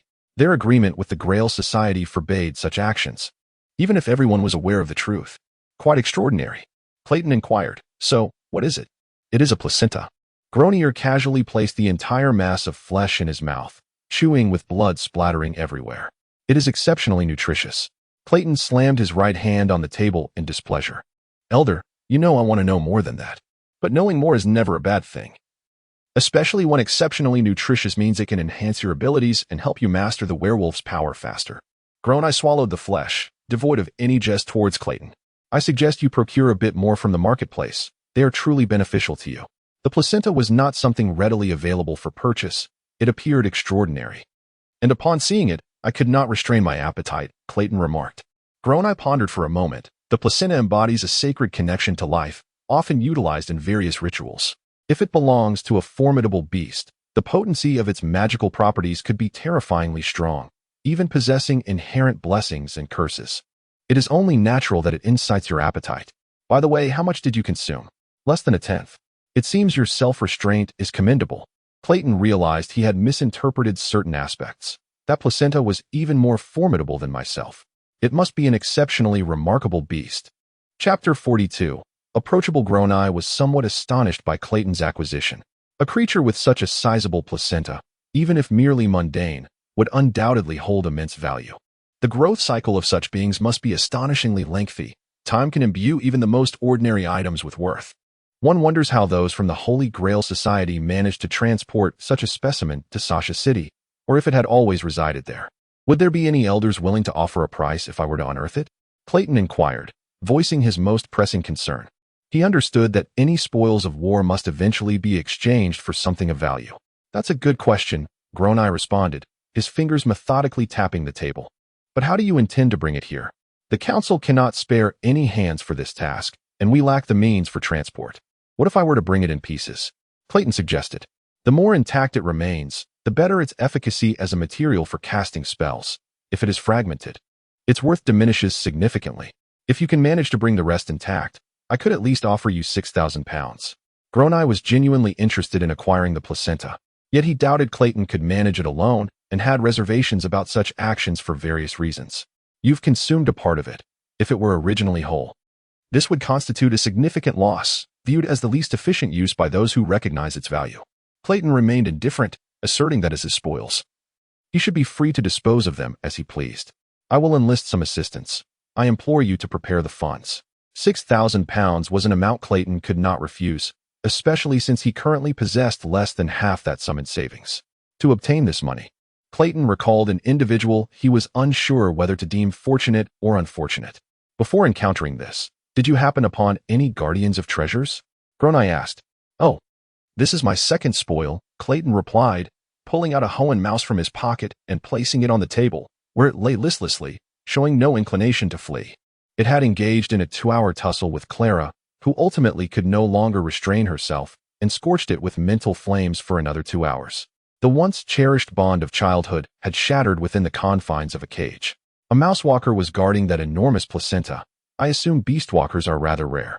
"Is there a way to re-educate him to assist us?" Groni showed a flicker of interest. The abilities of a mousewalker could serve quite well as a commercial spy. "Where is he now?" "I killed him," Clayton stated succinctly as he tucked the mouse away. It seemed that both of his spoils had significantly depreciated due to improper handling. Yet he felt no discouragement. After all, he had invested little to no cost, so any return was profit. "I have another question," he continued. "Are you familiar with the blood of desire ritual?" Groni immediately grasped the implication. "You have made a pact with a ghost?" "Only a ghost would impart such knowledge to a new member of the council. I don't recall the details precisely, but that's about the gist of it," Clayton continued. He mentioned that the blood of desire ritual could distort a person into an incomplete darkling.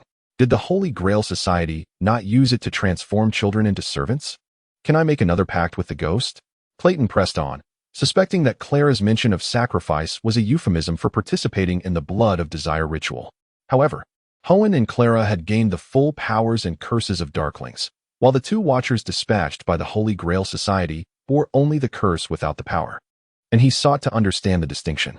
You can only wait for him to find you. I cannot locate him myself, Grown-Eye replied. Clayton furrowed his brow. What position does he hold within the society? I presumed you, as an elder, could exert control over him. Grown-Eye refuted this notion. No one can control a ghost.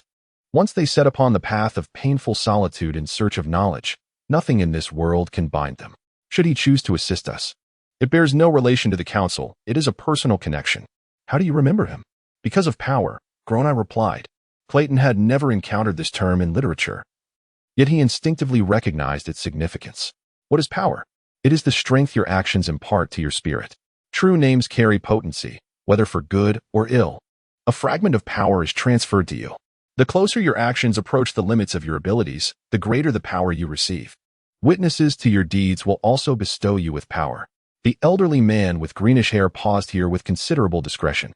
What is its utility? It enhances personal charisma. Grown-Eye replied. Clayton once again questioned whether Grown-Eye was jesting at his expense, though he had no evidence.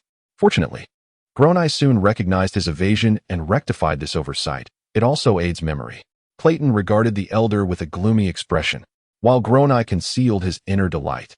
The werewolf could sense it. In instructing the neophyte, the elder experienced a joy akin to innocence. Essentially, power is the ability to communicate with all things. Even if you remain unaware of its existence, it operates continuously. You may have heard of some heinous criminals who, despite never receiving an education, managed to amass a considerable following through crude speech. Conversely, certain individuals hailed as saints by the white church, though not beast-tongued, can effortlessly tame wild creatures. This is the potency of power. Are you suggesting that unless I consistently challenge my limits, I can only acquire this power through aging? Clayton seized upon the crux of the matter. I would prefer to say this. Experience and honing make you strong, Grown-Eye said with a smile. I understand your yearning for strength. It is an instinct of werewolves. But do not rush, for impatience yields no fruit. By the way, should you decide to undertake any significant endeavors in the near future, I am willing to provide you with a few assistants. They are individuals who do not wish to join the council but have a need for suppressants, so you may utilize them as you see fit. The elder laid 3 photographs upon the table. One depicted a woman of the Flash race whom Clayton had seen previously in the waiting room of the Pulitzer estate. Another showed a cursed individual seated in a corner of a banquet. Lastly, there was Julius. This, Clayton poked at Julius's photograph. He seems to be your son, is he not? Is he not a member of the council? I expelled him yesterday. Grown-Eye appeared hardly more pleased than he would be upon encountering a sandwich. Clayton noticed that even his treatment from Grown-Eye seemed superior to that of Julius. Though this is a matter for your family, may I inquire why? Clayton asked, devoid of malice. Despite Julius's past transgressions against him, he found himself more repelled by a father who did not love his son. There are many reasons, but chiefly, he tarnished my reputation. People dare not offend him due to my status. Hence I require someone brave enough to discipline him. Grown-Eye regarded Clayton intently. You have struck him once, so I believe you would not mind imparting further lessons. Do you accept how harshly I treat him? Do as you please, Clayton acquiesced. While he was averse to such developments, he had little choice but to agree. Before departing the office, he posed one final question to Grown-Eye. Why are you always willing to meet with me in person? In the end, Clayton remained uncertain whether Grown-Eye's statement was intended as a compliment. Chapter 43. Each to their own in pursuit of finding someone to transport the placenta. Clayton once again visited the workshop in the Solent parish. Joe was volunteering here to evade the Holy Grail Society. Although they were not particularly close, Joe bore an undeniable responsibility, and after completing his tasks, he could be of further use. Having paid for entry last time, the staff were quite willing to let him tour the premises. Clayton soon found Joe washing dishes and called him outside to discuss the assistance he required. However, Joe flatly refused, stating, "No matter what you need me for, it is impossible.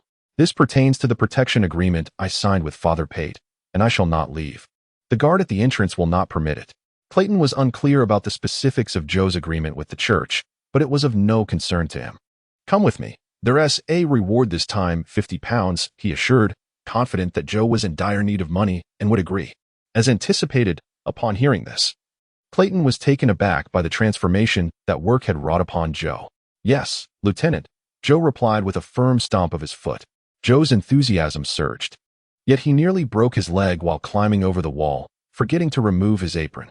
Clayton beckoned him into the carriage, taking the driver's seat himself. It was a vehicle he had rented. To earn that 6,000 pounds, Clayton needed a capable assistant. He dismissed the 3 individuals Elder Grom had mentioned, as they were expensive and would not keep secrets for him. Joe was far more reliable. "Lieutenant, why are there 2 saws in the carriage?" Joe called out as he nearly took a seat. The carriage sped towards the St. Talas parish. Fortunately, it was only 4 in the afternoon, neither too early nor too late. With few pedestrians on the road, allowing for a swift pace, they anticipated reaching the residence left by the Holy Grail Society within 2 hours, completing the processing of the placenta and then loading a portion onto the carriage.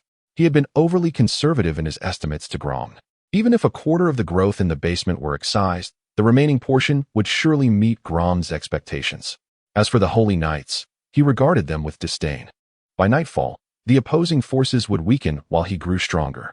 With winter approaching, the sky over Sasha City was already shrouded in darkness by 4:30, and those soldiers stationed in the shadows must have grown impatient. Suddenly, a peculiar light flickered at the edge of Clayton's vision. It seemed an ominous omen, sending a shiver down his spine, prompting him to slow the carriage and gaze solemnly at the sky. Something was ablaze, likely situated in the St. Alwyn parish. Clayton felt a wave of unease. That area, marked by the presence of the train station, was designated as a freight and transfer hub, with storage warehouses for rusted silver coins also located there. He fervently hoped that it was not his warehouse engulfed in flames. Anything but that. Philip strode briskly through the pristine, translucent corridors of the Pulitzer estate. As the head of the Pulitzer family, he appeared to possess great wealth, embodying the role of a successful entrepreneur while also being the heir to an ancient lineage and the title of a noble. Whenever he desired something, he needed not pay. Countless admirers or those seeking favors would willingly present him with gifts. Yet, he understood that he was no one's master, and his actual wealth was meager. Rather, he existed to serve a certain individual. In his youth, whenever his father drank too much, he would lament, "Our family has fallen," followed by a series of grievances about another extraordinary realm, claiming that had he found a way to infiltrate the Queen's court in his youth, they would be far better off than they currently were. In truth, it was due to a business venture of Grom Dominion requiring a person of noble status as a long-term guarantor that Philip's father acquired the means to marry and beget this only son. After his father's death, Philip recognized his position and devotedly offered his services to Grom. The other leaders of the Elder Council were as formidable and enigmatic as Grom himself. The interior of the Pulitzer estate towered above typical buildings, aligning with the municipal hall. Walking within, one could easily feel their insignificance, as though they had entered the realm of giants. He paused before the reception room, hesitating whether to enter. The elders were convening. Typically, even standing nearby during their gatherings overwhelmed Philip with immense pressure. Moreover, he now bore disconcerting news regarding Grom. Philip gently knocked on the grand door of the reception room. Even before his knock, the room had fallen silent, the elders aware of his arrival. The massive doors swung open, and he entered with utmost respect. For individuals of varying ages awaited his words. "Elder Grom, there has been a riot at the Weistun textile factory." He delivered the grim news. The Pulitzer family owned only 2 companies, but Grom himself had other ventures. The Weistun textile factory was among the more significant ones in the city, which Philip helped manage, yielding a pure profit of £5,000 each quarter. The first to react was the eldest elder, Deus, who erupted in laughter. "What? Repeat that. Who doesn't know that Grom is virtually losing money in this venture just to prevent the prime land from being snatched away? He neither employs electrical machinery in place of manual labor nor pays less than half of what competitors do. What kind of ungrateful workers could possibly be dissatisfied?" The youthful female elder, Cheryl, and another elderly elder, Fisher, chuckled softly. Under their stewardship, Sasha City had flourished for 30 years, and they were confident that no one would dare challenge them. Even the municipal hall and church would not instigate conflict without cause. Philip lowered his head, remaining silent. He knew he had disappointed these elders. "What is the situation?" Grom inquired. Upon observing Grom's serious demeanor, the other elders grasped the gravity of the situation. Philip reported candidly. The workers engaged in indiscriminate fighting and even set fires. Fortunately, Mr. Axie arrived promptly. Only 4 individuals perished in the factory. Yet the fabric produced over the last week was lost to the flames, and 11 handlooms were damaged. Grom's expression lightened slightly. The losses were within his expectations. I understand. Leave the subsequent matters to the security department. You need not concern yourself further. Philip felt as though he had been granted a reprieve and promptly exited the reception room. The workers' unusual behavior was evidently influenced by supernatural forces, yet the security department also included formal members of the Elder Council. Perhaps it was the doing of a newborn. The dim-witted fellows, upon suddenly acquiring power, fancied themselves as chosen ones.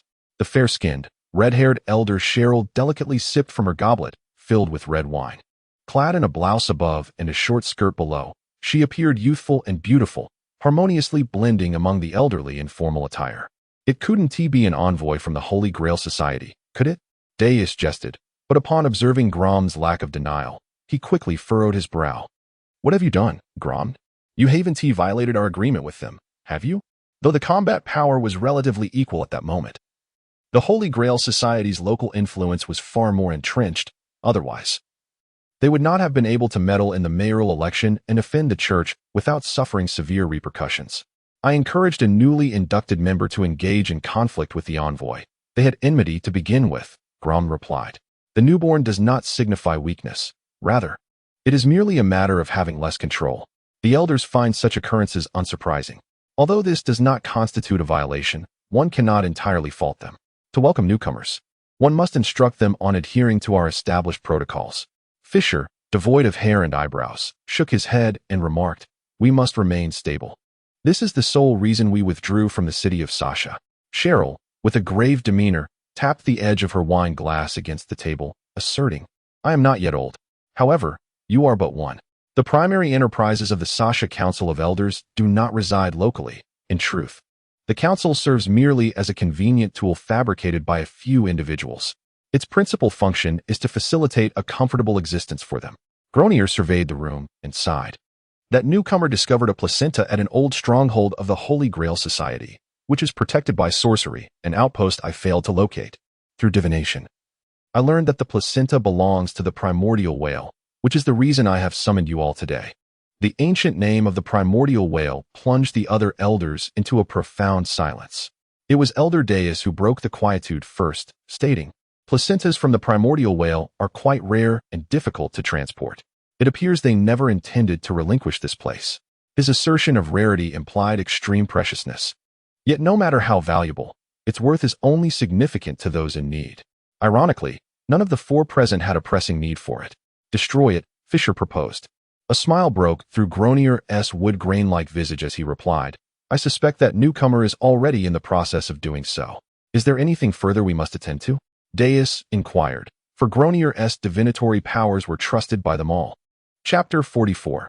Refusal to negotiate. Clayton led Joe to Pigeon Square. However, this time, the square was desolate, with only the tents erected by soldiers remaining, while a few vagrants burned newspapers in abandoned whale oil barrels for warmth. Joe held a saw in one hand and a lantern in the other, illuminating the face of a man who had made a bed of the underbrush. Clayton was more alert than during the day.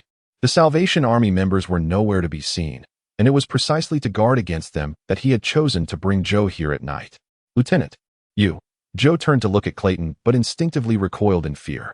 Clayton was displeased with his reaction. What are you doing? Joe sensed no malice in his tone and stepped closer, raising the lantern to illuminate Clayton's face. Lieutenant, you ought to take a look in the mirror. Your pupils are as dilated as those of a corpse, and they're glowing. Am I dead then? Clayton retorted, fully aware of the changes occurring within his body. Through repeated practice of transformation, although he could shift forms more swiftly, the price was that more wolf-like traits manifested while in human form.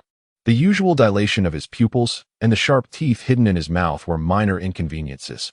However, the thickening and darkening of his nails, resembling those of a wolf's claws, was more concerning. Yet, he had concocted an excuse about bruised fingers for moving furniture. Not yet. Joe Marnie shook his head. He was indifferent to others' hands, rendering Clayton's excuse unnecessary. Then it's nothing to worry about. Clayton beckoned him to traverse the alleyway towards a dead end. I've heard of this place. It's said to be haunted, Joe remarked, observing the dilapidated area of houses. Suddenly reminded of tales he heard years ago in Sasha City about houses that devoured people. Properties that had gone unclaimed for over a decade were seized by the council for auction, yet these homes had been abandoned for 2 to 3 decades, deterring anyone from entering. The ghostly rumors must persist to this day, otherwise, the vagrants in the square would have long since shattered the windows of these derelict homes to seek shelter. The ghost is no more, Clayton replied, glancing back. How do you know? Joe inquired. There are many reasons, though explaining them is complex, Clayton answered, pushing open the door, but halting at the threshold. What now? Joe sensed Clayton's unusual nervousness tonight. He was not as decisive as before. Joe, how much are you willing to pay for money? Clayton asked, sniffing the air for the scent of blood. Anything but dignity. Why do you ask? Because you might encounter members of the Holy Grail Society soon. Joe drew in a sharp breath, realizing that sneaking out tonight to make money was a foolhardy decision. You've allied with them? Not quite. This is something I just discovered. Then let us proceed, Joe replied. I've recently found that a man without money is no different than a dead man. £50 can indeed buy a life in certain areas. Rest assured, you shall soon be revived. The front door of the Holy Grail Society's residence was locked, preventing them from entering through the main entrance. Clayton gripped Joe firmly, exerting all his strength to toss him onto the second-floor balcony. To Joe's astonishment, Clayton propelled himself off the wall, leaping more than 3 meters, his hand grasping the balcony railing as he flipped inside. Have you always been this formidable? I've grown recently, Clayton deflected. They descended from the second floor. This journey was markedly different from his last. The doors he had previously opened were all now shut, reconstructing an atmosphere reminiscent of a prison. A potent scent of blood oddly lingered indoors, as if invisible barriers had been placed on the doors and windows.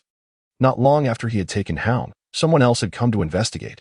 Clayton's wolf-like eyes glimmered in the corridor, his nose quickly capturing scents in the air. Joe followed behind, holding the lantern, still uncertain of their purpose. Damn it. Not there. Clayton muttered something incomprehensible to Joe and hurried toward the entrance to the basement. The foul scent of blood wafted from within. Clayton was certain that it was not the odor of a placenta. This scent did not increase his appetite, but instead reminded him of a specific person, the Salvation Army officer standing on a platform delivering a speech. Come out. I know you're still inside, Clayton called, gesturing for Joe to stand aside, and prepared to shoot any entity that emerged. The tremors in the ground were undeniable. The walls of this house had been excavated by Hound's rats, amplifying the vibrations significantly. He sensed something being dragged within the basement. Clayton had no idea what lurked inside, yet he was unwilling to coddle any potential adversary. The strength displayed was something Joe had never witnessed in someone of Clayton's stature before. Stay silent if you don't wish to emerge. Clayton pressed a table against the basement entrance and commanded Joe, quickly find some nails. Even if there were still things to consume inside, breathing would become increasingly difficult. He could afford to wait a week to return and unseal it. A grating sound echoed from the basement, accompanied by a considerable force pushing upward. Unfortunately, the Holy Grail Society's initial design for the basement had resulted in a reinforced floor, making a violent breakthrough quite challenging. Wait, I surrender. This method subdued all pretentiousness. Any traps laid would remain ineffective. The person concealed inside could no longer contain himself, pounding on the wooden boards at the entrance and calling out to them. From his voice, it was evidently a young man. Should I still go fetch the nails? Joe quietly asked Clayton. Of course, hurry up. Clayton urged him. I'm merely a vagrant. There's no need for such caution. The man in the basement emphasized his point through the 2 layers of wood, his tone so earnest that it was difficult not to believe him. However, Clayton had previously been in the basement and knew what lay within. Had an ordinary vagrant encountered that writhing mass of flesh, they would have likely fled in terror. Standing atop the table, he braced against the resistance, pushing upward from the basement. I know what you are. Let us speak candidly, or you shall perish within. The voice below fell silent for a moment, then finally responded, What do you wish to know? Why did you steal my belongings? The silence persisted longer this time until a voice finally emerged. Did you perhaps misphrase that? His words confirmed to Clayton that he was not someone hypnotized by the spider priest, but rather another envoy of the Holy Grail Society. Yet, this was not necessarily a significant gain. Much like that harpy who knew nothing, perhaps even coerced into compliance, he too was one of the society's envoys. This house was legally considered ownerless, and thus the possessions within belonged to the first to discover them. Clayton candidly conveyed this, marking the first time he had spoken so openly.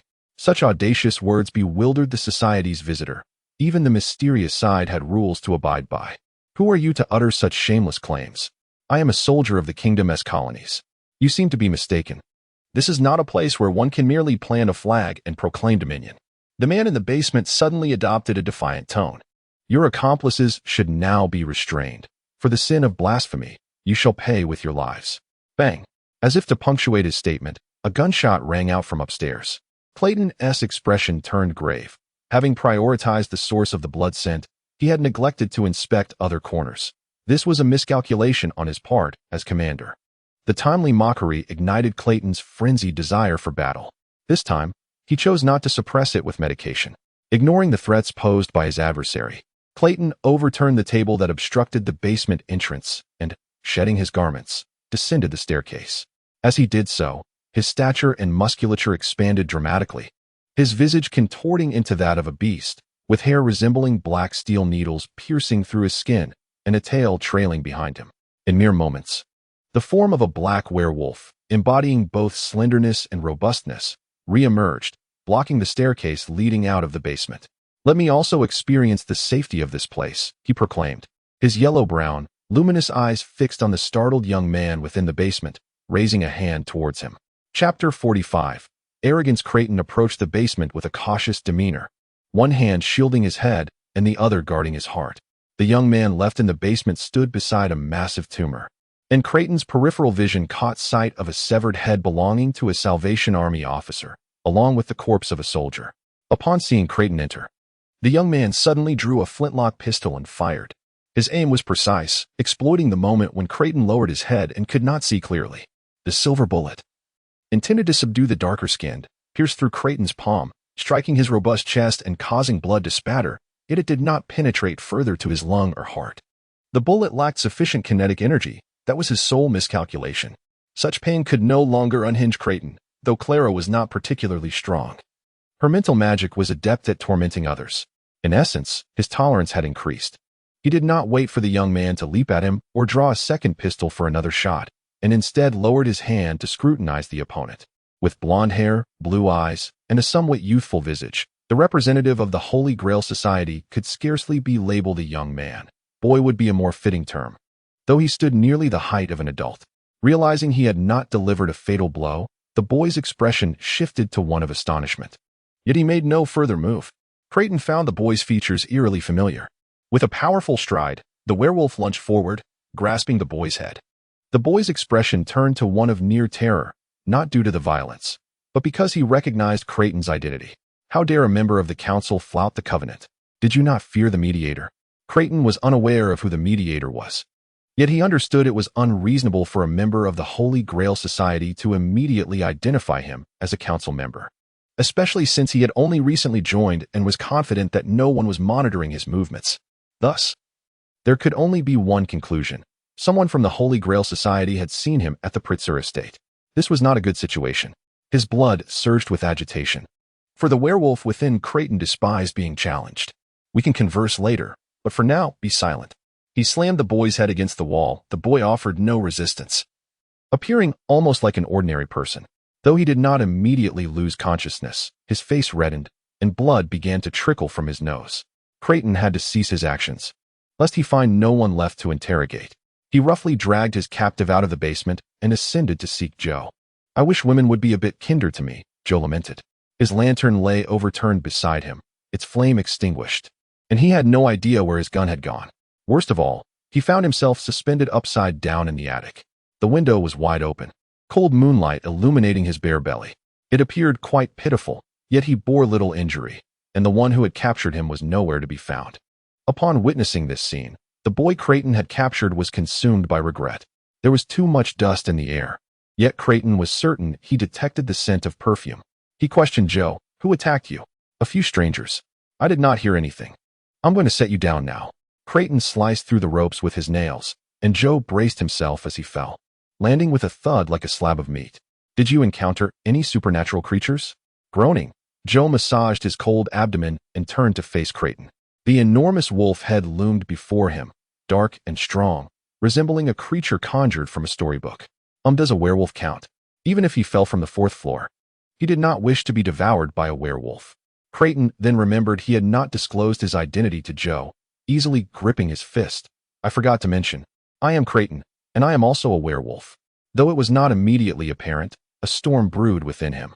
Upon seeing the harpy, he had felt Creighton's reaction was overly composed, failing to consider seeking refuge at the church, which would have been far simpler. However, he had not anticipated the truth would unfold in such a manner. Being non-human, he could more readily accept the existence of harpies while also feeling repulsed by the church.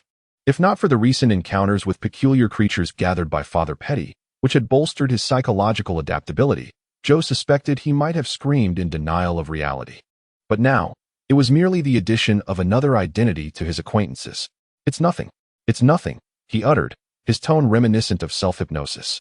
Indeed, he still found it difficult to fully accept. Creighton, unaware of his inner turmoil, regarded him with newfound respect. The lieutenant believed that quickly adapting to his werewolf status was no easy feat. Thus Joe Marney was clearly no ordinary individual. "Where are your people?" he mockingly inquired of his captive. Still held by Creighton, the boy struggled to wipe the blood from beneath his nose. Determined to maintain his dignity, "They probably fled upon discovering you." Truly useless, despite still having a gun and swearing loyalty even if the shooter were an ordinary person. A volley of 5 or 6 shots in a confined space posed a risk of immediate death, even for a night. "Then you ought to recognize your position," the boy sincerely replied. "Of course, I truly surrender this time." Yet this statement bore little persuasive power coming from someone with a record. Creighton resolved to interrogate him in the attic, tossing him into a corner and instructing Joe to bind him. "What were you here for tonight?"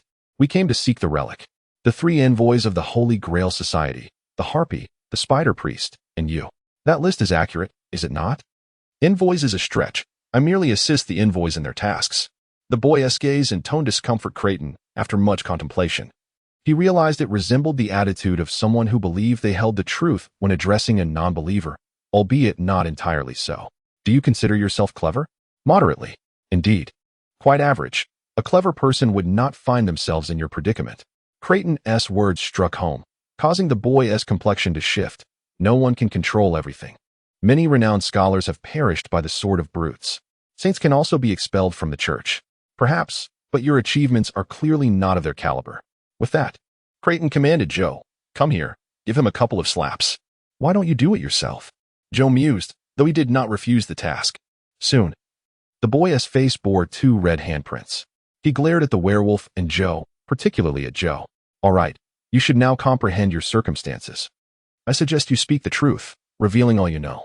Creighton prodded his face with his nails, compelling him to turn and face him. "Let us start over. I happened to forget a question earlier. What is your name?" The boy's breathing grew labored. "Moore." "Excellent, Moore. What were you here for tonight?" "We came seeking guidance from the relic, hoping to undergo a transformation from our mundane forms." "The blood of desire ritual?" "They are not the same. The relic is merely a material aid for the ritual." "What does the specific operation entail?" His response was indeed to the point. Creighton pondered for a moment. "Joe, come here again." Chapter 46. Kinship amidst the head massage administered by Clayton and the invigorating taps from Joe, Moore succumbed. The blood of desire ritual had already taken place. The relic in the basement was not intended to alter forms, but rather to enhance the connection between the recipient and the celestial realm, thereby allowing us to truly receive blessings and become genuine dark progeny. Clayton and Joe exchanged glances, each feeling as though they had misheard. If they understood correctly, this term referred to the realm inhabited by angels in the sacred texts. Although they were aware that the doctrines of the Holy Grail Society conflicted with those of the White Church, they had never contemplated that the dark progeny, representing darkness, could still establish a connection to the Holy Celestial Kingdom. Did the kingdom possess a specific location? Moore was compelled to rephrase. "The kingdom is the fairyland." "What is the fairyland?" Joe inquired. He expressed disbelief. With no one there, how could it be called a fairyland? "The most beautiful places are those we long to visit, but cannot reach." The veins on Moore's forehead throbbed. Clayton's words instigated a profound clash within his worldview, rendering him less furious than when he had been struck. The fairyland is the promised land of the Father, a domain inhabited solely by angels. Humans may only reach it through trials. He recited a passage from the Chronicles of the Pioneers. The Father commands the leopard, the lion, and the she-wolf to test mankind, compelling their obedience, while the defiant dwell eternally in the sun's desolation. Those willing to heed the call are led by the spirit dogs into the fairyland. The dark progeny are the testers of humanity, as well as the shepherds of the Father. Only through the trials of the dark progeny can humanity qualify to enter the fairyland. Despite being bound to the ground and having endured several blows, the youth could not refrain from preaching to them. This notion was indeed remarkable, even though Clayton had heard rumors of the Holy Grail Society from Gaelic. It was his first realization that the doctrines of the Holy Grail Society were fundamentally opposed to those of the White Church. The current stance of the White Church towards the dark progeny seemed predominantly hostile and contemptuous. A relatively tolerant view regarded the dark progeny as cursed souls in need of self-redemption to partake in the Son's grace. The doctrines of the Holy Grail Society had diverged to such an extent that they scarcely resembled a branch of the same faith. "I understand now," Clayton stated. Joe regarded him with surprise, while Moore's face lit up with anticipation. If they could convert their enemy in the heat of battle, then all his suffering would be rendered trivial. "What do you understand?" Moore's expression faltered, his face flushing with indignation at feeling mocked. "You, a mere human, dare to proclaim such doctrines before werewolves? Have you not considered who you truly are?" Clayton smirked, revealing a menacing array of sharp, white teeth. "Since you are a shepherd, is it not permissible to pilfer a sheep or two from your flock?" "I am not a mere human." Moore glared at him. "I am also a child of the dark progeny." "But not a dark progeny," Clayton countered. "To be honest, I have no idea what you are doing in Sasha City. Are you truly of any use?" Moore's powers were too feeble. He could not possibly be a dark progeny, and he would not be mistaken. "Oh, this was once the place where you restored the powers of children who failed to inherit dark progeny status." Clayton immediately deduced the purpose of the building. Yet his curiosity deepened. What was it called? Moore realized that Clayton was not at all concerned with the point he wished to convey. Joe Marnie listened intently, deep in thought. "How did you find this place?" Moore pondered, perplexed. The priest informed him that the cathedral had always maintained a veil of secrecy. Even when the Holy Grail Society's base was in Sasha City, it had been so. The priests had buried numerous protective spells underground to thwart divination, employing miraculous powers to impose invisible restrictions on the doors and windows, making it nearly impossible for ordinary individuals to locate the site. This was also why they had left behind a guardian who was not skilled in combat, but rather adept at survival and information dissemination. "Clara brought me here," Clayton mentioned, leaving it to fate whether the other party recognized the name. Moore clearly recognized it. "She is still alive? You know her?" Moore's expression grew complex as he glanced at Joe, who was left bewildered. After a few seconds of hesitation, he reluctantly admitted, "She is my sister." Only the wise comprehend the gravity of their actions. They are the ones deserving of punishment. "Who is your mother?" Clayton remained fixated on the notion of severing her head, not having forgotten his original intent. "Athena Bruegel, the spider priestess, correct?" Moore turned his face aside, feeling shame for divulging such information. "That is how people refer to her." Joe Marnie squatted down to observe Moore. He was unaware of who Clara was, but had his own inquiries. "I have long wished to ask, why have you been pursuing me? I merely stole 2 of your possessions. Or are you afraid I will expose the tragedy that occurred in Cetras Town?" Moore recognized Joe Marnie. He despised that face, and the recent slaps had severely soured their relationship. "We do not care what you say. What matters is the object you damaged, which was the key to unlocking the fairyland. It is not broken. It has merely been relocated for safekeeping." Moore stared intently at Joe's lower half. "So what exactly is your sacred object? What is that key?" Clayton deliberately concealed his knowledge that it was a placenta, eager to see if Moore would lie about it. "It's merely a bone amulet, perhaps," Joe replied. "The relic in the basement is the placenta of the primordial whale." Moore's eyes twitched. That was the only being capable of existing simultaneously in both the material realm and the fairyland.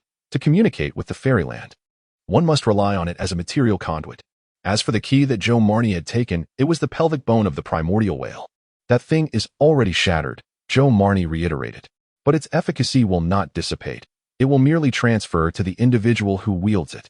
Moore coldly regarded him. The manner of using it is to shatter it. This was quite unexpected. Clayton adjusted his resilient whiskers beside his lips. "We intend to take the body part corresponding to the key from Joe Marnie. That is where the efficacy will transfer." The werewolf nodded. "To be precise, there is none. Our original plan was to extract all the reproductive system parts belonging to Joe Marnie to prevent any loss of efficacy. But we did not anticipate that you would hide away." As he spoke the latter half of his sentence, Moore glanced back at Joe.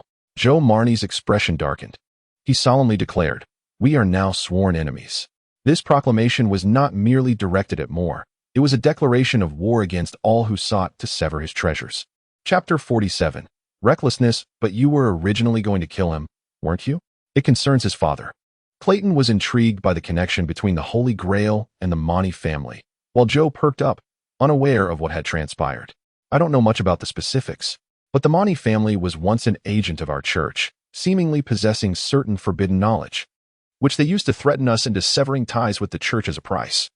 We signed a contract stating that if Joe Monty lived as an ordinary person for his lifetime, we would no longer interfere with him. However, should he actively seek extraordinary powers, an executor would be dispatched to eliminate him. The fact that he is still alive indicates that Clara had long betrayed us. More casually remarked, this matter has circulated widely within our church, but until 6 months ago, no one believed Joe Monty had survived. They regarded it as a joke. Given such a negative perception, he cautiously inquired, fearful of offending, "What do you want?" "Then you still have some use." Clayton nearly burst into laughter at this absurd individual. Yet Moore's line of thought provided him convenience. He endeavored to maintain a serious demeanor. "So tell me, where might a Sina be headed?" "They are the Salvation Army. You've seen Clara. She resembles a Sina, as they are both parasitic demons." This was indeed a clever exploitation of the contract's loopholes. Clayton licked his lips, recalling the small officer in the basement. Clayton did not share this sentiment, as he was inherently a Darkborn. The relic held little value for him. Yet he needed to guide more into misjudging this fact. Our purpose in coming here was merely to pay homage to the relic. Even without the key, it could allow us to behold the splendor of the otherworld. Regrettably, the relic has been damaged. Moore silently cursed the presence that left bite marks on the original world's whale placenta, yet he dared not voice his resentment. It has some gaps. While it can be repaired, it is certainly unusable at present. Despite not knowing these individuals, they appeared formidable and not to be trifled with. The doorman respectfully emerged to greet them. Moore suddenly turned. "She is alive. You didn't kill her?" Clayton slapped his claw beside him. "You lie? I have not detected her scent. I speak the truth. She has used another's body." Clara had seen Joe as an infant, indicating they had shared the same space. That foolish spider had no reason not to take action. The youth strained to lean back as the wolf head, nearly half the size of his upper body, loomed threateningly, continuously exhaling hot breath. "Do you know how to repair it?" Clayton inquired. "God knows if these individuals were sent by the council. Theoretically, it is possible," Moore replied, glancing at Joe. "However, we have never tried it with a living person, as mental interference may disrupt the connection to the otherworld. Yet, if it is only himself, connecting to the otherworld would indeed be effortless." "She watched you grow," Clayton remarked, scratching his neck. Night had fallen, yet a luminous serpent-like path was traversing the street. There was no news from the council. Charles displayed a stiff smile. "This is our private matter." Even among the Darkborn, there were those who failed to fully evolve due to the burdens of mortality.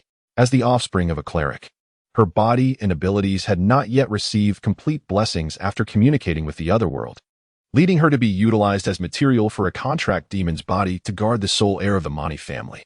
And now, she can inhabit another's body? Clayton had not learned about parasitic demons from books. He struggled to reconstruct the image of the spider cleric from Clara, concluding that those spider-like appendages could control the movement of bones by inserting into the neck of a corpse, yet deducing simultaneously. Then her mind must be quite impaired. The soldiers marched imperiously past the tavern, continuing until they reached the door of the St. Sollet Parish's poorhouse. Faced with such an unexpected situation, the elderly man in his 60s felt his energy waning. "I cannot kill her." Joe appeared bewildered, unable to find any trace of memory. "But I have never seen such a woman. Clara is indeed a female name. Isn't it? I also heard you refer to her as she." "Lieutenant? I'm not ready for that now." Normal soldiers in the poorhouse had never intersected.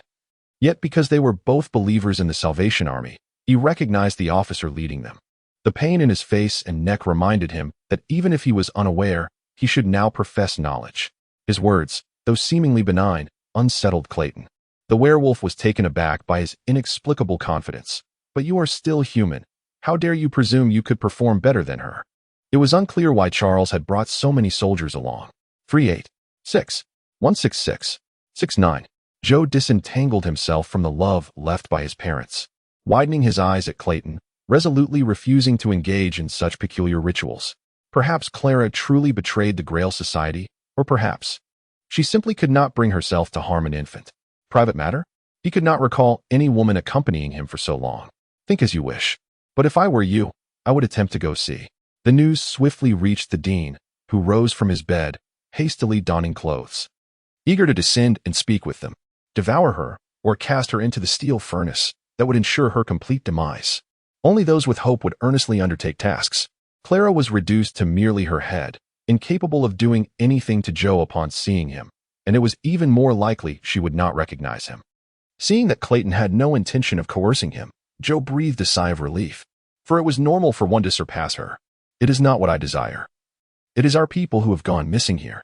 You will meet her, Clayton assured him, for the adjudicator at the time had decreed that Clara remain in his parents' house. As long as she was seen, it could be regarded as seeking the extraordinary. I do not know, but she borrowed an identity. What of it? She has betrayed her oath to the Grail. Even if my mother committed such a transgression, she should be crucified and burned alive. Clara was the aberration. Do not assume that a parasitic demon is akin to her. Moore's words dripped with disdain for his sister, and Clayton noted his lack of respect even towards his mother. Clayton felt Moore was unqualified to criticize his own family. The young officer appeared content with his attitude, nodding. Then we shall proceed to search. Thus, could Joe now wield the relic's power? He was more concerned with what could be obtained than Joe's family matters. The dean, after all, was not a council official but merely a lower-level administrator, typically working without the need to venture out. Therefore, he was largely ignorant of the Salvation Army's activities, having only heard of their relatively radical missionary methods. Of course, the dean nodded, genuinely believing this to be quite normal. What are you doing now? Clayton also began to wonder how Joe had survived. Glancing at him, he realized Joe had likely not absorbed the subsequent words, as this destined sufferer appeared lost in thought, tears streaming down his face. She is your sister, isn't she? She is the one who intends to kill you, Moore, bound and kneeling, declared. I know. In response to this inquiry, Moore had his own logic to evade. The things I know do not involve secrets, so I can tell you everything. Good evening, Mr. Charles. The dean cast a glance at the impassive Charles, then turned his attention to the 20 or so soldiers behind him. His mind racing with uncertainty. What brings you all here? Is there news from the council?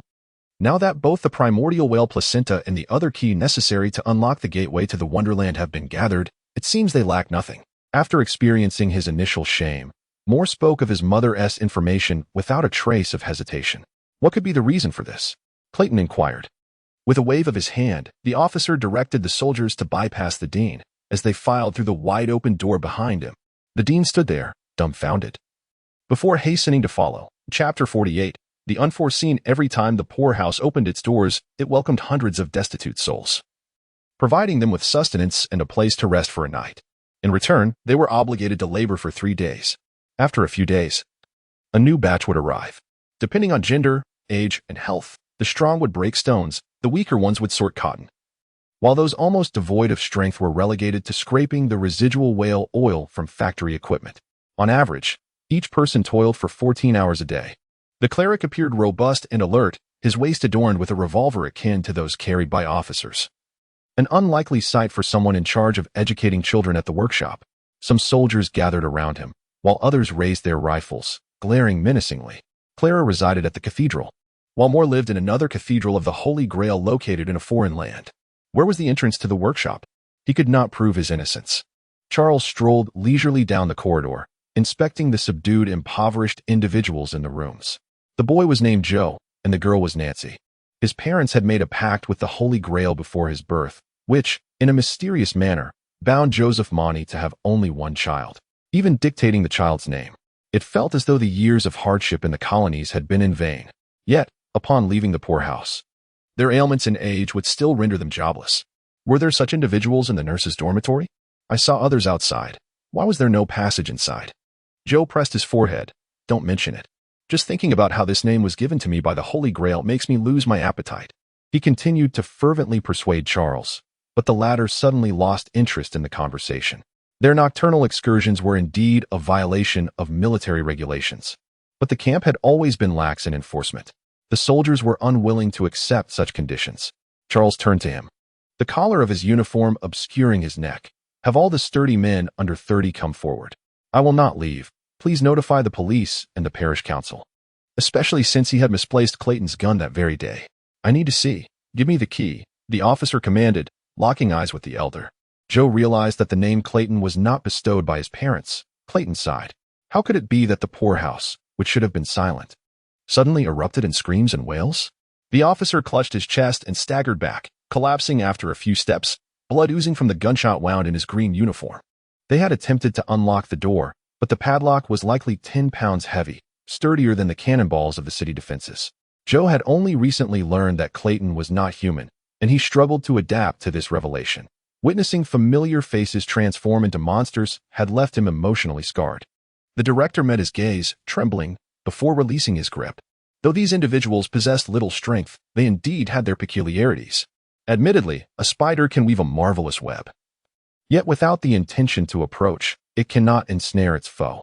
No matter how sturdy the iron bars, bullets could still penetrate through the gaps, especially with the long hairs on their arms scratching at his neck. The director felt a moment of disorientation but quickly regained clarity, only to see the officer frowning. He recognized a familiar face and knew who had compelled him to act. The officer suddenly broke into a radiant smile. One of our brothers has gone missing with a female nurse from the poorhouse and has yet to return to camp. I merely wish to find him. More lay behind Clayton and Joe Monty. The Holy Grail envoy who had divulged all intelligence had lost his value for survival. Clayton would not spare him simply because he seemed young or had familial ties to Clara. The cleric's face twitched, startled by the unexpected turn of events. But he knew what he must do. In a room that could accommodate 6 individuals, a soldier armed with a gun could easily intimidate them all. Thus their numbers were considered adequate. Yet the soldiers merely pushed them aside, forcing them back. The officer stepped closer, signaling the cleric to draw near and listen. The cleric glanced at the solid iron bars, deeming it safe to approach slightly closer, and moved forward. 386-166-69. With the soldier's assistance, he inspected every room on each floor, yet found no trace of his target.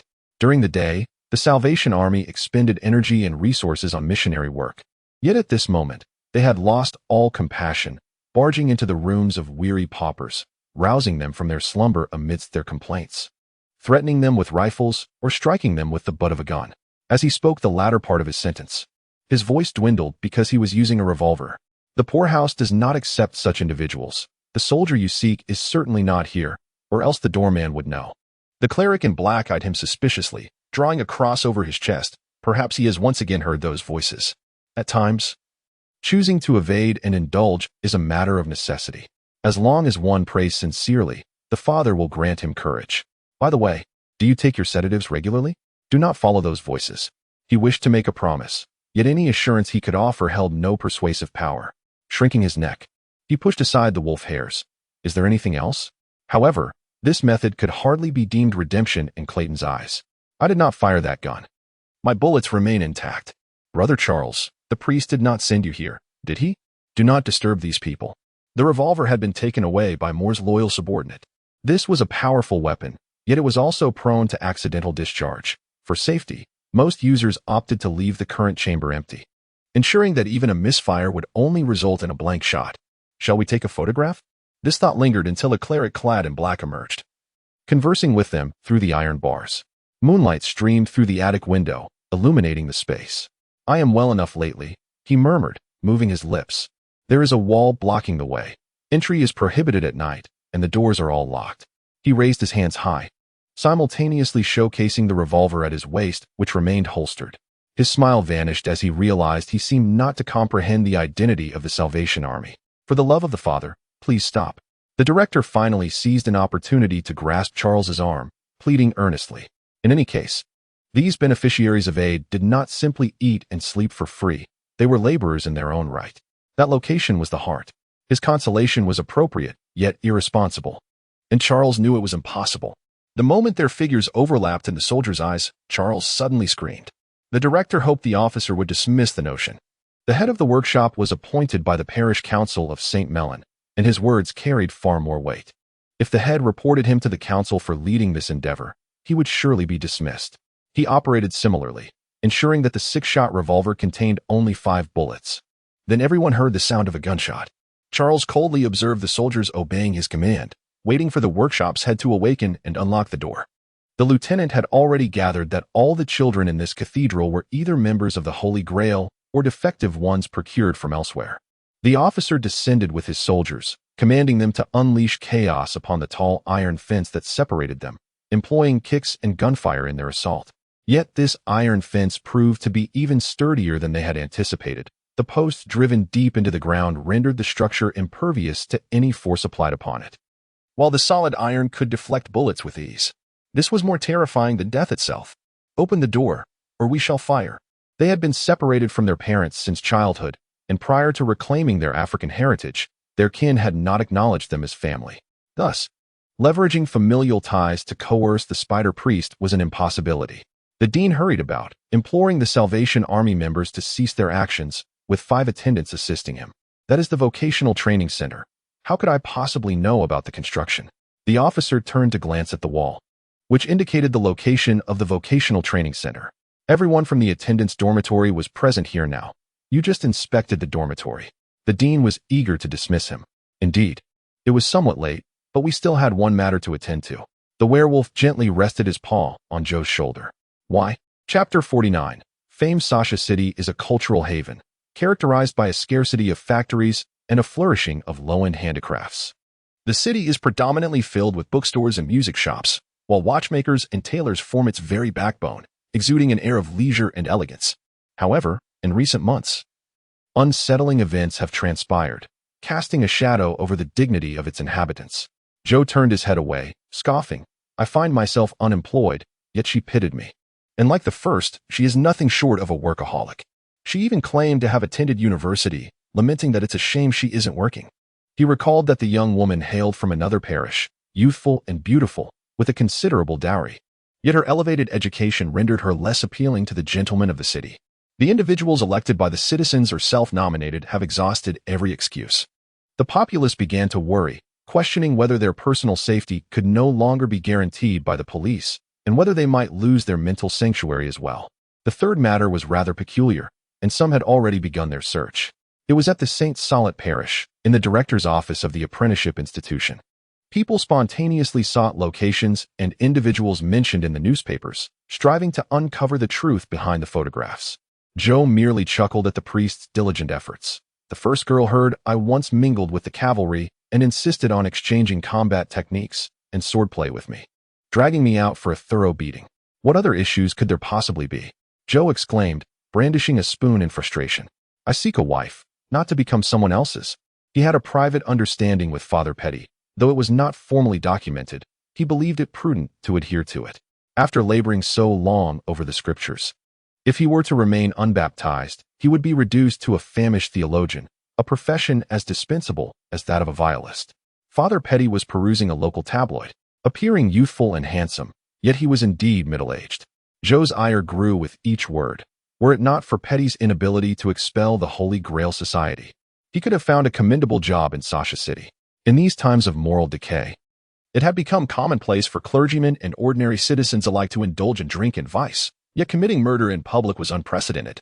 Petty cleared his throat. "And what of the second girl?" In the conservative Sasha City, men were disinclined to appreciate women who were their intellectual superiors. The fully salaried constables openly declared that the issues of public safety were exacerbated by rabies and similar afflictions, which could not be resolved through mere violence. To prevent the spread of disease and protect the emotional well-being of those involved, they also refused to publicly disclose the identities of the apprehended criminals, opting instead to send them to specialized hospitals for treatment under the care of the medical department of Sane University. Of course, she is a flawless girl. It is I who am unworthy. Thus, I asked her to leave. The casualty count approached 3 digits. Some constables responsible for serious injury cases resigned in disgrace, while remaining tight-lipped about the incidents they oversaw. Others privately spread rumors of monsters infiltrating the city, while some insisted that nothing had occurred. The constables had much to say. The priest had grown accustomed to such situations. The girl was a familiar face, and every attempt to introduce a man to her had ended in failure. "If I recall correctly, you've only been here a few days, perhaps a week?" The parishes, already divided over the uneven enforcement of law, had many convinced that the constabulary could no longer protect the public. It is common knowledge that those of the same faith live more fulfilling lives after marriage. Petty believed that if Joe were to be with her, it would be a significant elevation. "I think she has lowered her marital expectations. As a gentleman, you should accommodate her further, especially since she has expressed her approval of you." A peculiar photograph was cited, depicting a mysterious figure wearing a wolf's head mask.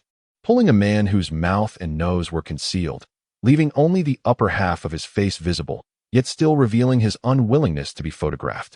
The background appeared to be indoors, with a wall adorned with tree symbols behind them, nothing more. Joe was dissatisfied with the quality of the church's protection. He yearned to swiftly eliminate the Holy Grail Society and was eager to secure employment. The renowned local tabloid reported, when they drew closer to converse, Mr. Charles did not anticipate his longtime friend would turn against him. In the aftermath, Mr. Charles's subordinates found only 5 bullets in the 6-chambered revolver of Cleric Anthony, who claimed the missing bullet was merely a personal quirk. It is hard to fathom how a clergyman, steeped in divine influence, could commit such an atrocity. The parish council is currently embroiled in a dispute with the military court over jurisdiction regarding Anthony's trial, and his fate remains uncertain. In a lesser-known newspaper, a large advertisement purchased privately was published. What a coincidence. Charles was indeed looking for a young man like you, and even enlisted the help of the aides in the courtyard to search. Do you think Charles had his people search the restroom? The priest tossed the paper onto the table, his expression far from cheerful. I suspect it is you. You are not yet prepared for marriage, but it was your idea to invite the girl for a meeting. I assist at the poorhouse. He raised the newspaper to eye level and folded it once more, aligning the face of the man obscured from the lower half with that of Joe Marnie. While volunteers receive food and lodging, they earn no wages. The headline is here. It is not overly brief. Every louse in this place has become familiar with me. 386166669.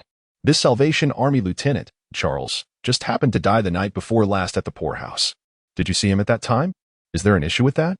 Joe's anger was not born from being beaten, but from the futility of the ordeal.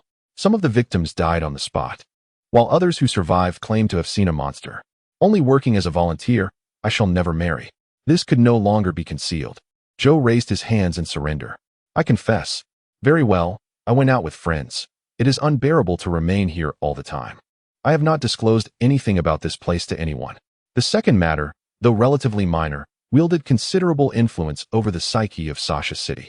The worst part was, after she struck me, she remarked that it was acceptable. Who wouldn't be able to? Petty felt that the aforementioned content was not dissimilar to what Joe Marnie was currently engaged in. Some believe it to be a criminal forewarning or a clandestine advertisement for a gang recruiting members, while others in the press assert it is entirely self-staged. A contemptible act of exaggeration to attract attention. So where were you the night before last? Is that you in the photograph? Thanks to the prominence of this advertisement, the newspaper's sales soared to unprecedented heights. The decline in public safety in the city, with a surge in violent crimes, saw incidents triple compared to previous years, with severity far exceeding historical norms. Joe Marnie, clad in an apron and wielding a spoon, earnestly stated, I truly believe that is not me. With savings, one possesses the confidence to live. The second instance involved an assistant of an acquaintance, who, after the customary greeting of it is a pleasure to see you again, immediately inquired about my employment and monthly earnings. However, the monochromatic nature of the photograph greatly complicated their search. You certainly play a grand game. Capturing a photograph that makes one famous across the city is no simple feat. Petty turned his back, his golden hair glimmering in the light, just as his sanctified visage did. Is it the girl I introduced that has left you unsatisfied? Petty believes that Joe should adopt a more respectful demeanor, considering that he has indeed procured 2 young ladies for him, both of whom can be regarded as beauties. He is proficient in 3 foreign languages and effortlessly performs translation work at a publishing house. The mere mention of this young woman causes Joe to exhibit signs of agitation, his hands resting defiantly on his hips. The priest gazes intently at him, hoping he will soon concede. When he initially referenced his credentials, it was merely to present the most gallant version of himself before the ladies. Little did he anticipate that someone would genuinely test his abilities. Nevertheless, both his financial standing and appearance are commendable. Assistance, Petty nods slightly, her expression inscrutable as she retrieves a second newspaper. Joe grips the spoon with both hands, feeling an impulsive urge to strike the back of the priest's head. I might have been in the restroom, he remarks, rolling his eyes towards the ground in an attempt to evade the situation. Joe resolutely shakes his head, asserting, impossible, I remained at the workshop, only occasionally venturing to the soup kitchen to prepare meals. This is not a base endeavor. A considerable number of parishioners rely on the priest to introduce them to potential spouses. Meanwhile, the citizens of Sasha are engulfed in unease. I believe, aside from being somewhat concerned about financial matters, she truly possesses no faults. An esteemed missionary has launched an attack against a fellow parishioner and familiar officer of the Salvation Army. An action that is perplexing both in terms of common sense and personal relationships. I understand, but could you expedite your measures against the Grail Society? Joe's tone is infused with profound sorrow. We have just uncovered some intriguing leads. Perhaps we can catch a glimpse of the Grail Society's representatives, Patty states, as the conversation abruptly shifts to a grave tone. Chapter 50. Do not overthink the conflict between the Salvation Army and our St. Mellon parish has become widely known. To ensure fairness, the body of Lieutenant Charles was left at the Public Security Bureau awaiting an autopsy. He paused briefly, remarking, they claim Anthony shot him. But surely you don't believe that, do you? Joe had to concede that indeed, that was the prevailing thought. The two clerics sent by Petty to assist, or rather, to oversee his work, were eccentric yet respectable. I know that witchcraft can yield such results, Petty said, pointing to his heart. If a bullet were placed there beforehand and its gunpowder ignited through sorcery, it could certainly fabricate the appearance of a gunshot wound, though the shell would remain. Can a sorcerer truly accomplish such a feat? Joe was astounded. Despite their paranoia, the Salvation Army was renowned for its unwavering faith within the military establishment. He had not anticipated Father Petty would offer them a pagan assessment. The military displayed no sympathy for these soldiers. Too many bereaved families had received no just compensation. Speaking of the church with Petty was deemed irreverent, and Joe Marney was equally unkind to the military. The petite figure cloaked in a cape merely flinched at the shouts but did not halt. Rather, she quickened her pace, splashing through the muck of the alley without a care. Of course, it is possible. Witchcraft harnesses the elements of nature for one's own gain. Even for an apprentice, igniting something from a distance is not a difficult task. Petty's assertion was somewhat novel in relation to doctrine, bordering on heretical in the eyes of traditionalists. Mary Etta experienced for the first time the repercussions of her actions upon others. She called out into the winding alley, though she could not see the face. She recognized her friend by her stature and gait. What means do we have to resolve those clots? In the past few days, while searching for the man who had been tailing the club, she pondered whether her friends were implicated in some incident or had erred in such a way that it attracted the detective's scrutiny. A woman wrapped in a gray cloak emerged from the club's entrance. Mary, unfazed, instinctively pursued her. Mary Etta had once lived here, but back then she was young, and the place had not yet transformed into its current state. She reminisced about her childhood. Upon discovering the location of the shell casing, it was still warm from having detached from the bullet. The scorch marks it left upon the wild grass and damp earth confirmed it did not originate from Anthony's firearm. Indeed, revolvers do not eject shells after firing. However, Lieutenant Charles's subordinates insisted that Father Anthony might have possessed witchcraft, leading to unexplainable phenomena. Hence the necessity to continue the trial. Petty seated himself behind the desk, stating, "You shall come to know soon enough." Though he hailed from the military, it did not imply he harbored any fondness for it. Because she only remembered them, she was more inclined to maintain her friendships with them. Joe was still processing the situation. "Sylvia, you truly ought to tell me what has transpired?" Due to economic disparities, they had grown slightly distant. Yet they remained willing to converse with Mary. It seemed they no longer ventured out. With their faces tightly wrapped, allowing only minimal visibility, they did not notice Mary and passed directly before her. It could be said that having served in the military, they harbored disdain for the kingdom's military. "What do you mean?" Marietta had taken 10 days of leave solely to locate that mysterious tall man. Although this was against postal regulations, Mary had never taken leave before. A rare act of defiance went unnoticed. Days passed, and she noticed her friend's peculiarities. Do they not share the same faith in the Father? Well, yes. Until recently, circumstances had altered. Being close to the train station, a substantial amount of valuable yet unwanted refuse was discarded daily.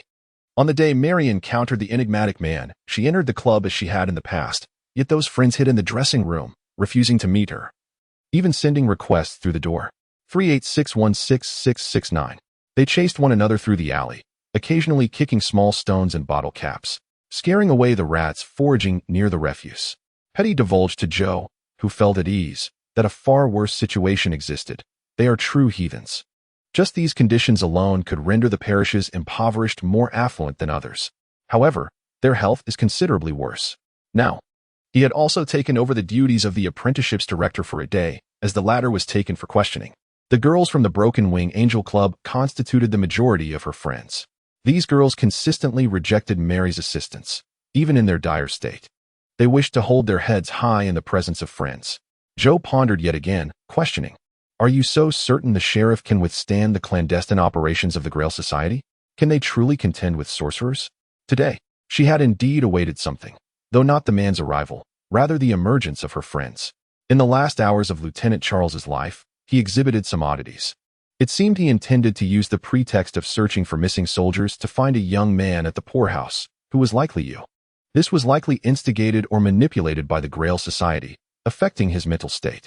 Yet, due to his past experiences, this suspicion was not accepted by either court. Rest assured, the Salvation Army members are not despicable heretics. He initially felt intrigued, but soon found himself in a predicament, once the possibility of supernatural intervention was considered. The case became riddled with countless uncertainties and entanglements. Mary was not as familiar with the terrain as her counterpart, yet her running skills surpassed his. The disarray of the St. Alwyn parish far exceeded that of other regions. Even if traces of witchcraft were revealed, it would not conclusively prove third-party involvement. The Salvation Army's members were often cryptic. Perhaps they truly possessed some sorcery. Joe shrugged, skeptical of the arrangement. Petty gently shook his head. They cannot be resolved. But I have persuaded the Chief of Public Security to assign the most elite officers to watch over the body. This will remain until Lieutenant Charles's remains are transferred to the hospital. Once the body leaves the public bureau, we shall also send someone to accompany it, thus minimizing the Grail Society's access to it. At that moment, she could still recall those she knew, and those she could still consider friends were the same cohort as before. Within 5 minutes, she had caught up to her quarry. Sylvia, what if the Grail Society does not come to tamper with the body? To an uninformed observer, it might seem she had taken over the man's role in surveilling the strip club. They merely believed they were adhering to the faith of the father. Petty regarded Joe's blue eyes. I do not know what voices they hear from those oceans and polar regions, but those sounds are evidently not from the father. Without sedatives, they cannot rid themselves of those hallucinations. Such individuals cannot even meditate, let alone harness any magical abilities. Thus, she grew weary of scurrying about, opting instead to stand where they had first met, leaning against the wall and wait for him. Mary searched for several days, yet the man did not reappear. Sylvia, what has been happening to everyone lately? Is there some trouble you cannot disclose to me? The prevalence of substandard whale oil had rendered lung disease nearly a local specialty.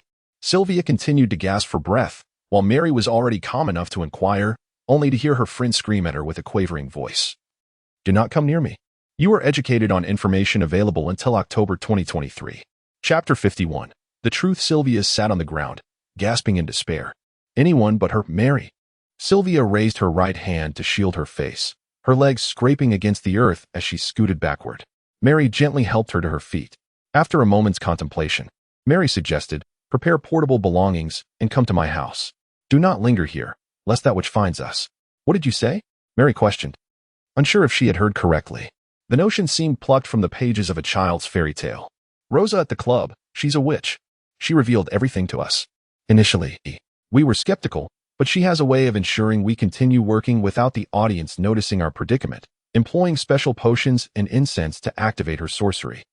Though it only works within the club's confines. Strangely, she still remembered her old friends, her memory otherwise clouded. But the smiles and frowns of these individuals were as vivid as if they had just occurred. She removed her hood, unveiling her chestnut curls. Will you forget us, Mary? As she spoke, it struck her that although Gallad had mentioned such a clinic, he had never taken her to visit. It seemed the others at the club retained their sanity. Perhaps there was hope for them yet. But what if I change? You can trust me. Sylvia looked up, her eyes brimming with desperation as she posed a question Mary had not considered. Mary placed a hand on Sylvia's shoulder and took her other hand, attempting to lift her from the mud. But we have forsaken the prophet. He may be dead. From her pocket, Sylvia produced a revolver, placing it in Mary's palm. Sylvia, please tell me what has transpired at the club. Why have you all been avoiding me? Whatever the situation, I will assist you. Beneath her palm, she felt the dancer's body tremble, and as warmth flowed from her, the tremor subsided. If fairy tales held truth, then surely the evil witch was real. Instinct told her that even if the witch were not directly responsible, she would undoubtedly revel in the changes, likely exploiting her unsuspecting friends. Just by glancing at her long, flowing curls, it was evident even with her face concealed that she was a beauty. May I see? Mary extended her hand. Finally, she could only inquire, why did you not tell me sooner? Suddenly, another thought crossed her mind. Sylvia, what was your purpose in leaving? The chestnut hair cascaded over her once fair, smooth forehead. even brushing her brows. Is this aid conditional? I understand it is not easy. The dancer lowered her gaze, summoning the courage to reveal the difficult truth. Not a soul wished to divulge the truth to Mary, leaving her in disbelief. Did he die later? Mary asked. Sylvia grew anxious, reaching toward her chest to confirm the presence of an item. We just discovered the confiscated weapon still with us. We do not wish to keep it. It could be traced back to the prophet's enemies, so I plan to dispose of it. Is that acceptable? I have heard witches can divine the future. Sylvia expressed her concern, fearing she might implicate Mary. Years of nightly training had dulled her feminine sensitivity, yet her courage and fighting spirit surpassed that of any man. Sylvia steadied herself. Later, we found that the guardian the prophet spoke of was dead in the old house, the body torn apart by rats. He was very surprised and ordered us upstairs to search while he alone went to seek the so-called holy relic. She wanted to believe Gallet. But Sylvia's account was inexplicable by known logic. Sylvia covered her face, feeling guilt, a sentiment Mary found rather unnatural. Sylvia removed her bandage, revealing her forehead down to her eyes. Mary comforted her. This outcome is not so dire. You did not heed his words to kill, preserving the conscience within. Moreover, the man lurking outside the club had also inquired about Rosa, suggesting this situation might not be coincidental. Mary thought, wrapping her arms around Sylvia, her expression softening in a place unseen by the other. You have always been my friends, regardless of what you become. This is merely an illness, not an incurable one. I have heard of it. My friends at the precinct are aware, and it has been reported in recent newspapers. Many suffer similarly. But with timely treatment, you shall recover swiftly. I will accompany you to the clinic until you are healed. 38, 6, 166, 69. Mary could no longer recall the faces of others, having lost the ability to envision specific forms or even colors. Is Rosa at the club now? Mary patted her gun holster confidently. Her divination cannot be faster than a bullet. She recalled those whom Gallet had instructed her to execute, patients afflicted by the colonial plague. Gripping the handle, she was surprised to find herself familiar with the material and design of the gun. Upon witnessing Sylvia's true appearance, she felt no initial stirrings of emotion until she heard the descriptions of the transformations. The female constable felt disheartened. If only everything were as it had been in their youth, they could share anything. This is not your fault. Mary resolved to confront the witch for clarity. Should discourse fail, she would not hesitate to resort to force. Mary's heartbeat quickened, her hand instinctively reaching for her gun holster, the weapon providing her with a sense of security. Her resolute decisiveness was contagious. Speaking of murder, Sylvia's voice trembled. Compared to Sylvia's trust in Rosa, Mary leaned toward believing the witch was the architect of their plight. Not everyone can confront death with equanimity, especially when it is death they have wrought. What have you done? Mary implored, unwilling to abandon them. We waited upstairs and soon heard noises below. An unfamiliar man ascended with a gun, remembering the prophet's words. We forced him to relinquish his weapon, but we could not bring ourselves to harm him. We merely struck him a few times before collectively hanging him up. She commanded us to perform specific pieces and required a local boy prophet to swear allegiance, fulfilling his demands as best we could. To prevent contagion, she personally killed many. That is all. Even in solitude, she quickly secured her bandages, her voice breaking as she confessed, I am like this, and others have developed similar afflictions. Sandy's hands are beginning to sprout scales, needing to soak in water every 2 hours. Otherwise, she bleeds. Louise has grown enormous growths on her back, nearly crippling her. And Nancy can now only smell with her tongue. We are becoming monsters. Mary seemed unfazed as she reached out to Sylvia's bandaged face. What has happened to your face? In the shadows of the alley, the upper half of her face appeared almost devoid of human semblance, her gray pupils faintly glowing. Mary stepped forward, taking her hand to impart warmth and courage. Sylvia shook her head. I do not know. Then we heard fighting downstairs, but it ended quickly. Nancy claimed she sensed a dreadful monster approaching, and the prophet's presence weakened. We heard the stairs creaking ominously, and out of sheer fear, we fled. That cannot be. Even if I cannot recognize others, I will always remember you. Look, even cloaked and veiled, I still know you are Sylvia. Instinctively, Sylvia brushed her hand away. There is nothing. Since the demise of her father, Mary has endured a week steeped in profound sorrow, during which her peculiar affliction first manifested. Once, she and the young women of the club, who had fallen into disarray, would ride a horse together, exchanging skirts and playful camaraderie.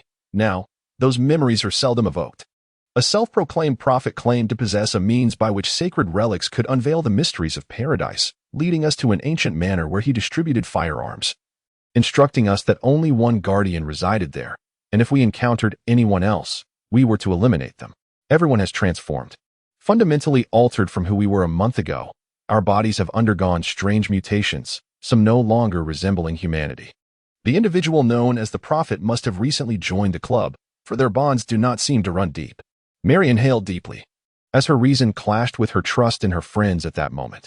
This was a specially crafted cavalry revolver, a weapon typically reserved for high-ranking officers within the cavalry. Her father once possessed one as well. Chapter 52. Understanding etiquette. Approximately 5 days had elapsed since the demise of Moore, and the streets were abuzz with news of the wolf-headed man. It was only a matter of time before individuals began to seek out photographs of the background.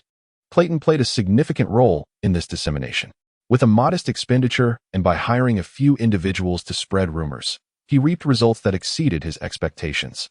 Such is the nature of news. Often, the truth is a rather mundane affair. Some were skeptical, while others viewed this as a prime opportunity to dismantle the Salvation Army. Both sides held similar sentiments, but emphasized different aspects in their narratives. Galeth shook his head in dismay at humanity's folly. Enough of your chatter. Depart now. I am about to become entangled in troublesome matters. Towns connected by rail are hardly fresher than true rural areas, and such an efficiency is lamentable. This, of course, is also related to the conditions of Sasha City, which lacks any rare natural resources and possesses inconvenient transportation, thus attracting fewer covetous eyes. The elders could easily claim this land as their own. However, neither she nor the onlookers could hope to find it. That was merely a ruse. Clayton could not fathom this state of affairs. But surely someone must be in charge? Galeth rolled his eyes. I am not your errand boy. If you wish to know, go seek the elders yourself. This fact satisfied him. What, then, was their stance regarding the Holy Grail Society? Clayton earnestly inquired of Galeth. The affluent are generally more inclined to extend kindness, a universal truth. Clayton perceived some actions of the elders as lacking sincerity. Although he had not delivered the original whale placenta to Groan, this relic was already under the elders' control. The lobby of the General Security Bureau had grown increasingly desolate. Recently, Bruno had expressed gratitude for Clayton's advice to Sanders regarding savings, providing him free information. In the past month, there had been a remarkable surge in orders for arms smuggling in the black market, indicating that a considerable number of individuals had resolved to protect their neighborhoods by their own means. Subsequently, Groan hoped Clayton could assist in addressing the spider priests of the Holy Grail Society, yet he offered no explanation for this request. However, before that, he needed to deal with matters pertaining to the elders. A successful individual's foundational quality is a lack of shame. The elders had acquired what they desired, and their current aim was merely to maintain the status quo. Galeth gestured toward the window. Do you not notice how remarkably fresh the air in Sasha City is? Clayton pondered his words carefully. He realized he had underestimated these beings. This is truly enlightening. He had been reading extensively, and according to the descriptions in the books sent by Cretus, ghosts are cursed beings, possessing little desire save for understanding the secrets of others, thus existing in a state of neutrality and relative trustworthiness. Galeth was candid, unlike the other ghost who preferred to conceal knowledge, perhaps due to the non-secretive nature of the information. The only challenge was that Clara might not even comprehend how she was casting spells. Do not regard the elders as a power group. Above us, there are no others, only the 4 elders, though they are often absent. Most regulations are altered through voting, much like the fairness of pirates during the Age of Exploration. Clayton inferred a singular implication. It seemed the elders required nothing at all. The captors of Joe, having refrained from executing him under the pretense of Moore's demise, indicated they were still capable of rational thought and had yet to form a deep connection with the Holy Grail Society. Firearms in their hands would likely cause no significant turmoil. The hound mouse had vanished on the night of Moore's death. It had been placed in a pocket, and Clayton needed to undress before transforming, providing ample time for it to escape. However, having lost the ability to communicate with humans, Clayton did not attempt to locate it. Clayton had initially intended to depart, but Galeth's final words compelled him to pause. He had witnessed the death of Salvation Army Lieutenant Charles and promptly accompanied Galeth to the ruins of the cathedral, where they discovered Charles's head and the corpse of another soldier. The weapon lent to Joe was missing, yet Clayton was not particularly concerned. While winter was approaching and temperatures dropped, Slowing decomposition, 5 days without an autopsy was excessive. Clayton had assumed Simon would feel embarrassed due to their prior unfriendly exchange at the Pulett's mansion, yet this individual greeted him amiably. Grown, the elder, would suffice, provided one fulfilled the tasks assigned to him. Clayton furrowed his brow, unable to comprehend. Is this what you notified me about yesterday? Have I not already proven he was killed by members of the Holy Grail Society? Why is the military commander still at odds with the church? Did the elders not inform them of this? Such measures seem disrespectful. Can ghosts predict? When you grow old, you will understand. True prophecy does not exist. It is merely a summary of certain patterns. Clayton was confident that aside from attacking the advantages of the Holy Grail Society, he possessed nothing they desired, thus minimizing the likelihood of conflict. Yet he was not, so he disregarded Simon and spoke directly to Galeth, my friend. The clues I provided included the location of that relic. When can I expect the 6,000 pounds promised by Eldergrown? Clayton remained silent. Having visited few cities and believing that the air quality in Sasha City was inferior to that of his hometown, Bart knew. In those days, various incidents had transpired, resulting in Clayton not receiving the anticipated reward and losing some belongings. An idea began to form in Clayton's mind. How am I to know where he might be now? He possesses numerous properties. You brought me in, yet you disclosed nothing regarding the mysterious aspects. Do you truly intend to recruit me? He now had a demon with whom he could contract. Should he manage to sever Clara's current pact and enter into a new collaboration to learn and master mental magic, contending with the spider priests would undoubtedly become much simpler. Clayton sought out Galeth, who was in the archives educating new recruits in law enforcement. The male attendant behind the counter grew increasingly enthusiastic. For those who had long labored here, the decline of the security bureau was intolerable. Of course, it was not the work related to antiques that troubled them, but rather that of the law enforcement officers. Galeth cast a glance at the astonished Clayton. The powerful dark beings are purer than you might imagine. The elders genuinely wish to maintain a reassuring order, which is why they established the council. Do not conflate it with a tightly knit military group. The elders favor fresh air, but do not desire to reside in the forest. Hence they directly transformed the city. Thousands of acres of forest were planted outside the city, created over the past 30 years by elder-grown employing the unemployed. Rather than relying on pollution-emitting industrial machinery, the elders prefer to hire a large workforce in Sasha City's factories. Elder Fisher is a ghoul. Thus, he constructed private cemeteries and clinics to provide himself sustenance. Elder Cheryl enjoys reading and has a substantial library that closely collaborates with Sane University, investing heavily to collect those supposedly lost historical manuscripts, renowned as a bibliophile at any cost. The background of the photograph was captured in his temporarily closed rusting silver coin shop, where he happened to house the first batch of cameras ever sold, enabling immediate photography. Clayton donned a black coat and ventured out, routinely hiring a carriage to the main office of the General Security Bureau in the St. Mellon district. Just like the previous tenant of your residence, people are more inclined to pay for engaging stories than for the truth. This also explains why so many sensational tabloids continue to thrive. This is a lesson from a man in his 50s to one in his 30s. However, Clayton had not heard of any other elder possessing such abilities, leaving him uncertain as to whether he should take the statement seriously. Yet, Galeth appeared to be in earnest. Perhaps this individual could indeed achieve success, Clayton mused. Should the Holy Grail take notice of this news, the spider priest might dispatch someone to seek the location depicted in the photograph. Those who have already satiated their desires are undoubtedly more trustworthy than others. He exited and descended the stairs, encountering Mary Etta approaching him. Do not be angry. This is actually for the best, is it not? Galeth chuckled heartily, pressing his hands down, indicating that he need not frequently attend to the council's affairs. Unless one inquired directly, no one would broach such matters of their own accord. He had witnessed a wealthy marquis who, in his fervor for collecting swords and daggers, spared no expense. A singular passion could invigorate an entire industry. Yet he failed to reshape the city according to his whims. His words were directed at both Clayton and Simon. If I wish to learn the arcane arts, which elder might offer assistance? The newcomer was Simon. Clayton need only discern the individuals bearing a similar scent to trace her whereabouts. She did not recognize him as she passed, her countenance dark and foreboding, exuding an air of impending storm as she made her way toward the room he had just exited. Perhaps Galeth truly possessed prophetic insight. Clayton was suddenly taken aback. Chapter 53. An unpleasant formal meeting. Clayton harbored a lingering suspicion regarding Moore's knowledge of his affiliation with the Council of Elders. His induction into the council had been recent, marked by infrequent contact. When he encountered more, he bore no green handkerchief, the emblem of membership. Those aware of his status must have either witnessed it firsthand or perused his records, which fell under the purview of Galad. Yet Galad was but a specter, a peculiar entity among the cursed. Lieutenant Charles of the Salvation Army would be no exception.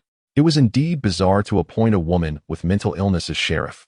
Yet they believed Marietta to be unique. The unusual aspect lay in her demeanor. Seated beside them were two assistants clad in short shirts, who, upon noticing the gathering, promptly crouched to lift the body.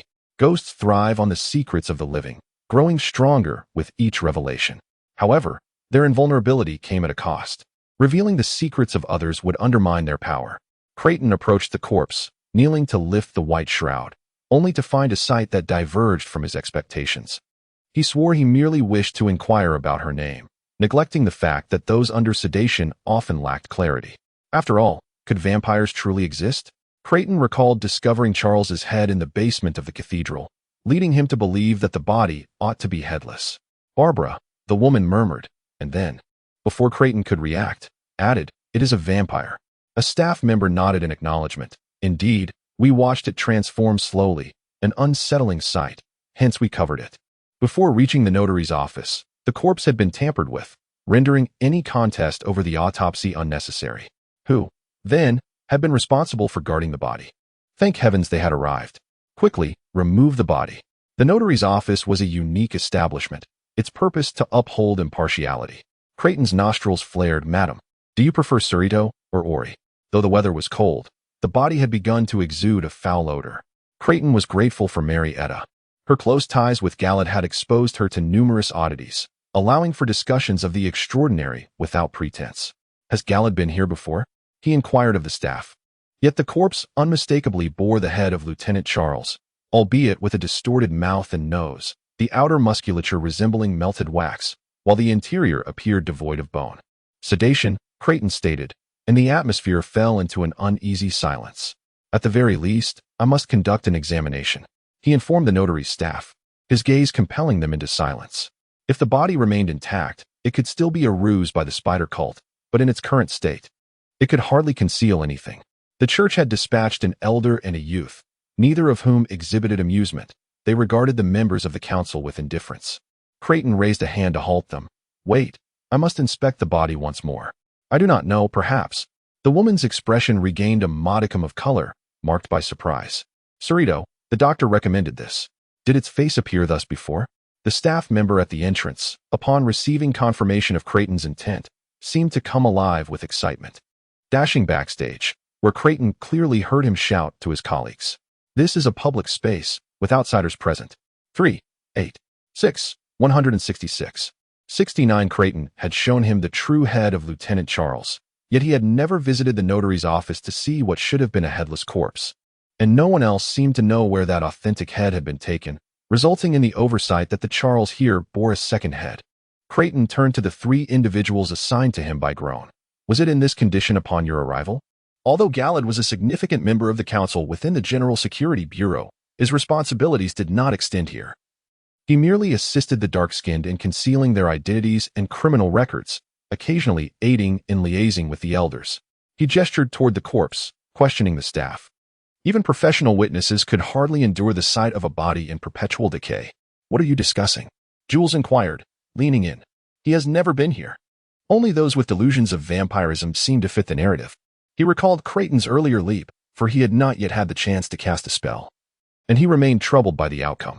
Creighton removed his hat, tousled his hair, and replaced it, stepping to the doorway to peer inside, where he beheld a body covered by a white cloth, resting on a stretcher.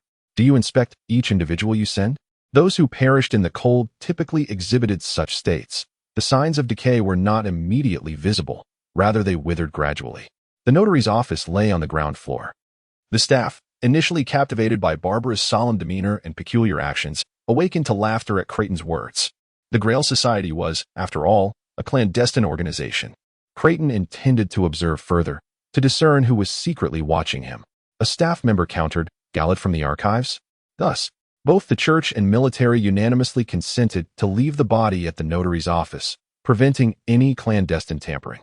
"Indeed," Creighton replied. covering the corpse with the white shroud once more, standing upright. Now, let us return to matters at hand. Has this body been under your watch? He did not shy away from this query, while Jules quickly lost interest in the answer. The staff member recited a string of unfamiliar names, among which was Marietta. The assistant stepped aside, allowing him closer. As the war progressed, his psyche had become sensitive and fragile, leading him to rely on numerous medications. Barbara realized this was perhaps not something to disclose, covering her mouth with her hand. The staff urged him on, eager for the body to be removed from the workplace. Not only Creighton, but also the cursed and Jules stood in stunned silence, gazing at her. I would recommend Ori. My experience shows its effects, while gradual, are less jarring, allowing one to acclimate comfortably. With a sigh, Creighton acknowledged his awareness of this. The body cannot yet be transported. I have inquiries for the original custodian. As for you three, now is the time to introduce yourselves. Before him stood an elder and a youth, the former with a Mediterranean hairstyle, an eagle-like nose, and deep wrinkles. The latter was unremarkable, dressed in a black clerical robe, yet exuding an air of menace, silently clutching a cross pendant and praying. The staff here were seasoned professionals. Even as the sheriff's reputation plummeted, they maintained an image of moral integrity and noble character. Indeed, the strikingly beautiful woman of the Shining tribe, whom he had once seen in the waiting room, wore the same dress, still biting her thumb, the blood from her injury congealing only to flow anew. Her gaze, void of greed, now reflected emptiness and suffering, rendering her pitiable. Valentine, the cursed one, spoke. Jules. Chapter 54. In esteemed name, how should I address the two of you? The three newcomers introduced themselves. Creighton turned his gaze towards the church representative, an elderly man with a Mediterranean hairstyle who stood up, revealing an aged, yellow leather briefcase beneath him, which led others to realize that his actual height was shorter than it appeared. I am Urchill, the coroner here on business. I will accompany you to the military hospital shortly. The young cleric beside him remained silent, seemingly still engaged in prayer. Or perhaps he simply wished to avoid association with them. However, this was of little consequence, as the elder introduced him. This is Green, currently my bodyguard. The notary office door swung open once more, and Marietta stood at the threshold, gazing intently at him. In this bustling environment, caregivers diligently transported medications and patients.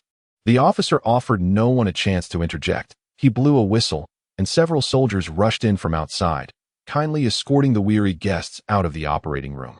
Upon returning to the archives, Simon stood at the door, adjusting his mane of hair that resembled a lion's mane, seemingly pondering how to present himself more decorously. Creighton squinted, and before he could speak, Mary interjected. Regarding this judgment, as the notarial party, the police department also has an obligation to supervise and must observe. Thus, both turned their attention to him. Mary spoke. You may proceed. Curse, the lieutenant muttered under his breath, instinctively lowering his voice. Creighton contacted a caregiver to guide the police department's assistants on where to deliver the body. The officer appeared to be about Creighton's age, sporting slicked-back yellow hair, excessive oil, soft facial muscles, protruding cheeks, and a long goatee, leaving one unsure of the style he wished to maintain. Had Creighton still been in service, this foul remark would have undoubtedly led to a court-martial. The door slammed shut. Indeed, Julius sneered. Miss, you are quite considerate. Galide raised his voice to match hers. If you do not kill them, they will die nonetheless. The only difference lies in whose hands they perish and who else might perish alongside them. In an empty operating room, the police department's assistant departed, and sturdy male caregivers swiftly stripped Charles of his clothing, placing the entire corpse on the autopsy table without a shred of cloth remaining. There were 9 of them in total, all boarded the vehicle, and they arrived safely at the St. Beatrice Military Hospital in Sasha City. He is one of us. Creighton shook her hand. An employee tapped the counter, prompting Creighton to look over. The carriage is waiting outside. There are 3 in total, and payment has already been made. They also know the destination. Welcome aboard. Creighton first inquired of Galide. Brother Galide, where did you place Lieutenant Charles's head from the basement of the cathedral? The assistant lifted the corpse, while Coroner Archill and Cleric Green rose, preparing to depart. Yet, a voice called out from the entrance. Wait, I shall accompany you. During your custody of the body, did you notice anything unusual? Come in. Creighton nodded, sensing others had yet to arrive. Creighton merely wished to inquire about the coroner's perspective on the state of the corpse, but the other misunderstood his question, perceiving it as an interrogation. He refrained from elaborating further, allowing them to wait while he intended to discuss the body with Galide and Marietta. This time, a staff member from the notary office spoke. If they do not come, you shall wait for them at the military hospital. Lieutenant Charles still possesses a head on his neck. One cannot have two heads, thus I find this rather significant. The woman's arms and legs appeared sturdy, certainly more so than his. It was Galide's voice. Of course not. I understand the regulations. Mary was unclear about the circumstances surrounding the first head discussed with Galide, but her personal experiences provided assurance. Miss Mary, do you have any thoughts? A strange sensation washed over her as Marietta asked Galide. Who is he? Behind Urchill. Cleric Green clenched his fists. I have not touched it. Who knows where it is now? Is it truly important? 38.616.69. It seems I have arrived precisely at the right moment. Not at all? Creighton was uncertain if it was merely his impression, but following the military's escalation of the situation, the handling of Charles himself seemed rather neglected, with no one dispatched to retrieve the body. The young woman stared wide-eyed. Was I not prior? Please. Both of you remain calm. I have a pressing question requiring your answers. Once I finish, I shall leave immediately. Galide pointed at Creighton as he spoke to Mary. The officers, aside from Lady Barbara, bore unfriendly expressions. He contemplated whether he could take advantage of the presence of all three parties to disclose matters regarding the Holy Grail Society. Can we depart now? Julius inquired, arms crossed. And the military's representative? Coroner Urchill, summoned by the church, interjected, based on principles of fairness and justice. He needed to await the arrival of his superior before commencing his duties. Who delivered the body? The officer slowly shook his head, interrupting him. I do not care what obligations or principles you may have. Now, you all better leave. Creighton was puzzled by her intentions. Transporting a corpse was not a task requiring abundant manpower. They already had 8 living individuals. After approximately a quarter of an hour, a well-dressed officer entered, followed by 2 robust soldiers. The body had been stored at the notary office for several days. Even if they were to disassemble the head now, it would be impossible to link it to the Salvation Army personnel. However, he quickly realized he was now a civilian. Seeing Mary rush out, he exhaled in relief. It was time to let someone else handle this young lady. Grab your weapons, we depart. No. Upon entering the operating room, he opened the case and began counting his tools on the adjacent workbench, finishing his count without making any moves. The individuals behind him followed closely, viewing this task as leisurely and monotonous. Upon entering, he immediately glanced at his pocket watch, satisfaction evident on his face. Though it was a military hospital, St. Beatrice Hospital also admitted ordinary patients. They placed Lieutenant Charles on a gurney, noisily wheeling him through the corridor. He entered the room to find Marietta standing before Galide, her face etched with irritation. He discerned that Mary might have learned of the dark undertones. However, this was of no concern to him, as only Galide would bear the consequences of this deception. They are from the Salvation Army, subordinates of the deceased. Creighton promptly closed the door to prevent any sounds from escaping. Mary nodded in affirmation. That is impossible. The notary office staff stated that the body arrived intact with a head. Creighton dismissed the claim, turning to another individual, Miss Mary. I have heard that upon Lieutenant Charles's arrival, you were assigned to guard the body, regardless of how many times he observed it. The wrinkled head of Charles resembled that of a newborn, possessing a soft texture. I merely worry that your reaction may be excessively intense. Galide remained composed, having validated this concern. Her reasoning was so noble that those present found it incomprehensible. Why have you not yet departed? I am the first officer responsible for this body. Should there be any issues, I must also bear the responsibility for inadequate custody. Therefore, I must accompany you. If they discover a problem, simply notify me directly. Galide declared without hesitation, he is Creighton Belio. This situation evidently took Galard by surprise. The doctor responsible for the autopsy arrived promptly, equipped with a mask and gloves, carrying a briefcase similar to Archill's. The officer, with polished leather shoes, approached the autopsy table to examine the deceased, then curiously turned to observe the guests who had hastened from the Public Security Bureau. Mary, in a fit of rage, shouted, I have no idea whom I have killed. Chapter 55. The first encounter. The officer's demeanor was so appallingly poor that it left one astounded. Clayton inquired among the soldiers about his identity, and without much coaxing, they proudly introduced this nobleman.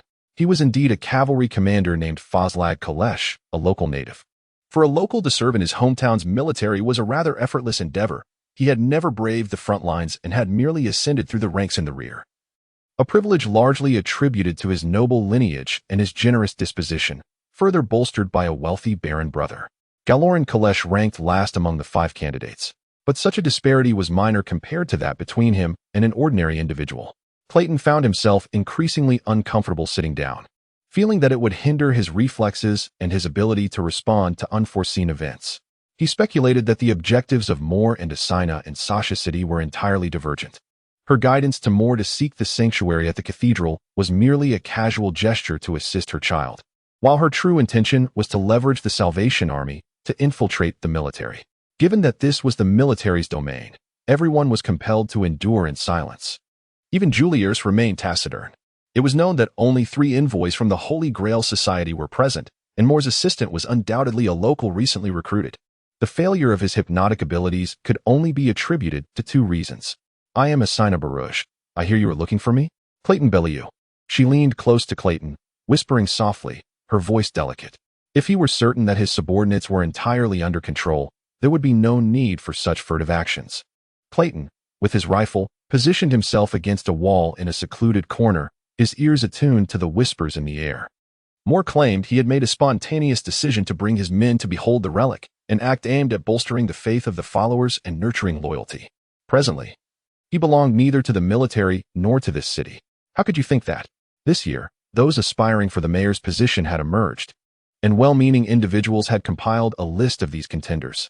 The Salvation Army had blocked the sole access to the cathedral ruins. Had Clayton been Moore, he would never have engaged in conflict with the military over an unnecessary endeavor. The quinquennial mayoral election was set to unfold at the end of this year. Yet as early as last year, speculations had already begun regarding the potential strong candidates for the position.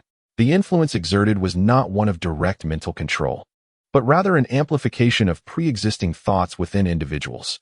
Although this nurse was not the true essence, the spider priestess was surely observing from nearby.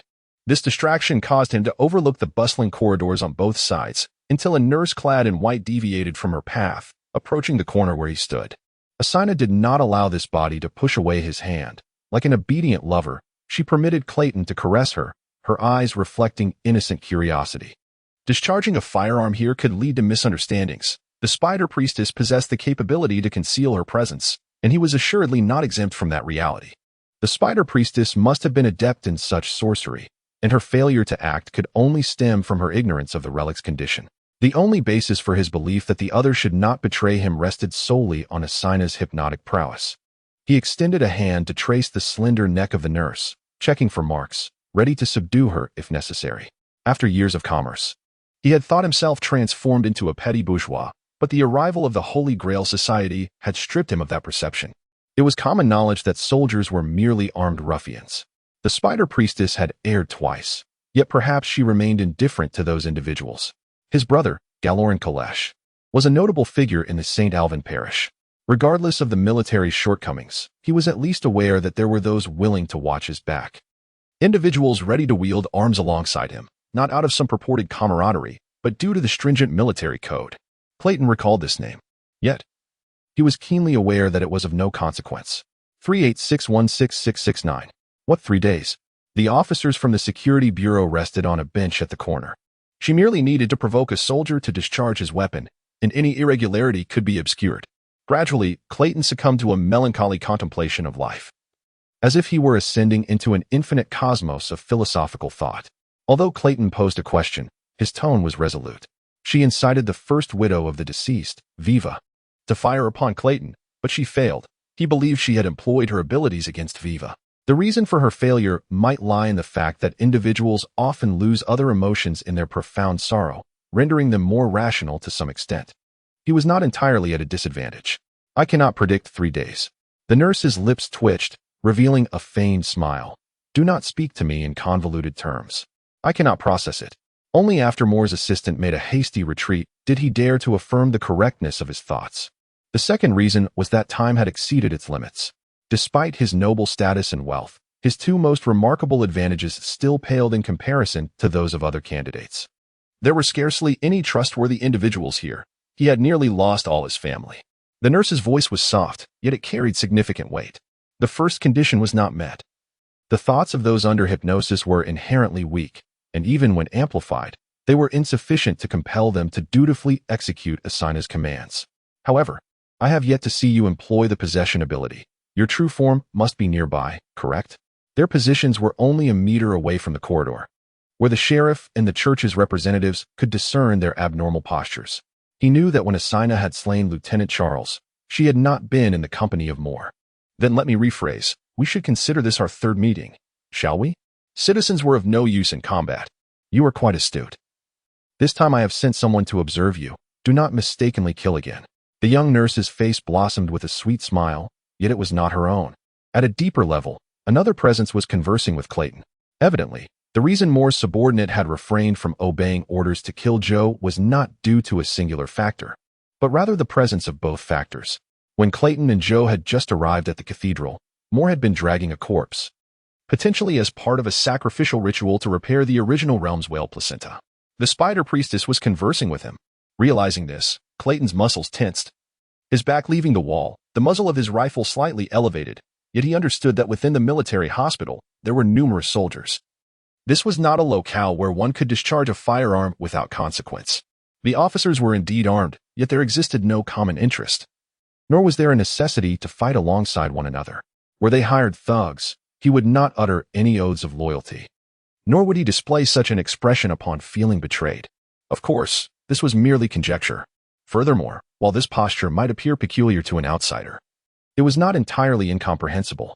She was evidently referring to the body currently under Asina's control. Moore may not be astute, but he was certainly not a fool. Given that the spider priestess had never exuded a scent unique to her, Clayton even harbored doubts that Lieutenant Charles, who had stood on the platform delivering a sermon during the day, had already been supplanted by Asina Baruch, with the body concealed somewhere outside the cathedral, leaving behind some signal for Moore to assist in handling the matter. The nurse's expression finally shifted. Do you know, Clayton, your perceptiveness is somewhat unsettling. Chapter 56. The valued and the neglected. It had been an eternity since Clayton had received such accolades from anyone. However, given that it was Cretus, a family member, who had spoken those words, he could easily forgive her. Clayton noted another entry regarding Asina. Yet, her reaction confirmed a new insight. Asina's hypnotic abilities were ineffective against him. She lacked the confidence to subdue him in a one-on-one confrontation. Simultaneously, she harbored a sense of disdain towards him. Green was eager at the doorway. Yet upon seeing the unarmed elder, he remained still. Archer did not immediately open his briefcase. Instead, he rushed to the corpse for a swift examination. One hand steadying his firearm, the other grasping at hair, he halted due to the hat obstructing his actions, ultimately unsure where to place his hands. Though his voice was low, it carried an unwavering conviction. A fleeting advantage was no match for the surrounding environment. Armed soldiers were plentiful and could be summoned at will, rendering any investigation into the whereabouts of the spider cleric unfeasible. Likewise, the spider cleric was unlikely to attack him here. Her tactics favored stealth, likely motivated by a greater threat rather than a concern for Clayton. Having retired from service, with the Queen, whose legal authority ruled over all citizens, far removed, he found himself beholden to no one but his own conscience. It's fine, you may leave. Thus, he resolved to dispel the Holy Grail Society without needing Groon's encouragement. I have killed your son, are you not aware? Fozlag emerged from the operating room alongside the doctor, relief evident on his face. There was nothing more to say. Most people are averse to witnessing autopsies, particularly for an hour. Clayton immediately followed the scent outside, with Mary Ada close behind, followed by the all-white-clad Valentine. What brings you to seek me? Her demeanor was almost humble, reminiscent of a student inquiring of a teacher. So, you are an unbeliever, the werewolf scoffed, feeling she was toying with him. What has the council offered you that makes you willing to serve them? Lieutenant Charles's corpse lay on the autopsy table. His chest and abdomen fully dissected, ribs spread wide like two square wings turned inward, his cavity empty, with colorful entrails meticulously arranged beside him. He had become a Darkborn only recently, possessing scant knowledge of this world, and the reputation of the other party had already reached the council across the city. You articulate your thoughts well, yet perhaps you should persuade the elders of the council instead. He found it perplexing that she could pose such a question. Archer's beard twitched as he stepped forward with his briefcase, addressing the officer. I must re-enter. Clayton sighed. Asina had vanished too swiftly for him to regain his composure. The military doctor removed his gloves and announced to those rising from the benches, there is but one fatal wound, a puncture to the heart. Any gunman could inflict such an injury. It is nothing extraordinary. Very well, the choice is yours, werewolf. I have matters to attend to. We shall meet again. and you will understand why. Clayton locked eyes with the nurse. Her gaze was clear, seemingly speaking from her own volition. I do not serve anyone. My interests merely align with theirs for the moment. We all seek a stable living environment, and that is all. The spider whispered to Clayton, her tone imbued with an air of superiority as though she possessed the ultimate truth, which made him feel ill at ease once more. Asina's decision to seek him out for dialogue was exceedingly cautious, yet she could not linger indefinitely. Her complexion flushed crimson.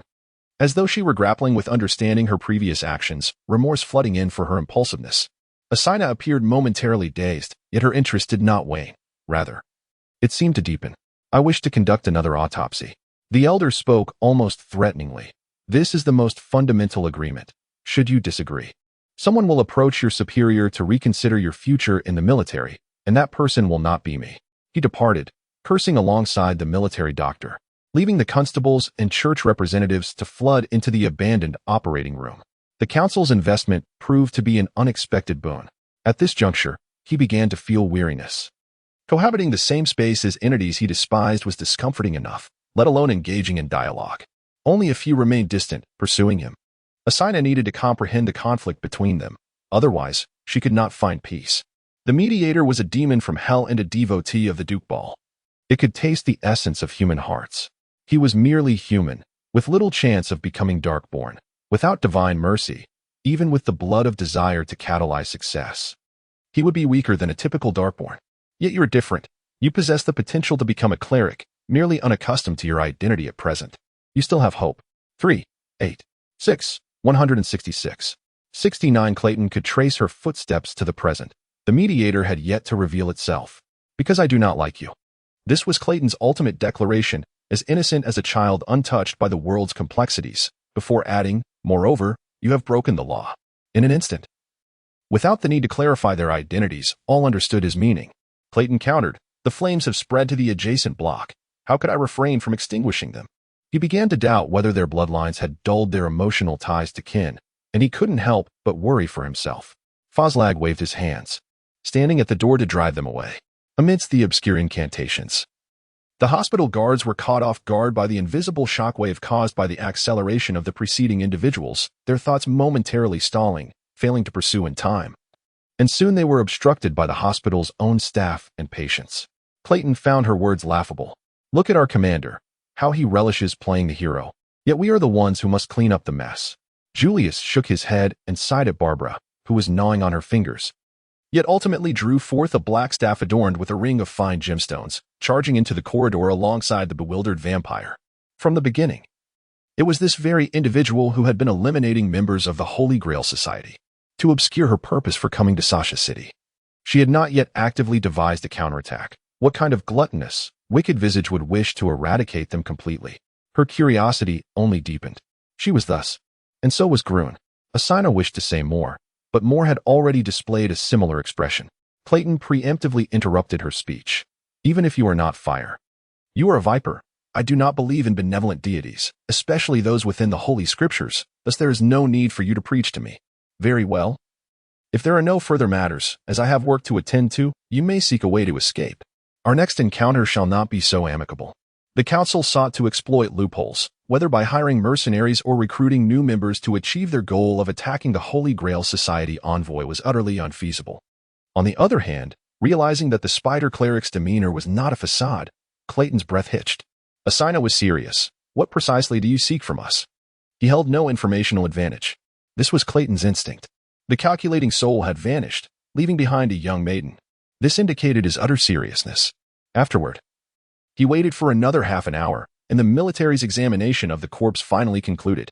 Asina smiled nonchalantly, stepping closer to affectionately rest her hand on Clayton's shoulder. Her transparent yet shadowy pupils scrutinizing his face from below, her gaze verging on tenderness. Do you perceive us as flames? This is a grave error.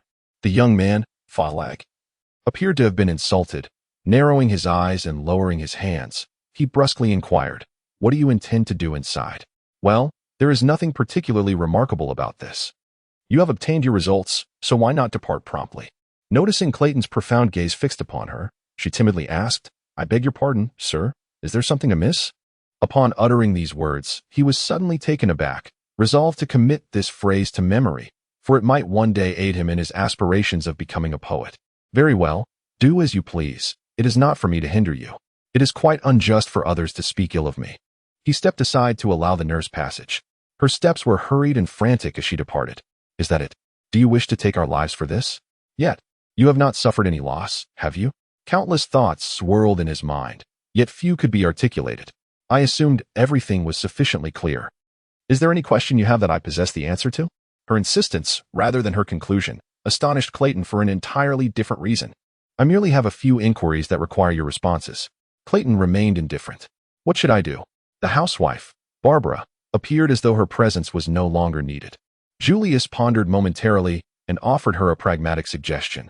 You might seize the opportunity amidst the chaos to pilfer a few blood bags for your own stock. Chapter 57. The convenient partner. Heaven knows how Fozlag and the military doctor vanished from the corridor in less than 30 seconds, leaving no trace behind. Fortunately, they left behind a lingering scent. Clayton endeavored to navigate through the throng, yet his towering stature made it increasingly difficult to avoid colliding with others. In truth, he had not yet bumped into anyone, but the crowd had already descended into chaos. Nurses carting trolleys laden with medications and buckets pressed tightly against the walls. Sloshing water spilled from the containers. Attendants attempted to block his path, only to abruptly veer aside. A limping patient dragged himself from a wheelchair, discarding his mobility aid in the middle of the thoroughfare. At this rate, a significant uproar was inevitable.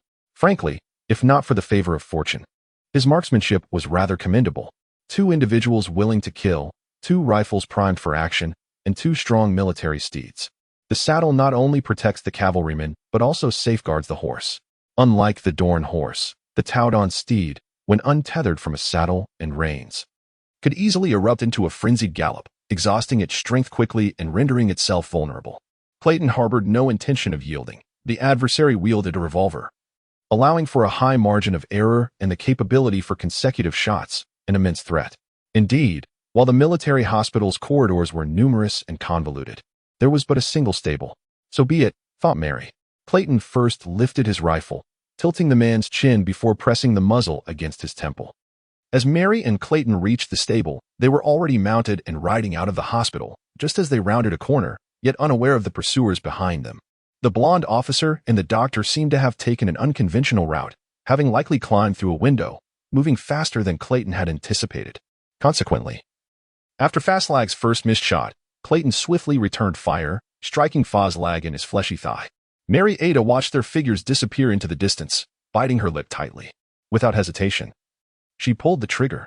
They squeezed their legs against their mounts, whistling in lieu of the cavalry's bugle to urge their steeds forward. Clayton, buoyed by the moment, felt a sense of reckless abandon. I suspect someone committed a crime before me. As a cavalry officer, Fozlag Cools was certainly adept at riding, and given his temperament, he hardly seemed the type to willingly traverse on foot. The horses tethered to the carriage would also remain in the stable when not in use. Fozlag gazed at Clayton's raised rifle, swallowing hard. Assaulting a soldier is a crime. You'd best cease this nonsense. However, collaborating with the Holy Grail Society presented a different scenario. Though the horses were not yet equipped with saddles, Clayton had ridden untethered since childhood. This was no hindrance. He tore down 2 stable doors, leading the horses out by their manes. I have not heard of this name. Upon noticing the tension in Clayton's fingers, he sidestepped to evade the gunfire. If you can ride, then come along. Then tell me, why conceal the marks on the corpse? Assign a Broleg. Have you seen that woman? Clayton approached him with a steady grip on his firearm. However, the acrid scent of medicine and the stench of pus and blood muddled his senses, obscuring the scent trails. Fozlag, clutching his wound, gritted his teeth, his complexion pale and drenched in sweat, his hair resembling dyed yellow cotton, akin to a clay figurine drenched in rain. 38, 6, 166, 69. Consequently, Clayton significantly reduced his speed. He glanced at Clayton's face as the cavalryman's daughter mounted her horse. The officer collapsed, clutching his leg, his cries of agony drowned out by the horse's plaintive whinnies, his weapon cast aside. They exerted themselves to catch up with the 2 riders. Yet Clayton, relying on his own strength, pulled away effortlessly, leaving Fozlag wide-eyed in astonishment as he aimed his weapon at the lieutenant. Clayton raised his rifle in turn. You? Drop your weapon and tell me who you've made deals with. Fozlag's mount soon faltered under his poor horsemanship, its abdomen gashed by sharp stones. Mary produced a revolver from her coat, tossing it to Clayton, who caught it deftly while galloping. "Is this your gun? Then you shall perish here. Good lad. Let us make haste." A flash of fire erupted as the lead bullet struck the ground, leaving a distinct black hole. However, they need not pursue for long. A single explosive moment would suffice. Clayton followed Fozlag into an uninhabited area, an abandoned quarry within the city, strewn with sharp stones, treacherous for the horses. Typically, a 600 or 700-pound beast would require assistance to extricate itself when trapped. He mounted one horse, leading another by the mane, releasing it before Mary. The werewolf was uncertain whether the female sheriff had apprehended the military doctor, yet he had cornered Fozlag into a dire predicament. Perhaps due to a lack of experience in pursuit, the adversary's decisions became increasingly erratic as he galloped into an unfamiliar territory. "Don't move. Stay away from me." If damaging the corpse and obstructing the church's coroner was at the behest of his superior, Fozlag would never flee. He would return boldly, calling for backup to confront the sheriff, as assistance would surely rally to his side. Clayton quickly grasped this notion, following Mary Ada's path. This scenario proved disadvantageous for typical cavalrymen. Without any exchange of words, Clayton and Mary each locked onto a target. Behind her, Clayton disregarded protocol, advancing toward the direction they had emerged from, ambushing the stableman who was closing the back gate with a single punch that knocked him unconscious. Slipping a 5-pound note into the collar of his shirt as compensation, Clayton suddenly felt an absence of want. Those who had not experienced the battlefield could not effectively endure pain. Fozlag lacked a true understanding of the significance of combat. Had Clayton been among the seasoned veterans, even injured, he would have persevered until his ammunition was exhausted. Fozlag, not catching sight of anyone in the area, felt a surge of joy. He intended for his secrets to remain buried. He burst into the backyard, where 7 or 8 military horses were tethered. With a single shot, a bullet the size of a pinky finger struck through a horse's eye, and Clayton heard a heart-wrenching whinny beneath him. The horse rearing up, nearly unseating him before collapsing to the left, pinning one of his legs beneath it. So long as they kept watch over the stable, they could prevent the others from escaping. The blond middle-aged officer tumbled several times before clumsily rising, frantically drawing his handgun and aiming at Clayton's mouth. "Do you dare kill me?" Fozlag pressed his forehead against the barrel. Chapter 58. Patience is required in action upon witnessing Fozlag's attempt to rise. Clayton first struck him with the butt of his rifle, then pressed the barrel firmly against his chest. "Who instructed you to do this?" "I do not comprehend what you are speaking of," the enraged cavalry officer bellowed. His steed struggled to its feet only to abandon its master, galloping toward the flat path ahead. "Who permitted you to take Lieutenant Charles's body parts? Are they still with you, or have you discarded them?" He clutched his legs, tears streaming down his face, a stark contrast to the man he had been mere moments ago. Clayton raised his boot and delivered a harsh kick to him, only to observe Fozlag's pupils suddenly dilate, his expression morphing seamlessly into one of grotesque horror. Realizing this, Clayton turned his gaze back to Fozlag. This was the nation's premier detective security firm specializing in intercity operations, boasting a history of 50 years, predominantly comprised of veterans re-entering the workforce, whose professionalism garnered the admiration of the affluent. "My leg, mother." "Suicide." Clayton spat dismissively. In a central position, 2 individuals were relishing their protective services. "What she says bears merit," Fozlag mused, momentarily relieved, yet new concerns emerged. Having grown up in Sasha City, he had never heard of the existence of the council and could not fathom that the illustrious Pulitzer family, equal in renown to the Cools family, was merely a puppet of the monsters lurking in the shadows, leading him to treat her with disdain. A witch, after all, was hardly trustworthy. Fozlag fainted as the gun slipped from his grasp. Unmistakably, he saw Fozlag lift the revolver, awkwardly aiming it at his own temple. Just as the werewolf felt a headache approaching, he noticed Fozlag cease his wailing, his countenance frozen, hands clawing at the gravel, leaving trails of blood in his wake. The woman's beauty was striking, with golden hair and blue eyes, exuding far more composure than her male companion, even donning a cheap blue wrap skirt with an air of nobility. This was a consequence he could not accept. When does it take effect? What are the conditions for its efficacy? Is it currently only effective on Fozlag? Can the werewolf resist such power? Clayton squatted down, rummaging through Fozlag's belongings, yet failing to locate his initial target. Driven by curiosity, Clayton refrained from intervening immediately. A fire ignited within him. Even the most obtuse individual could grasp what had transpired. The aspiration to be a soldier and subsequently earn a title through military merit had always been Fastlag's dream. Of course, the woman replied respectfully, though only she knew the degree of sincerity in her words. Members of the council were invariably violent, arrogant, believing everything lay within their control. They were aging yet aspired to drag the entire city into decay alongside them. Their spies were ubiquitous, and anyone suspected of opposing them would face severe repercussions. Had I not employed the magic of flesh and clay to disguise another as you would likely have met an untimely end by now. Thus, the objective shifted. This power was beyond his comprehension, and he had no idea how to combat it. The abandoned quarry lay near the city's outskirts, entirely flat, offering no concealment for individuals, indicating that Asina was not present. As for this other entity, it could very well be the church, whether for security or the violent suppression of strikes. Their tasks were flawlessly executed, marking them as the elite among armed detectives. One could not disregard this person. After all, he was an active duty officer. And should news of an attack on him leak, Clayton would face a month of incarceration, having paid a hefty fine. Just as Clayton departed the quarry, an armed squad arrived. Yet, prior to this, Clayton had harbored a suspicion. The emergence of this corpse today confirmed certain truths. However, since there were more convenient methods, an attempt would not be in vain. Following this, the headless corpse clad in green military garb finally ceased its thrashing, though the fingers continued to reflexively grasp. He wished to ascertain the intentions of the others. He stepped back, turning to survey his surroundings while keeping his firearm at the ready. 7 guards stood vigilant, all donning round felt hats, wielding single-shot rifles or shotguns, their physiques robust and their skin dark, faces alert and confident. Their matching black jackets bore thick leather capes, and the insignia of the Hook Detective Agency on their backs denoted their affiliation. In a brief span, through the body resembling his own, he experienced an overwhelming sense of achievement from the future, as though success was already within his grasp. He cautiously approached the revolver lying on the ground, moving slowly yet resolutely. Having lost the initiative and sustaining injuries, Fazlag was incapable of inflicting further harm upon him. Perhaps, Asina mused, observing the corpse with a slight smile. Accepting the consequences of my previous proposal would indeed benefit you.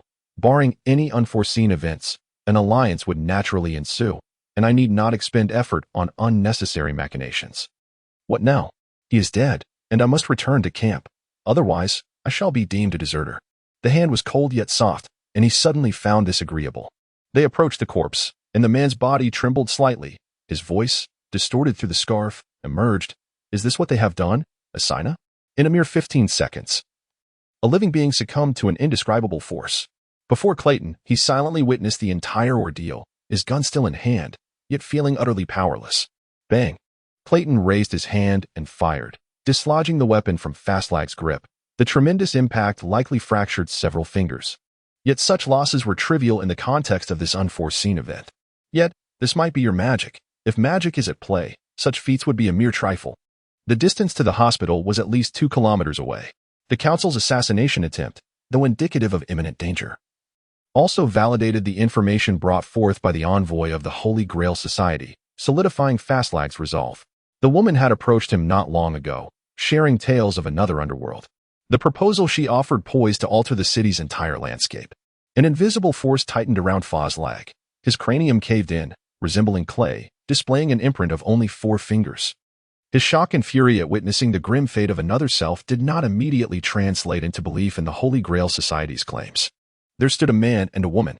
The man lowered his scarf, revealing a visage strikingly similar to that of another Fazlag. This demonstrated that once the ability to implant memories was activated, distance would no longer be a limitation.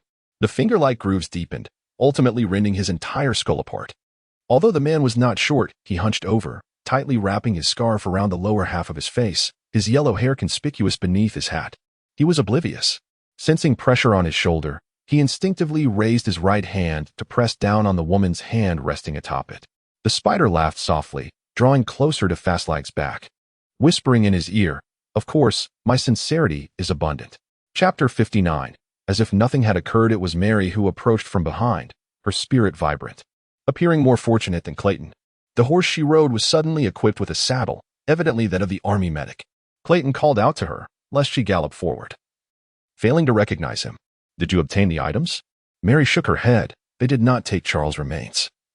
That portion of flesh was directly cast into the hospital's furnace to stoke the fire. By the time Archer summoned us, it was too late. Is that doctor still alive? Clayton posed a question that might seem absurd to anyone else, yet Mary understood immediately. She furrowed her brow and retorted, "Has Fozlag also perished?" "I believe so." Clayton, too, had received intelligence of the medic's demise, feeling somewhat disheartened. He held some confidence in hand-to-hand combat, yet was utterly ignorant of magic. During his earlier service in Lauren, he had encountered shamans and priests among the local rebels, all of whom claimed to wield sorcery, possessing undying forms capable of cursing the kingdom's stationed troops, while their children back home suffered from grave illnesses. At that time, Clayton had been skeptical, while his subordinates remained ambivalent. To minimize dealings with these mystical foes and avoid dampening troop morale, his customary approach was to first scout the enemy's stronghold and then promptly request artillery support. Even from 3 kilometers away, a coordinated cannon fire could easily obliterate the enemy's positions, with the sole drawback being the inability to recover intact spoils. Reflecting on it now, this may explain why he had yet to discover any local extraordinary beings in Lauren. His reliance on cannons and firearms, weapons ill-suited for urban operations, indirectly led to his current predicament of being helpless against magic. Clayton waved dismissively. They have already discerned that this matter is unusual. He then turned to hire a carriage to the Pulitzer estate in the city center. However, this time, Grony did not come to meet him, as the servants here were also unaware of Grony's whereabouts, merely instructing him to wait in the reception room. When 4 individuals were present, the waiting area felt cramped. With only one, it became excessively spacious. Clayton picked up a cigarette, hesitating as to whether to indulge in this long-forgotten pleasure. He had to admit, he was somewhat startled. He had seen individuals directly struck by artillery, yet it was the first time he witnessed someone being killed by such an intangible force before him. That malevolent power was truly chilling, akin to something only a demon from hell could wield. A demon. He fell into contemplation. The door to the waiting room swung open, and a robust old man, clutching a large beer mug, stood at the entrance, one arm propped against the doorframe, observing him. A werewolf. Clayton felt no irritation at having his identity unveiled. From the old man, he sensed a familiar military demeanor, far surpassing that of the hospital soldiers who had never seen battle. The old man's physique nearly filled the doorway, and even Clayton was a head shorter. With far less muscle mass, his jacket resembled a coat to an ordinary person. Clayton countered, "And who might you be?" "I am Dace, another elder." Dace lifted his mug in salute, but did not continue to drink. Clayton was taken aback, surprised to meet a second elder so swiftly. However, he soon considered that discussing the Holy Grail with any elder would likely yield similar responses, so he began recounting his experiences.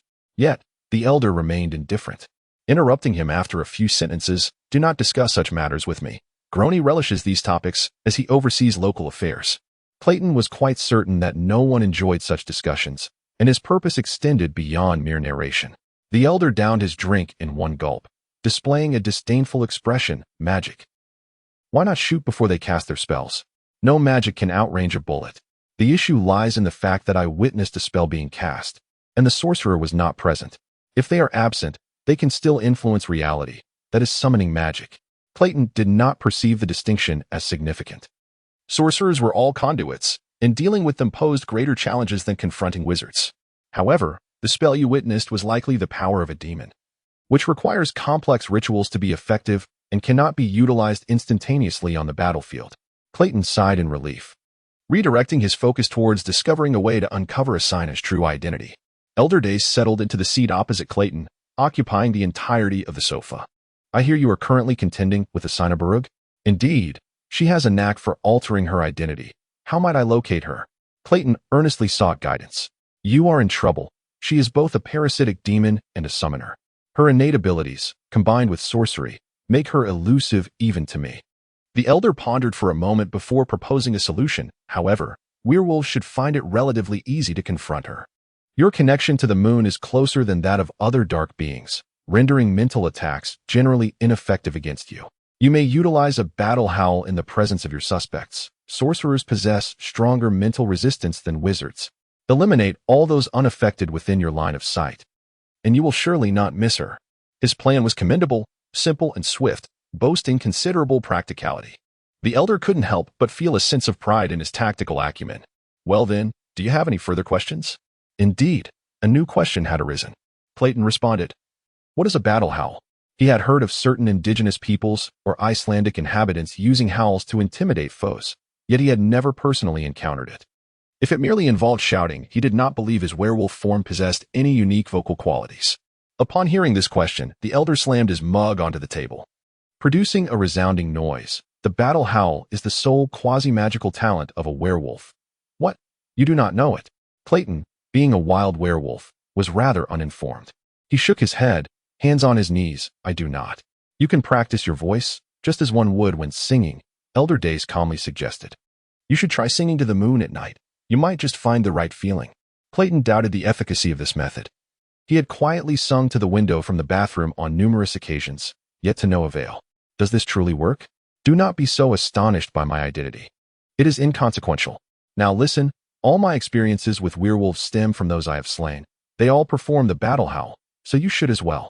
If you cannot learn it, that is your issue. It's as simple as that. Chapter 60. Political participation. Elder Dace's logic was impeccable.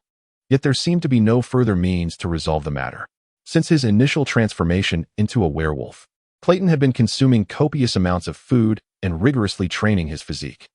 His immense strength now enabled him to crush a 1-inch thick solid wood board and lift over a ton with ease. Initially, he required 20 seconds to transform. But now he could accomplish it in a mere 7 seconds, demonstrating his dedication. However, he remained completely at a loss regarding the arcane special abilities, and thus had to temporarily set that matter aside, instead bringing up the information provided by a Sina of the Holy Grail Society. That cleric claimed that within 2 months, by next year, they could seize the upper hand and oust the council. He did not say we. The council currently appeared to him as an empty shell, with most of the components and maintenance of these strongholds being ordinary individuals, and there were few experienced and willing extraordinary beings to guide the newborns. Only the 2 elders and the phantoms left a lasting impression on him, indicating that this was evidently not a group with strong cohesion. Clayton still found it hard to believe. The mayoral candidates expressed their unique policy opinions, promising changes to welfare, and typically attracted votes through speeches. Once elected, they would implement their policy plans and fulfill their promises, a standard procedure for ascending to power. Although most mayors failed to adhere to their plans, they could still alter the status quo to some extent. Deus rephrased the question. If there were something in a certain place that you desired but could not take away, would you not wish to see it? Elder Deus perceived Clayton's thoughts, his half-bald brows knitting together as he leaned toward Clayton with an air of authority. We aim to create a cultural city, the elderly man declared, his arms thicker than Clayton's thighs. What will happen to the city's future? Clayton felt a surge of anger. There was virtually nothing between the upper and lower echelons of the council. Upon seeing his expression, the elder frowned, sensing the need to help the members understand this concept. I have heard you are also engaged in business. Once you have wealth, would you not want to travel?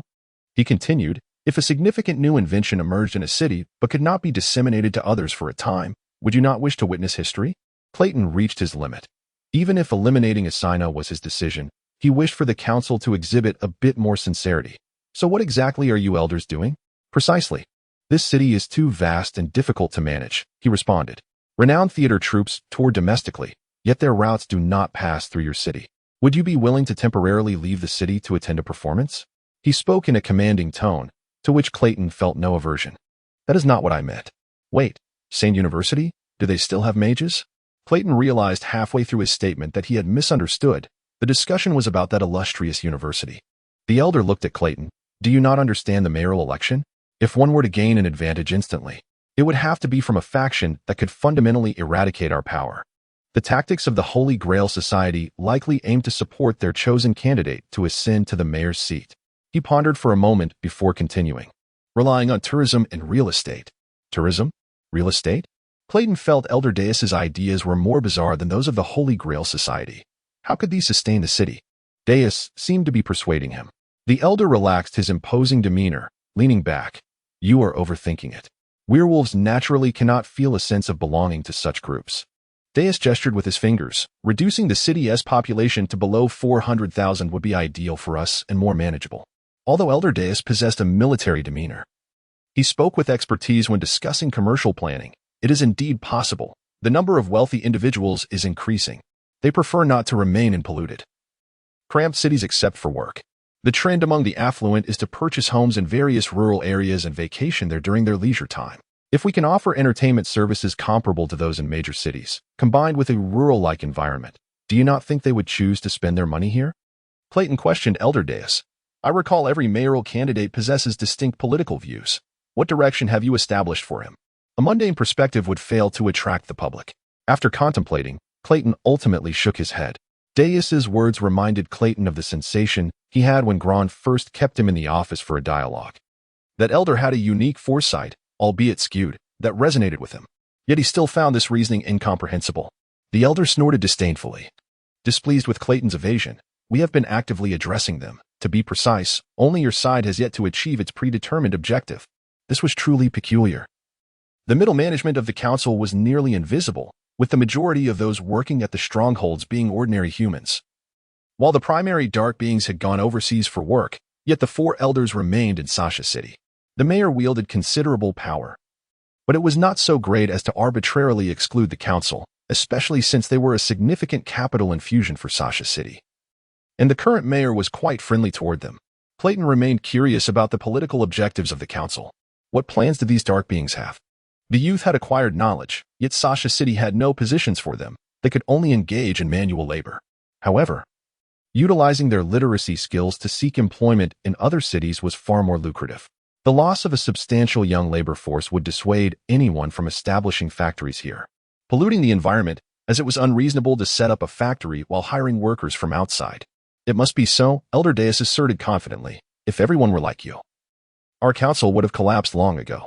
That is not the case. I believe Sasha City is already a cultural city, Clayton earnestly countered. The Cathedral of Light and Sane University are the intellectual fruits of this city, possessing unique cultural value. Yet that strength can no longer be enhanced. We lack the resources to cultivate new cultural wealth. The primary issue lies not in the abundance of money, but in time. 5 years is simply insufficient. We have not. Clayton paused, listening to him speak. However, that spider still being alive is quite absurd. Thus, you should inquire with the church, and also with Sane University. Their mages are quite skilled. You might ask who would be interested in capturing a parasitic demon. This held certain allure. Yet Clayton believed the value of knowledge did not reside in its packaging. He could purchase ordinary copies, so he shook his head once more. Clayton was not particularly fond of theater, so he shook his head again. By next year, Grand's predictions will indeed prove accurate. The tall elder with a silver buzz cut muttered to himself. Clayton, feeling humiliated, suggested, let us return to discussing the Holy Grail Society. Do not be alarmed. Many scientists in this world are mages, albeit of varying levels of proficiency. Such an organizational structure seemed highly irrational to him as a former officer. He had not even identified those responsible for violent actions. Do you think we are incapable?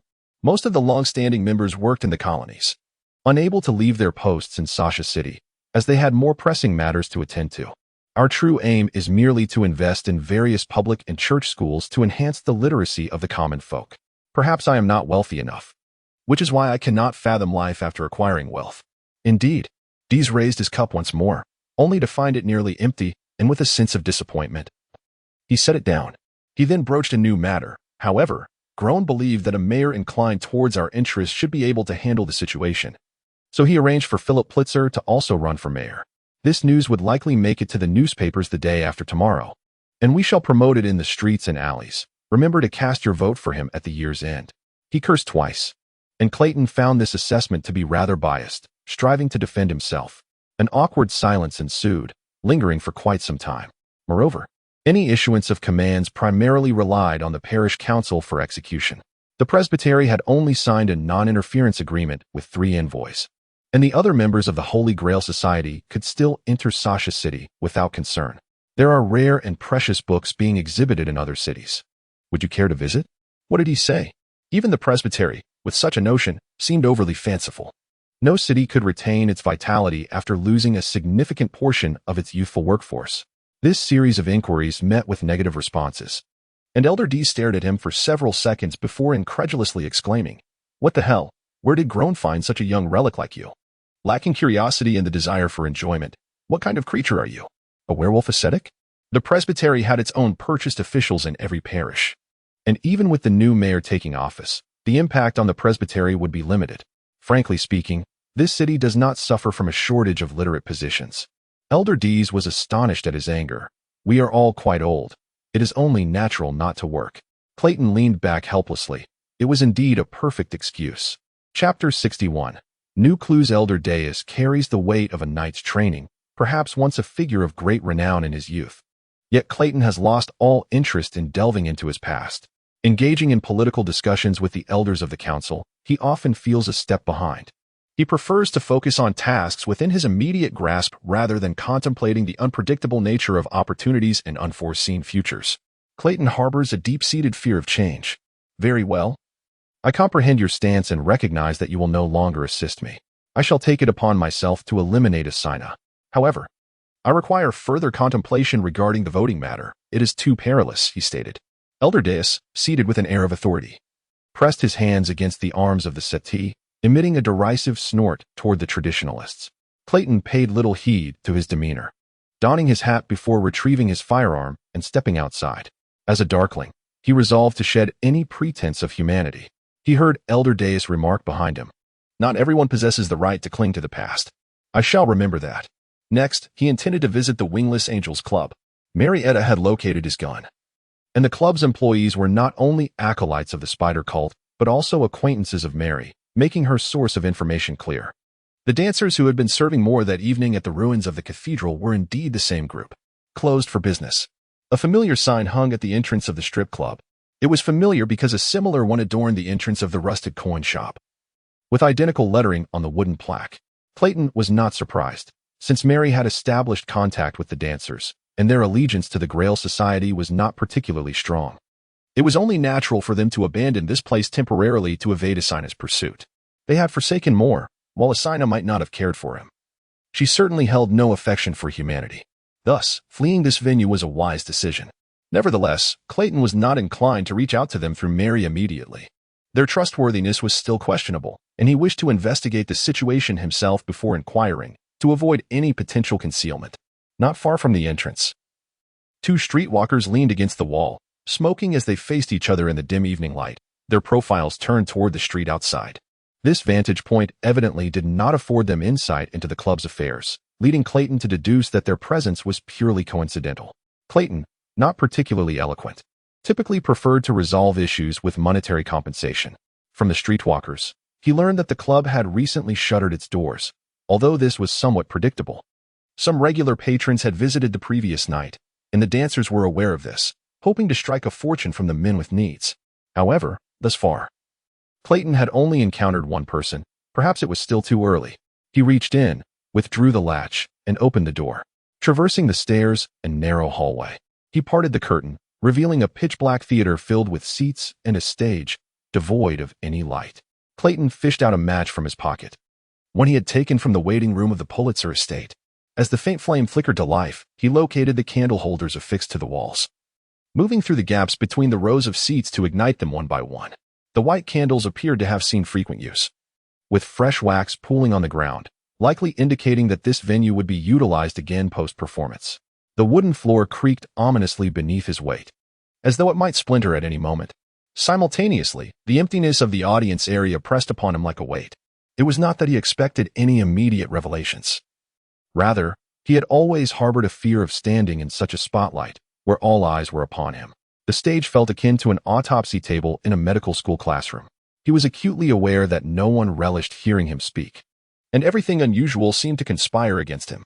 Naturally, the audience seats remained vacant, granting him a momentary reprieve. Clayton lifted his gaze to the darkened stage lights and spotlights above, drawing the deep-hued curtains on either side, attempting to discern any connections to mental suggestion within the internal darkness. His efforts yielded nothing, and he detected an unpleasant odor permeating the air, not the sin of humanity, but rather the distinct aroma of animal pelts, and several different species at that. This could be tied to the darklings. He struck another match and proceeded toward the back of the stage, where the air grew increasingly oppressive. Besides the animal scent, he detected the stench of blood, pus, and excrement, which heightened his caution. The backstage area comprised only 4 rudimentary rooms. The first contained masks and costumes for performances, serving as a storage space. Clayton found a candlestick within and lit it for illumination. In the adjoining room were several unturned chamber pots and 2 large basins of water, or what might have been water. Ignoring the chamber pots, he approached the basins. Within, a murky liquid swirled, and the odors of blood and pus emanated from it. He plunged his hand into the mixture, retrieving glimmering scales. Are they here butchering fish? Clayton speculated, though this conjecture was swiftly dispelled. His second attempt yielded only a few softened scraps of flesh and fragments of human skin, but the quantity was minimal. It seemed they were not living in luxury. Clayton began to piece together the circumstances surrounding the dancers. Surely a portion of them were undergoing transformation into darklings. The process of human metamorphosis into darklings was not consistently peaceful. When Clayton first transformed into a werewolf, he had nearly torn away more than half of his skin. Too fearful to venture outside during the day until he had fed, leading to his now weathered and sun-kissed skin, indistinguishable from that of an inexperienced youth. Yet the sense that did not belong to humanity lingered here, nearly tenfold, and there were no signs of struggle, even with the blessings of the dark moon. The proportion of individuals here transforming into darklings was alarmingly high. The council's exhaustive search throughout the city could scarcely gather 60 communicable newborns, and this locale alone accounted for 1/6 of that number. He immediately recalled the ritual of blood of desire. If such a blasphemous sorcery were at work, it could indeed swell the ranks of darklings in a single stroke. Clayton was loath to acknowledge them as darklings. Based on his limited encounters with those who had received the blood of desire, it would be more fitting to label them as patients. Once one had accepted the blood of desire, their lifespan waned, or their intellectual development faltered, akin to a terminal affliction bestowed upon them later in life. But if all the individuals here had undergone transformation, how could they conceal their true nature from the audience? What were the dancers to do in the presence of these beings? He cast his gaze toward the yet unexplored dressing room at the back. Chapter 62, Ascension of Consciousness in the Dressing Room. Clayton swiftly discovered a notebook. The elegant cursive within revealed that the women here had evidently received a respectable education, yet had fallen into this plight for reasons too delicate to disclose. Within the pages, he found traces of Asina's influence. The edges of the paper were curled, bearing the marks of countless fingers, indicating it had been perused extensively. Several distinct handwriting styles adorned the pages, resembling memoranda more than a diary. The stage curtain remained tightly drawn, yet he could hear faint movements beyond. However, with a determined effort, this restlessness soon subsided. He had already transformed into a werewolf. Could he become another kind of monster? Clayton earnestly illuminated all the sconces in the room and the audience area. He felt a power emanating from above, warm and sweet, igniting an instinctive yearning for more. A massive, muscular form, cloaked in black fur, lay sprawled across the center of the stage. The werewolf's chest heaved gradually, until, after what felt like an eternity, a peculiar scent wafted into his keen nostrils. The fragrant smoke, remarkably, did not unsettle him. Awakening from a beautiful dream, the werewolf angrily pursued the source of the aroma. In the corner of the storeroom stood half a bundle of lemongrass. He stuffed it into an empty barrel and carried it to the stage to ignite. Something was calling to him. An invisible connection emerged. Clayton glanced at his hands. The palms appeared somewhat darkened, a precursor to the full moon transformation typical of werewolves. Had someone evaded his detection? Invisible to the eye and undetectable by scent. Even Asina could not achieve both simultaneously. Thus, she had to constantly shift her form. During the aromatic bath, he prayed for confidence from the Father, sought courage while anointing with salt, and requested luck as he applied holy oil to his forehead. After circling the stage 4 times, he halted, gazing upward in uncertainty, but could only see the ceiling. Old Buck, you're here too. Why has this club ceased ticket sales lately? I thought they had closed, only to discover today they had merely changed their approach. Due to excessive moisture, the flames were small, yet there was plenty of smoke. He touched the notebook and resolved firmly. Who is there? He deemed it worth a try. Like the precise ticking of a clock, completing these steps resonated within him. A sensation distinct from post-exercise restlessness coursing through his veins, albeit faintly. He began to understand why the faithful were so ardent in prayer. Returning to the stage, he prepared himself and then unleashed his being amidst a radiant glow. Yet, one task remained. Only the silver ornaments were absent, having been taken away. But Clayton possessed a silver button to serve as a substitute. After praying, he circled the stage clockwise, illuminating its lights. As his dark fur pierced through the skin, his human eyes transformed into those of a beast. He felt his soul ascend to heights previously unexperienced during his transformations.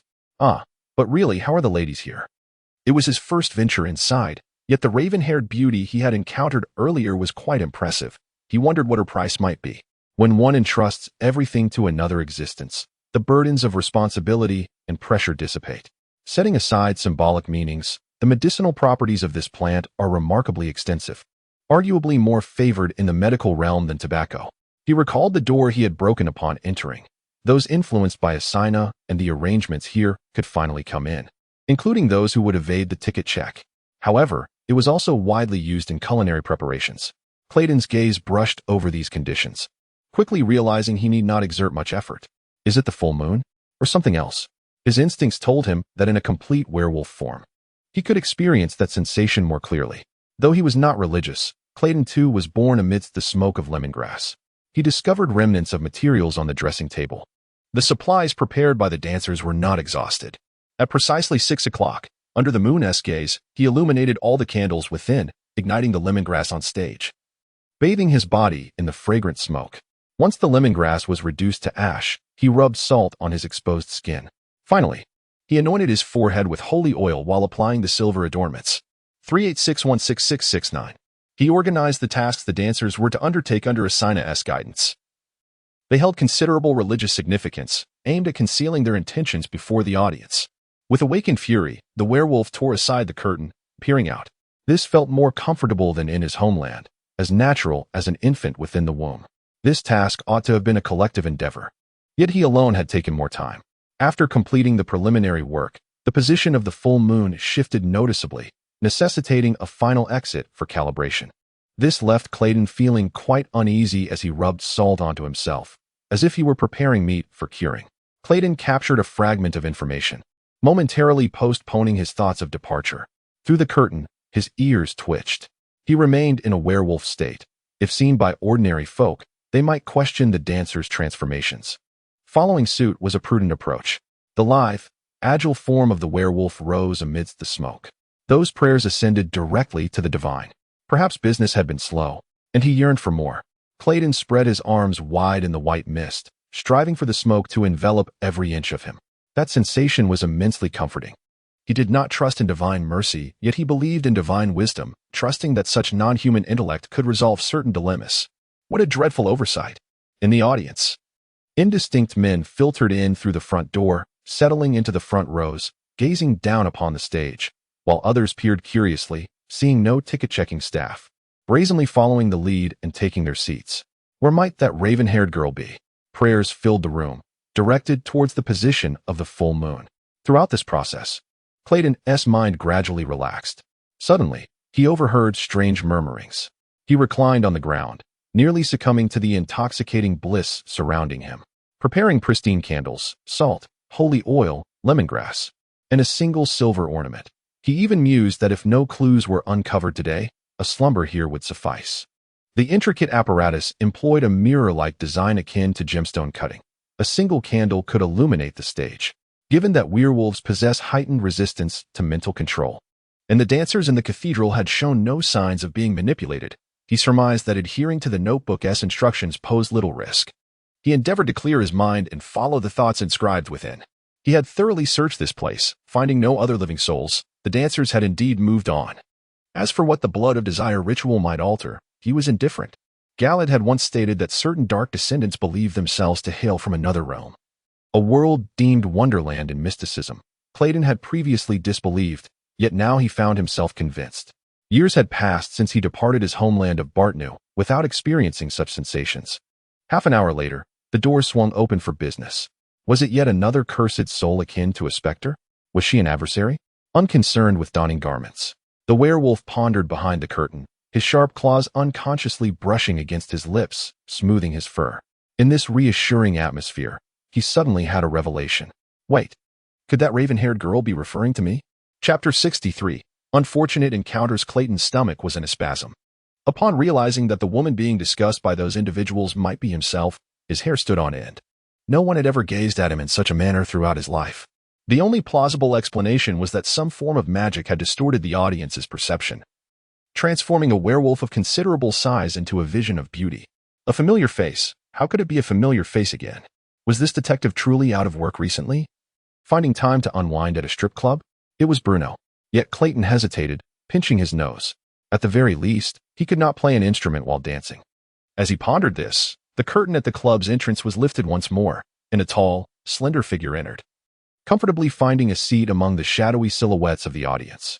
Asina had hypnotized numerous patrons to repeatedly attend the performances, evidently with a deeper intention behind it. This appeared to be an effective method. The commentary was rather impolite, and as of now, the other members of the club had yet to appear, leaving only a solitary woman on stage. Since no one could recognize him, he felt somewhat at ease. After the gunshot rang out, the connection from the heavens became increasingly apparent, the audience's instinct for survival fueling the continuation of the ritual. Hurry! This place could be deemed remote within the St. Alwyn parish, and before the sheriff arrived, he had at least 10 minutes to manage the situation. Due to the low turnout that night, the risk of a stampede was thankfully mitigated. Even at such close quarters, they were unable to discern Clayton's true identity. He was clad in a coat and trousers, and in the cultural context of the kingdom, a woman wearing trousers was undoubtedly seen as immoral. It was clear he had come here with a purpose. Bruno, with a gun pointed at his head, had no choice but to rise and discard his flintlock pistol onto the ground. The audience could hardly contain themselves. Observing the expressions of the spectators and the man advancing toward him on stage, he was certain that the crowd's anger was palpable.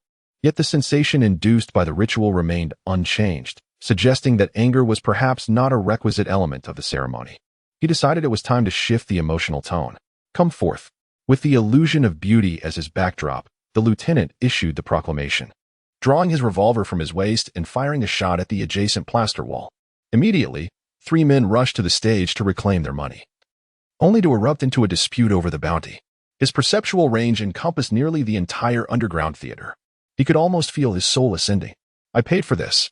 What's the point if there are no performances? He flipped through the notes repeatedly, yet failed to identify which step was effective. Tonight, he was utterly unable to test the ritual's efficacy, as even if he could shed his dignity, there were limits to what one could achieve alone. Perhaps further research was needed. Even those in a hypnotic state, after a brief moment of stupor, began to shout and sprint toward the exit, following the others. Were it not for the desire to test whether collective anger could impact the ritual, he would surely have slipped away unnoticed. We can discuss this, madam. Violence is hardly beautiful. The great detective shook his head, failing to recognize that the person before him was an acquaintance. The audience in the back began to urge them on. Seemingly, they had stumbled upon this place randomly, and thus their numbers were few, only around 10. However, the hypnotized audience remained silent, inadvertently seizing all conversational power on stage. 38-6-16-69. Whistles erupted from the audience, accompanied by a few coins that clattered at his feet. Bruno sat in his seat, his gaze fixed on the conflict unfolding on stage, neither intervening nor departing. His demeanor composed. This was, after all, a strip club. He would not adopt their methods. He reverted to his human form, donning his clothing once more. His focus now lay on the mysterious connection he felt during the ritual. Take your money and leave at once. The audience was indeed incensed. Upon hearing this proclamation, Clayton approached him with a cold smile, pulling him onto the stage with a force Bruno could not comprehend. Clayton's peripheral vision caught this detail, yet he had no time to ponder the detective's intentions.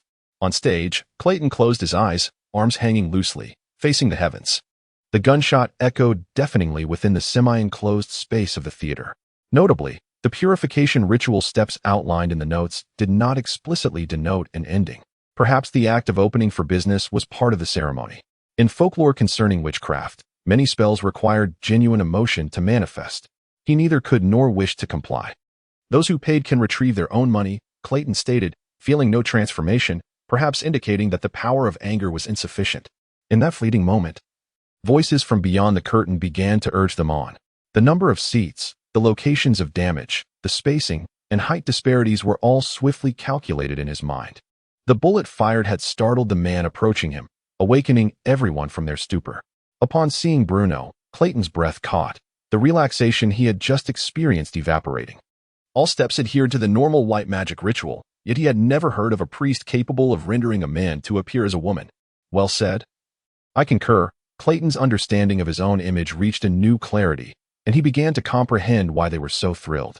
However, this mattered little now. You have misunderstood. I am not a singing girl. I am here for a burglary. Meanwhile, hiding between the seats, Bruno was drawing his gun, crouching and attempting to maneuver behind the chairs for a side approach to subdue the assailant. Clayton abruptly opened his eyes, aiming his gun at the spot where Bruno would soon reveal himself. Clayton added fuel to the fire, observing the few uncontrolled free spectators displaying expressions of disdain, anger, and disbelief, as if they could not fathom that a woman, still viewed as an employee of the club, would dare speak to them in such a manner, in that peculiar magic. His beard would likely be misinterpreted as flowing hair. Clayton noticed that Bruno had vanished from his position, yet he did not see him depart. That sacred entity was observing this world, perceiving all around it, seeing without eyes and hearing without ears, able to touch without a physical form. Clayton felt utterly at ease. The mere curses he had heard about being lifted by true love could already fill 2 battalions. Was it time to depart? He felt uncertain.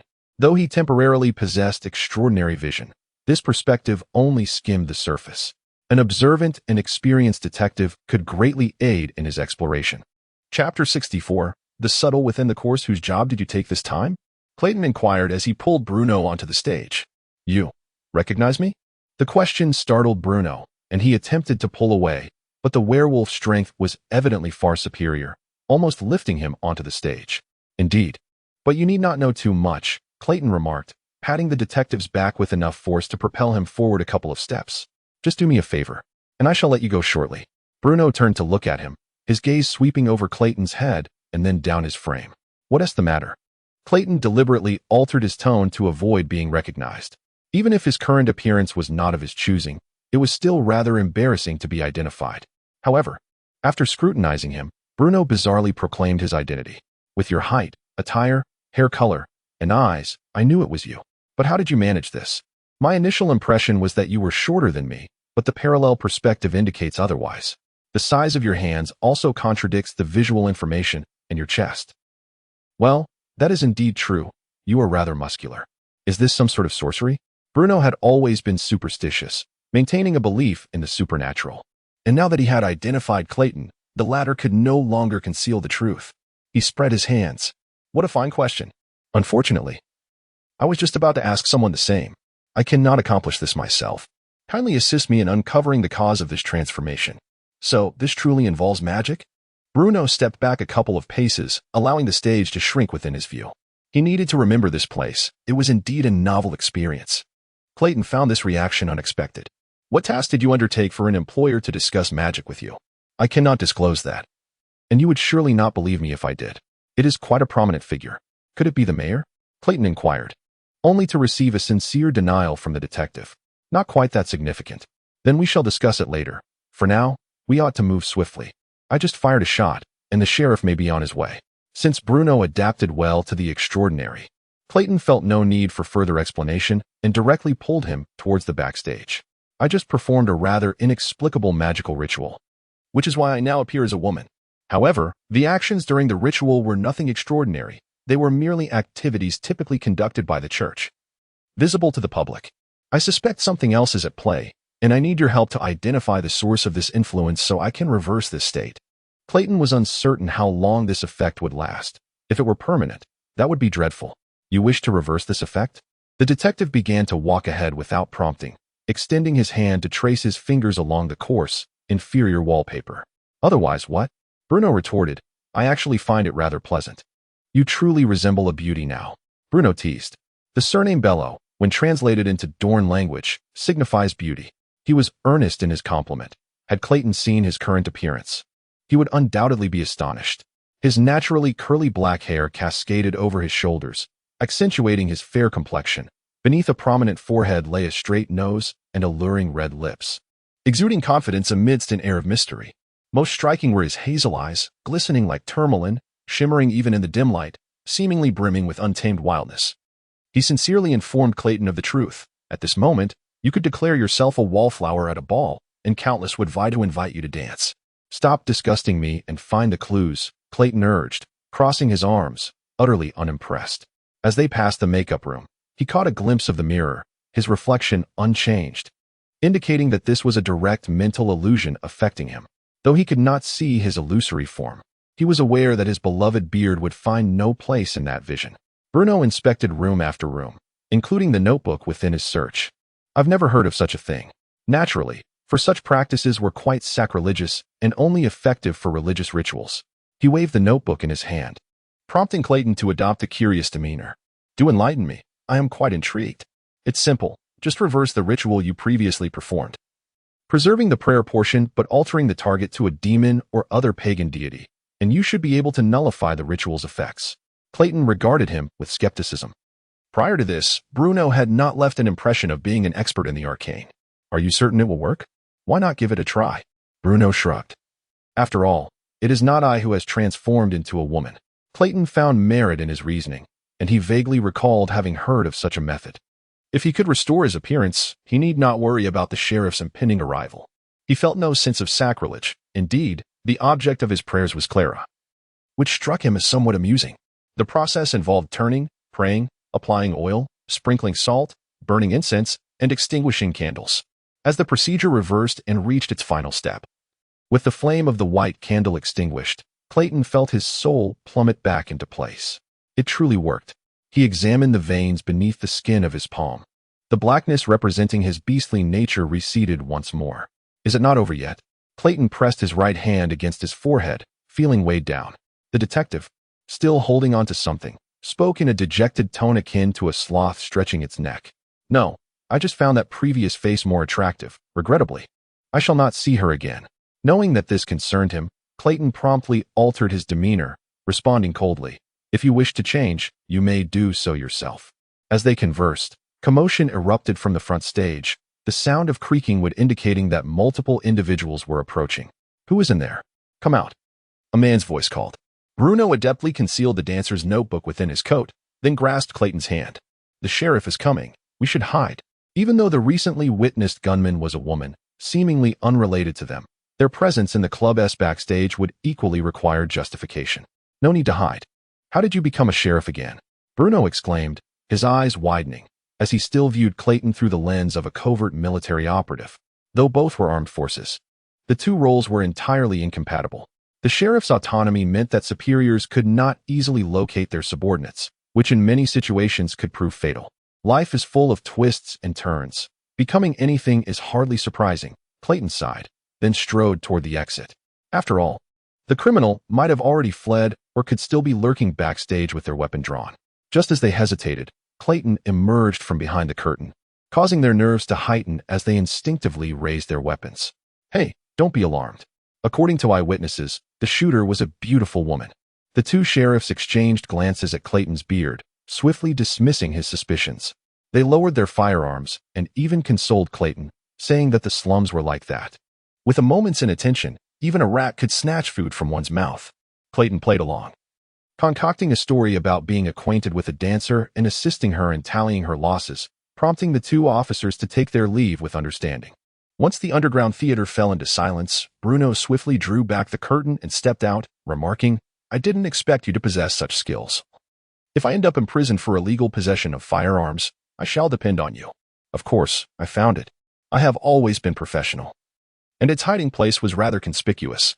I am curious why you did not discover it." Bruno extended one leg, tapping the stage floor with the tip of his shoe, which responded with a resonant sound. The stage was hollow. Clayton frowned. The stage is indeed hollow. Otherwise, how much would be required? However, a typical stage would not echo so loudly, or even the music would be drowned out. Bruno turned and dragged a long wooden plank from around a corner. Out of Clayton's view, "I found this beneath a certain bed. Observe its material and color." As he spoke, Clayton also noted this detail. The characteristics of the plank matched those of the stage floor, indicating it had indeed been extracted from beneath their feet. Chapter 65. Corpse Mud. Clayton endeavored to comprehend Bruno's assertion. "Are you suggesting that a particular board of the stage has been replaced? Your understanding is somewhat askew." "To be precise, there is now a board missing from the stage." Bruno leaned against a long plank, his tall and slender form reminiscent of a distorted letter. Clayton meticulously scrutinized the stage floor, yet his findings appeared to diverge from the detective's claims. "With all due respect, I did not observe any vacancies." "Bruno, do you have any siblings?" he inquired. The lines seemed to extend beyond the plane, reaching into the air, their presence palpable despite their invisibility. Clayton nearly overlooked this detail, almost letting slip the clue before him. Bang! A resounding noise erupted from behind. The figure, viewed from behind, sported long, dark green hair tied in a ponytail, with pockets even sewn into the back of their clothing. Clayton pondered deeply, absent-mindedly stroking his chin. If one day you were to sprout a pig-s snout or dog-s ears, would you confide in them? They must have committed murder. Bruno remarked, the gravity of the situation surpassing his expectations. Within the spaces delineated by the ochre lines lay 7 or 8 withered bundles of herbs and grains. Their scents extinguished, coldly resting in the grid. He held a newspaper, gazing at the antique shop, as if deliberating whether to wait for it to open or to force entry. Upon the lower floor, some ochre substance was smeared into peculiar patterns, resembling legendary runes. Clayton was familiar with Rosa's scent. Asina had worn her when visiting rusty silver coins. This individual comes from an unhappy household. By normal reasoning, it was plausible that they had procured a portion of blood and flesh to inscribe these runes, subsequently enlisting outsiders to expedite the stage's repair, only to eliminate him to prevent any revelations. Provide me with a backup, Clayton commanded. He pried the board apart with his bare hands, dismantling the stage floor. To replicate those interwoven lines would take him 2 to 3 hours, even on a large sheet of paper designed for painting.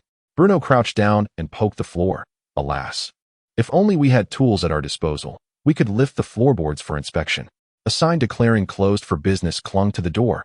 Yet such notices held little sway over those entrenched in the shadows. Though the scents had faded, they could still discern what it was.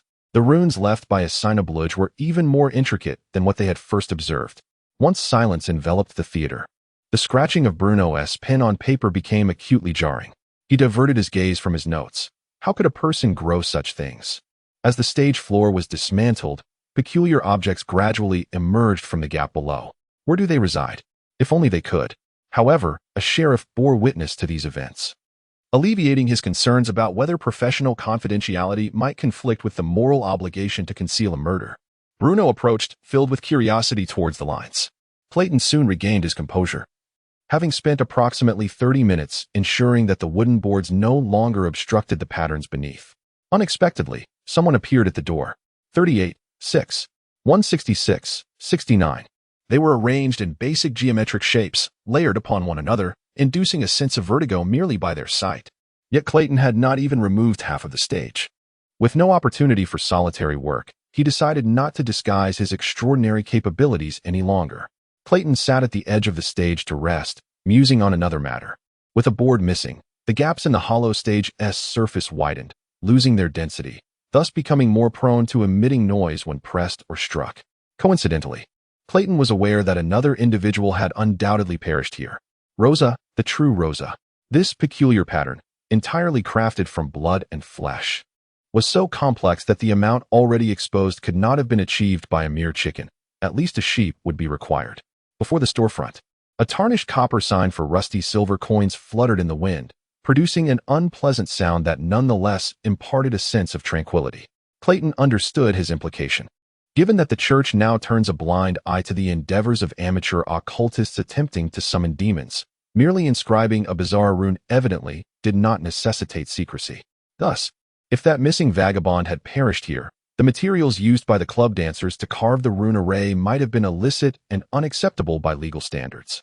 I knew this task would not be straightforward. He had never heard of anything like it. Fine, it matters not. As long as I am not compelled to spend the rest of my life bedridden, I shall never divulge my affairs to them. Having stated this resolutely, the detective lowered his gaze to draw once more. There was no need to rush, he murmured. However, it could be arranged. Bruno's expression was far from pleasant.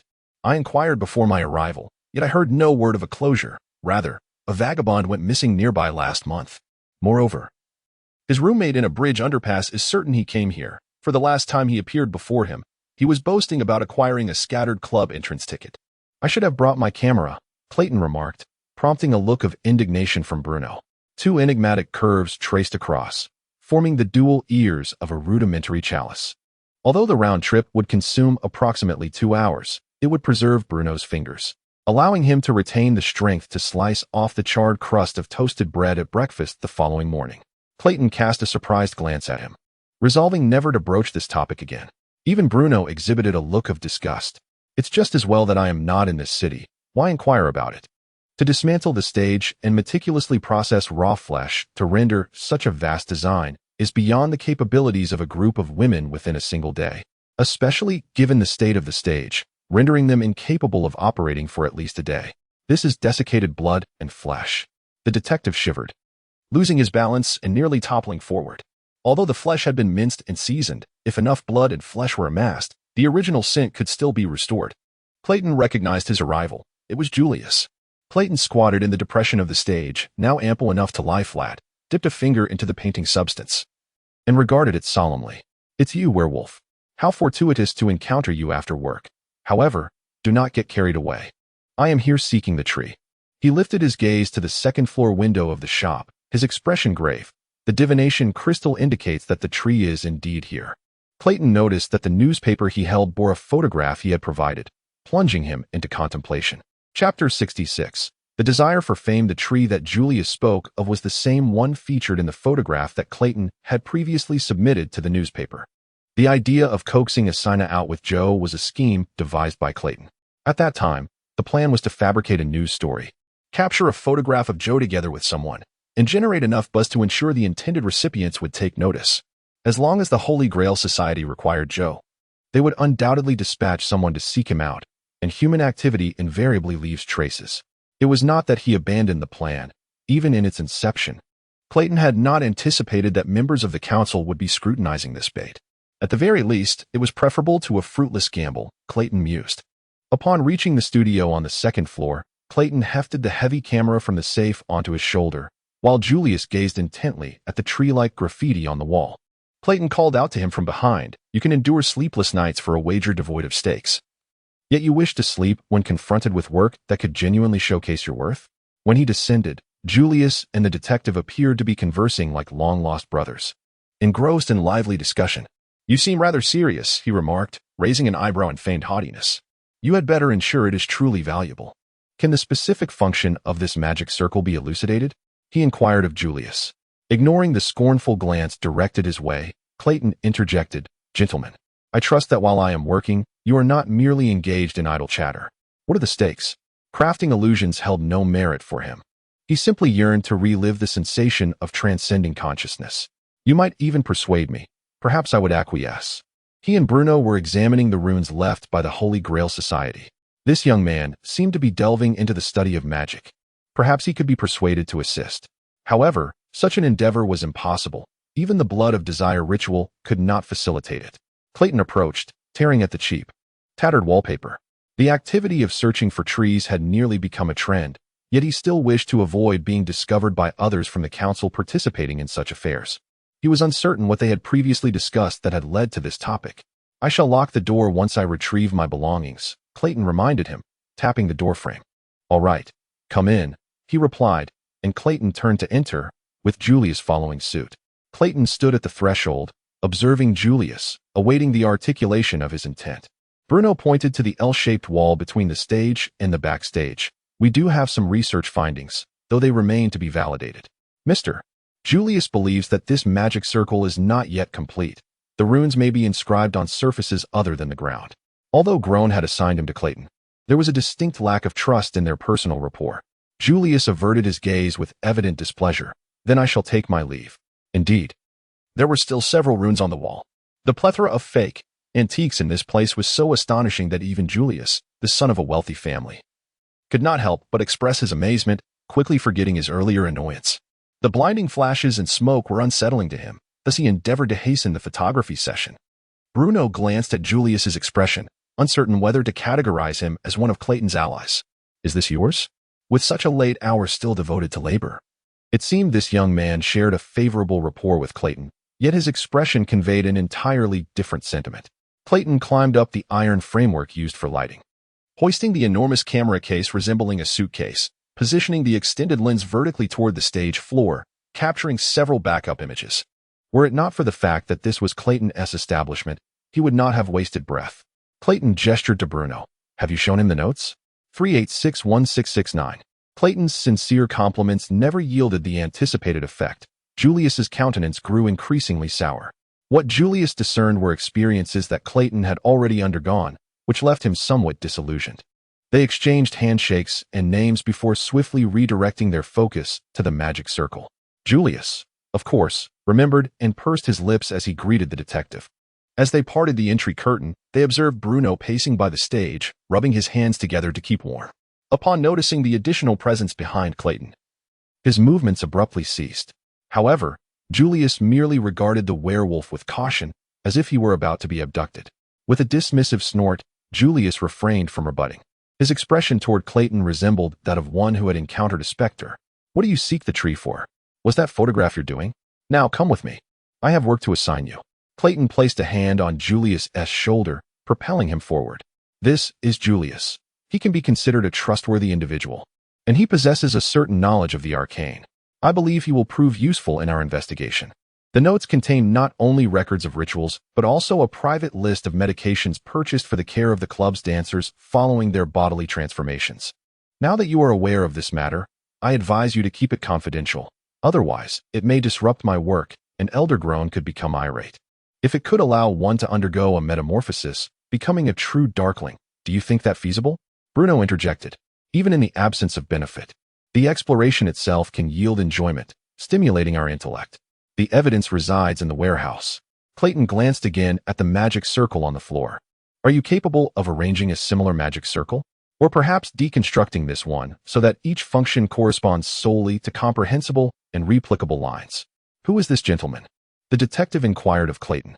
This question proved notably effective. The elder's son appeared ill at ease. "There are no stakes. It is merely a pastime." Julius nodded in agreement. "Unfortunately, there are too many dullards who cannot grasp such refined forms of entertainment." With this, he maintained his gaze fixed on Clayton as they moved. "And indeed, he has found his way here. This is indeed my establishment. Do you have further business?" "Its structure is rather complex and leans towards the sacred," Julius began. But upon recalling that the others present were novices, he succinctly continued, "Its functions encompass at least two aspects. One is mental illusion, and the other amplifies human inspiration. There may be additional capabilities, but thus far, I have yet to discern them." He could not fathom why Julius would fixate on that photograph. Bruno shook his head. "Not yet. I haven't had the chance to visit the backstage." "What does that have to do with you?" Julius began, his mouth agape as he observed Clayton unlocking the door and stepping into the shop, then turned to face himself standing at the threshold. On the way here, he had cautioned Julius not to divulge matters concerning the council to ordinary individuals. Dissecting the functions of the magic circle might reduce the prerequisites for reconfiguring the ritual. Julius shook his head, dismissing his notion. "Do not entertain such thoughts. Even a natural magic circle, once intertwined with religion, finds many principles rendered ineffective. The supernatural forces employed by the church are collectively termed miracles, emphasizing the trinity of spirit, soul, and body, forming an indissoluble sanctity. Attempting to deconstruct the application of miracles is beyond my capabilities." Chapter 67. The diviner. To replicate such a miracle, one must seek a parish bishop. Julius concluded with a furrowed brow. Clayton was dissatisfied with his assertion. There were many bishops, but parish bishops were scarce. In the entire city of Sasha, there were only 7 parish bishops. The St. Solid parish currently had no incumbent, and a mere werewolf like him had no means to sway the clergy. He firmly believed that these individuals could not be moved by monetary persuasion. Clayton shifted the conversation, asking, "Do you have any means to enhance my inspiration?" Julius scrutinized him from head to toe. "You appear to be a sealer. Since you are a werewolf, what was the moon phase on your birthday?" The sealers were an ancient lineage of dark-blooded families who disguised themselves as humans to perpetuate their existence, losing their powers but also their curses, until the dark moon summoned them again, at which point their bloodline would revive, swiftly restoring their beastly strength. Although Gronier had prohibited him from accessing member records, he was certain, having clashed with Clayton, that such strength was not characteristic of a newborn. Clayton pondered and informed him that it was on a full moon night. "Werewolves born on a full moon tend to be more martial in nature," Julius remarked. "It seems you will have to accumulate strength slowly unless you rely on special potions and rituals for enhancement." Julius continued, "However, rituals often come at a cost, while purchasing potions is more common. I have heard that in certain colonies, my colleagues use toads for potions. We, on the other hand, utilize swamp mud, fly agaric, and imported mummy powder, which yield decent results.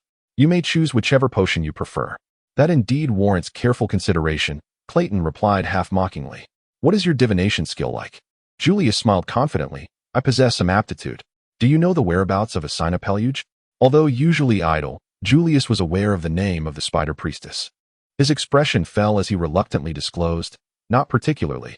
I lack her materials, and she, being my peer, possesses greater magical prowess and means to counter divination."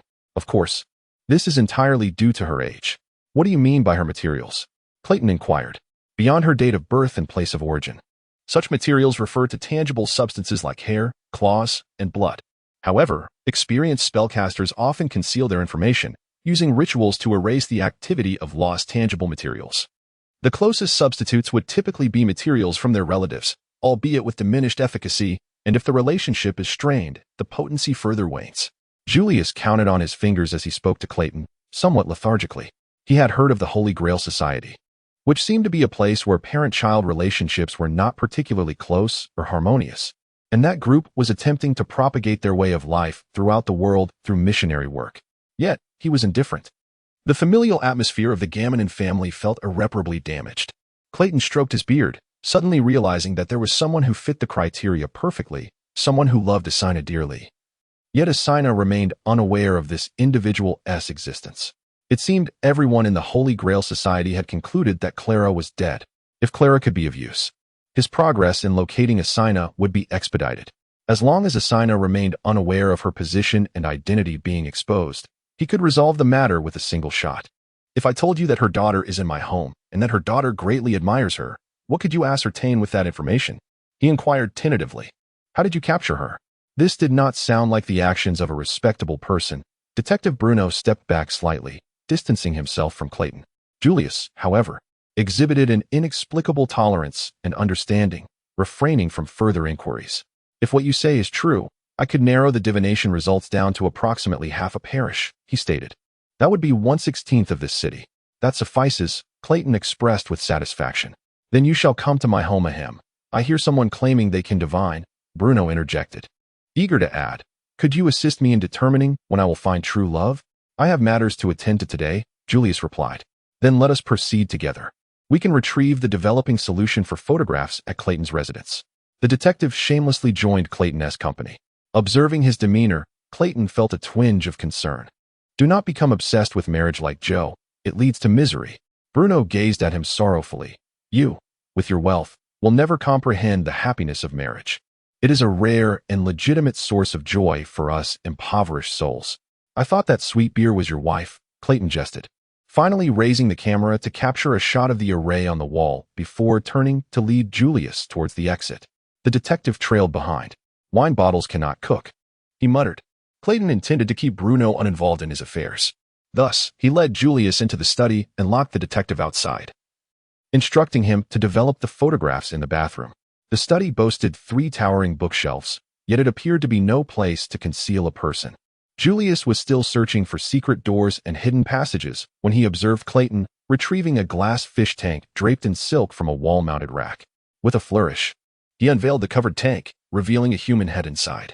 Is this the head of that individual? Julius's expression morphed into one of disbelief.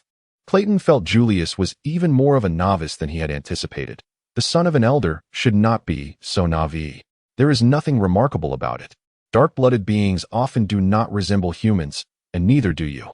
Julius's expression grew complex. I did not inherit my father's blood. I am purely human. He changed the subject. You should have informed me sooner. Also, is she still alive? The figure in the fish tank, Clara, suddenly opened her eyes. Julius recoiled, nearly toppling a chair. Why do you appear as though you have seen nothing before? Clayton finally relished the opportunity to mock someone else's ignorance for the first time. Julius steadied himself, indignant. Have you ever encountered a moving head while still being human? I have seen heads that do not speak. Clayton placed Clara on the table, and she greeted them. The werewolf then asked Julius to take a drop of her blood, encountering no resistance. What are you doing? Clara innocently inquired as Julius smeared her blood onto a crystal pendant, murmuring in an obscure tongue. Clayton hesitated before revealing. We are assisting you in finding your mother. Chapter 68. Market encroachment. Clara is a kind-hearted child, setting aside her past attempt on Clayton's life. After Moore's demise, Clayton had a serious conversation with her regarding Joe Marney. This perpetually fortunate scatterbrain was sent to the old parish house of St. Alwyn shortly after his birth, as his parents, due to their work commitments, could never reside with him. Clara, as the executor of punishment stipulated in the contract with the Grail Society, has, arguably, spent more time caring for Joe than his own parents. The contract traps employed by the Grail Society ensured that Joe would perish upon seeing Clara, yet she chose to conceal herself from him, a decision Clayton believed stemmed from her innate kindness. He had much to contemplate in terms of strategy. "I am a wizard." Jules emphasized his identity. Clayton immediately grasped his meaning. Despite their friendship, Clayton had always regarded Bruno's agency as lacking promise. Given that both the owner and employees were individuals unable to spare any expense. Of course, salary levels were unrelated to status. One could earn more by undertaking more arduous work. However, Clayton doubted that Jules would be willing to engage in laborious tasks, as he was too proud. Idleness leads to moral decay. Having been expelled from the council for his reckless behavior, he rarely worked. It was no wonder that Groan had placed him here.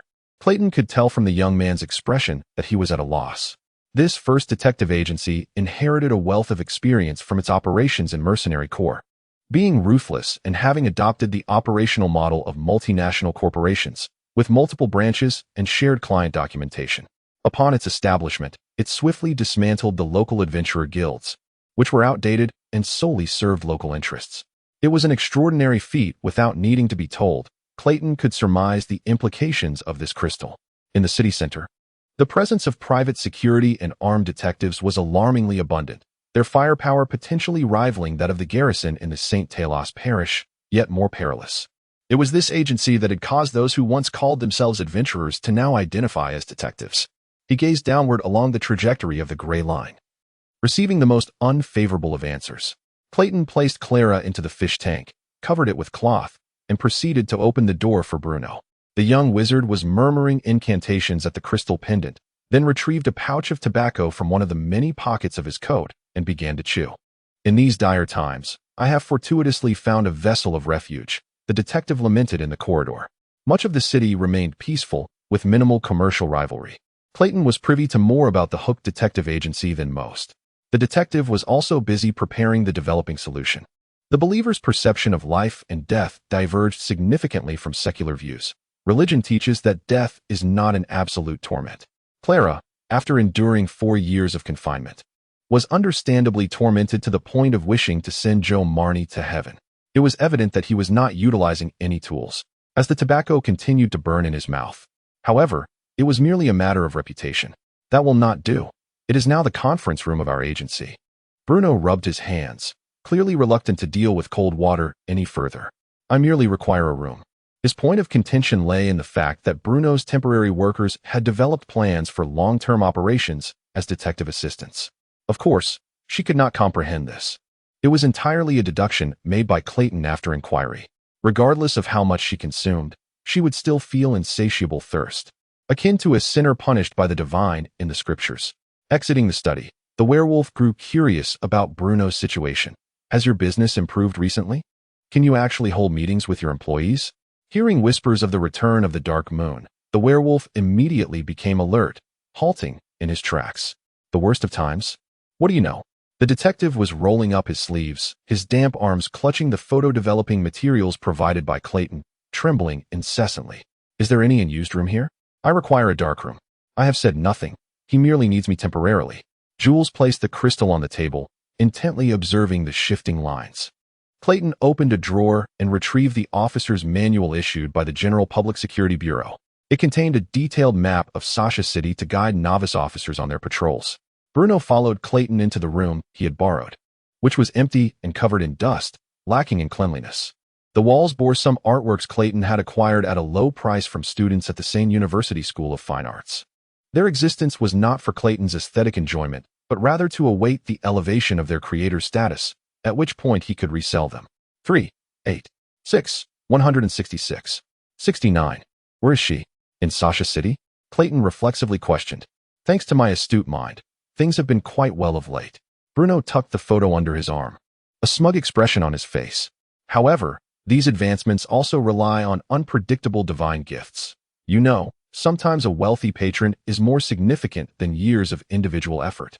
"What did you discuss with him?" He did not intend to question the authenticity of the matter, as it indeed aligned with his father's views. That area was affluent, with many individuals possessing firearms licenses, making the threat posed by passers-by considerably higher than in other parishes. "Well, that was merely my habitual exaggeration. You know I have no hobbies, just a penchant for watching plays." Just then, the study door was knocked upon.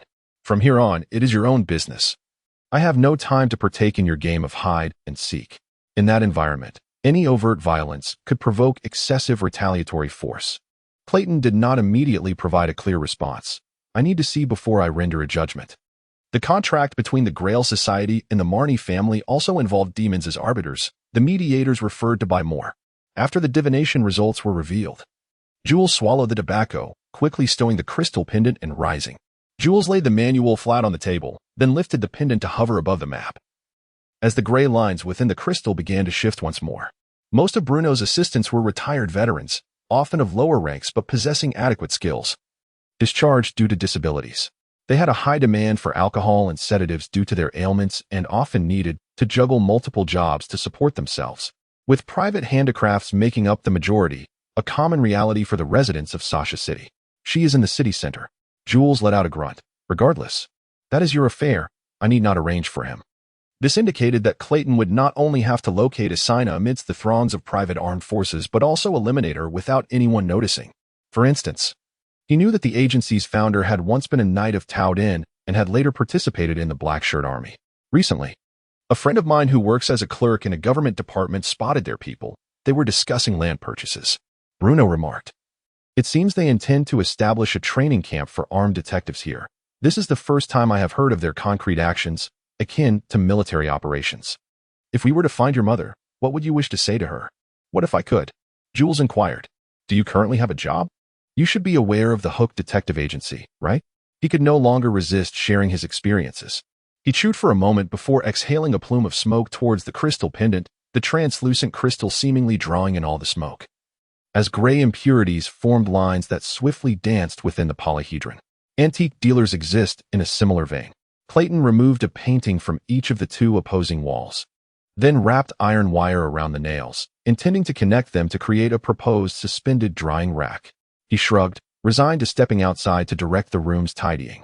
Observing their departure, Julius naturally settled down, perusing the tomes in the study, assessing the literary prowess of his new superior. Upon hearing the familiar name, Clayton was taken aback. Indeed, they were so renowned that one could presume the common folk had heard of their reputation. The schedules of temporary workers varied significantly, making it a rarity for them to convene. Bruno cleared a room for a meeting space, indicating that his office had finally assembled a formal team. His gaze swept past Clayton and briefly scanned the study. Clara had been in breach of contract, consequently enduring ongoing penalties. She assumed a contemplative demeanor, pondering whether Clayton should delay his departure. "Don't rush," Julius urged Clayton, his gaze fixed on the crystal. "Do you have a map? Bring it here. I have resided here for some time." Clayton attempted to reassure her, albeit clumsily, before turning his attention back to Julius. In affluent neighborhoods, likening the atmosphere of life to stagnant waters is, in fact, a compliment to such stillness. The mercenaries' presence here was indeed a misallocation of talent. With the arrival of a first-rate detective agency, other firms were bound to suffer. Bruno sighed, though the melancholy was not overwhelmingly intense, for he had managed to extricate himself. The business opportunities that would subsequently befall them were likely to be the remnants left by the Hook Detective Agency, yielding scant profit, while small private firms were often fated to close due to a lack of clientele. Hence, I declare this the worst of times. Chapter 69. The greatness in the small in certain aspects. The less money one possesses in their wallet, the greater its weight seems to become. The wallet's location is not at the waist, but rather beneath the chin. Those whose pockets are empty often find themselves burdened by this weight, unable to lift their heads. Bruno now feels he can slightly raise his head, and consequently, his words flow more freely than before. These grievances, while ostensibly complaints, also contain an undercurrent of self-satisfaction. However, Clayton's reaction diverged from what he had anticipated. The lieutenant appeared pensive, suggesting that this matter weighed heavily on him as well. "Are you considering a career change to become a detective?" Bruno paused in his preparation of the developing solution. "Not exactly, but close enough," Clayton replied, finally grasping the emotional shift Bruno experienced upon discovering he still had a personal camera after laboriously hand-drawing runes for half an hour. He set down the wire he had been twisting, exhaling deeply, suddenly appearing as a predator that had just captured its prey. When did they arrive? Not yet. But it's possible they might come later. Clayton wiped his hands on his coat. Given the dealings between the Blackshirts mercenary group and the military, and the fact that the Hook Detective Agency emerged from the Blackshirts, Clayton had a vague understanding of their positioning. The Hook Detective Agency inherited all the virtues of the Blackshirts, They are reputable, swift in action, and possess strong execution capabilities, all while enjoying a certain level of tacit approval from influential figures regarding the legality of their violent operations within the country. Under normal circumstances, these profit-driven individuals would consider expanding their business in Sasha City a fool's errand. However, if they have received any information indicating potential profit here, their actions would be explicable. Much like how, prior to the announcement of various government regulations, there always exists a cadre of officials who discern opportunities amidst the impending changes. Presently, the only group intent on causing a commotion in Sasha City is the Holy Grail Society, which is not an organization that can operate openly. Their actions necessitate discretion. Thus, Clayton speculated a collaborative relationship between the cultists and the Hook Detective Agency. If he could ascertain a means to contact Asina through the Hook Detective Agency, all his prior plans could be scrapped. Do you know where the people from the Hook Agency are right now? Clayton inquired calmly. Yet, the more composed he appeared, the less Bruno could trust him. The detective's acuity in reading people was unparalleled, and Bruno sensed a perilous contradiction simmering beneath the surface, though it seemed unrelated to him. His instincts urged him to remain vigilant. This feeling of being deceived unsettled him.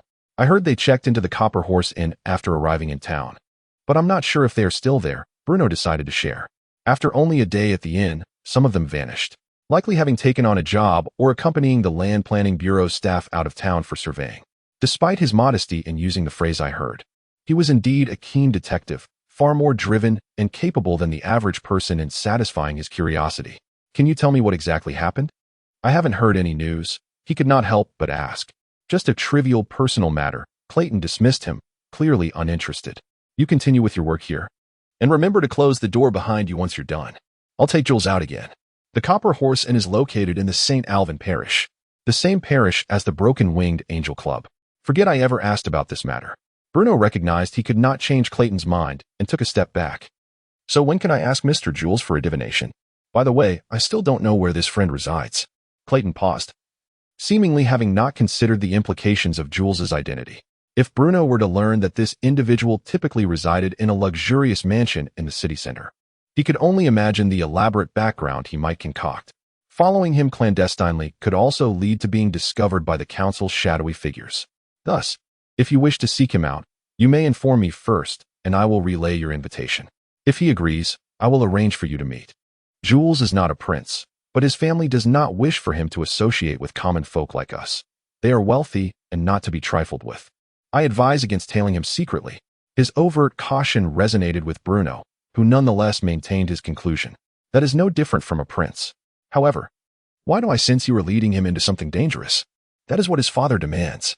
Bruno realized this familiar pattern of behavior. Some parents have a penchant for sending their children into perilous situations under the guise of toughening them up. Clayton stepped out to inform Jules of the situation and requested his company on the way to the Copper Horse Inn. Upon exiting the house and turning a corner, he swiftly altered his direction. This does not seem to be the route to the Alvin parish, Jules commented, his hands tucked in his pockets, marching in step and following Clayton with apparent boredom. I overheard your conversation. Do you not trust that detective friend? I rather like him. I no longer believe in coincidence. His appearance is too timely, which raises my suspicions. Even if his character is trustworthy, he could still be manipulated by those who can sway hearts. Jules nodded. That makes sense. So where are we headed now? Clayton halted, turned around, and walked behind Jules, switching roles to that of the guide. To your home, he stated. I hope you can come during the day to discuss work matters.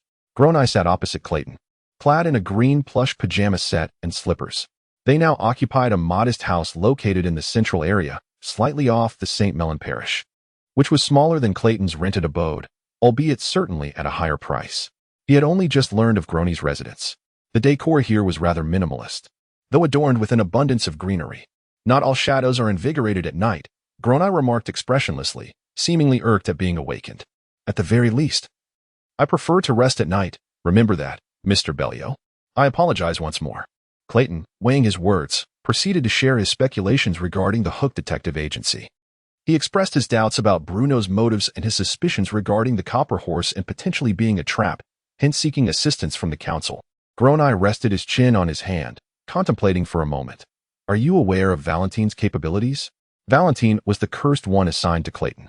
Both he and the vampire Barbara were nominally under Clayton's command, Yet he harbored reservations about involving these non-professionals in dangerous endeavors for the sake of a miracle cure.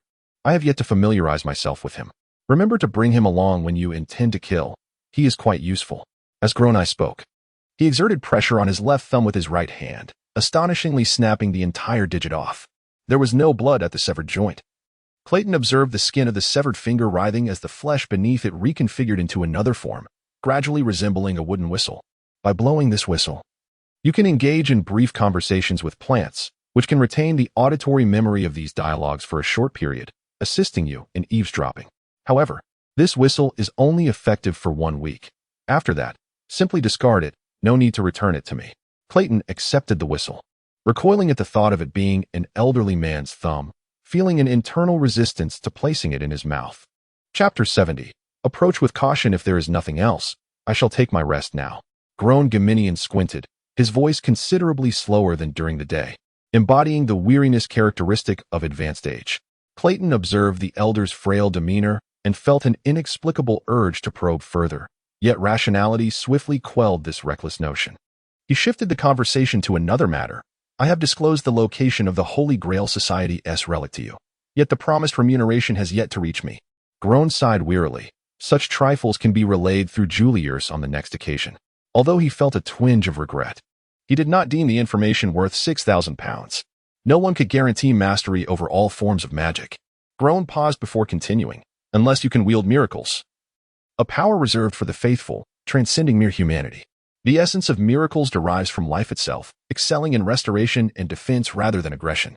All miracles are inherited from ancient saints, referred to as the pioneers by the White Church. However, the saints are not limited to those few in the scriptures. Many formidable names have been lost to history. Clayton chuckled awkwardly, having entertained similar thoughts. As a pragmatist, he utilized whatever was beneficial, disregarding that which was unattainable. Turning around, he noticed Grown pushing a check across the table, gesturing slightly. The most recent werewolf clan I know of resides in Waod, known as the Black Claw family. Yet they only recruit lone wolves, Grown remarked. If you wish to join them, it is best not to mention any prior affiliations or reveal that we have directed you to them. Deus has had a rather unpleasant falling out with them. His tone was sincere, and Clayton had heard this sentiment echoed by others. Thus he felt no dismay.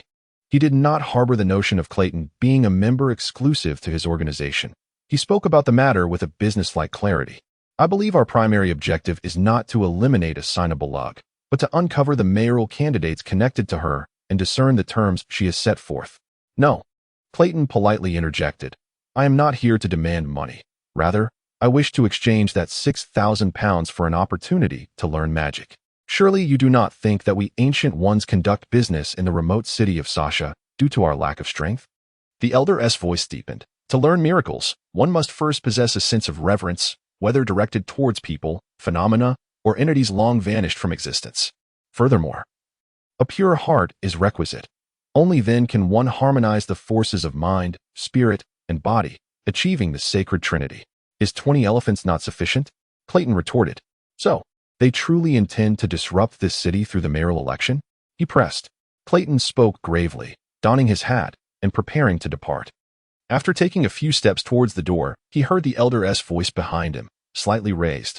Mr. Belio, you have yet to take your belongings. Dorne is a vast nation. Without guidance, he might never find his kin. To some extent, this information is priceless. Upon hearing his inquiry, the elder chuckled. Grown fell silent. Yet his gaze shifted. 38.616.6.69. The term elephant is a technical term, as an international trade. A trained elephant is valued at £300, hence the use of this creature to denote monetary amounts. Although he was unaware of the cost of learning magic, the tales of impoverished yet powerful wandering sorcerers were plentiful. Why do you say so much? Clayton mused internally. I shall remember. Thank you. However, I will not unleash miracles. Grown suddenly raised his voice, coldly stating, to learn miracles, you must seek out the clergy. Waod is an eastern city, not too far from Sasha. Yet it takes 4 to 5 days by train. Nonetheless, I must go there, as I shall have ample time next year. Grown's lips curled into a smile, revealing teeth that mirrored the color of his skin, resembling wood grain. The price I speak of is not monetary, but rather one of energy. Grown regarded the werewolf with an appraising gaze. Clayton felt a profound respect. He believed himself to meet the criteria. However, he needed to deliberate carefully. The Holy Grail Society's plan to infiltrate Sasha was already underway, yet the elders exhibited no signs of change, nor did they convene the members to publicize the matter. As if entirely unconcerned with Asina's actions, then I wish to know how to confront foes wielding magic. If recognized as kin, there would surely be those willing to elucidate more about this world, unlike the elders who neither govern nor clarify. Asina is overly confident. Do you comprehend the price of learning magic? Since enlisting, he has held a profound awe for cannons and armed airships, and in recent years, apart from his work, he has been rather idle. His heart could not be purer. I desire miracles, indeed, even if not for the purpose of learning battle cries. It is to seek kindred spirits and acclimatize to a new society. Clayton slightly adjusted his impression of the elders, carefully tucking the substantial check away. Unable to restrain himself from asking, "The information you provided earlier was complimentary. Do not speak of it to others as if Geminian has wronged you." Groan slowly clenched his fist, the emotion in his eyes more akin to indifference than ferocity. "We are already aware of the matters concerning the Hook Detective Agency. They are indeed likely to collaborate with the Holy Grail Society, and as they are all outsiders, it is up to you how to handle it. But be cautious not to let the information leak." Chapter 71. Covert operations. As the clock struck midnight, the sky began to lighten, yet the house was eerily empty. Bruno had already departed, taking with him the freshly developed photographs. The lingering scent suggested that this event had transpired within the last half hour. Clayton examined the lock on the study door. He had secured it before leaving to deter Bruno's inquisitive nature. Without changing from his outdoor attire, Clayton entered the study to retrieve the serpentwood cane sword he had previously brought to the Pulitzer estate, preparing to venture out once more. The detective instinctively tightened his coat around him, a gesture that heightened his alertness. Naturally, he wished to avoid inciting Bruno's suspicions, especially considering the considerable sum he had received from him. 3 months prior, he had been approached by these individuals, requested to serve their commander. He had heard whispers that in the royal city, the Queen had established a new law enforcement agency, the Royal Police, to govern Ashen, in conjunction with the Royal Guard, comprising 30,000 armed defenders. Yet, despite such formidable numbers, incidents of grievous harm still numbered in the thousands annually, and not merely by a slim margin. At that moment, the group turned their attention towards Bruno, their expressions detached from the gambling table, marked by a rational and indifferent demeanor. The nightingale who had opened the door voiced dissent. "I believe this is unwise. He has a penchant for alcohol, and his utility to us is contingent upon his presence here. What do you all think of him?" inquired another nightingale who had been taking photographs. "Evidence has been uncovered, and I believe my arrival was timely." Although merely a few streets separated Clayton's area from here, the pervasive atmosphere of poverty was palpable. The lieutenant stepped outside, tucking the cane under his arm and locking the door behind him. The intelligence officers remained noncommittal to his assertions. Who else was involved in this investigation? They had observed Bruno for quite some time before deciding to engage with him, as approaching a complete stranger recklessly would only serve to expose themselves. Moreover, the detective himself was an ordinary individual, lacking the vibrancy typically associated with the nocturnal hours. His status as a veteran lent him a degree of trustworthiness. As he pondered, he searched for street signs, eventually halting before a rather unremarkable house. The detective's rationale was impeccable, yet his actions seemed overly hasty. The intelligence personnel scrutinized Bruno, questioning whether he would be inclined to join their ranks. However, this trust was insufficient for them to divulge their true identities. Beneath the flickering streetlight, Bruno exhaled a puff of white breath, tucking the photograph bag under his arm to warm his hands and face, regaining a modicum of warmth. "A friend of mine, a loyal warrior of the kingdom," he stated. One of the nameless individuals was the first to peruse the photographs, subsequently passing them to another before stepping into the room. It seemed the local sheriff was performing commendably. Minutes later, the flickering ceased. The personnel were referred to as nightingales. Before departing, Bruno couldn't help but sigh at the lacquered door, feeling that his recent life had been even busier than his work. Perhaps a homeowner had discovered a thief within their abode. The lock bore no evidence of tampering, and nothing else was amiss, which brought him some relief. Merely dismantling those stage boards had been laborious enough. Bruno, clutching the bag containing the photographs, cautiously scanned the dimly lit street, a knife in hand, though it offered little reassurance. He still had questions to resolve. The detective's current endeavors were intertwined with the affairs of the Wingless Angels Club, prompting Clayton to ponder deeply. The final question: what crossed your mind upon seeing those runes? The ever-seated nightingale inquired. Here, the air was damp, cold, and sticky, infiltrating his collar and sleeves, crawling over his skin with unwelcome persistence. The city of Sasha's law enforcement was woefully inadequate compared to its vast populace, leaving many areas ungoverned. The detective, under scrutiny, extracted the cleaned photographs from his pocket, spreading them across the table, drawing their immediate attention. Finding a cab at night proved challenging. One would have to traverse several streets to locate an operational carriage. Bruno had always been diligent in his work, yet his health was failing. Prolonged alcohol abuse and reliance on sedatives post-discharge had dulled his reflexes and fostered a tendency towards drowsiness. After a moment of contemplation, Bruno remarked, "He isn't particularly in need of money, but I can inquire on your behalf." The city of Sasha was 1/3 the size of Ashen, with a population 1/6 as large. Yet the sheriff's office comprised fewer than 1,000 personnel, less than 1/30th of Ashen's law enforcement strength. "You are not only timely but have arrived 2 days earlier than we anticipated. However, this is still insufficiently secure," commented the individual inspecting the photographs, his gaze serious. "Let it be." The Nightingale concluded the discussion decisively. Bruno smiled at the Nightingale's admonition, gathering the photographs from the table and placing them back in the bag, then departing as quietly as he had arrived. Yet, upon noticing the spilled developing fluid on the ground, his relief dissipated. Initially, he had suspected that Clayton had become an operative for the Royal Intelligence Department, but it now seemed otherwise, for the Nightingale would not have been unaware of him. Upon further reflection, this was indeed unassailable. Of course, Bruno was not an official Nightingale. He was merely an official informant, likely referred to as such. Clayton regarded this arrangement as preposterous. Bruno's visit to his residence was ostensibly motivated by a sudden urge for esoteric discussions with Julius regarding divination, conveniently allowing him to develop the photographs. The streets were filthy and disordered, the streetlights were broken, and no sheriff was willing to patrol the area. He did not inquire about the friend's name, perhaps deeming it irrelevant. Upon knocking, the door opened from within, and he stepped inside. Apart from the individual who had opened the door, 2 others were seated in the parlor, with a table between them adorned with playing cards and bottles of liquor. All 3 bore the unmistakable golden locks of the Dornish lineage, their appearances nondescript, seemingly disguised, yet their demeanor radiated an air of competence. The Royal Intelligence Department, that was their organizational title. Although no individuals appeared in the photographs, certain traces were evidently beyond Bruno's capability. He had once been a scout, yet in terms of physical prowess, he was only marginally superior to an average person. His greatest asset remained his speed. At 2 in the morning, a time that should have been enveloped in silence, the impoverished district of St. Morade remained unexpectedly lively. They had reached a consensus. Chapter 72.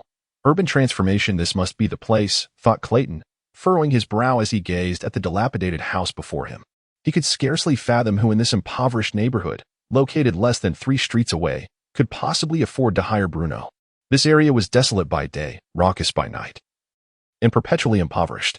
Had he not developed a peculiar affliction during his service, whereby he could not sleep without the absence of noise, he would never have rented a property in such proximity. His continued residence here was merely a matter of habit. A cold breeze brushed against his cheek, while scents were rationally assessed by his olfactory senses. If the individual employing Bruno had ulterior motives, they would certainly not divulge their intentions upon meeting him. An intriguing phenomenon was that the destitute tended to eschew locks to safeguard their possessions. The church bells tolled, resonating through the windows and doors, heralding the dawn of a new day. Most would not be so attuned to such sounds. He suspected that this might be Bruno's safe house. If that were the case, the detective's actions would be explicable.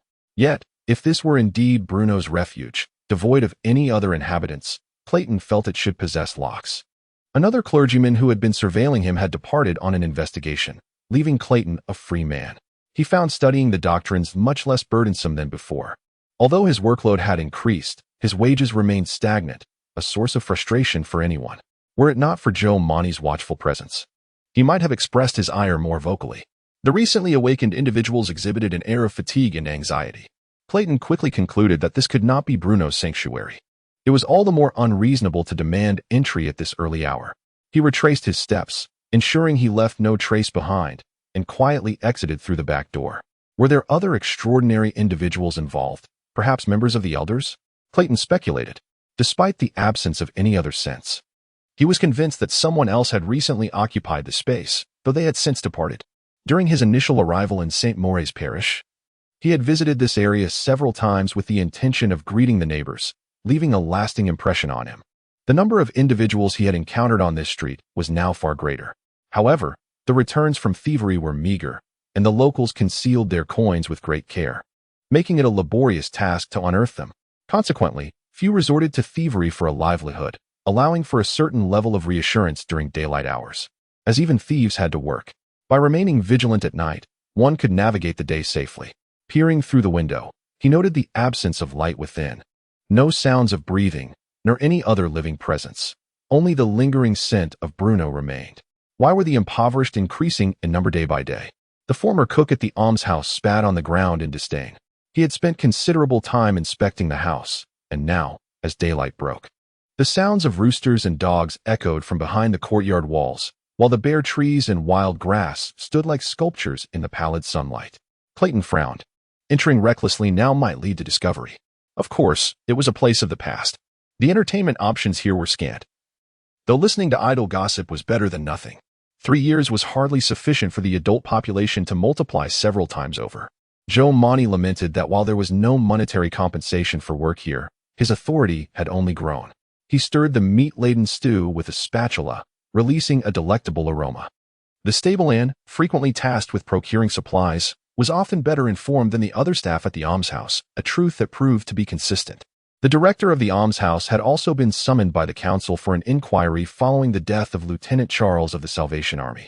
As one of the few educated individuals, Joe Monty had even begun assisting Father Petty with the accounts, though this hindered his ability to simultaneously fulfill his duties as a cook.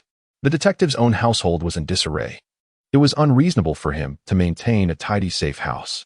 A faint scent of coffee lingered in the air, yet the living room table was impeccably arranged, and the dishes and cups in the kitchen were neatly placed in the cupboard.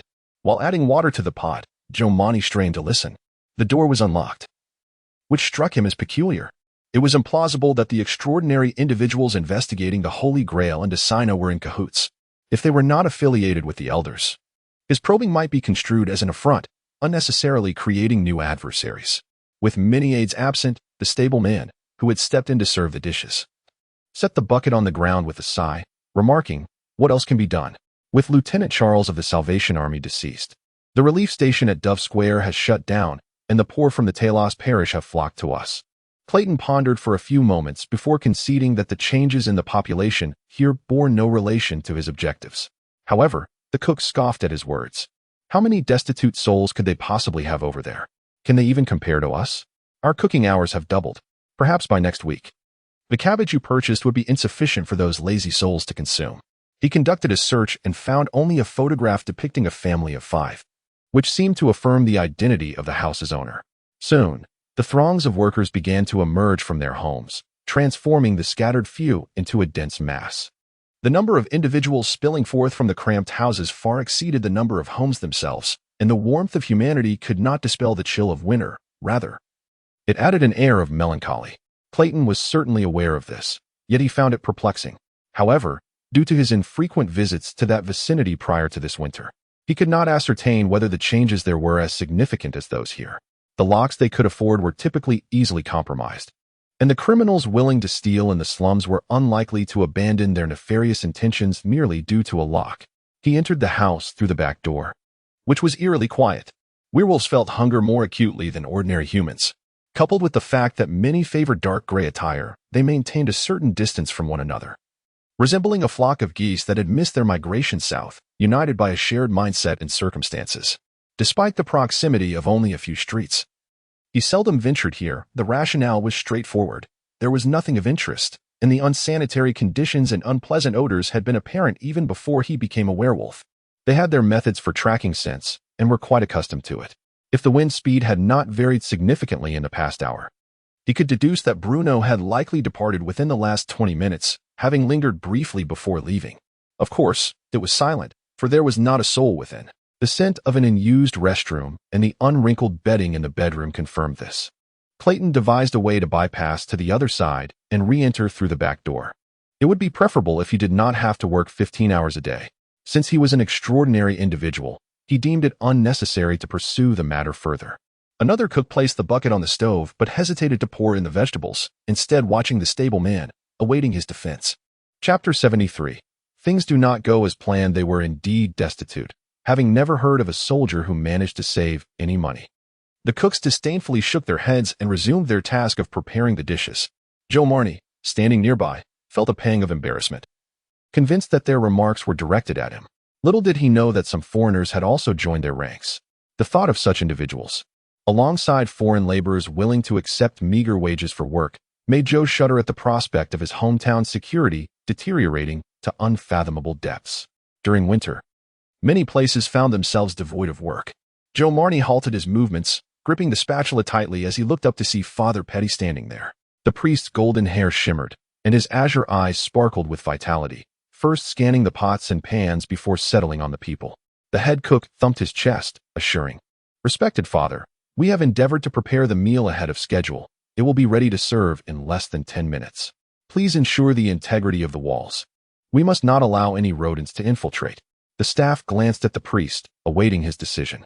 The stableman turned to sample a piece of meat from his pot, mumbling, "It's those colonial folks, you know, from the East and such." The memories of the grim conditions in the eastern district of the royal city during a parade years ago were etched in his mind. A throng of impoverished individuals, burdened with military training and psychological afflictions, had been sent away in winter. Anyone with sense knew what would ensue. How could it not be counted? The proclamation from Her Majesty referred to them as citizens of some nation. Stew accompanied by bread constituted the breakfast at the poorhouse. Joe Marnie shared the data he had gathered. Indeed, it is true. Although we procure supplies at wholesale prices, the number of individuals queuing for assistance at our door has nearly doubled recently. The wholesale rates are no longer adequate, and many impoverished souls from the Santa Rosa's parish have arrived due to their proximity. Last month, a gentleman generously donated £300. But before the director could inform us of the withdrawal method, he was taken away by the military. The priest maintained his smile, though his fingers were incessantly caressing the crucifix around his neck. Even farmers seldom toiled in the fields during winter. They sought short-term labor instead. Soldiers, now discharged from service, found themselves without tasks, yet additional mouths to feed were a tangible reality. Ensure the children receive ample nourishment. They must be equipped for the future. At their tender age, they deserve our utmost compassion, he remarked. Work in harmony, and swiftly deliver the food to the dining hall for distribution. Maintain cleanliness in the kitchen. Do not spit here. How long until breakfast is ready? Sasha City was a hub of craftsmanship, retaining many relatively primitive trades. With the demobilization in October, considering travel and recuperation from injuries, this batch of retired soldiers would likely not recover until November. Since the vocational school also dined here, he had calculated the children's consumption. We are keeping a close watch. Such occurrences are implausible, the stout cook assured. However, the more rotund and seasoned cook expressed dissent regarding this decision, his eyes widening in disbelief. Father, should we not first reduce the meal cost for the vocational school? Those lazy children do not necessitate such portions. Sending them to foster homes would incur additional expenses. Father Petty, our funds may soon run dry, the stableman lamented. The number of those seeking assistance is on the rise. While we still have sufficient room, our food consumption far exceeds last month's figures. If we cannot lower the quality or quantity of our supplies, we will exhaust our budget by mid-month. The stableman and the cooks engaged in a spirited debate over whether the colonial nations could be classified as nations themselves, each voicing their opinions with a fervor reminiscent of ancient scholars defending the truth unto death. Upon the entrance of a newcomer, the stableman and the cooks fell silent. Then devise a way to calculate and reduce the meal cost for this poorhouse, the priest instructed. As for where the director has concealed the deposits, I shall inquire. It was one thing for soldiers who voluntarily left the army to struggle in finding work, as they were few in number, and most had already devised means of livelihood. After much contemplation, the only explanation could be that the children were indeed consuming the food. Is that so? Father Petty glanced at Joe, who seldom paid attention to the poorhouse's visitors. Thus, it was Joe who was responsible for tallying this portion of the accounts. This is quite satisfactory. This privileged environment relied on the surrounding land's suitability for cultivation, with negligible cost for transporting grain from the countryside, allowing for such leisure and antiquity. Father Petty nodded in satisfaction, yet upon noticing the stableman timidly raising his hand, he beckoned him to speak. The individuals arriving in Sasha City were all adults. Their age dictated their entry into the poorhouse rather than the vocational school, although the outcomes of both institutions were scarcely different. Monsees, Morenti, or talent? Father Petty had no intention of continuing the discussion. Even if those soldiers hailed from his homeland, he would not place his trust in them. Their consumption was nearly on par with that of adults. In the capital of the wealthiest nation on this continent, a hell was forged by money. As the person in charge here, he possessed a keen awareness of the food situation. Joe Marney, however, found no amusement in their quarrels. The matter of military demobilization weighed heavily on his mind. Have the commanders of the army lost their wits? Joe muttered under his breath. He dreaded the thought of Sasha City becoming like other metropolises, where hundreds queued outside each poorhouse, necessitating the organization of corpse collection teams to handle the frozen dead in winter. Misery is indeed contagious. Without a doubt, if cuts to meal costs were to be made, that was where they should begin. The situation has changed. The stout cook covertly placed his foot over the spot where he had just spat. As soon as he spoke, a black rat swaggered across the floor, stopping right before Father Petty. The atmosphere became tense. Chapter 74. Long time no see. Just as the portly chef assured the kitchen's impeccable tidiness as always, a mouse brazenly scurried before Father Petty, making him feel utterly humiliated. This rodent must have just arrived. Observe how emaciated it is. Undoubtedly it has not yet feasted on the provisions here. Wait a moment. I shall dispose of it at once, he promised the priest, stealthily grasping the tongs beside the stove, preparing to send this mouse to its demise with a well-aimed blow from the heavy iron head. Yet, the audacity of this mouse exceeded everyone's expectations. With a sudden exertion of its bare pink paws, it leapt onto Father Petty's black clerical robe, climbing up the hem. Petty, perplexed, cast a glance at the chef, his usual composure fading into bewilderment. The priest's attire, a symbol of sanctity, seemed to have invoked a resistance against oblivion far stronger than anything else. However, the mouse remained unmoved. The scriptures bore no impact on it. How curious, Father. Look at this poor, gaunt creature. It must be starving, he mused. The only one who knows my true name is probably Clara. So it is, he thought. I shall attend to it immediately.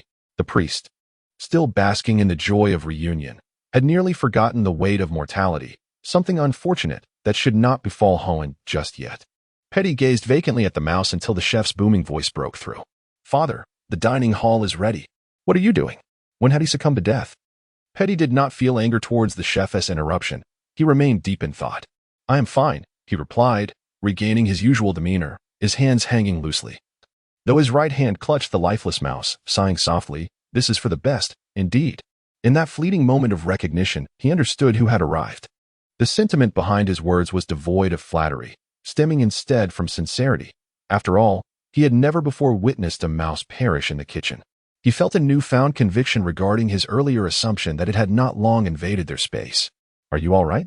The chef inquired with genuine concern.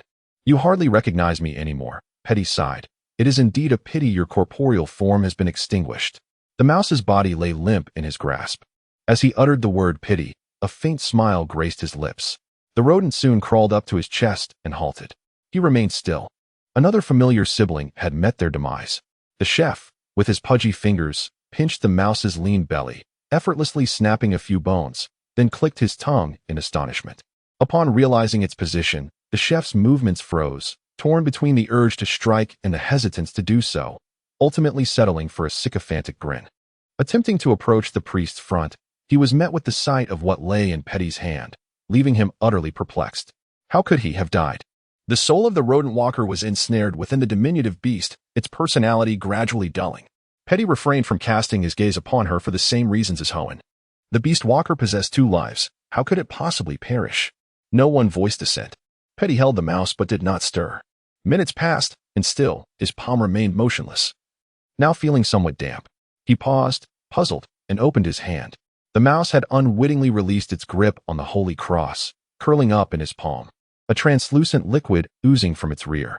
A collective gasp arose from the onlookers, yet Petty stood rooted, peering down at the mouse. Having accepted the path of redemption, he realized that if Hohen remained as he once was, he would be compelled to confront a once-beloved brother now deemed heretical.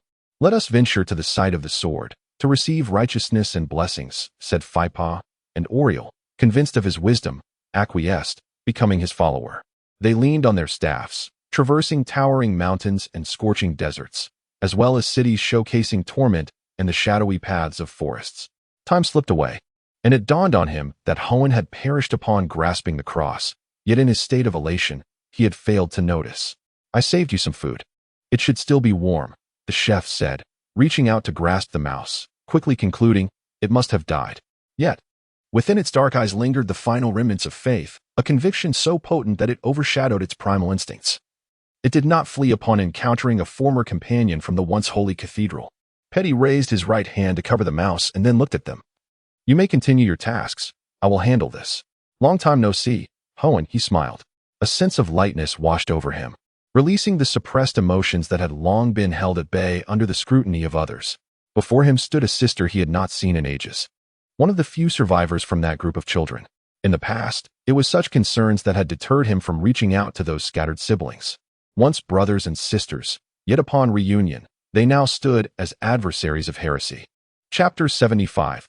Deepening impressions. Clayton Below arrived at the Pulitzer residence during the day and observed Barbara seated on a long bench in the corridor, alongside all the cursed individuals he had encountered previously. They were gazing vacantly at the white wall opposite, seemingly in harmonious unison. Their chosen spot was far removed from the hustle and bustle, as if even the presence of servants were a source of discomfort. Clayton was perplexed as to how Barbara managed to intermingle with the cursed souls, yet he resolved not to seek her out this time or in the future. This vampire, before becoming a darkling, appeared to be merely a petty bourgeois suffering from mental illness. Such individuals lacked combat skills, and their willpower was insufficient to compensate for their shortcomings. Even if they possessed a miraculous remedy to suppress their afflictions, they might still succumb to their unstable state. Accompanying her in pursuit of trouble with Detective Hook could only lead to a senseless demise.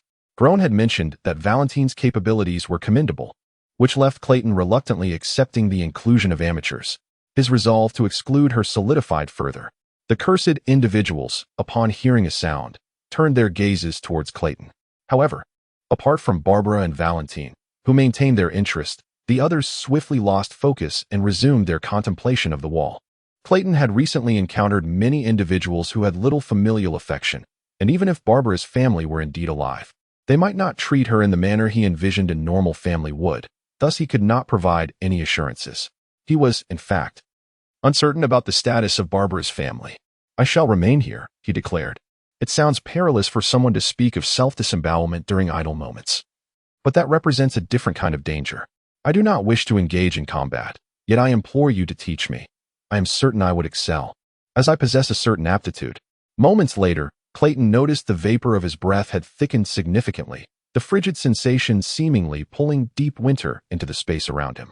Listening to Valentine's voice, which resembled that of someone abruptly roused from slumber, Clayton could not discern if the tone was sincere. The female vampire anxiously gnawed at her fingers.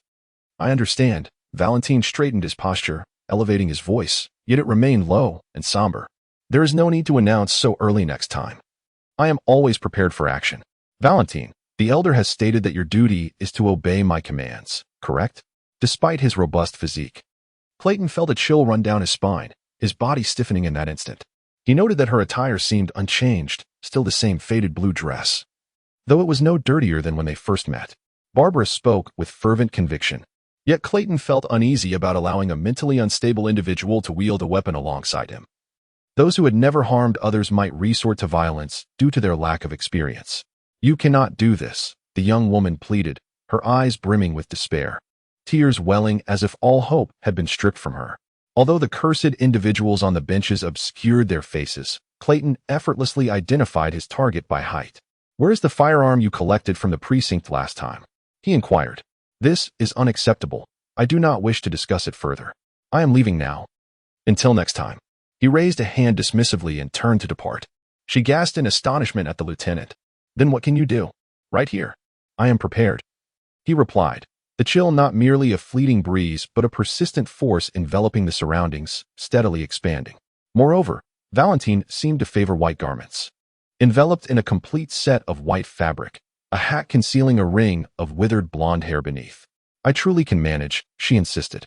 Having yet to learn how to inflict harm upon others, she was already severely damaging herself. 386166669. "Madam, with all due respect, some matters are ill-suited for a lady of your stature.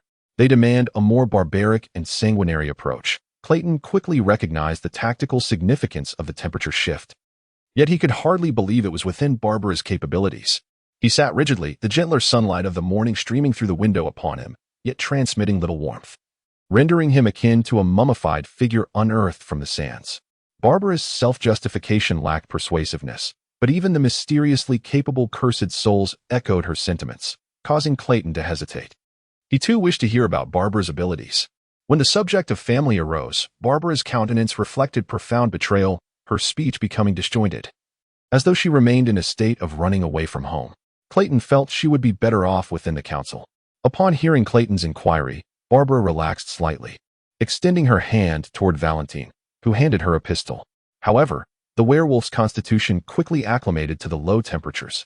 Barbara called out to him from behind, timidly asking, "Mr. Below, does this not concern me?" Clayton performed a flourish with the gun before transferring it to his left hand, tucking it into the crease between his tightly cinched belt and clothing, then declared with righteous authority, "Then I shall take this weapon. You should focus on your recovery here. Should there be any tasks that require less violence, I shall certainly come seeking you." He paused mid-sentence. "I can do so as well." A sudden wave of intense cold surged from behind him. Barbara's brows knitted together, seemingly at a loss for words. Her grave anxiety compelled her to raise her hand to cover her mouth, instinctively biting into her own palm with her sharp canines. Blood streaming from the edges of her lips, further substantiating Clayton's apprehensions. Valentine spoke up, "I suggest you take her along. She possesses considerable prowess." Clayton stepped back a few paces, apprehensive she might lunge for the gun, yet she did not. In a flurry, she attempted to secure the revolver onto the strap of her skirt, but Clayton seized the opportunity to deftly disarm her. Barbara cast a grateful glance at Valentine, though the words did not aid her cause. "I merely came to inform you that there is an operation tonight requiring your assistance. The timing may be rather late, so you may indulge in additional rest during the day." Clayton expressed sincere concern, for the lieutenant had learned from Groan that not all darklings were exempt from the need for sleep. He hoped Valentine would understand the necessity of resting well before their nocturnal endeavors, to avoid exhaustion when the time came to work. The young woman remarked, her voice weary, as though this conversation had drained her considerable energy. "Some tasks are simply not suited for outsiders. This is also for your safety." An invisible chill penetrated through the thick woolen coat, reaching deep into his bones. Valentine recounted in a cold tone, "Previously, I observed her using a paper cutter to disembowel herself, and yet she still lives. I suspect she is not the kind of individual who succumbs easily." "Very well. I shall notify you of the operation. I will return to find you later." Clayton turned, casting a glance at the three trembling cursed souls, ultimately sighing in resignation at her persistence. "All right, you are hired." Chapter 76. Tri-Party Review. However, Clayton was unable to work for long during the day. By 11 o'clock, the military personnel arrived. "Sir, please accompany me," said the diminutive messenger who stood slouched by the door, straightening only when Clayton opened it, lest he appear even shorter. After posing a few questions to the messenger, Clayton gleaned the reason for his summons. The unusual behavior exhibited by Clayton and Mary at the military hospital that day had not gone unnoticed by many. The circumstances surrounding the death of Lieutenant Charles remained shrouded in ambiguity, with the overarching police department's involvement appearing less than impartial. Consequently, everyone who had departed from the notary's office that day was required to be summoned for questioning. Clayton was unperturbed. He was well acquainted with military affairs and had sufficient confidence in his ability to extricate himself from the situation. Soon, under the messenger's guidance, he arrived at a room in the Santa Rosa's military camp. Just before entering, he noticed the old coroner, Archibald, exiting the room with his aide, Green, being escorted by a soldier to another chamber. Their expressions were calm, devoid of any hint of distress. Meanwhile, Mary Ada sat on a bench in the corridor, her feet crossed. Two soldiers stood guard beside her, their gazes occasionally darting in her direction, their faces reflecting resolute vigilance. However, Clayton did not see Barbara, Julius, or Valentine among them. Next, came a call from within the room. Mary Ada rose and entered, prompting Clayton to take her place on the bench, causing the soldiers to relax their watchful stares. Once the door closed behind him, Clayton began to attune himself to the sounds emanating from the room. But the excellent soundproofing rendered his efforts fruitless. Before long, the door swung open again, and Mary emerged. Next was called out again. Observing that no one around seemed inclined to enter, Clayton stepped inside. The situation within the room offered him a slight sense of relief. An officer of higher rank than Foslack, a bishop of considerable standing, and what appeared to be a government official were present. No single individual could dominate the discussion. However, Clayton noted that the curtains were drawn, and a peculiar lamp adorned the table. The lampshade, crafted from a material reminiscent of ivory, featured intricate floral patterns, casting a soft pink glow that lent the atmosphere an air of ambiguity. Under this illumination, Clayton felt an uncomfortable itch on the exposed parts of his body, including his eyes. He raised a hand to shield his vision, only to find his palm appeared unusually dark under the light. Unlike in normal conditions where the thinner areas of flesh would allow some translucence. In his flesh, Clayton perceived dark, fibrous substances and some distorted bones, evidence of his lycanthropic nature. Although he had sensed their presence before, he had never comprehended their form until now, thanks to the lamp's illuminating glow. This lamp seemed a wondrous artifact. Yet it was unsurprising that such extraordinary items could be produced by these three parties. Clayton felt a momentary surge of anxiety, but quickly regained his composure. The benefits provided by the Elder Council could only be achieved through official channels. His identity as a werewolf might not be a secret among these individuals. I am. Clayton emphasized the word members, clearly implying that he was not referring to ordinary organizational affiliates. Clayton Bellow. Profession? The official inquired, flipping to a fresh page to record his response, while the other two remained still, showing no intention of taking notes. I make a living selling antiquities, Clayton replied. Oh, an antiquities dealer, the official noted, understanding his meaning. The officer scoffed lightly, while the official maintained an expression of calm indifference, penning his words in elegant script. What task did the Elder Council assign you regarding the case of Lieutenant Charles? To escort the body to Beige Hospital, Clayton replied candidly. The officer's skepticism was palpable, his tone reflecting his rank. Clayton was already accustomed to such levels of intimidation. He felt no anger, but rather a twinge of nostalgia, recalling similar officers from the colonies. Rank did not correlate with intelligence. Verify this, and you will find that I am registered under the St. Alvin Parish in the police department. Had I not been at the headquarters that day, familiarizing myself with the duties, the clerk responsible for task assignments might not have even noticed me, which has nothing to do with my identity. Have you encountered anything unusual? The bishop inquired, then added, Archibald has already informed us that Foslag and the military doctor are suspected of concealing the remains of Lieutenant Charles. He instructed you and Miss Mary to pursue Foslag, so you need not worry about bearing any responsibility. We did not catch up to them. How could a person's two legs outrun a horse? Clayton firmly asserted. This was something he absolutely could not concede, despite the bishop's earnest demeanor. He lacked the authority to determine Clayton's fate. The true decision-makers regarding Clayton's future were the two individuals beside him. People have two legs, but you should have more, the officer derided, his animosity towards Clayton's heritage palpable, prompting Clayton to wonder if the man was currently facing personal difficulties. I am not foolish enough to reveal my identity in public, Clayton retorted. The officer glanced at the bishop before continuing his inquiry. This does not prove anything. We lost 4 horses, and 1 groom was attacked. It would be wise for you to truly know nothing. I truly know nothing. Chapter 77. Each should fulfill their duties nevertheless. Clayton would never concede that he had truly caught up with Foslag. Those who wielded public authority demonstrated a commendable dedication when grappling with the intricate and tedious data.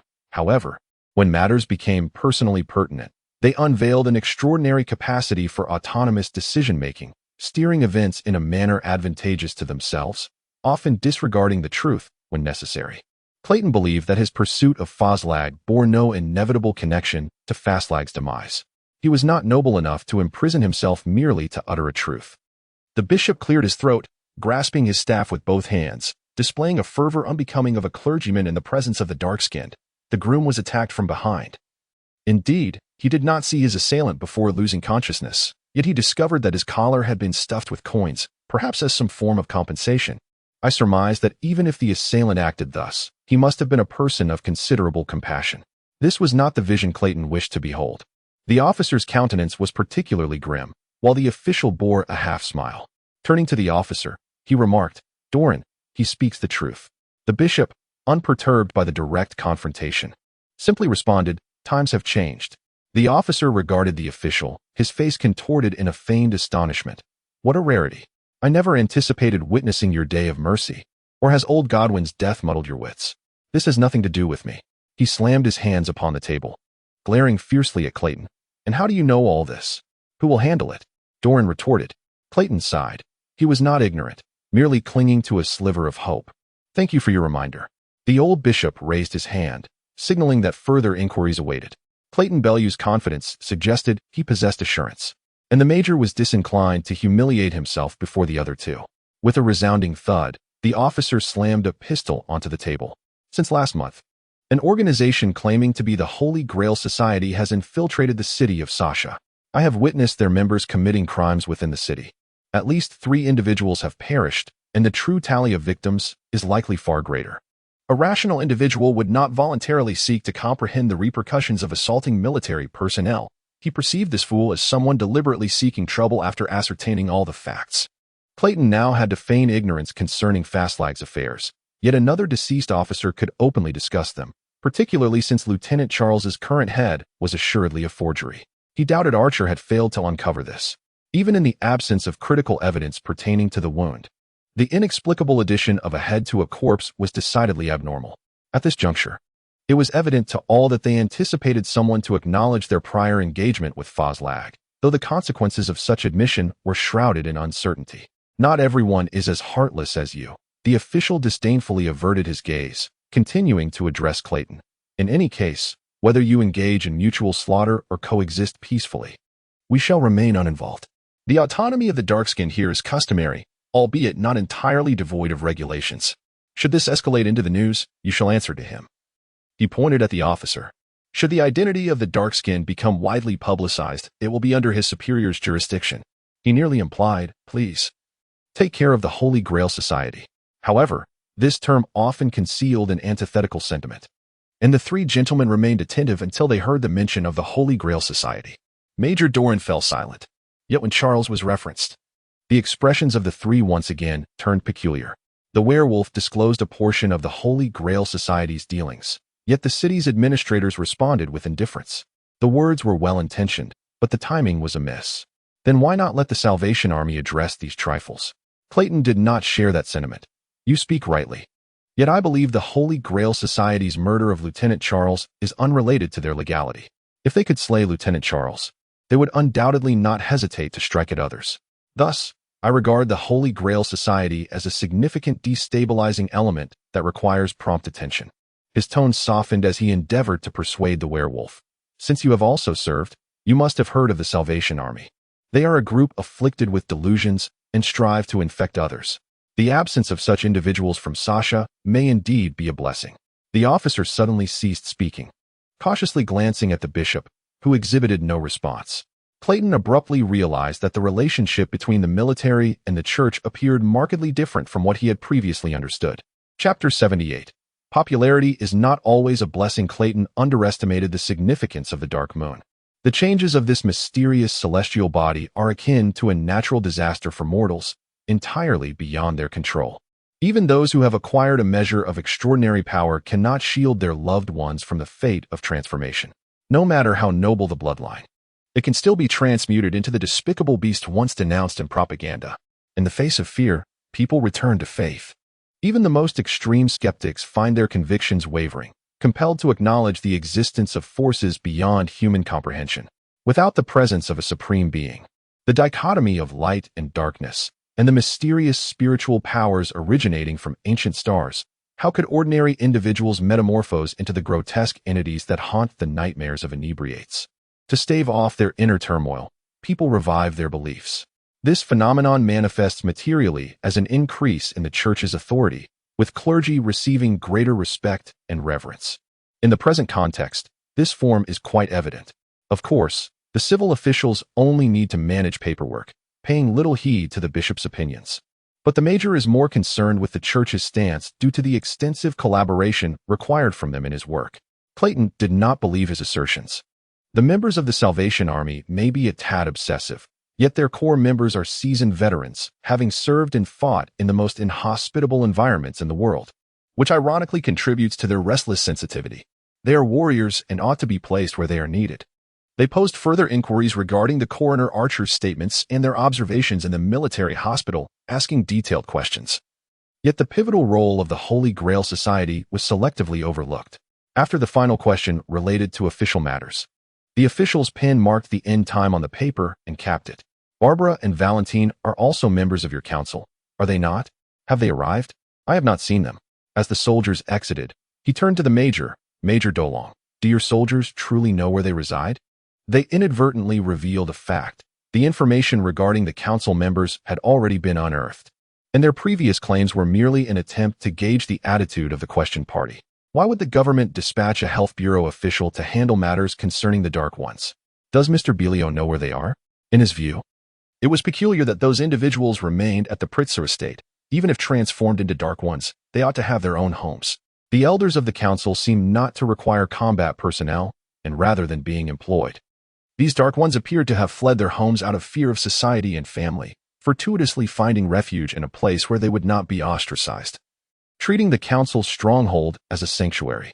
However, precisely because of this, they could leave at any moment, suggesting that Clayton's assertions were not entirely unfounded. Silence pervaded the room for a moment, save for the sound of the official flipping through pages. The official, whose department remained unclear, reviewed the previous records, seemingly checking if Clayton's statements aligned, before placing the stack of papers down and looking at the others. Do you have any further questions? I do, but they are unrelated to the subject of this inquiry, the bishop replied. If Mr. Belio wishes, we can discuss it later. Let us do so now. I have matters to attend to afterwards. The bishop, somewhat exasperated by Clayton's wariness, conceded, I have observed that you possess certain unique talents. Should you be willing to accept employment, we could establish a long-term agreement and provide corresponding assistance. His words were delicately phrased.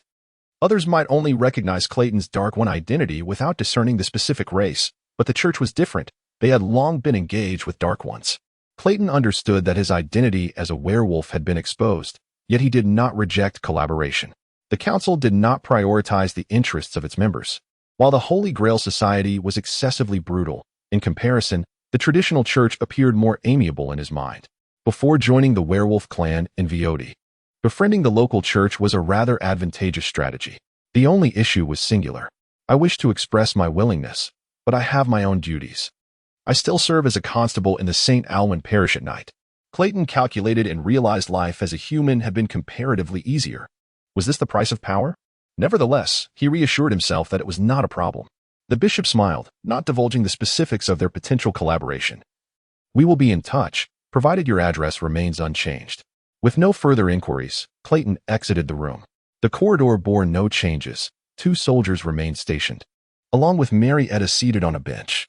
Her presence astonished Clayton, primarily because she purposefully approached him, seemingly waiting, with only one individual being questioned in the room.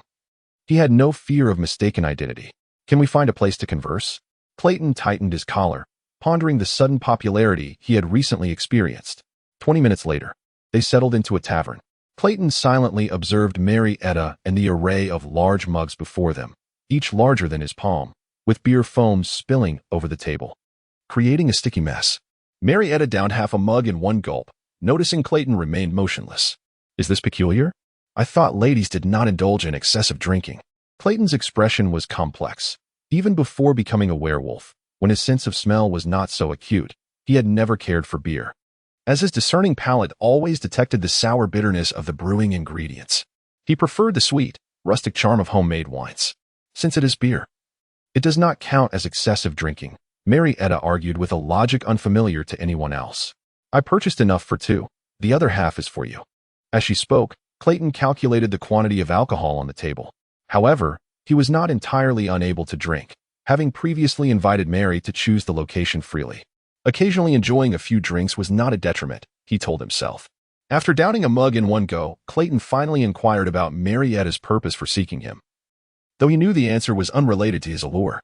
To be frank, he could be considered a handsome man by public standards, but this attribute likely did not hold any weight in Marietta's eyes.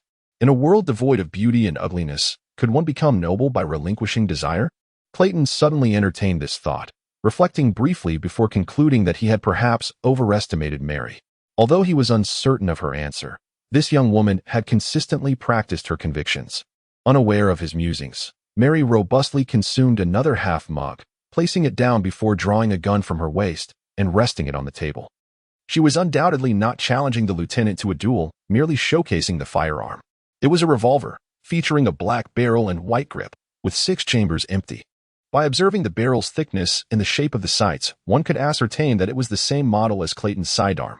A custom-made Ranger revolver exclusive to the military, excelling in both accuracy and firing speed compared to most handguns available on the market. "I wish to know how the owner of this gun met their demise," she inquired in a low voice, perhaps still swallowing the remnants of her drink. Clayton picked up the revolver, examining the wear marks upon it.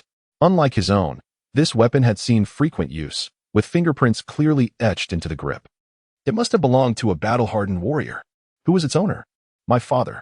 Chapter 79. Some things can only be forgotten. Have you always been using this gun? Clayton's fingertips grazed the engravings on the firearm, his nostrils flaring as the scent of gunpowder seemed to meld with it. What was your father's rank? And where did he serve? Clayton pondered for a moment before returning the revolver to her. Yet, Mary fell silent for a few seconds. It was you who was watching outside the club that day, wasn't it? This Ranger revolver is the evidence. To the east lies a small southern nation, yet it is also within the dominion of the Kingdom of Dorne. I have ascertained that the dancers there are under the influence of the Holy Grail Society, should they pose even the slightest of problems. I shall persuade them to leave through negotiation. If they persist in aiding my adversaries, then I shall have no choice but to eliminate them. Such is the unavoidable nature of the situation. If those she killed could have been saved, how would she perceive herself? This query was equally unanswerable for Clayton, for he was prepared to take a life tonight. Overthinking would only hinder his actions. As the drinks were consumed, Mary's face flushed while Clayton remained unchanged, inciting a small cheer among the onlookers. He was a lieutenant, having served in the Sabah province of the East before his demise. His regiment frequently changed, at times serving with the Highlander Legion, at others with the Red River Corps. I had inquired through letters, but received no response. My father's usual duty was to protect local railway transport, although that was merely what he conveyed to us. As for now, although he was unfamiliar with Marietta's father, he sensed that he must have often been subjected to special arrangements. Why Mary harbored doubts regarding her father's death was beyond his comprehension. Yet if there were indeed extraordinary circumstances surrounding the cavalryman's demise, he did not believe his capabilities could uncover them. I do not wish to see him at present. The so-called sale involved treating soldiers as mercenaries, rented out as guards to the affluent or large enterprises. Robust and militarily trained soldiers were in high demand, almost establishing a stable industry. Mid to senior-ranking officers were inclined to engage in such practices, as most desirable territories had already been claimed, and to acquire wealth, one must first invest existing resources as capital. Clayton was uncertain whether to feel pleased by this reality. Mary remained silent. She looked up at him. "Do you believe the ones Gale had instructed me to kill are deserving of death?" Clayton countered. "Then why do you trust my words?" Clayton had acquired this gun only after the conclusion of the Loran War, at his own expense. I do not know what he is plotting. As for myself, I am merely striving for a tranquil existence. Since all laws in the colonies are enforced by the military, the overseers in the kingdom's rear could not alter this predicament. This service inevitably consumed the scarce holidays of soldiers away from home, hindering their meetings with loved ones. Even with financial incentives, few were willing. As she pondered these matters, Sylvia and her friend's demeanor made her realize that they were capable of controlling their inner monsters, and that the transformation was not contagious. They were not patients. Thus, she was no longer certain whether obeying Gaelad's orders to execute those of mixed heritage was right or wrong. In contrast to the East, Clayton's service in Loran required crossing the sea, and the distance between the two was considerable. His own transfers were infrequent. Thus, he was certain he had not encountered Mary's father during his service, unless the latter had participated in the parade years ago. "Mr. Clayton Belio, what exactly are you and Gaelad doing?" He released his grip, and Mary immediately straightened, though the redness on her face had not faded. "However, you are both cavalry. Perhaps there is a connection?" 38.616.6.69. The female sheriff stumbled to her feet and turned toward the door, Clayton rising as well to assist her through the crowd. Once outside the tavern, the cold wind swept over them, refreshing their senses. "Why don't you ask him yourself?" He changed the subject. The colonial armed forces were to be downgraded, with soldiers permitted to use only outdated flintlock weapons. This was evident. A newly inducted member of the underworld willing to confess after committing murder was surely more straightforward than Gaelad, who had exploited her for a year. A lie must be compensated with another lie. He would likely become a frequent visitor to the sheriff's office, and Marietta might also join the council. If one does not wish to expend effort concocting stories for every interaction, it is better to admit the truth now. The sheriff's answer was both unexpected and self-evident. Because you reported to the sheriff's office after committing murder. Undoubtedly, soldiers are a resource that is neither easily exhausted nor depleted. Newspapers often refer to them as fearless iron men. I apologize for my rude behavior that day, but it was what you deserved, Clayton stated bluntly. The two ceased conversing, merely continuing to drink, resembling two competitors engaged in a drinking contest, gradually attracting a small audience of 6 or 7 people who even started a small betting pool. These station troops do not spend their days solely battling Towton and the locals. At times, their superiors would sell them, profiting from the arrangement. Thank you for the drink, but I cannot assist you. Clayton was momentarily taken aback, yet he did not intend to continue deceiving her. But he knows more than I do, and I have certainly spent no less time with him than you have. If a soldier had long utilized a rapid-fire weapon in the colonies, he must have been heavily involved in covert, ostensibly illegal operations. Mary did not make excuses. She lowered her head in acknowledgement. That was indeed my fault. You need not apologize. Now, I simply wish to know what you intended to do at that time. Of course, along with the information provided by Galet. That is why I do not wish to see him. Knowing Clayton's stance, she felt a sense of relief. Rest assured. They shall no longer interfere in your affairs with the Holy Grail Society. I will vouch for them. This was a certain intuition. However, it mattered not if soldiers were unwilling. Military law dictates that subordinates must obey superiors, and the military's forte lies in ensuring compliance from the unwilling. This is not an impossible feat, miss. There are many types of cavalry. The cavalry of Maisley rides camels, while in some countries, cavalrymen ride elephants. We are different. I shall, Mary smiled, and thank you. Clayton was unsure of the reason for her gratitude, but he accepted it nonetheless.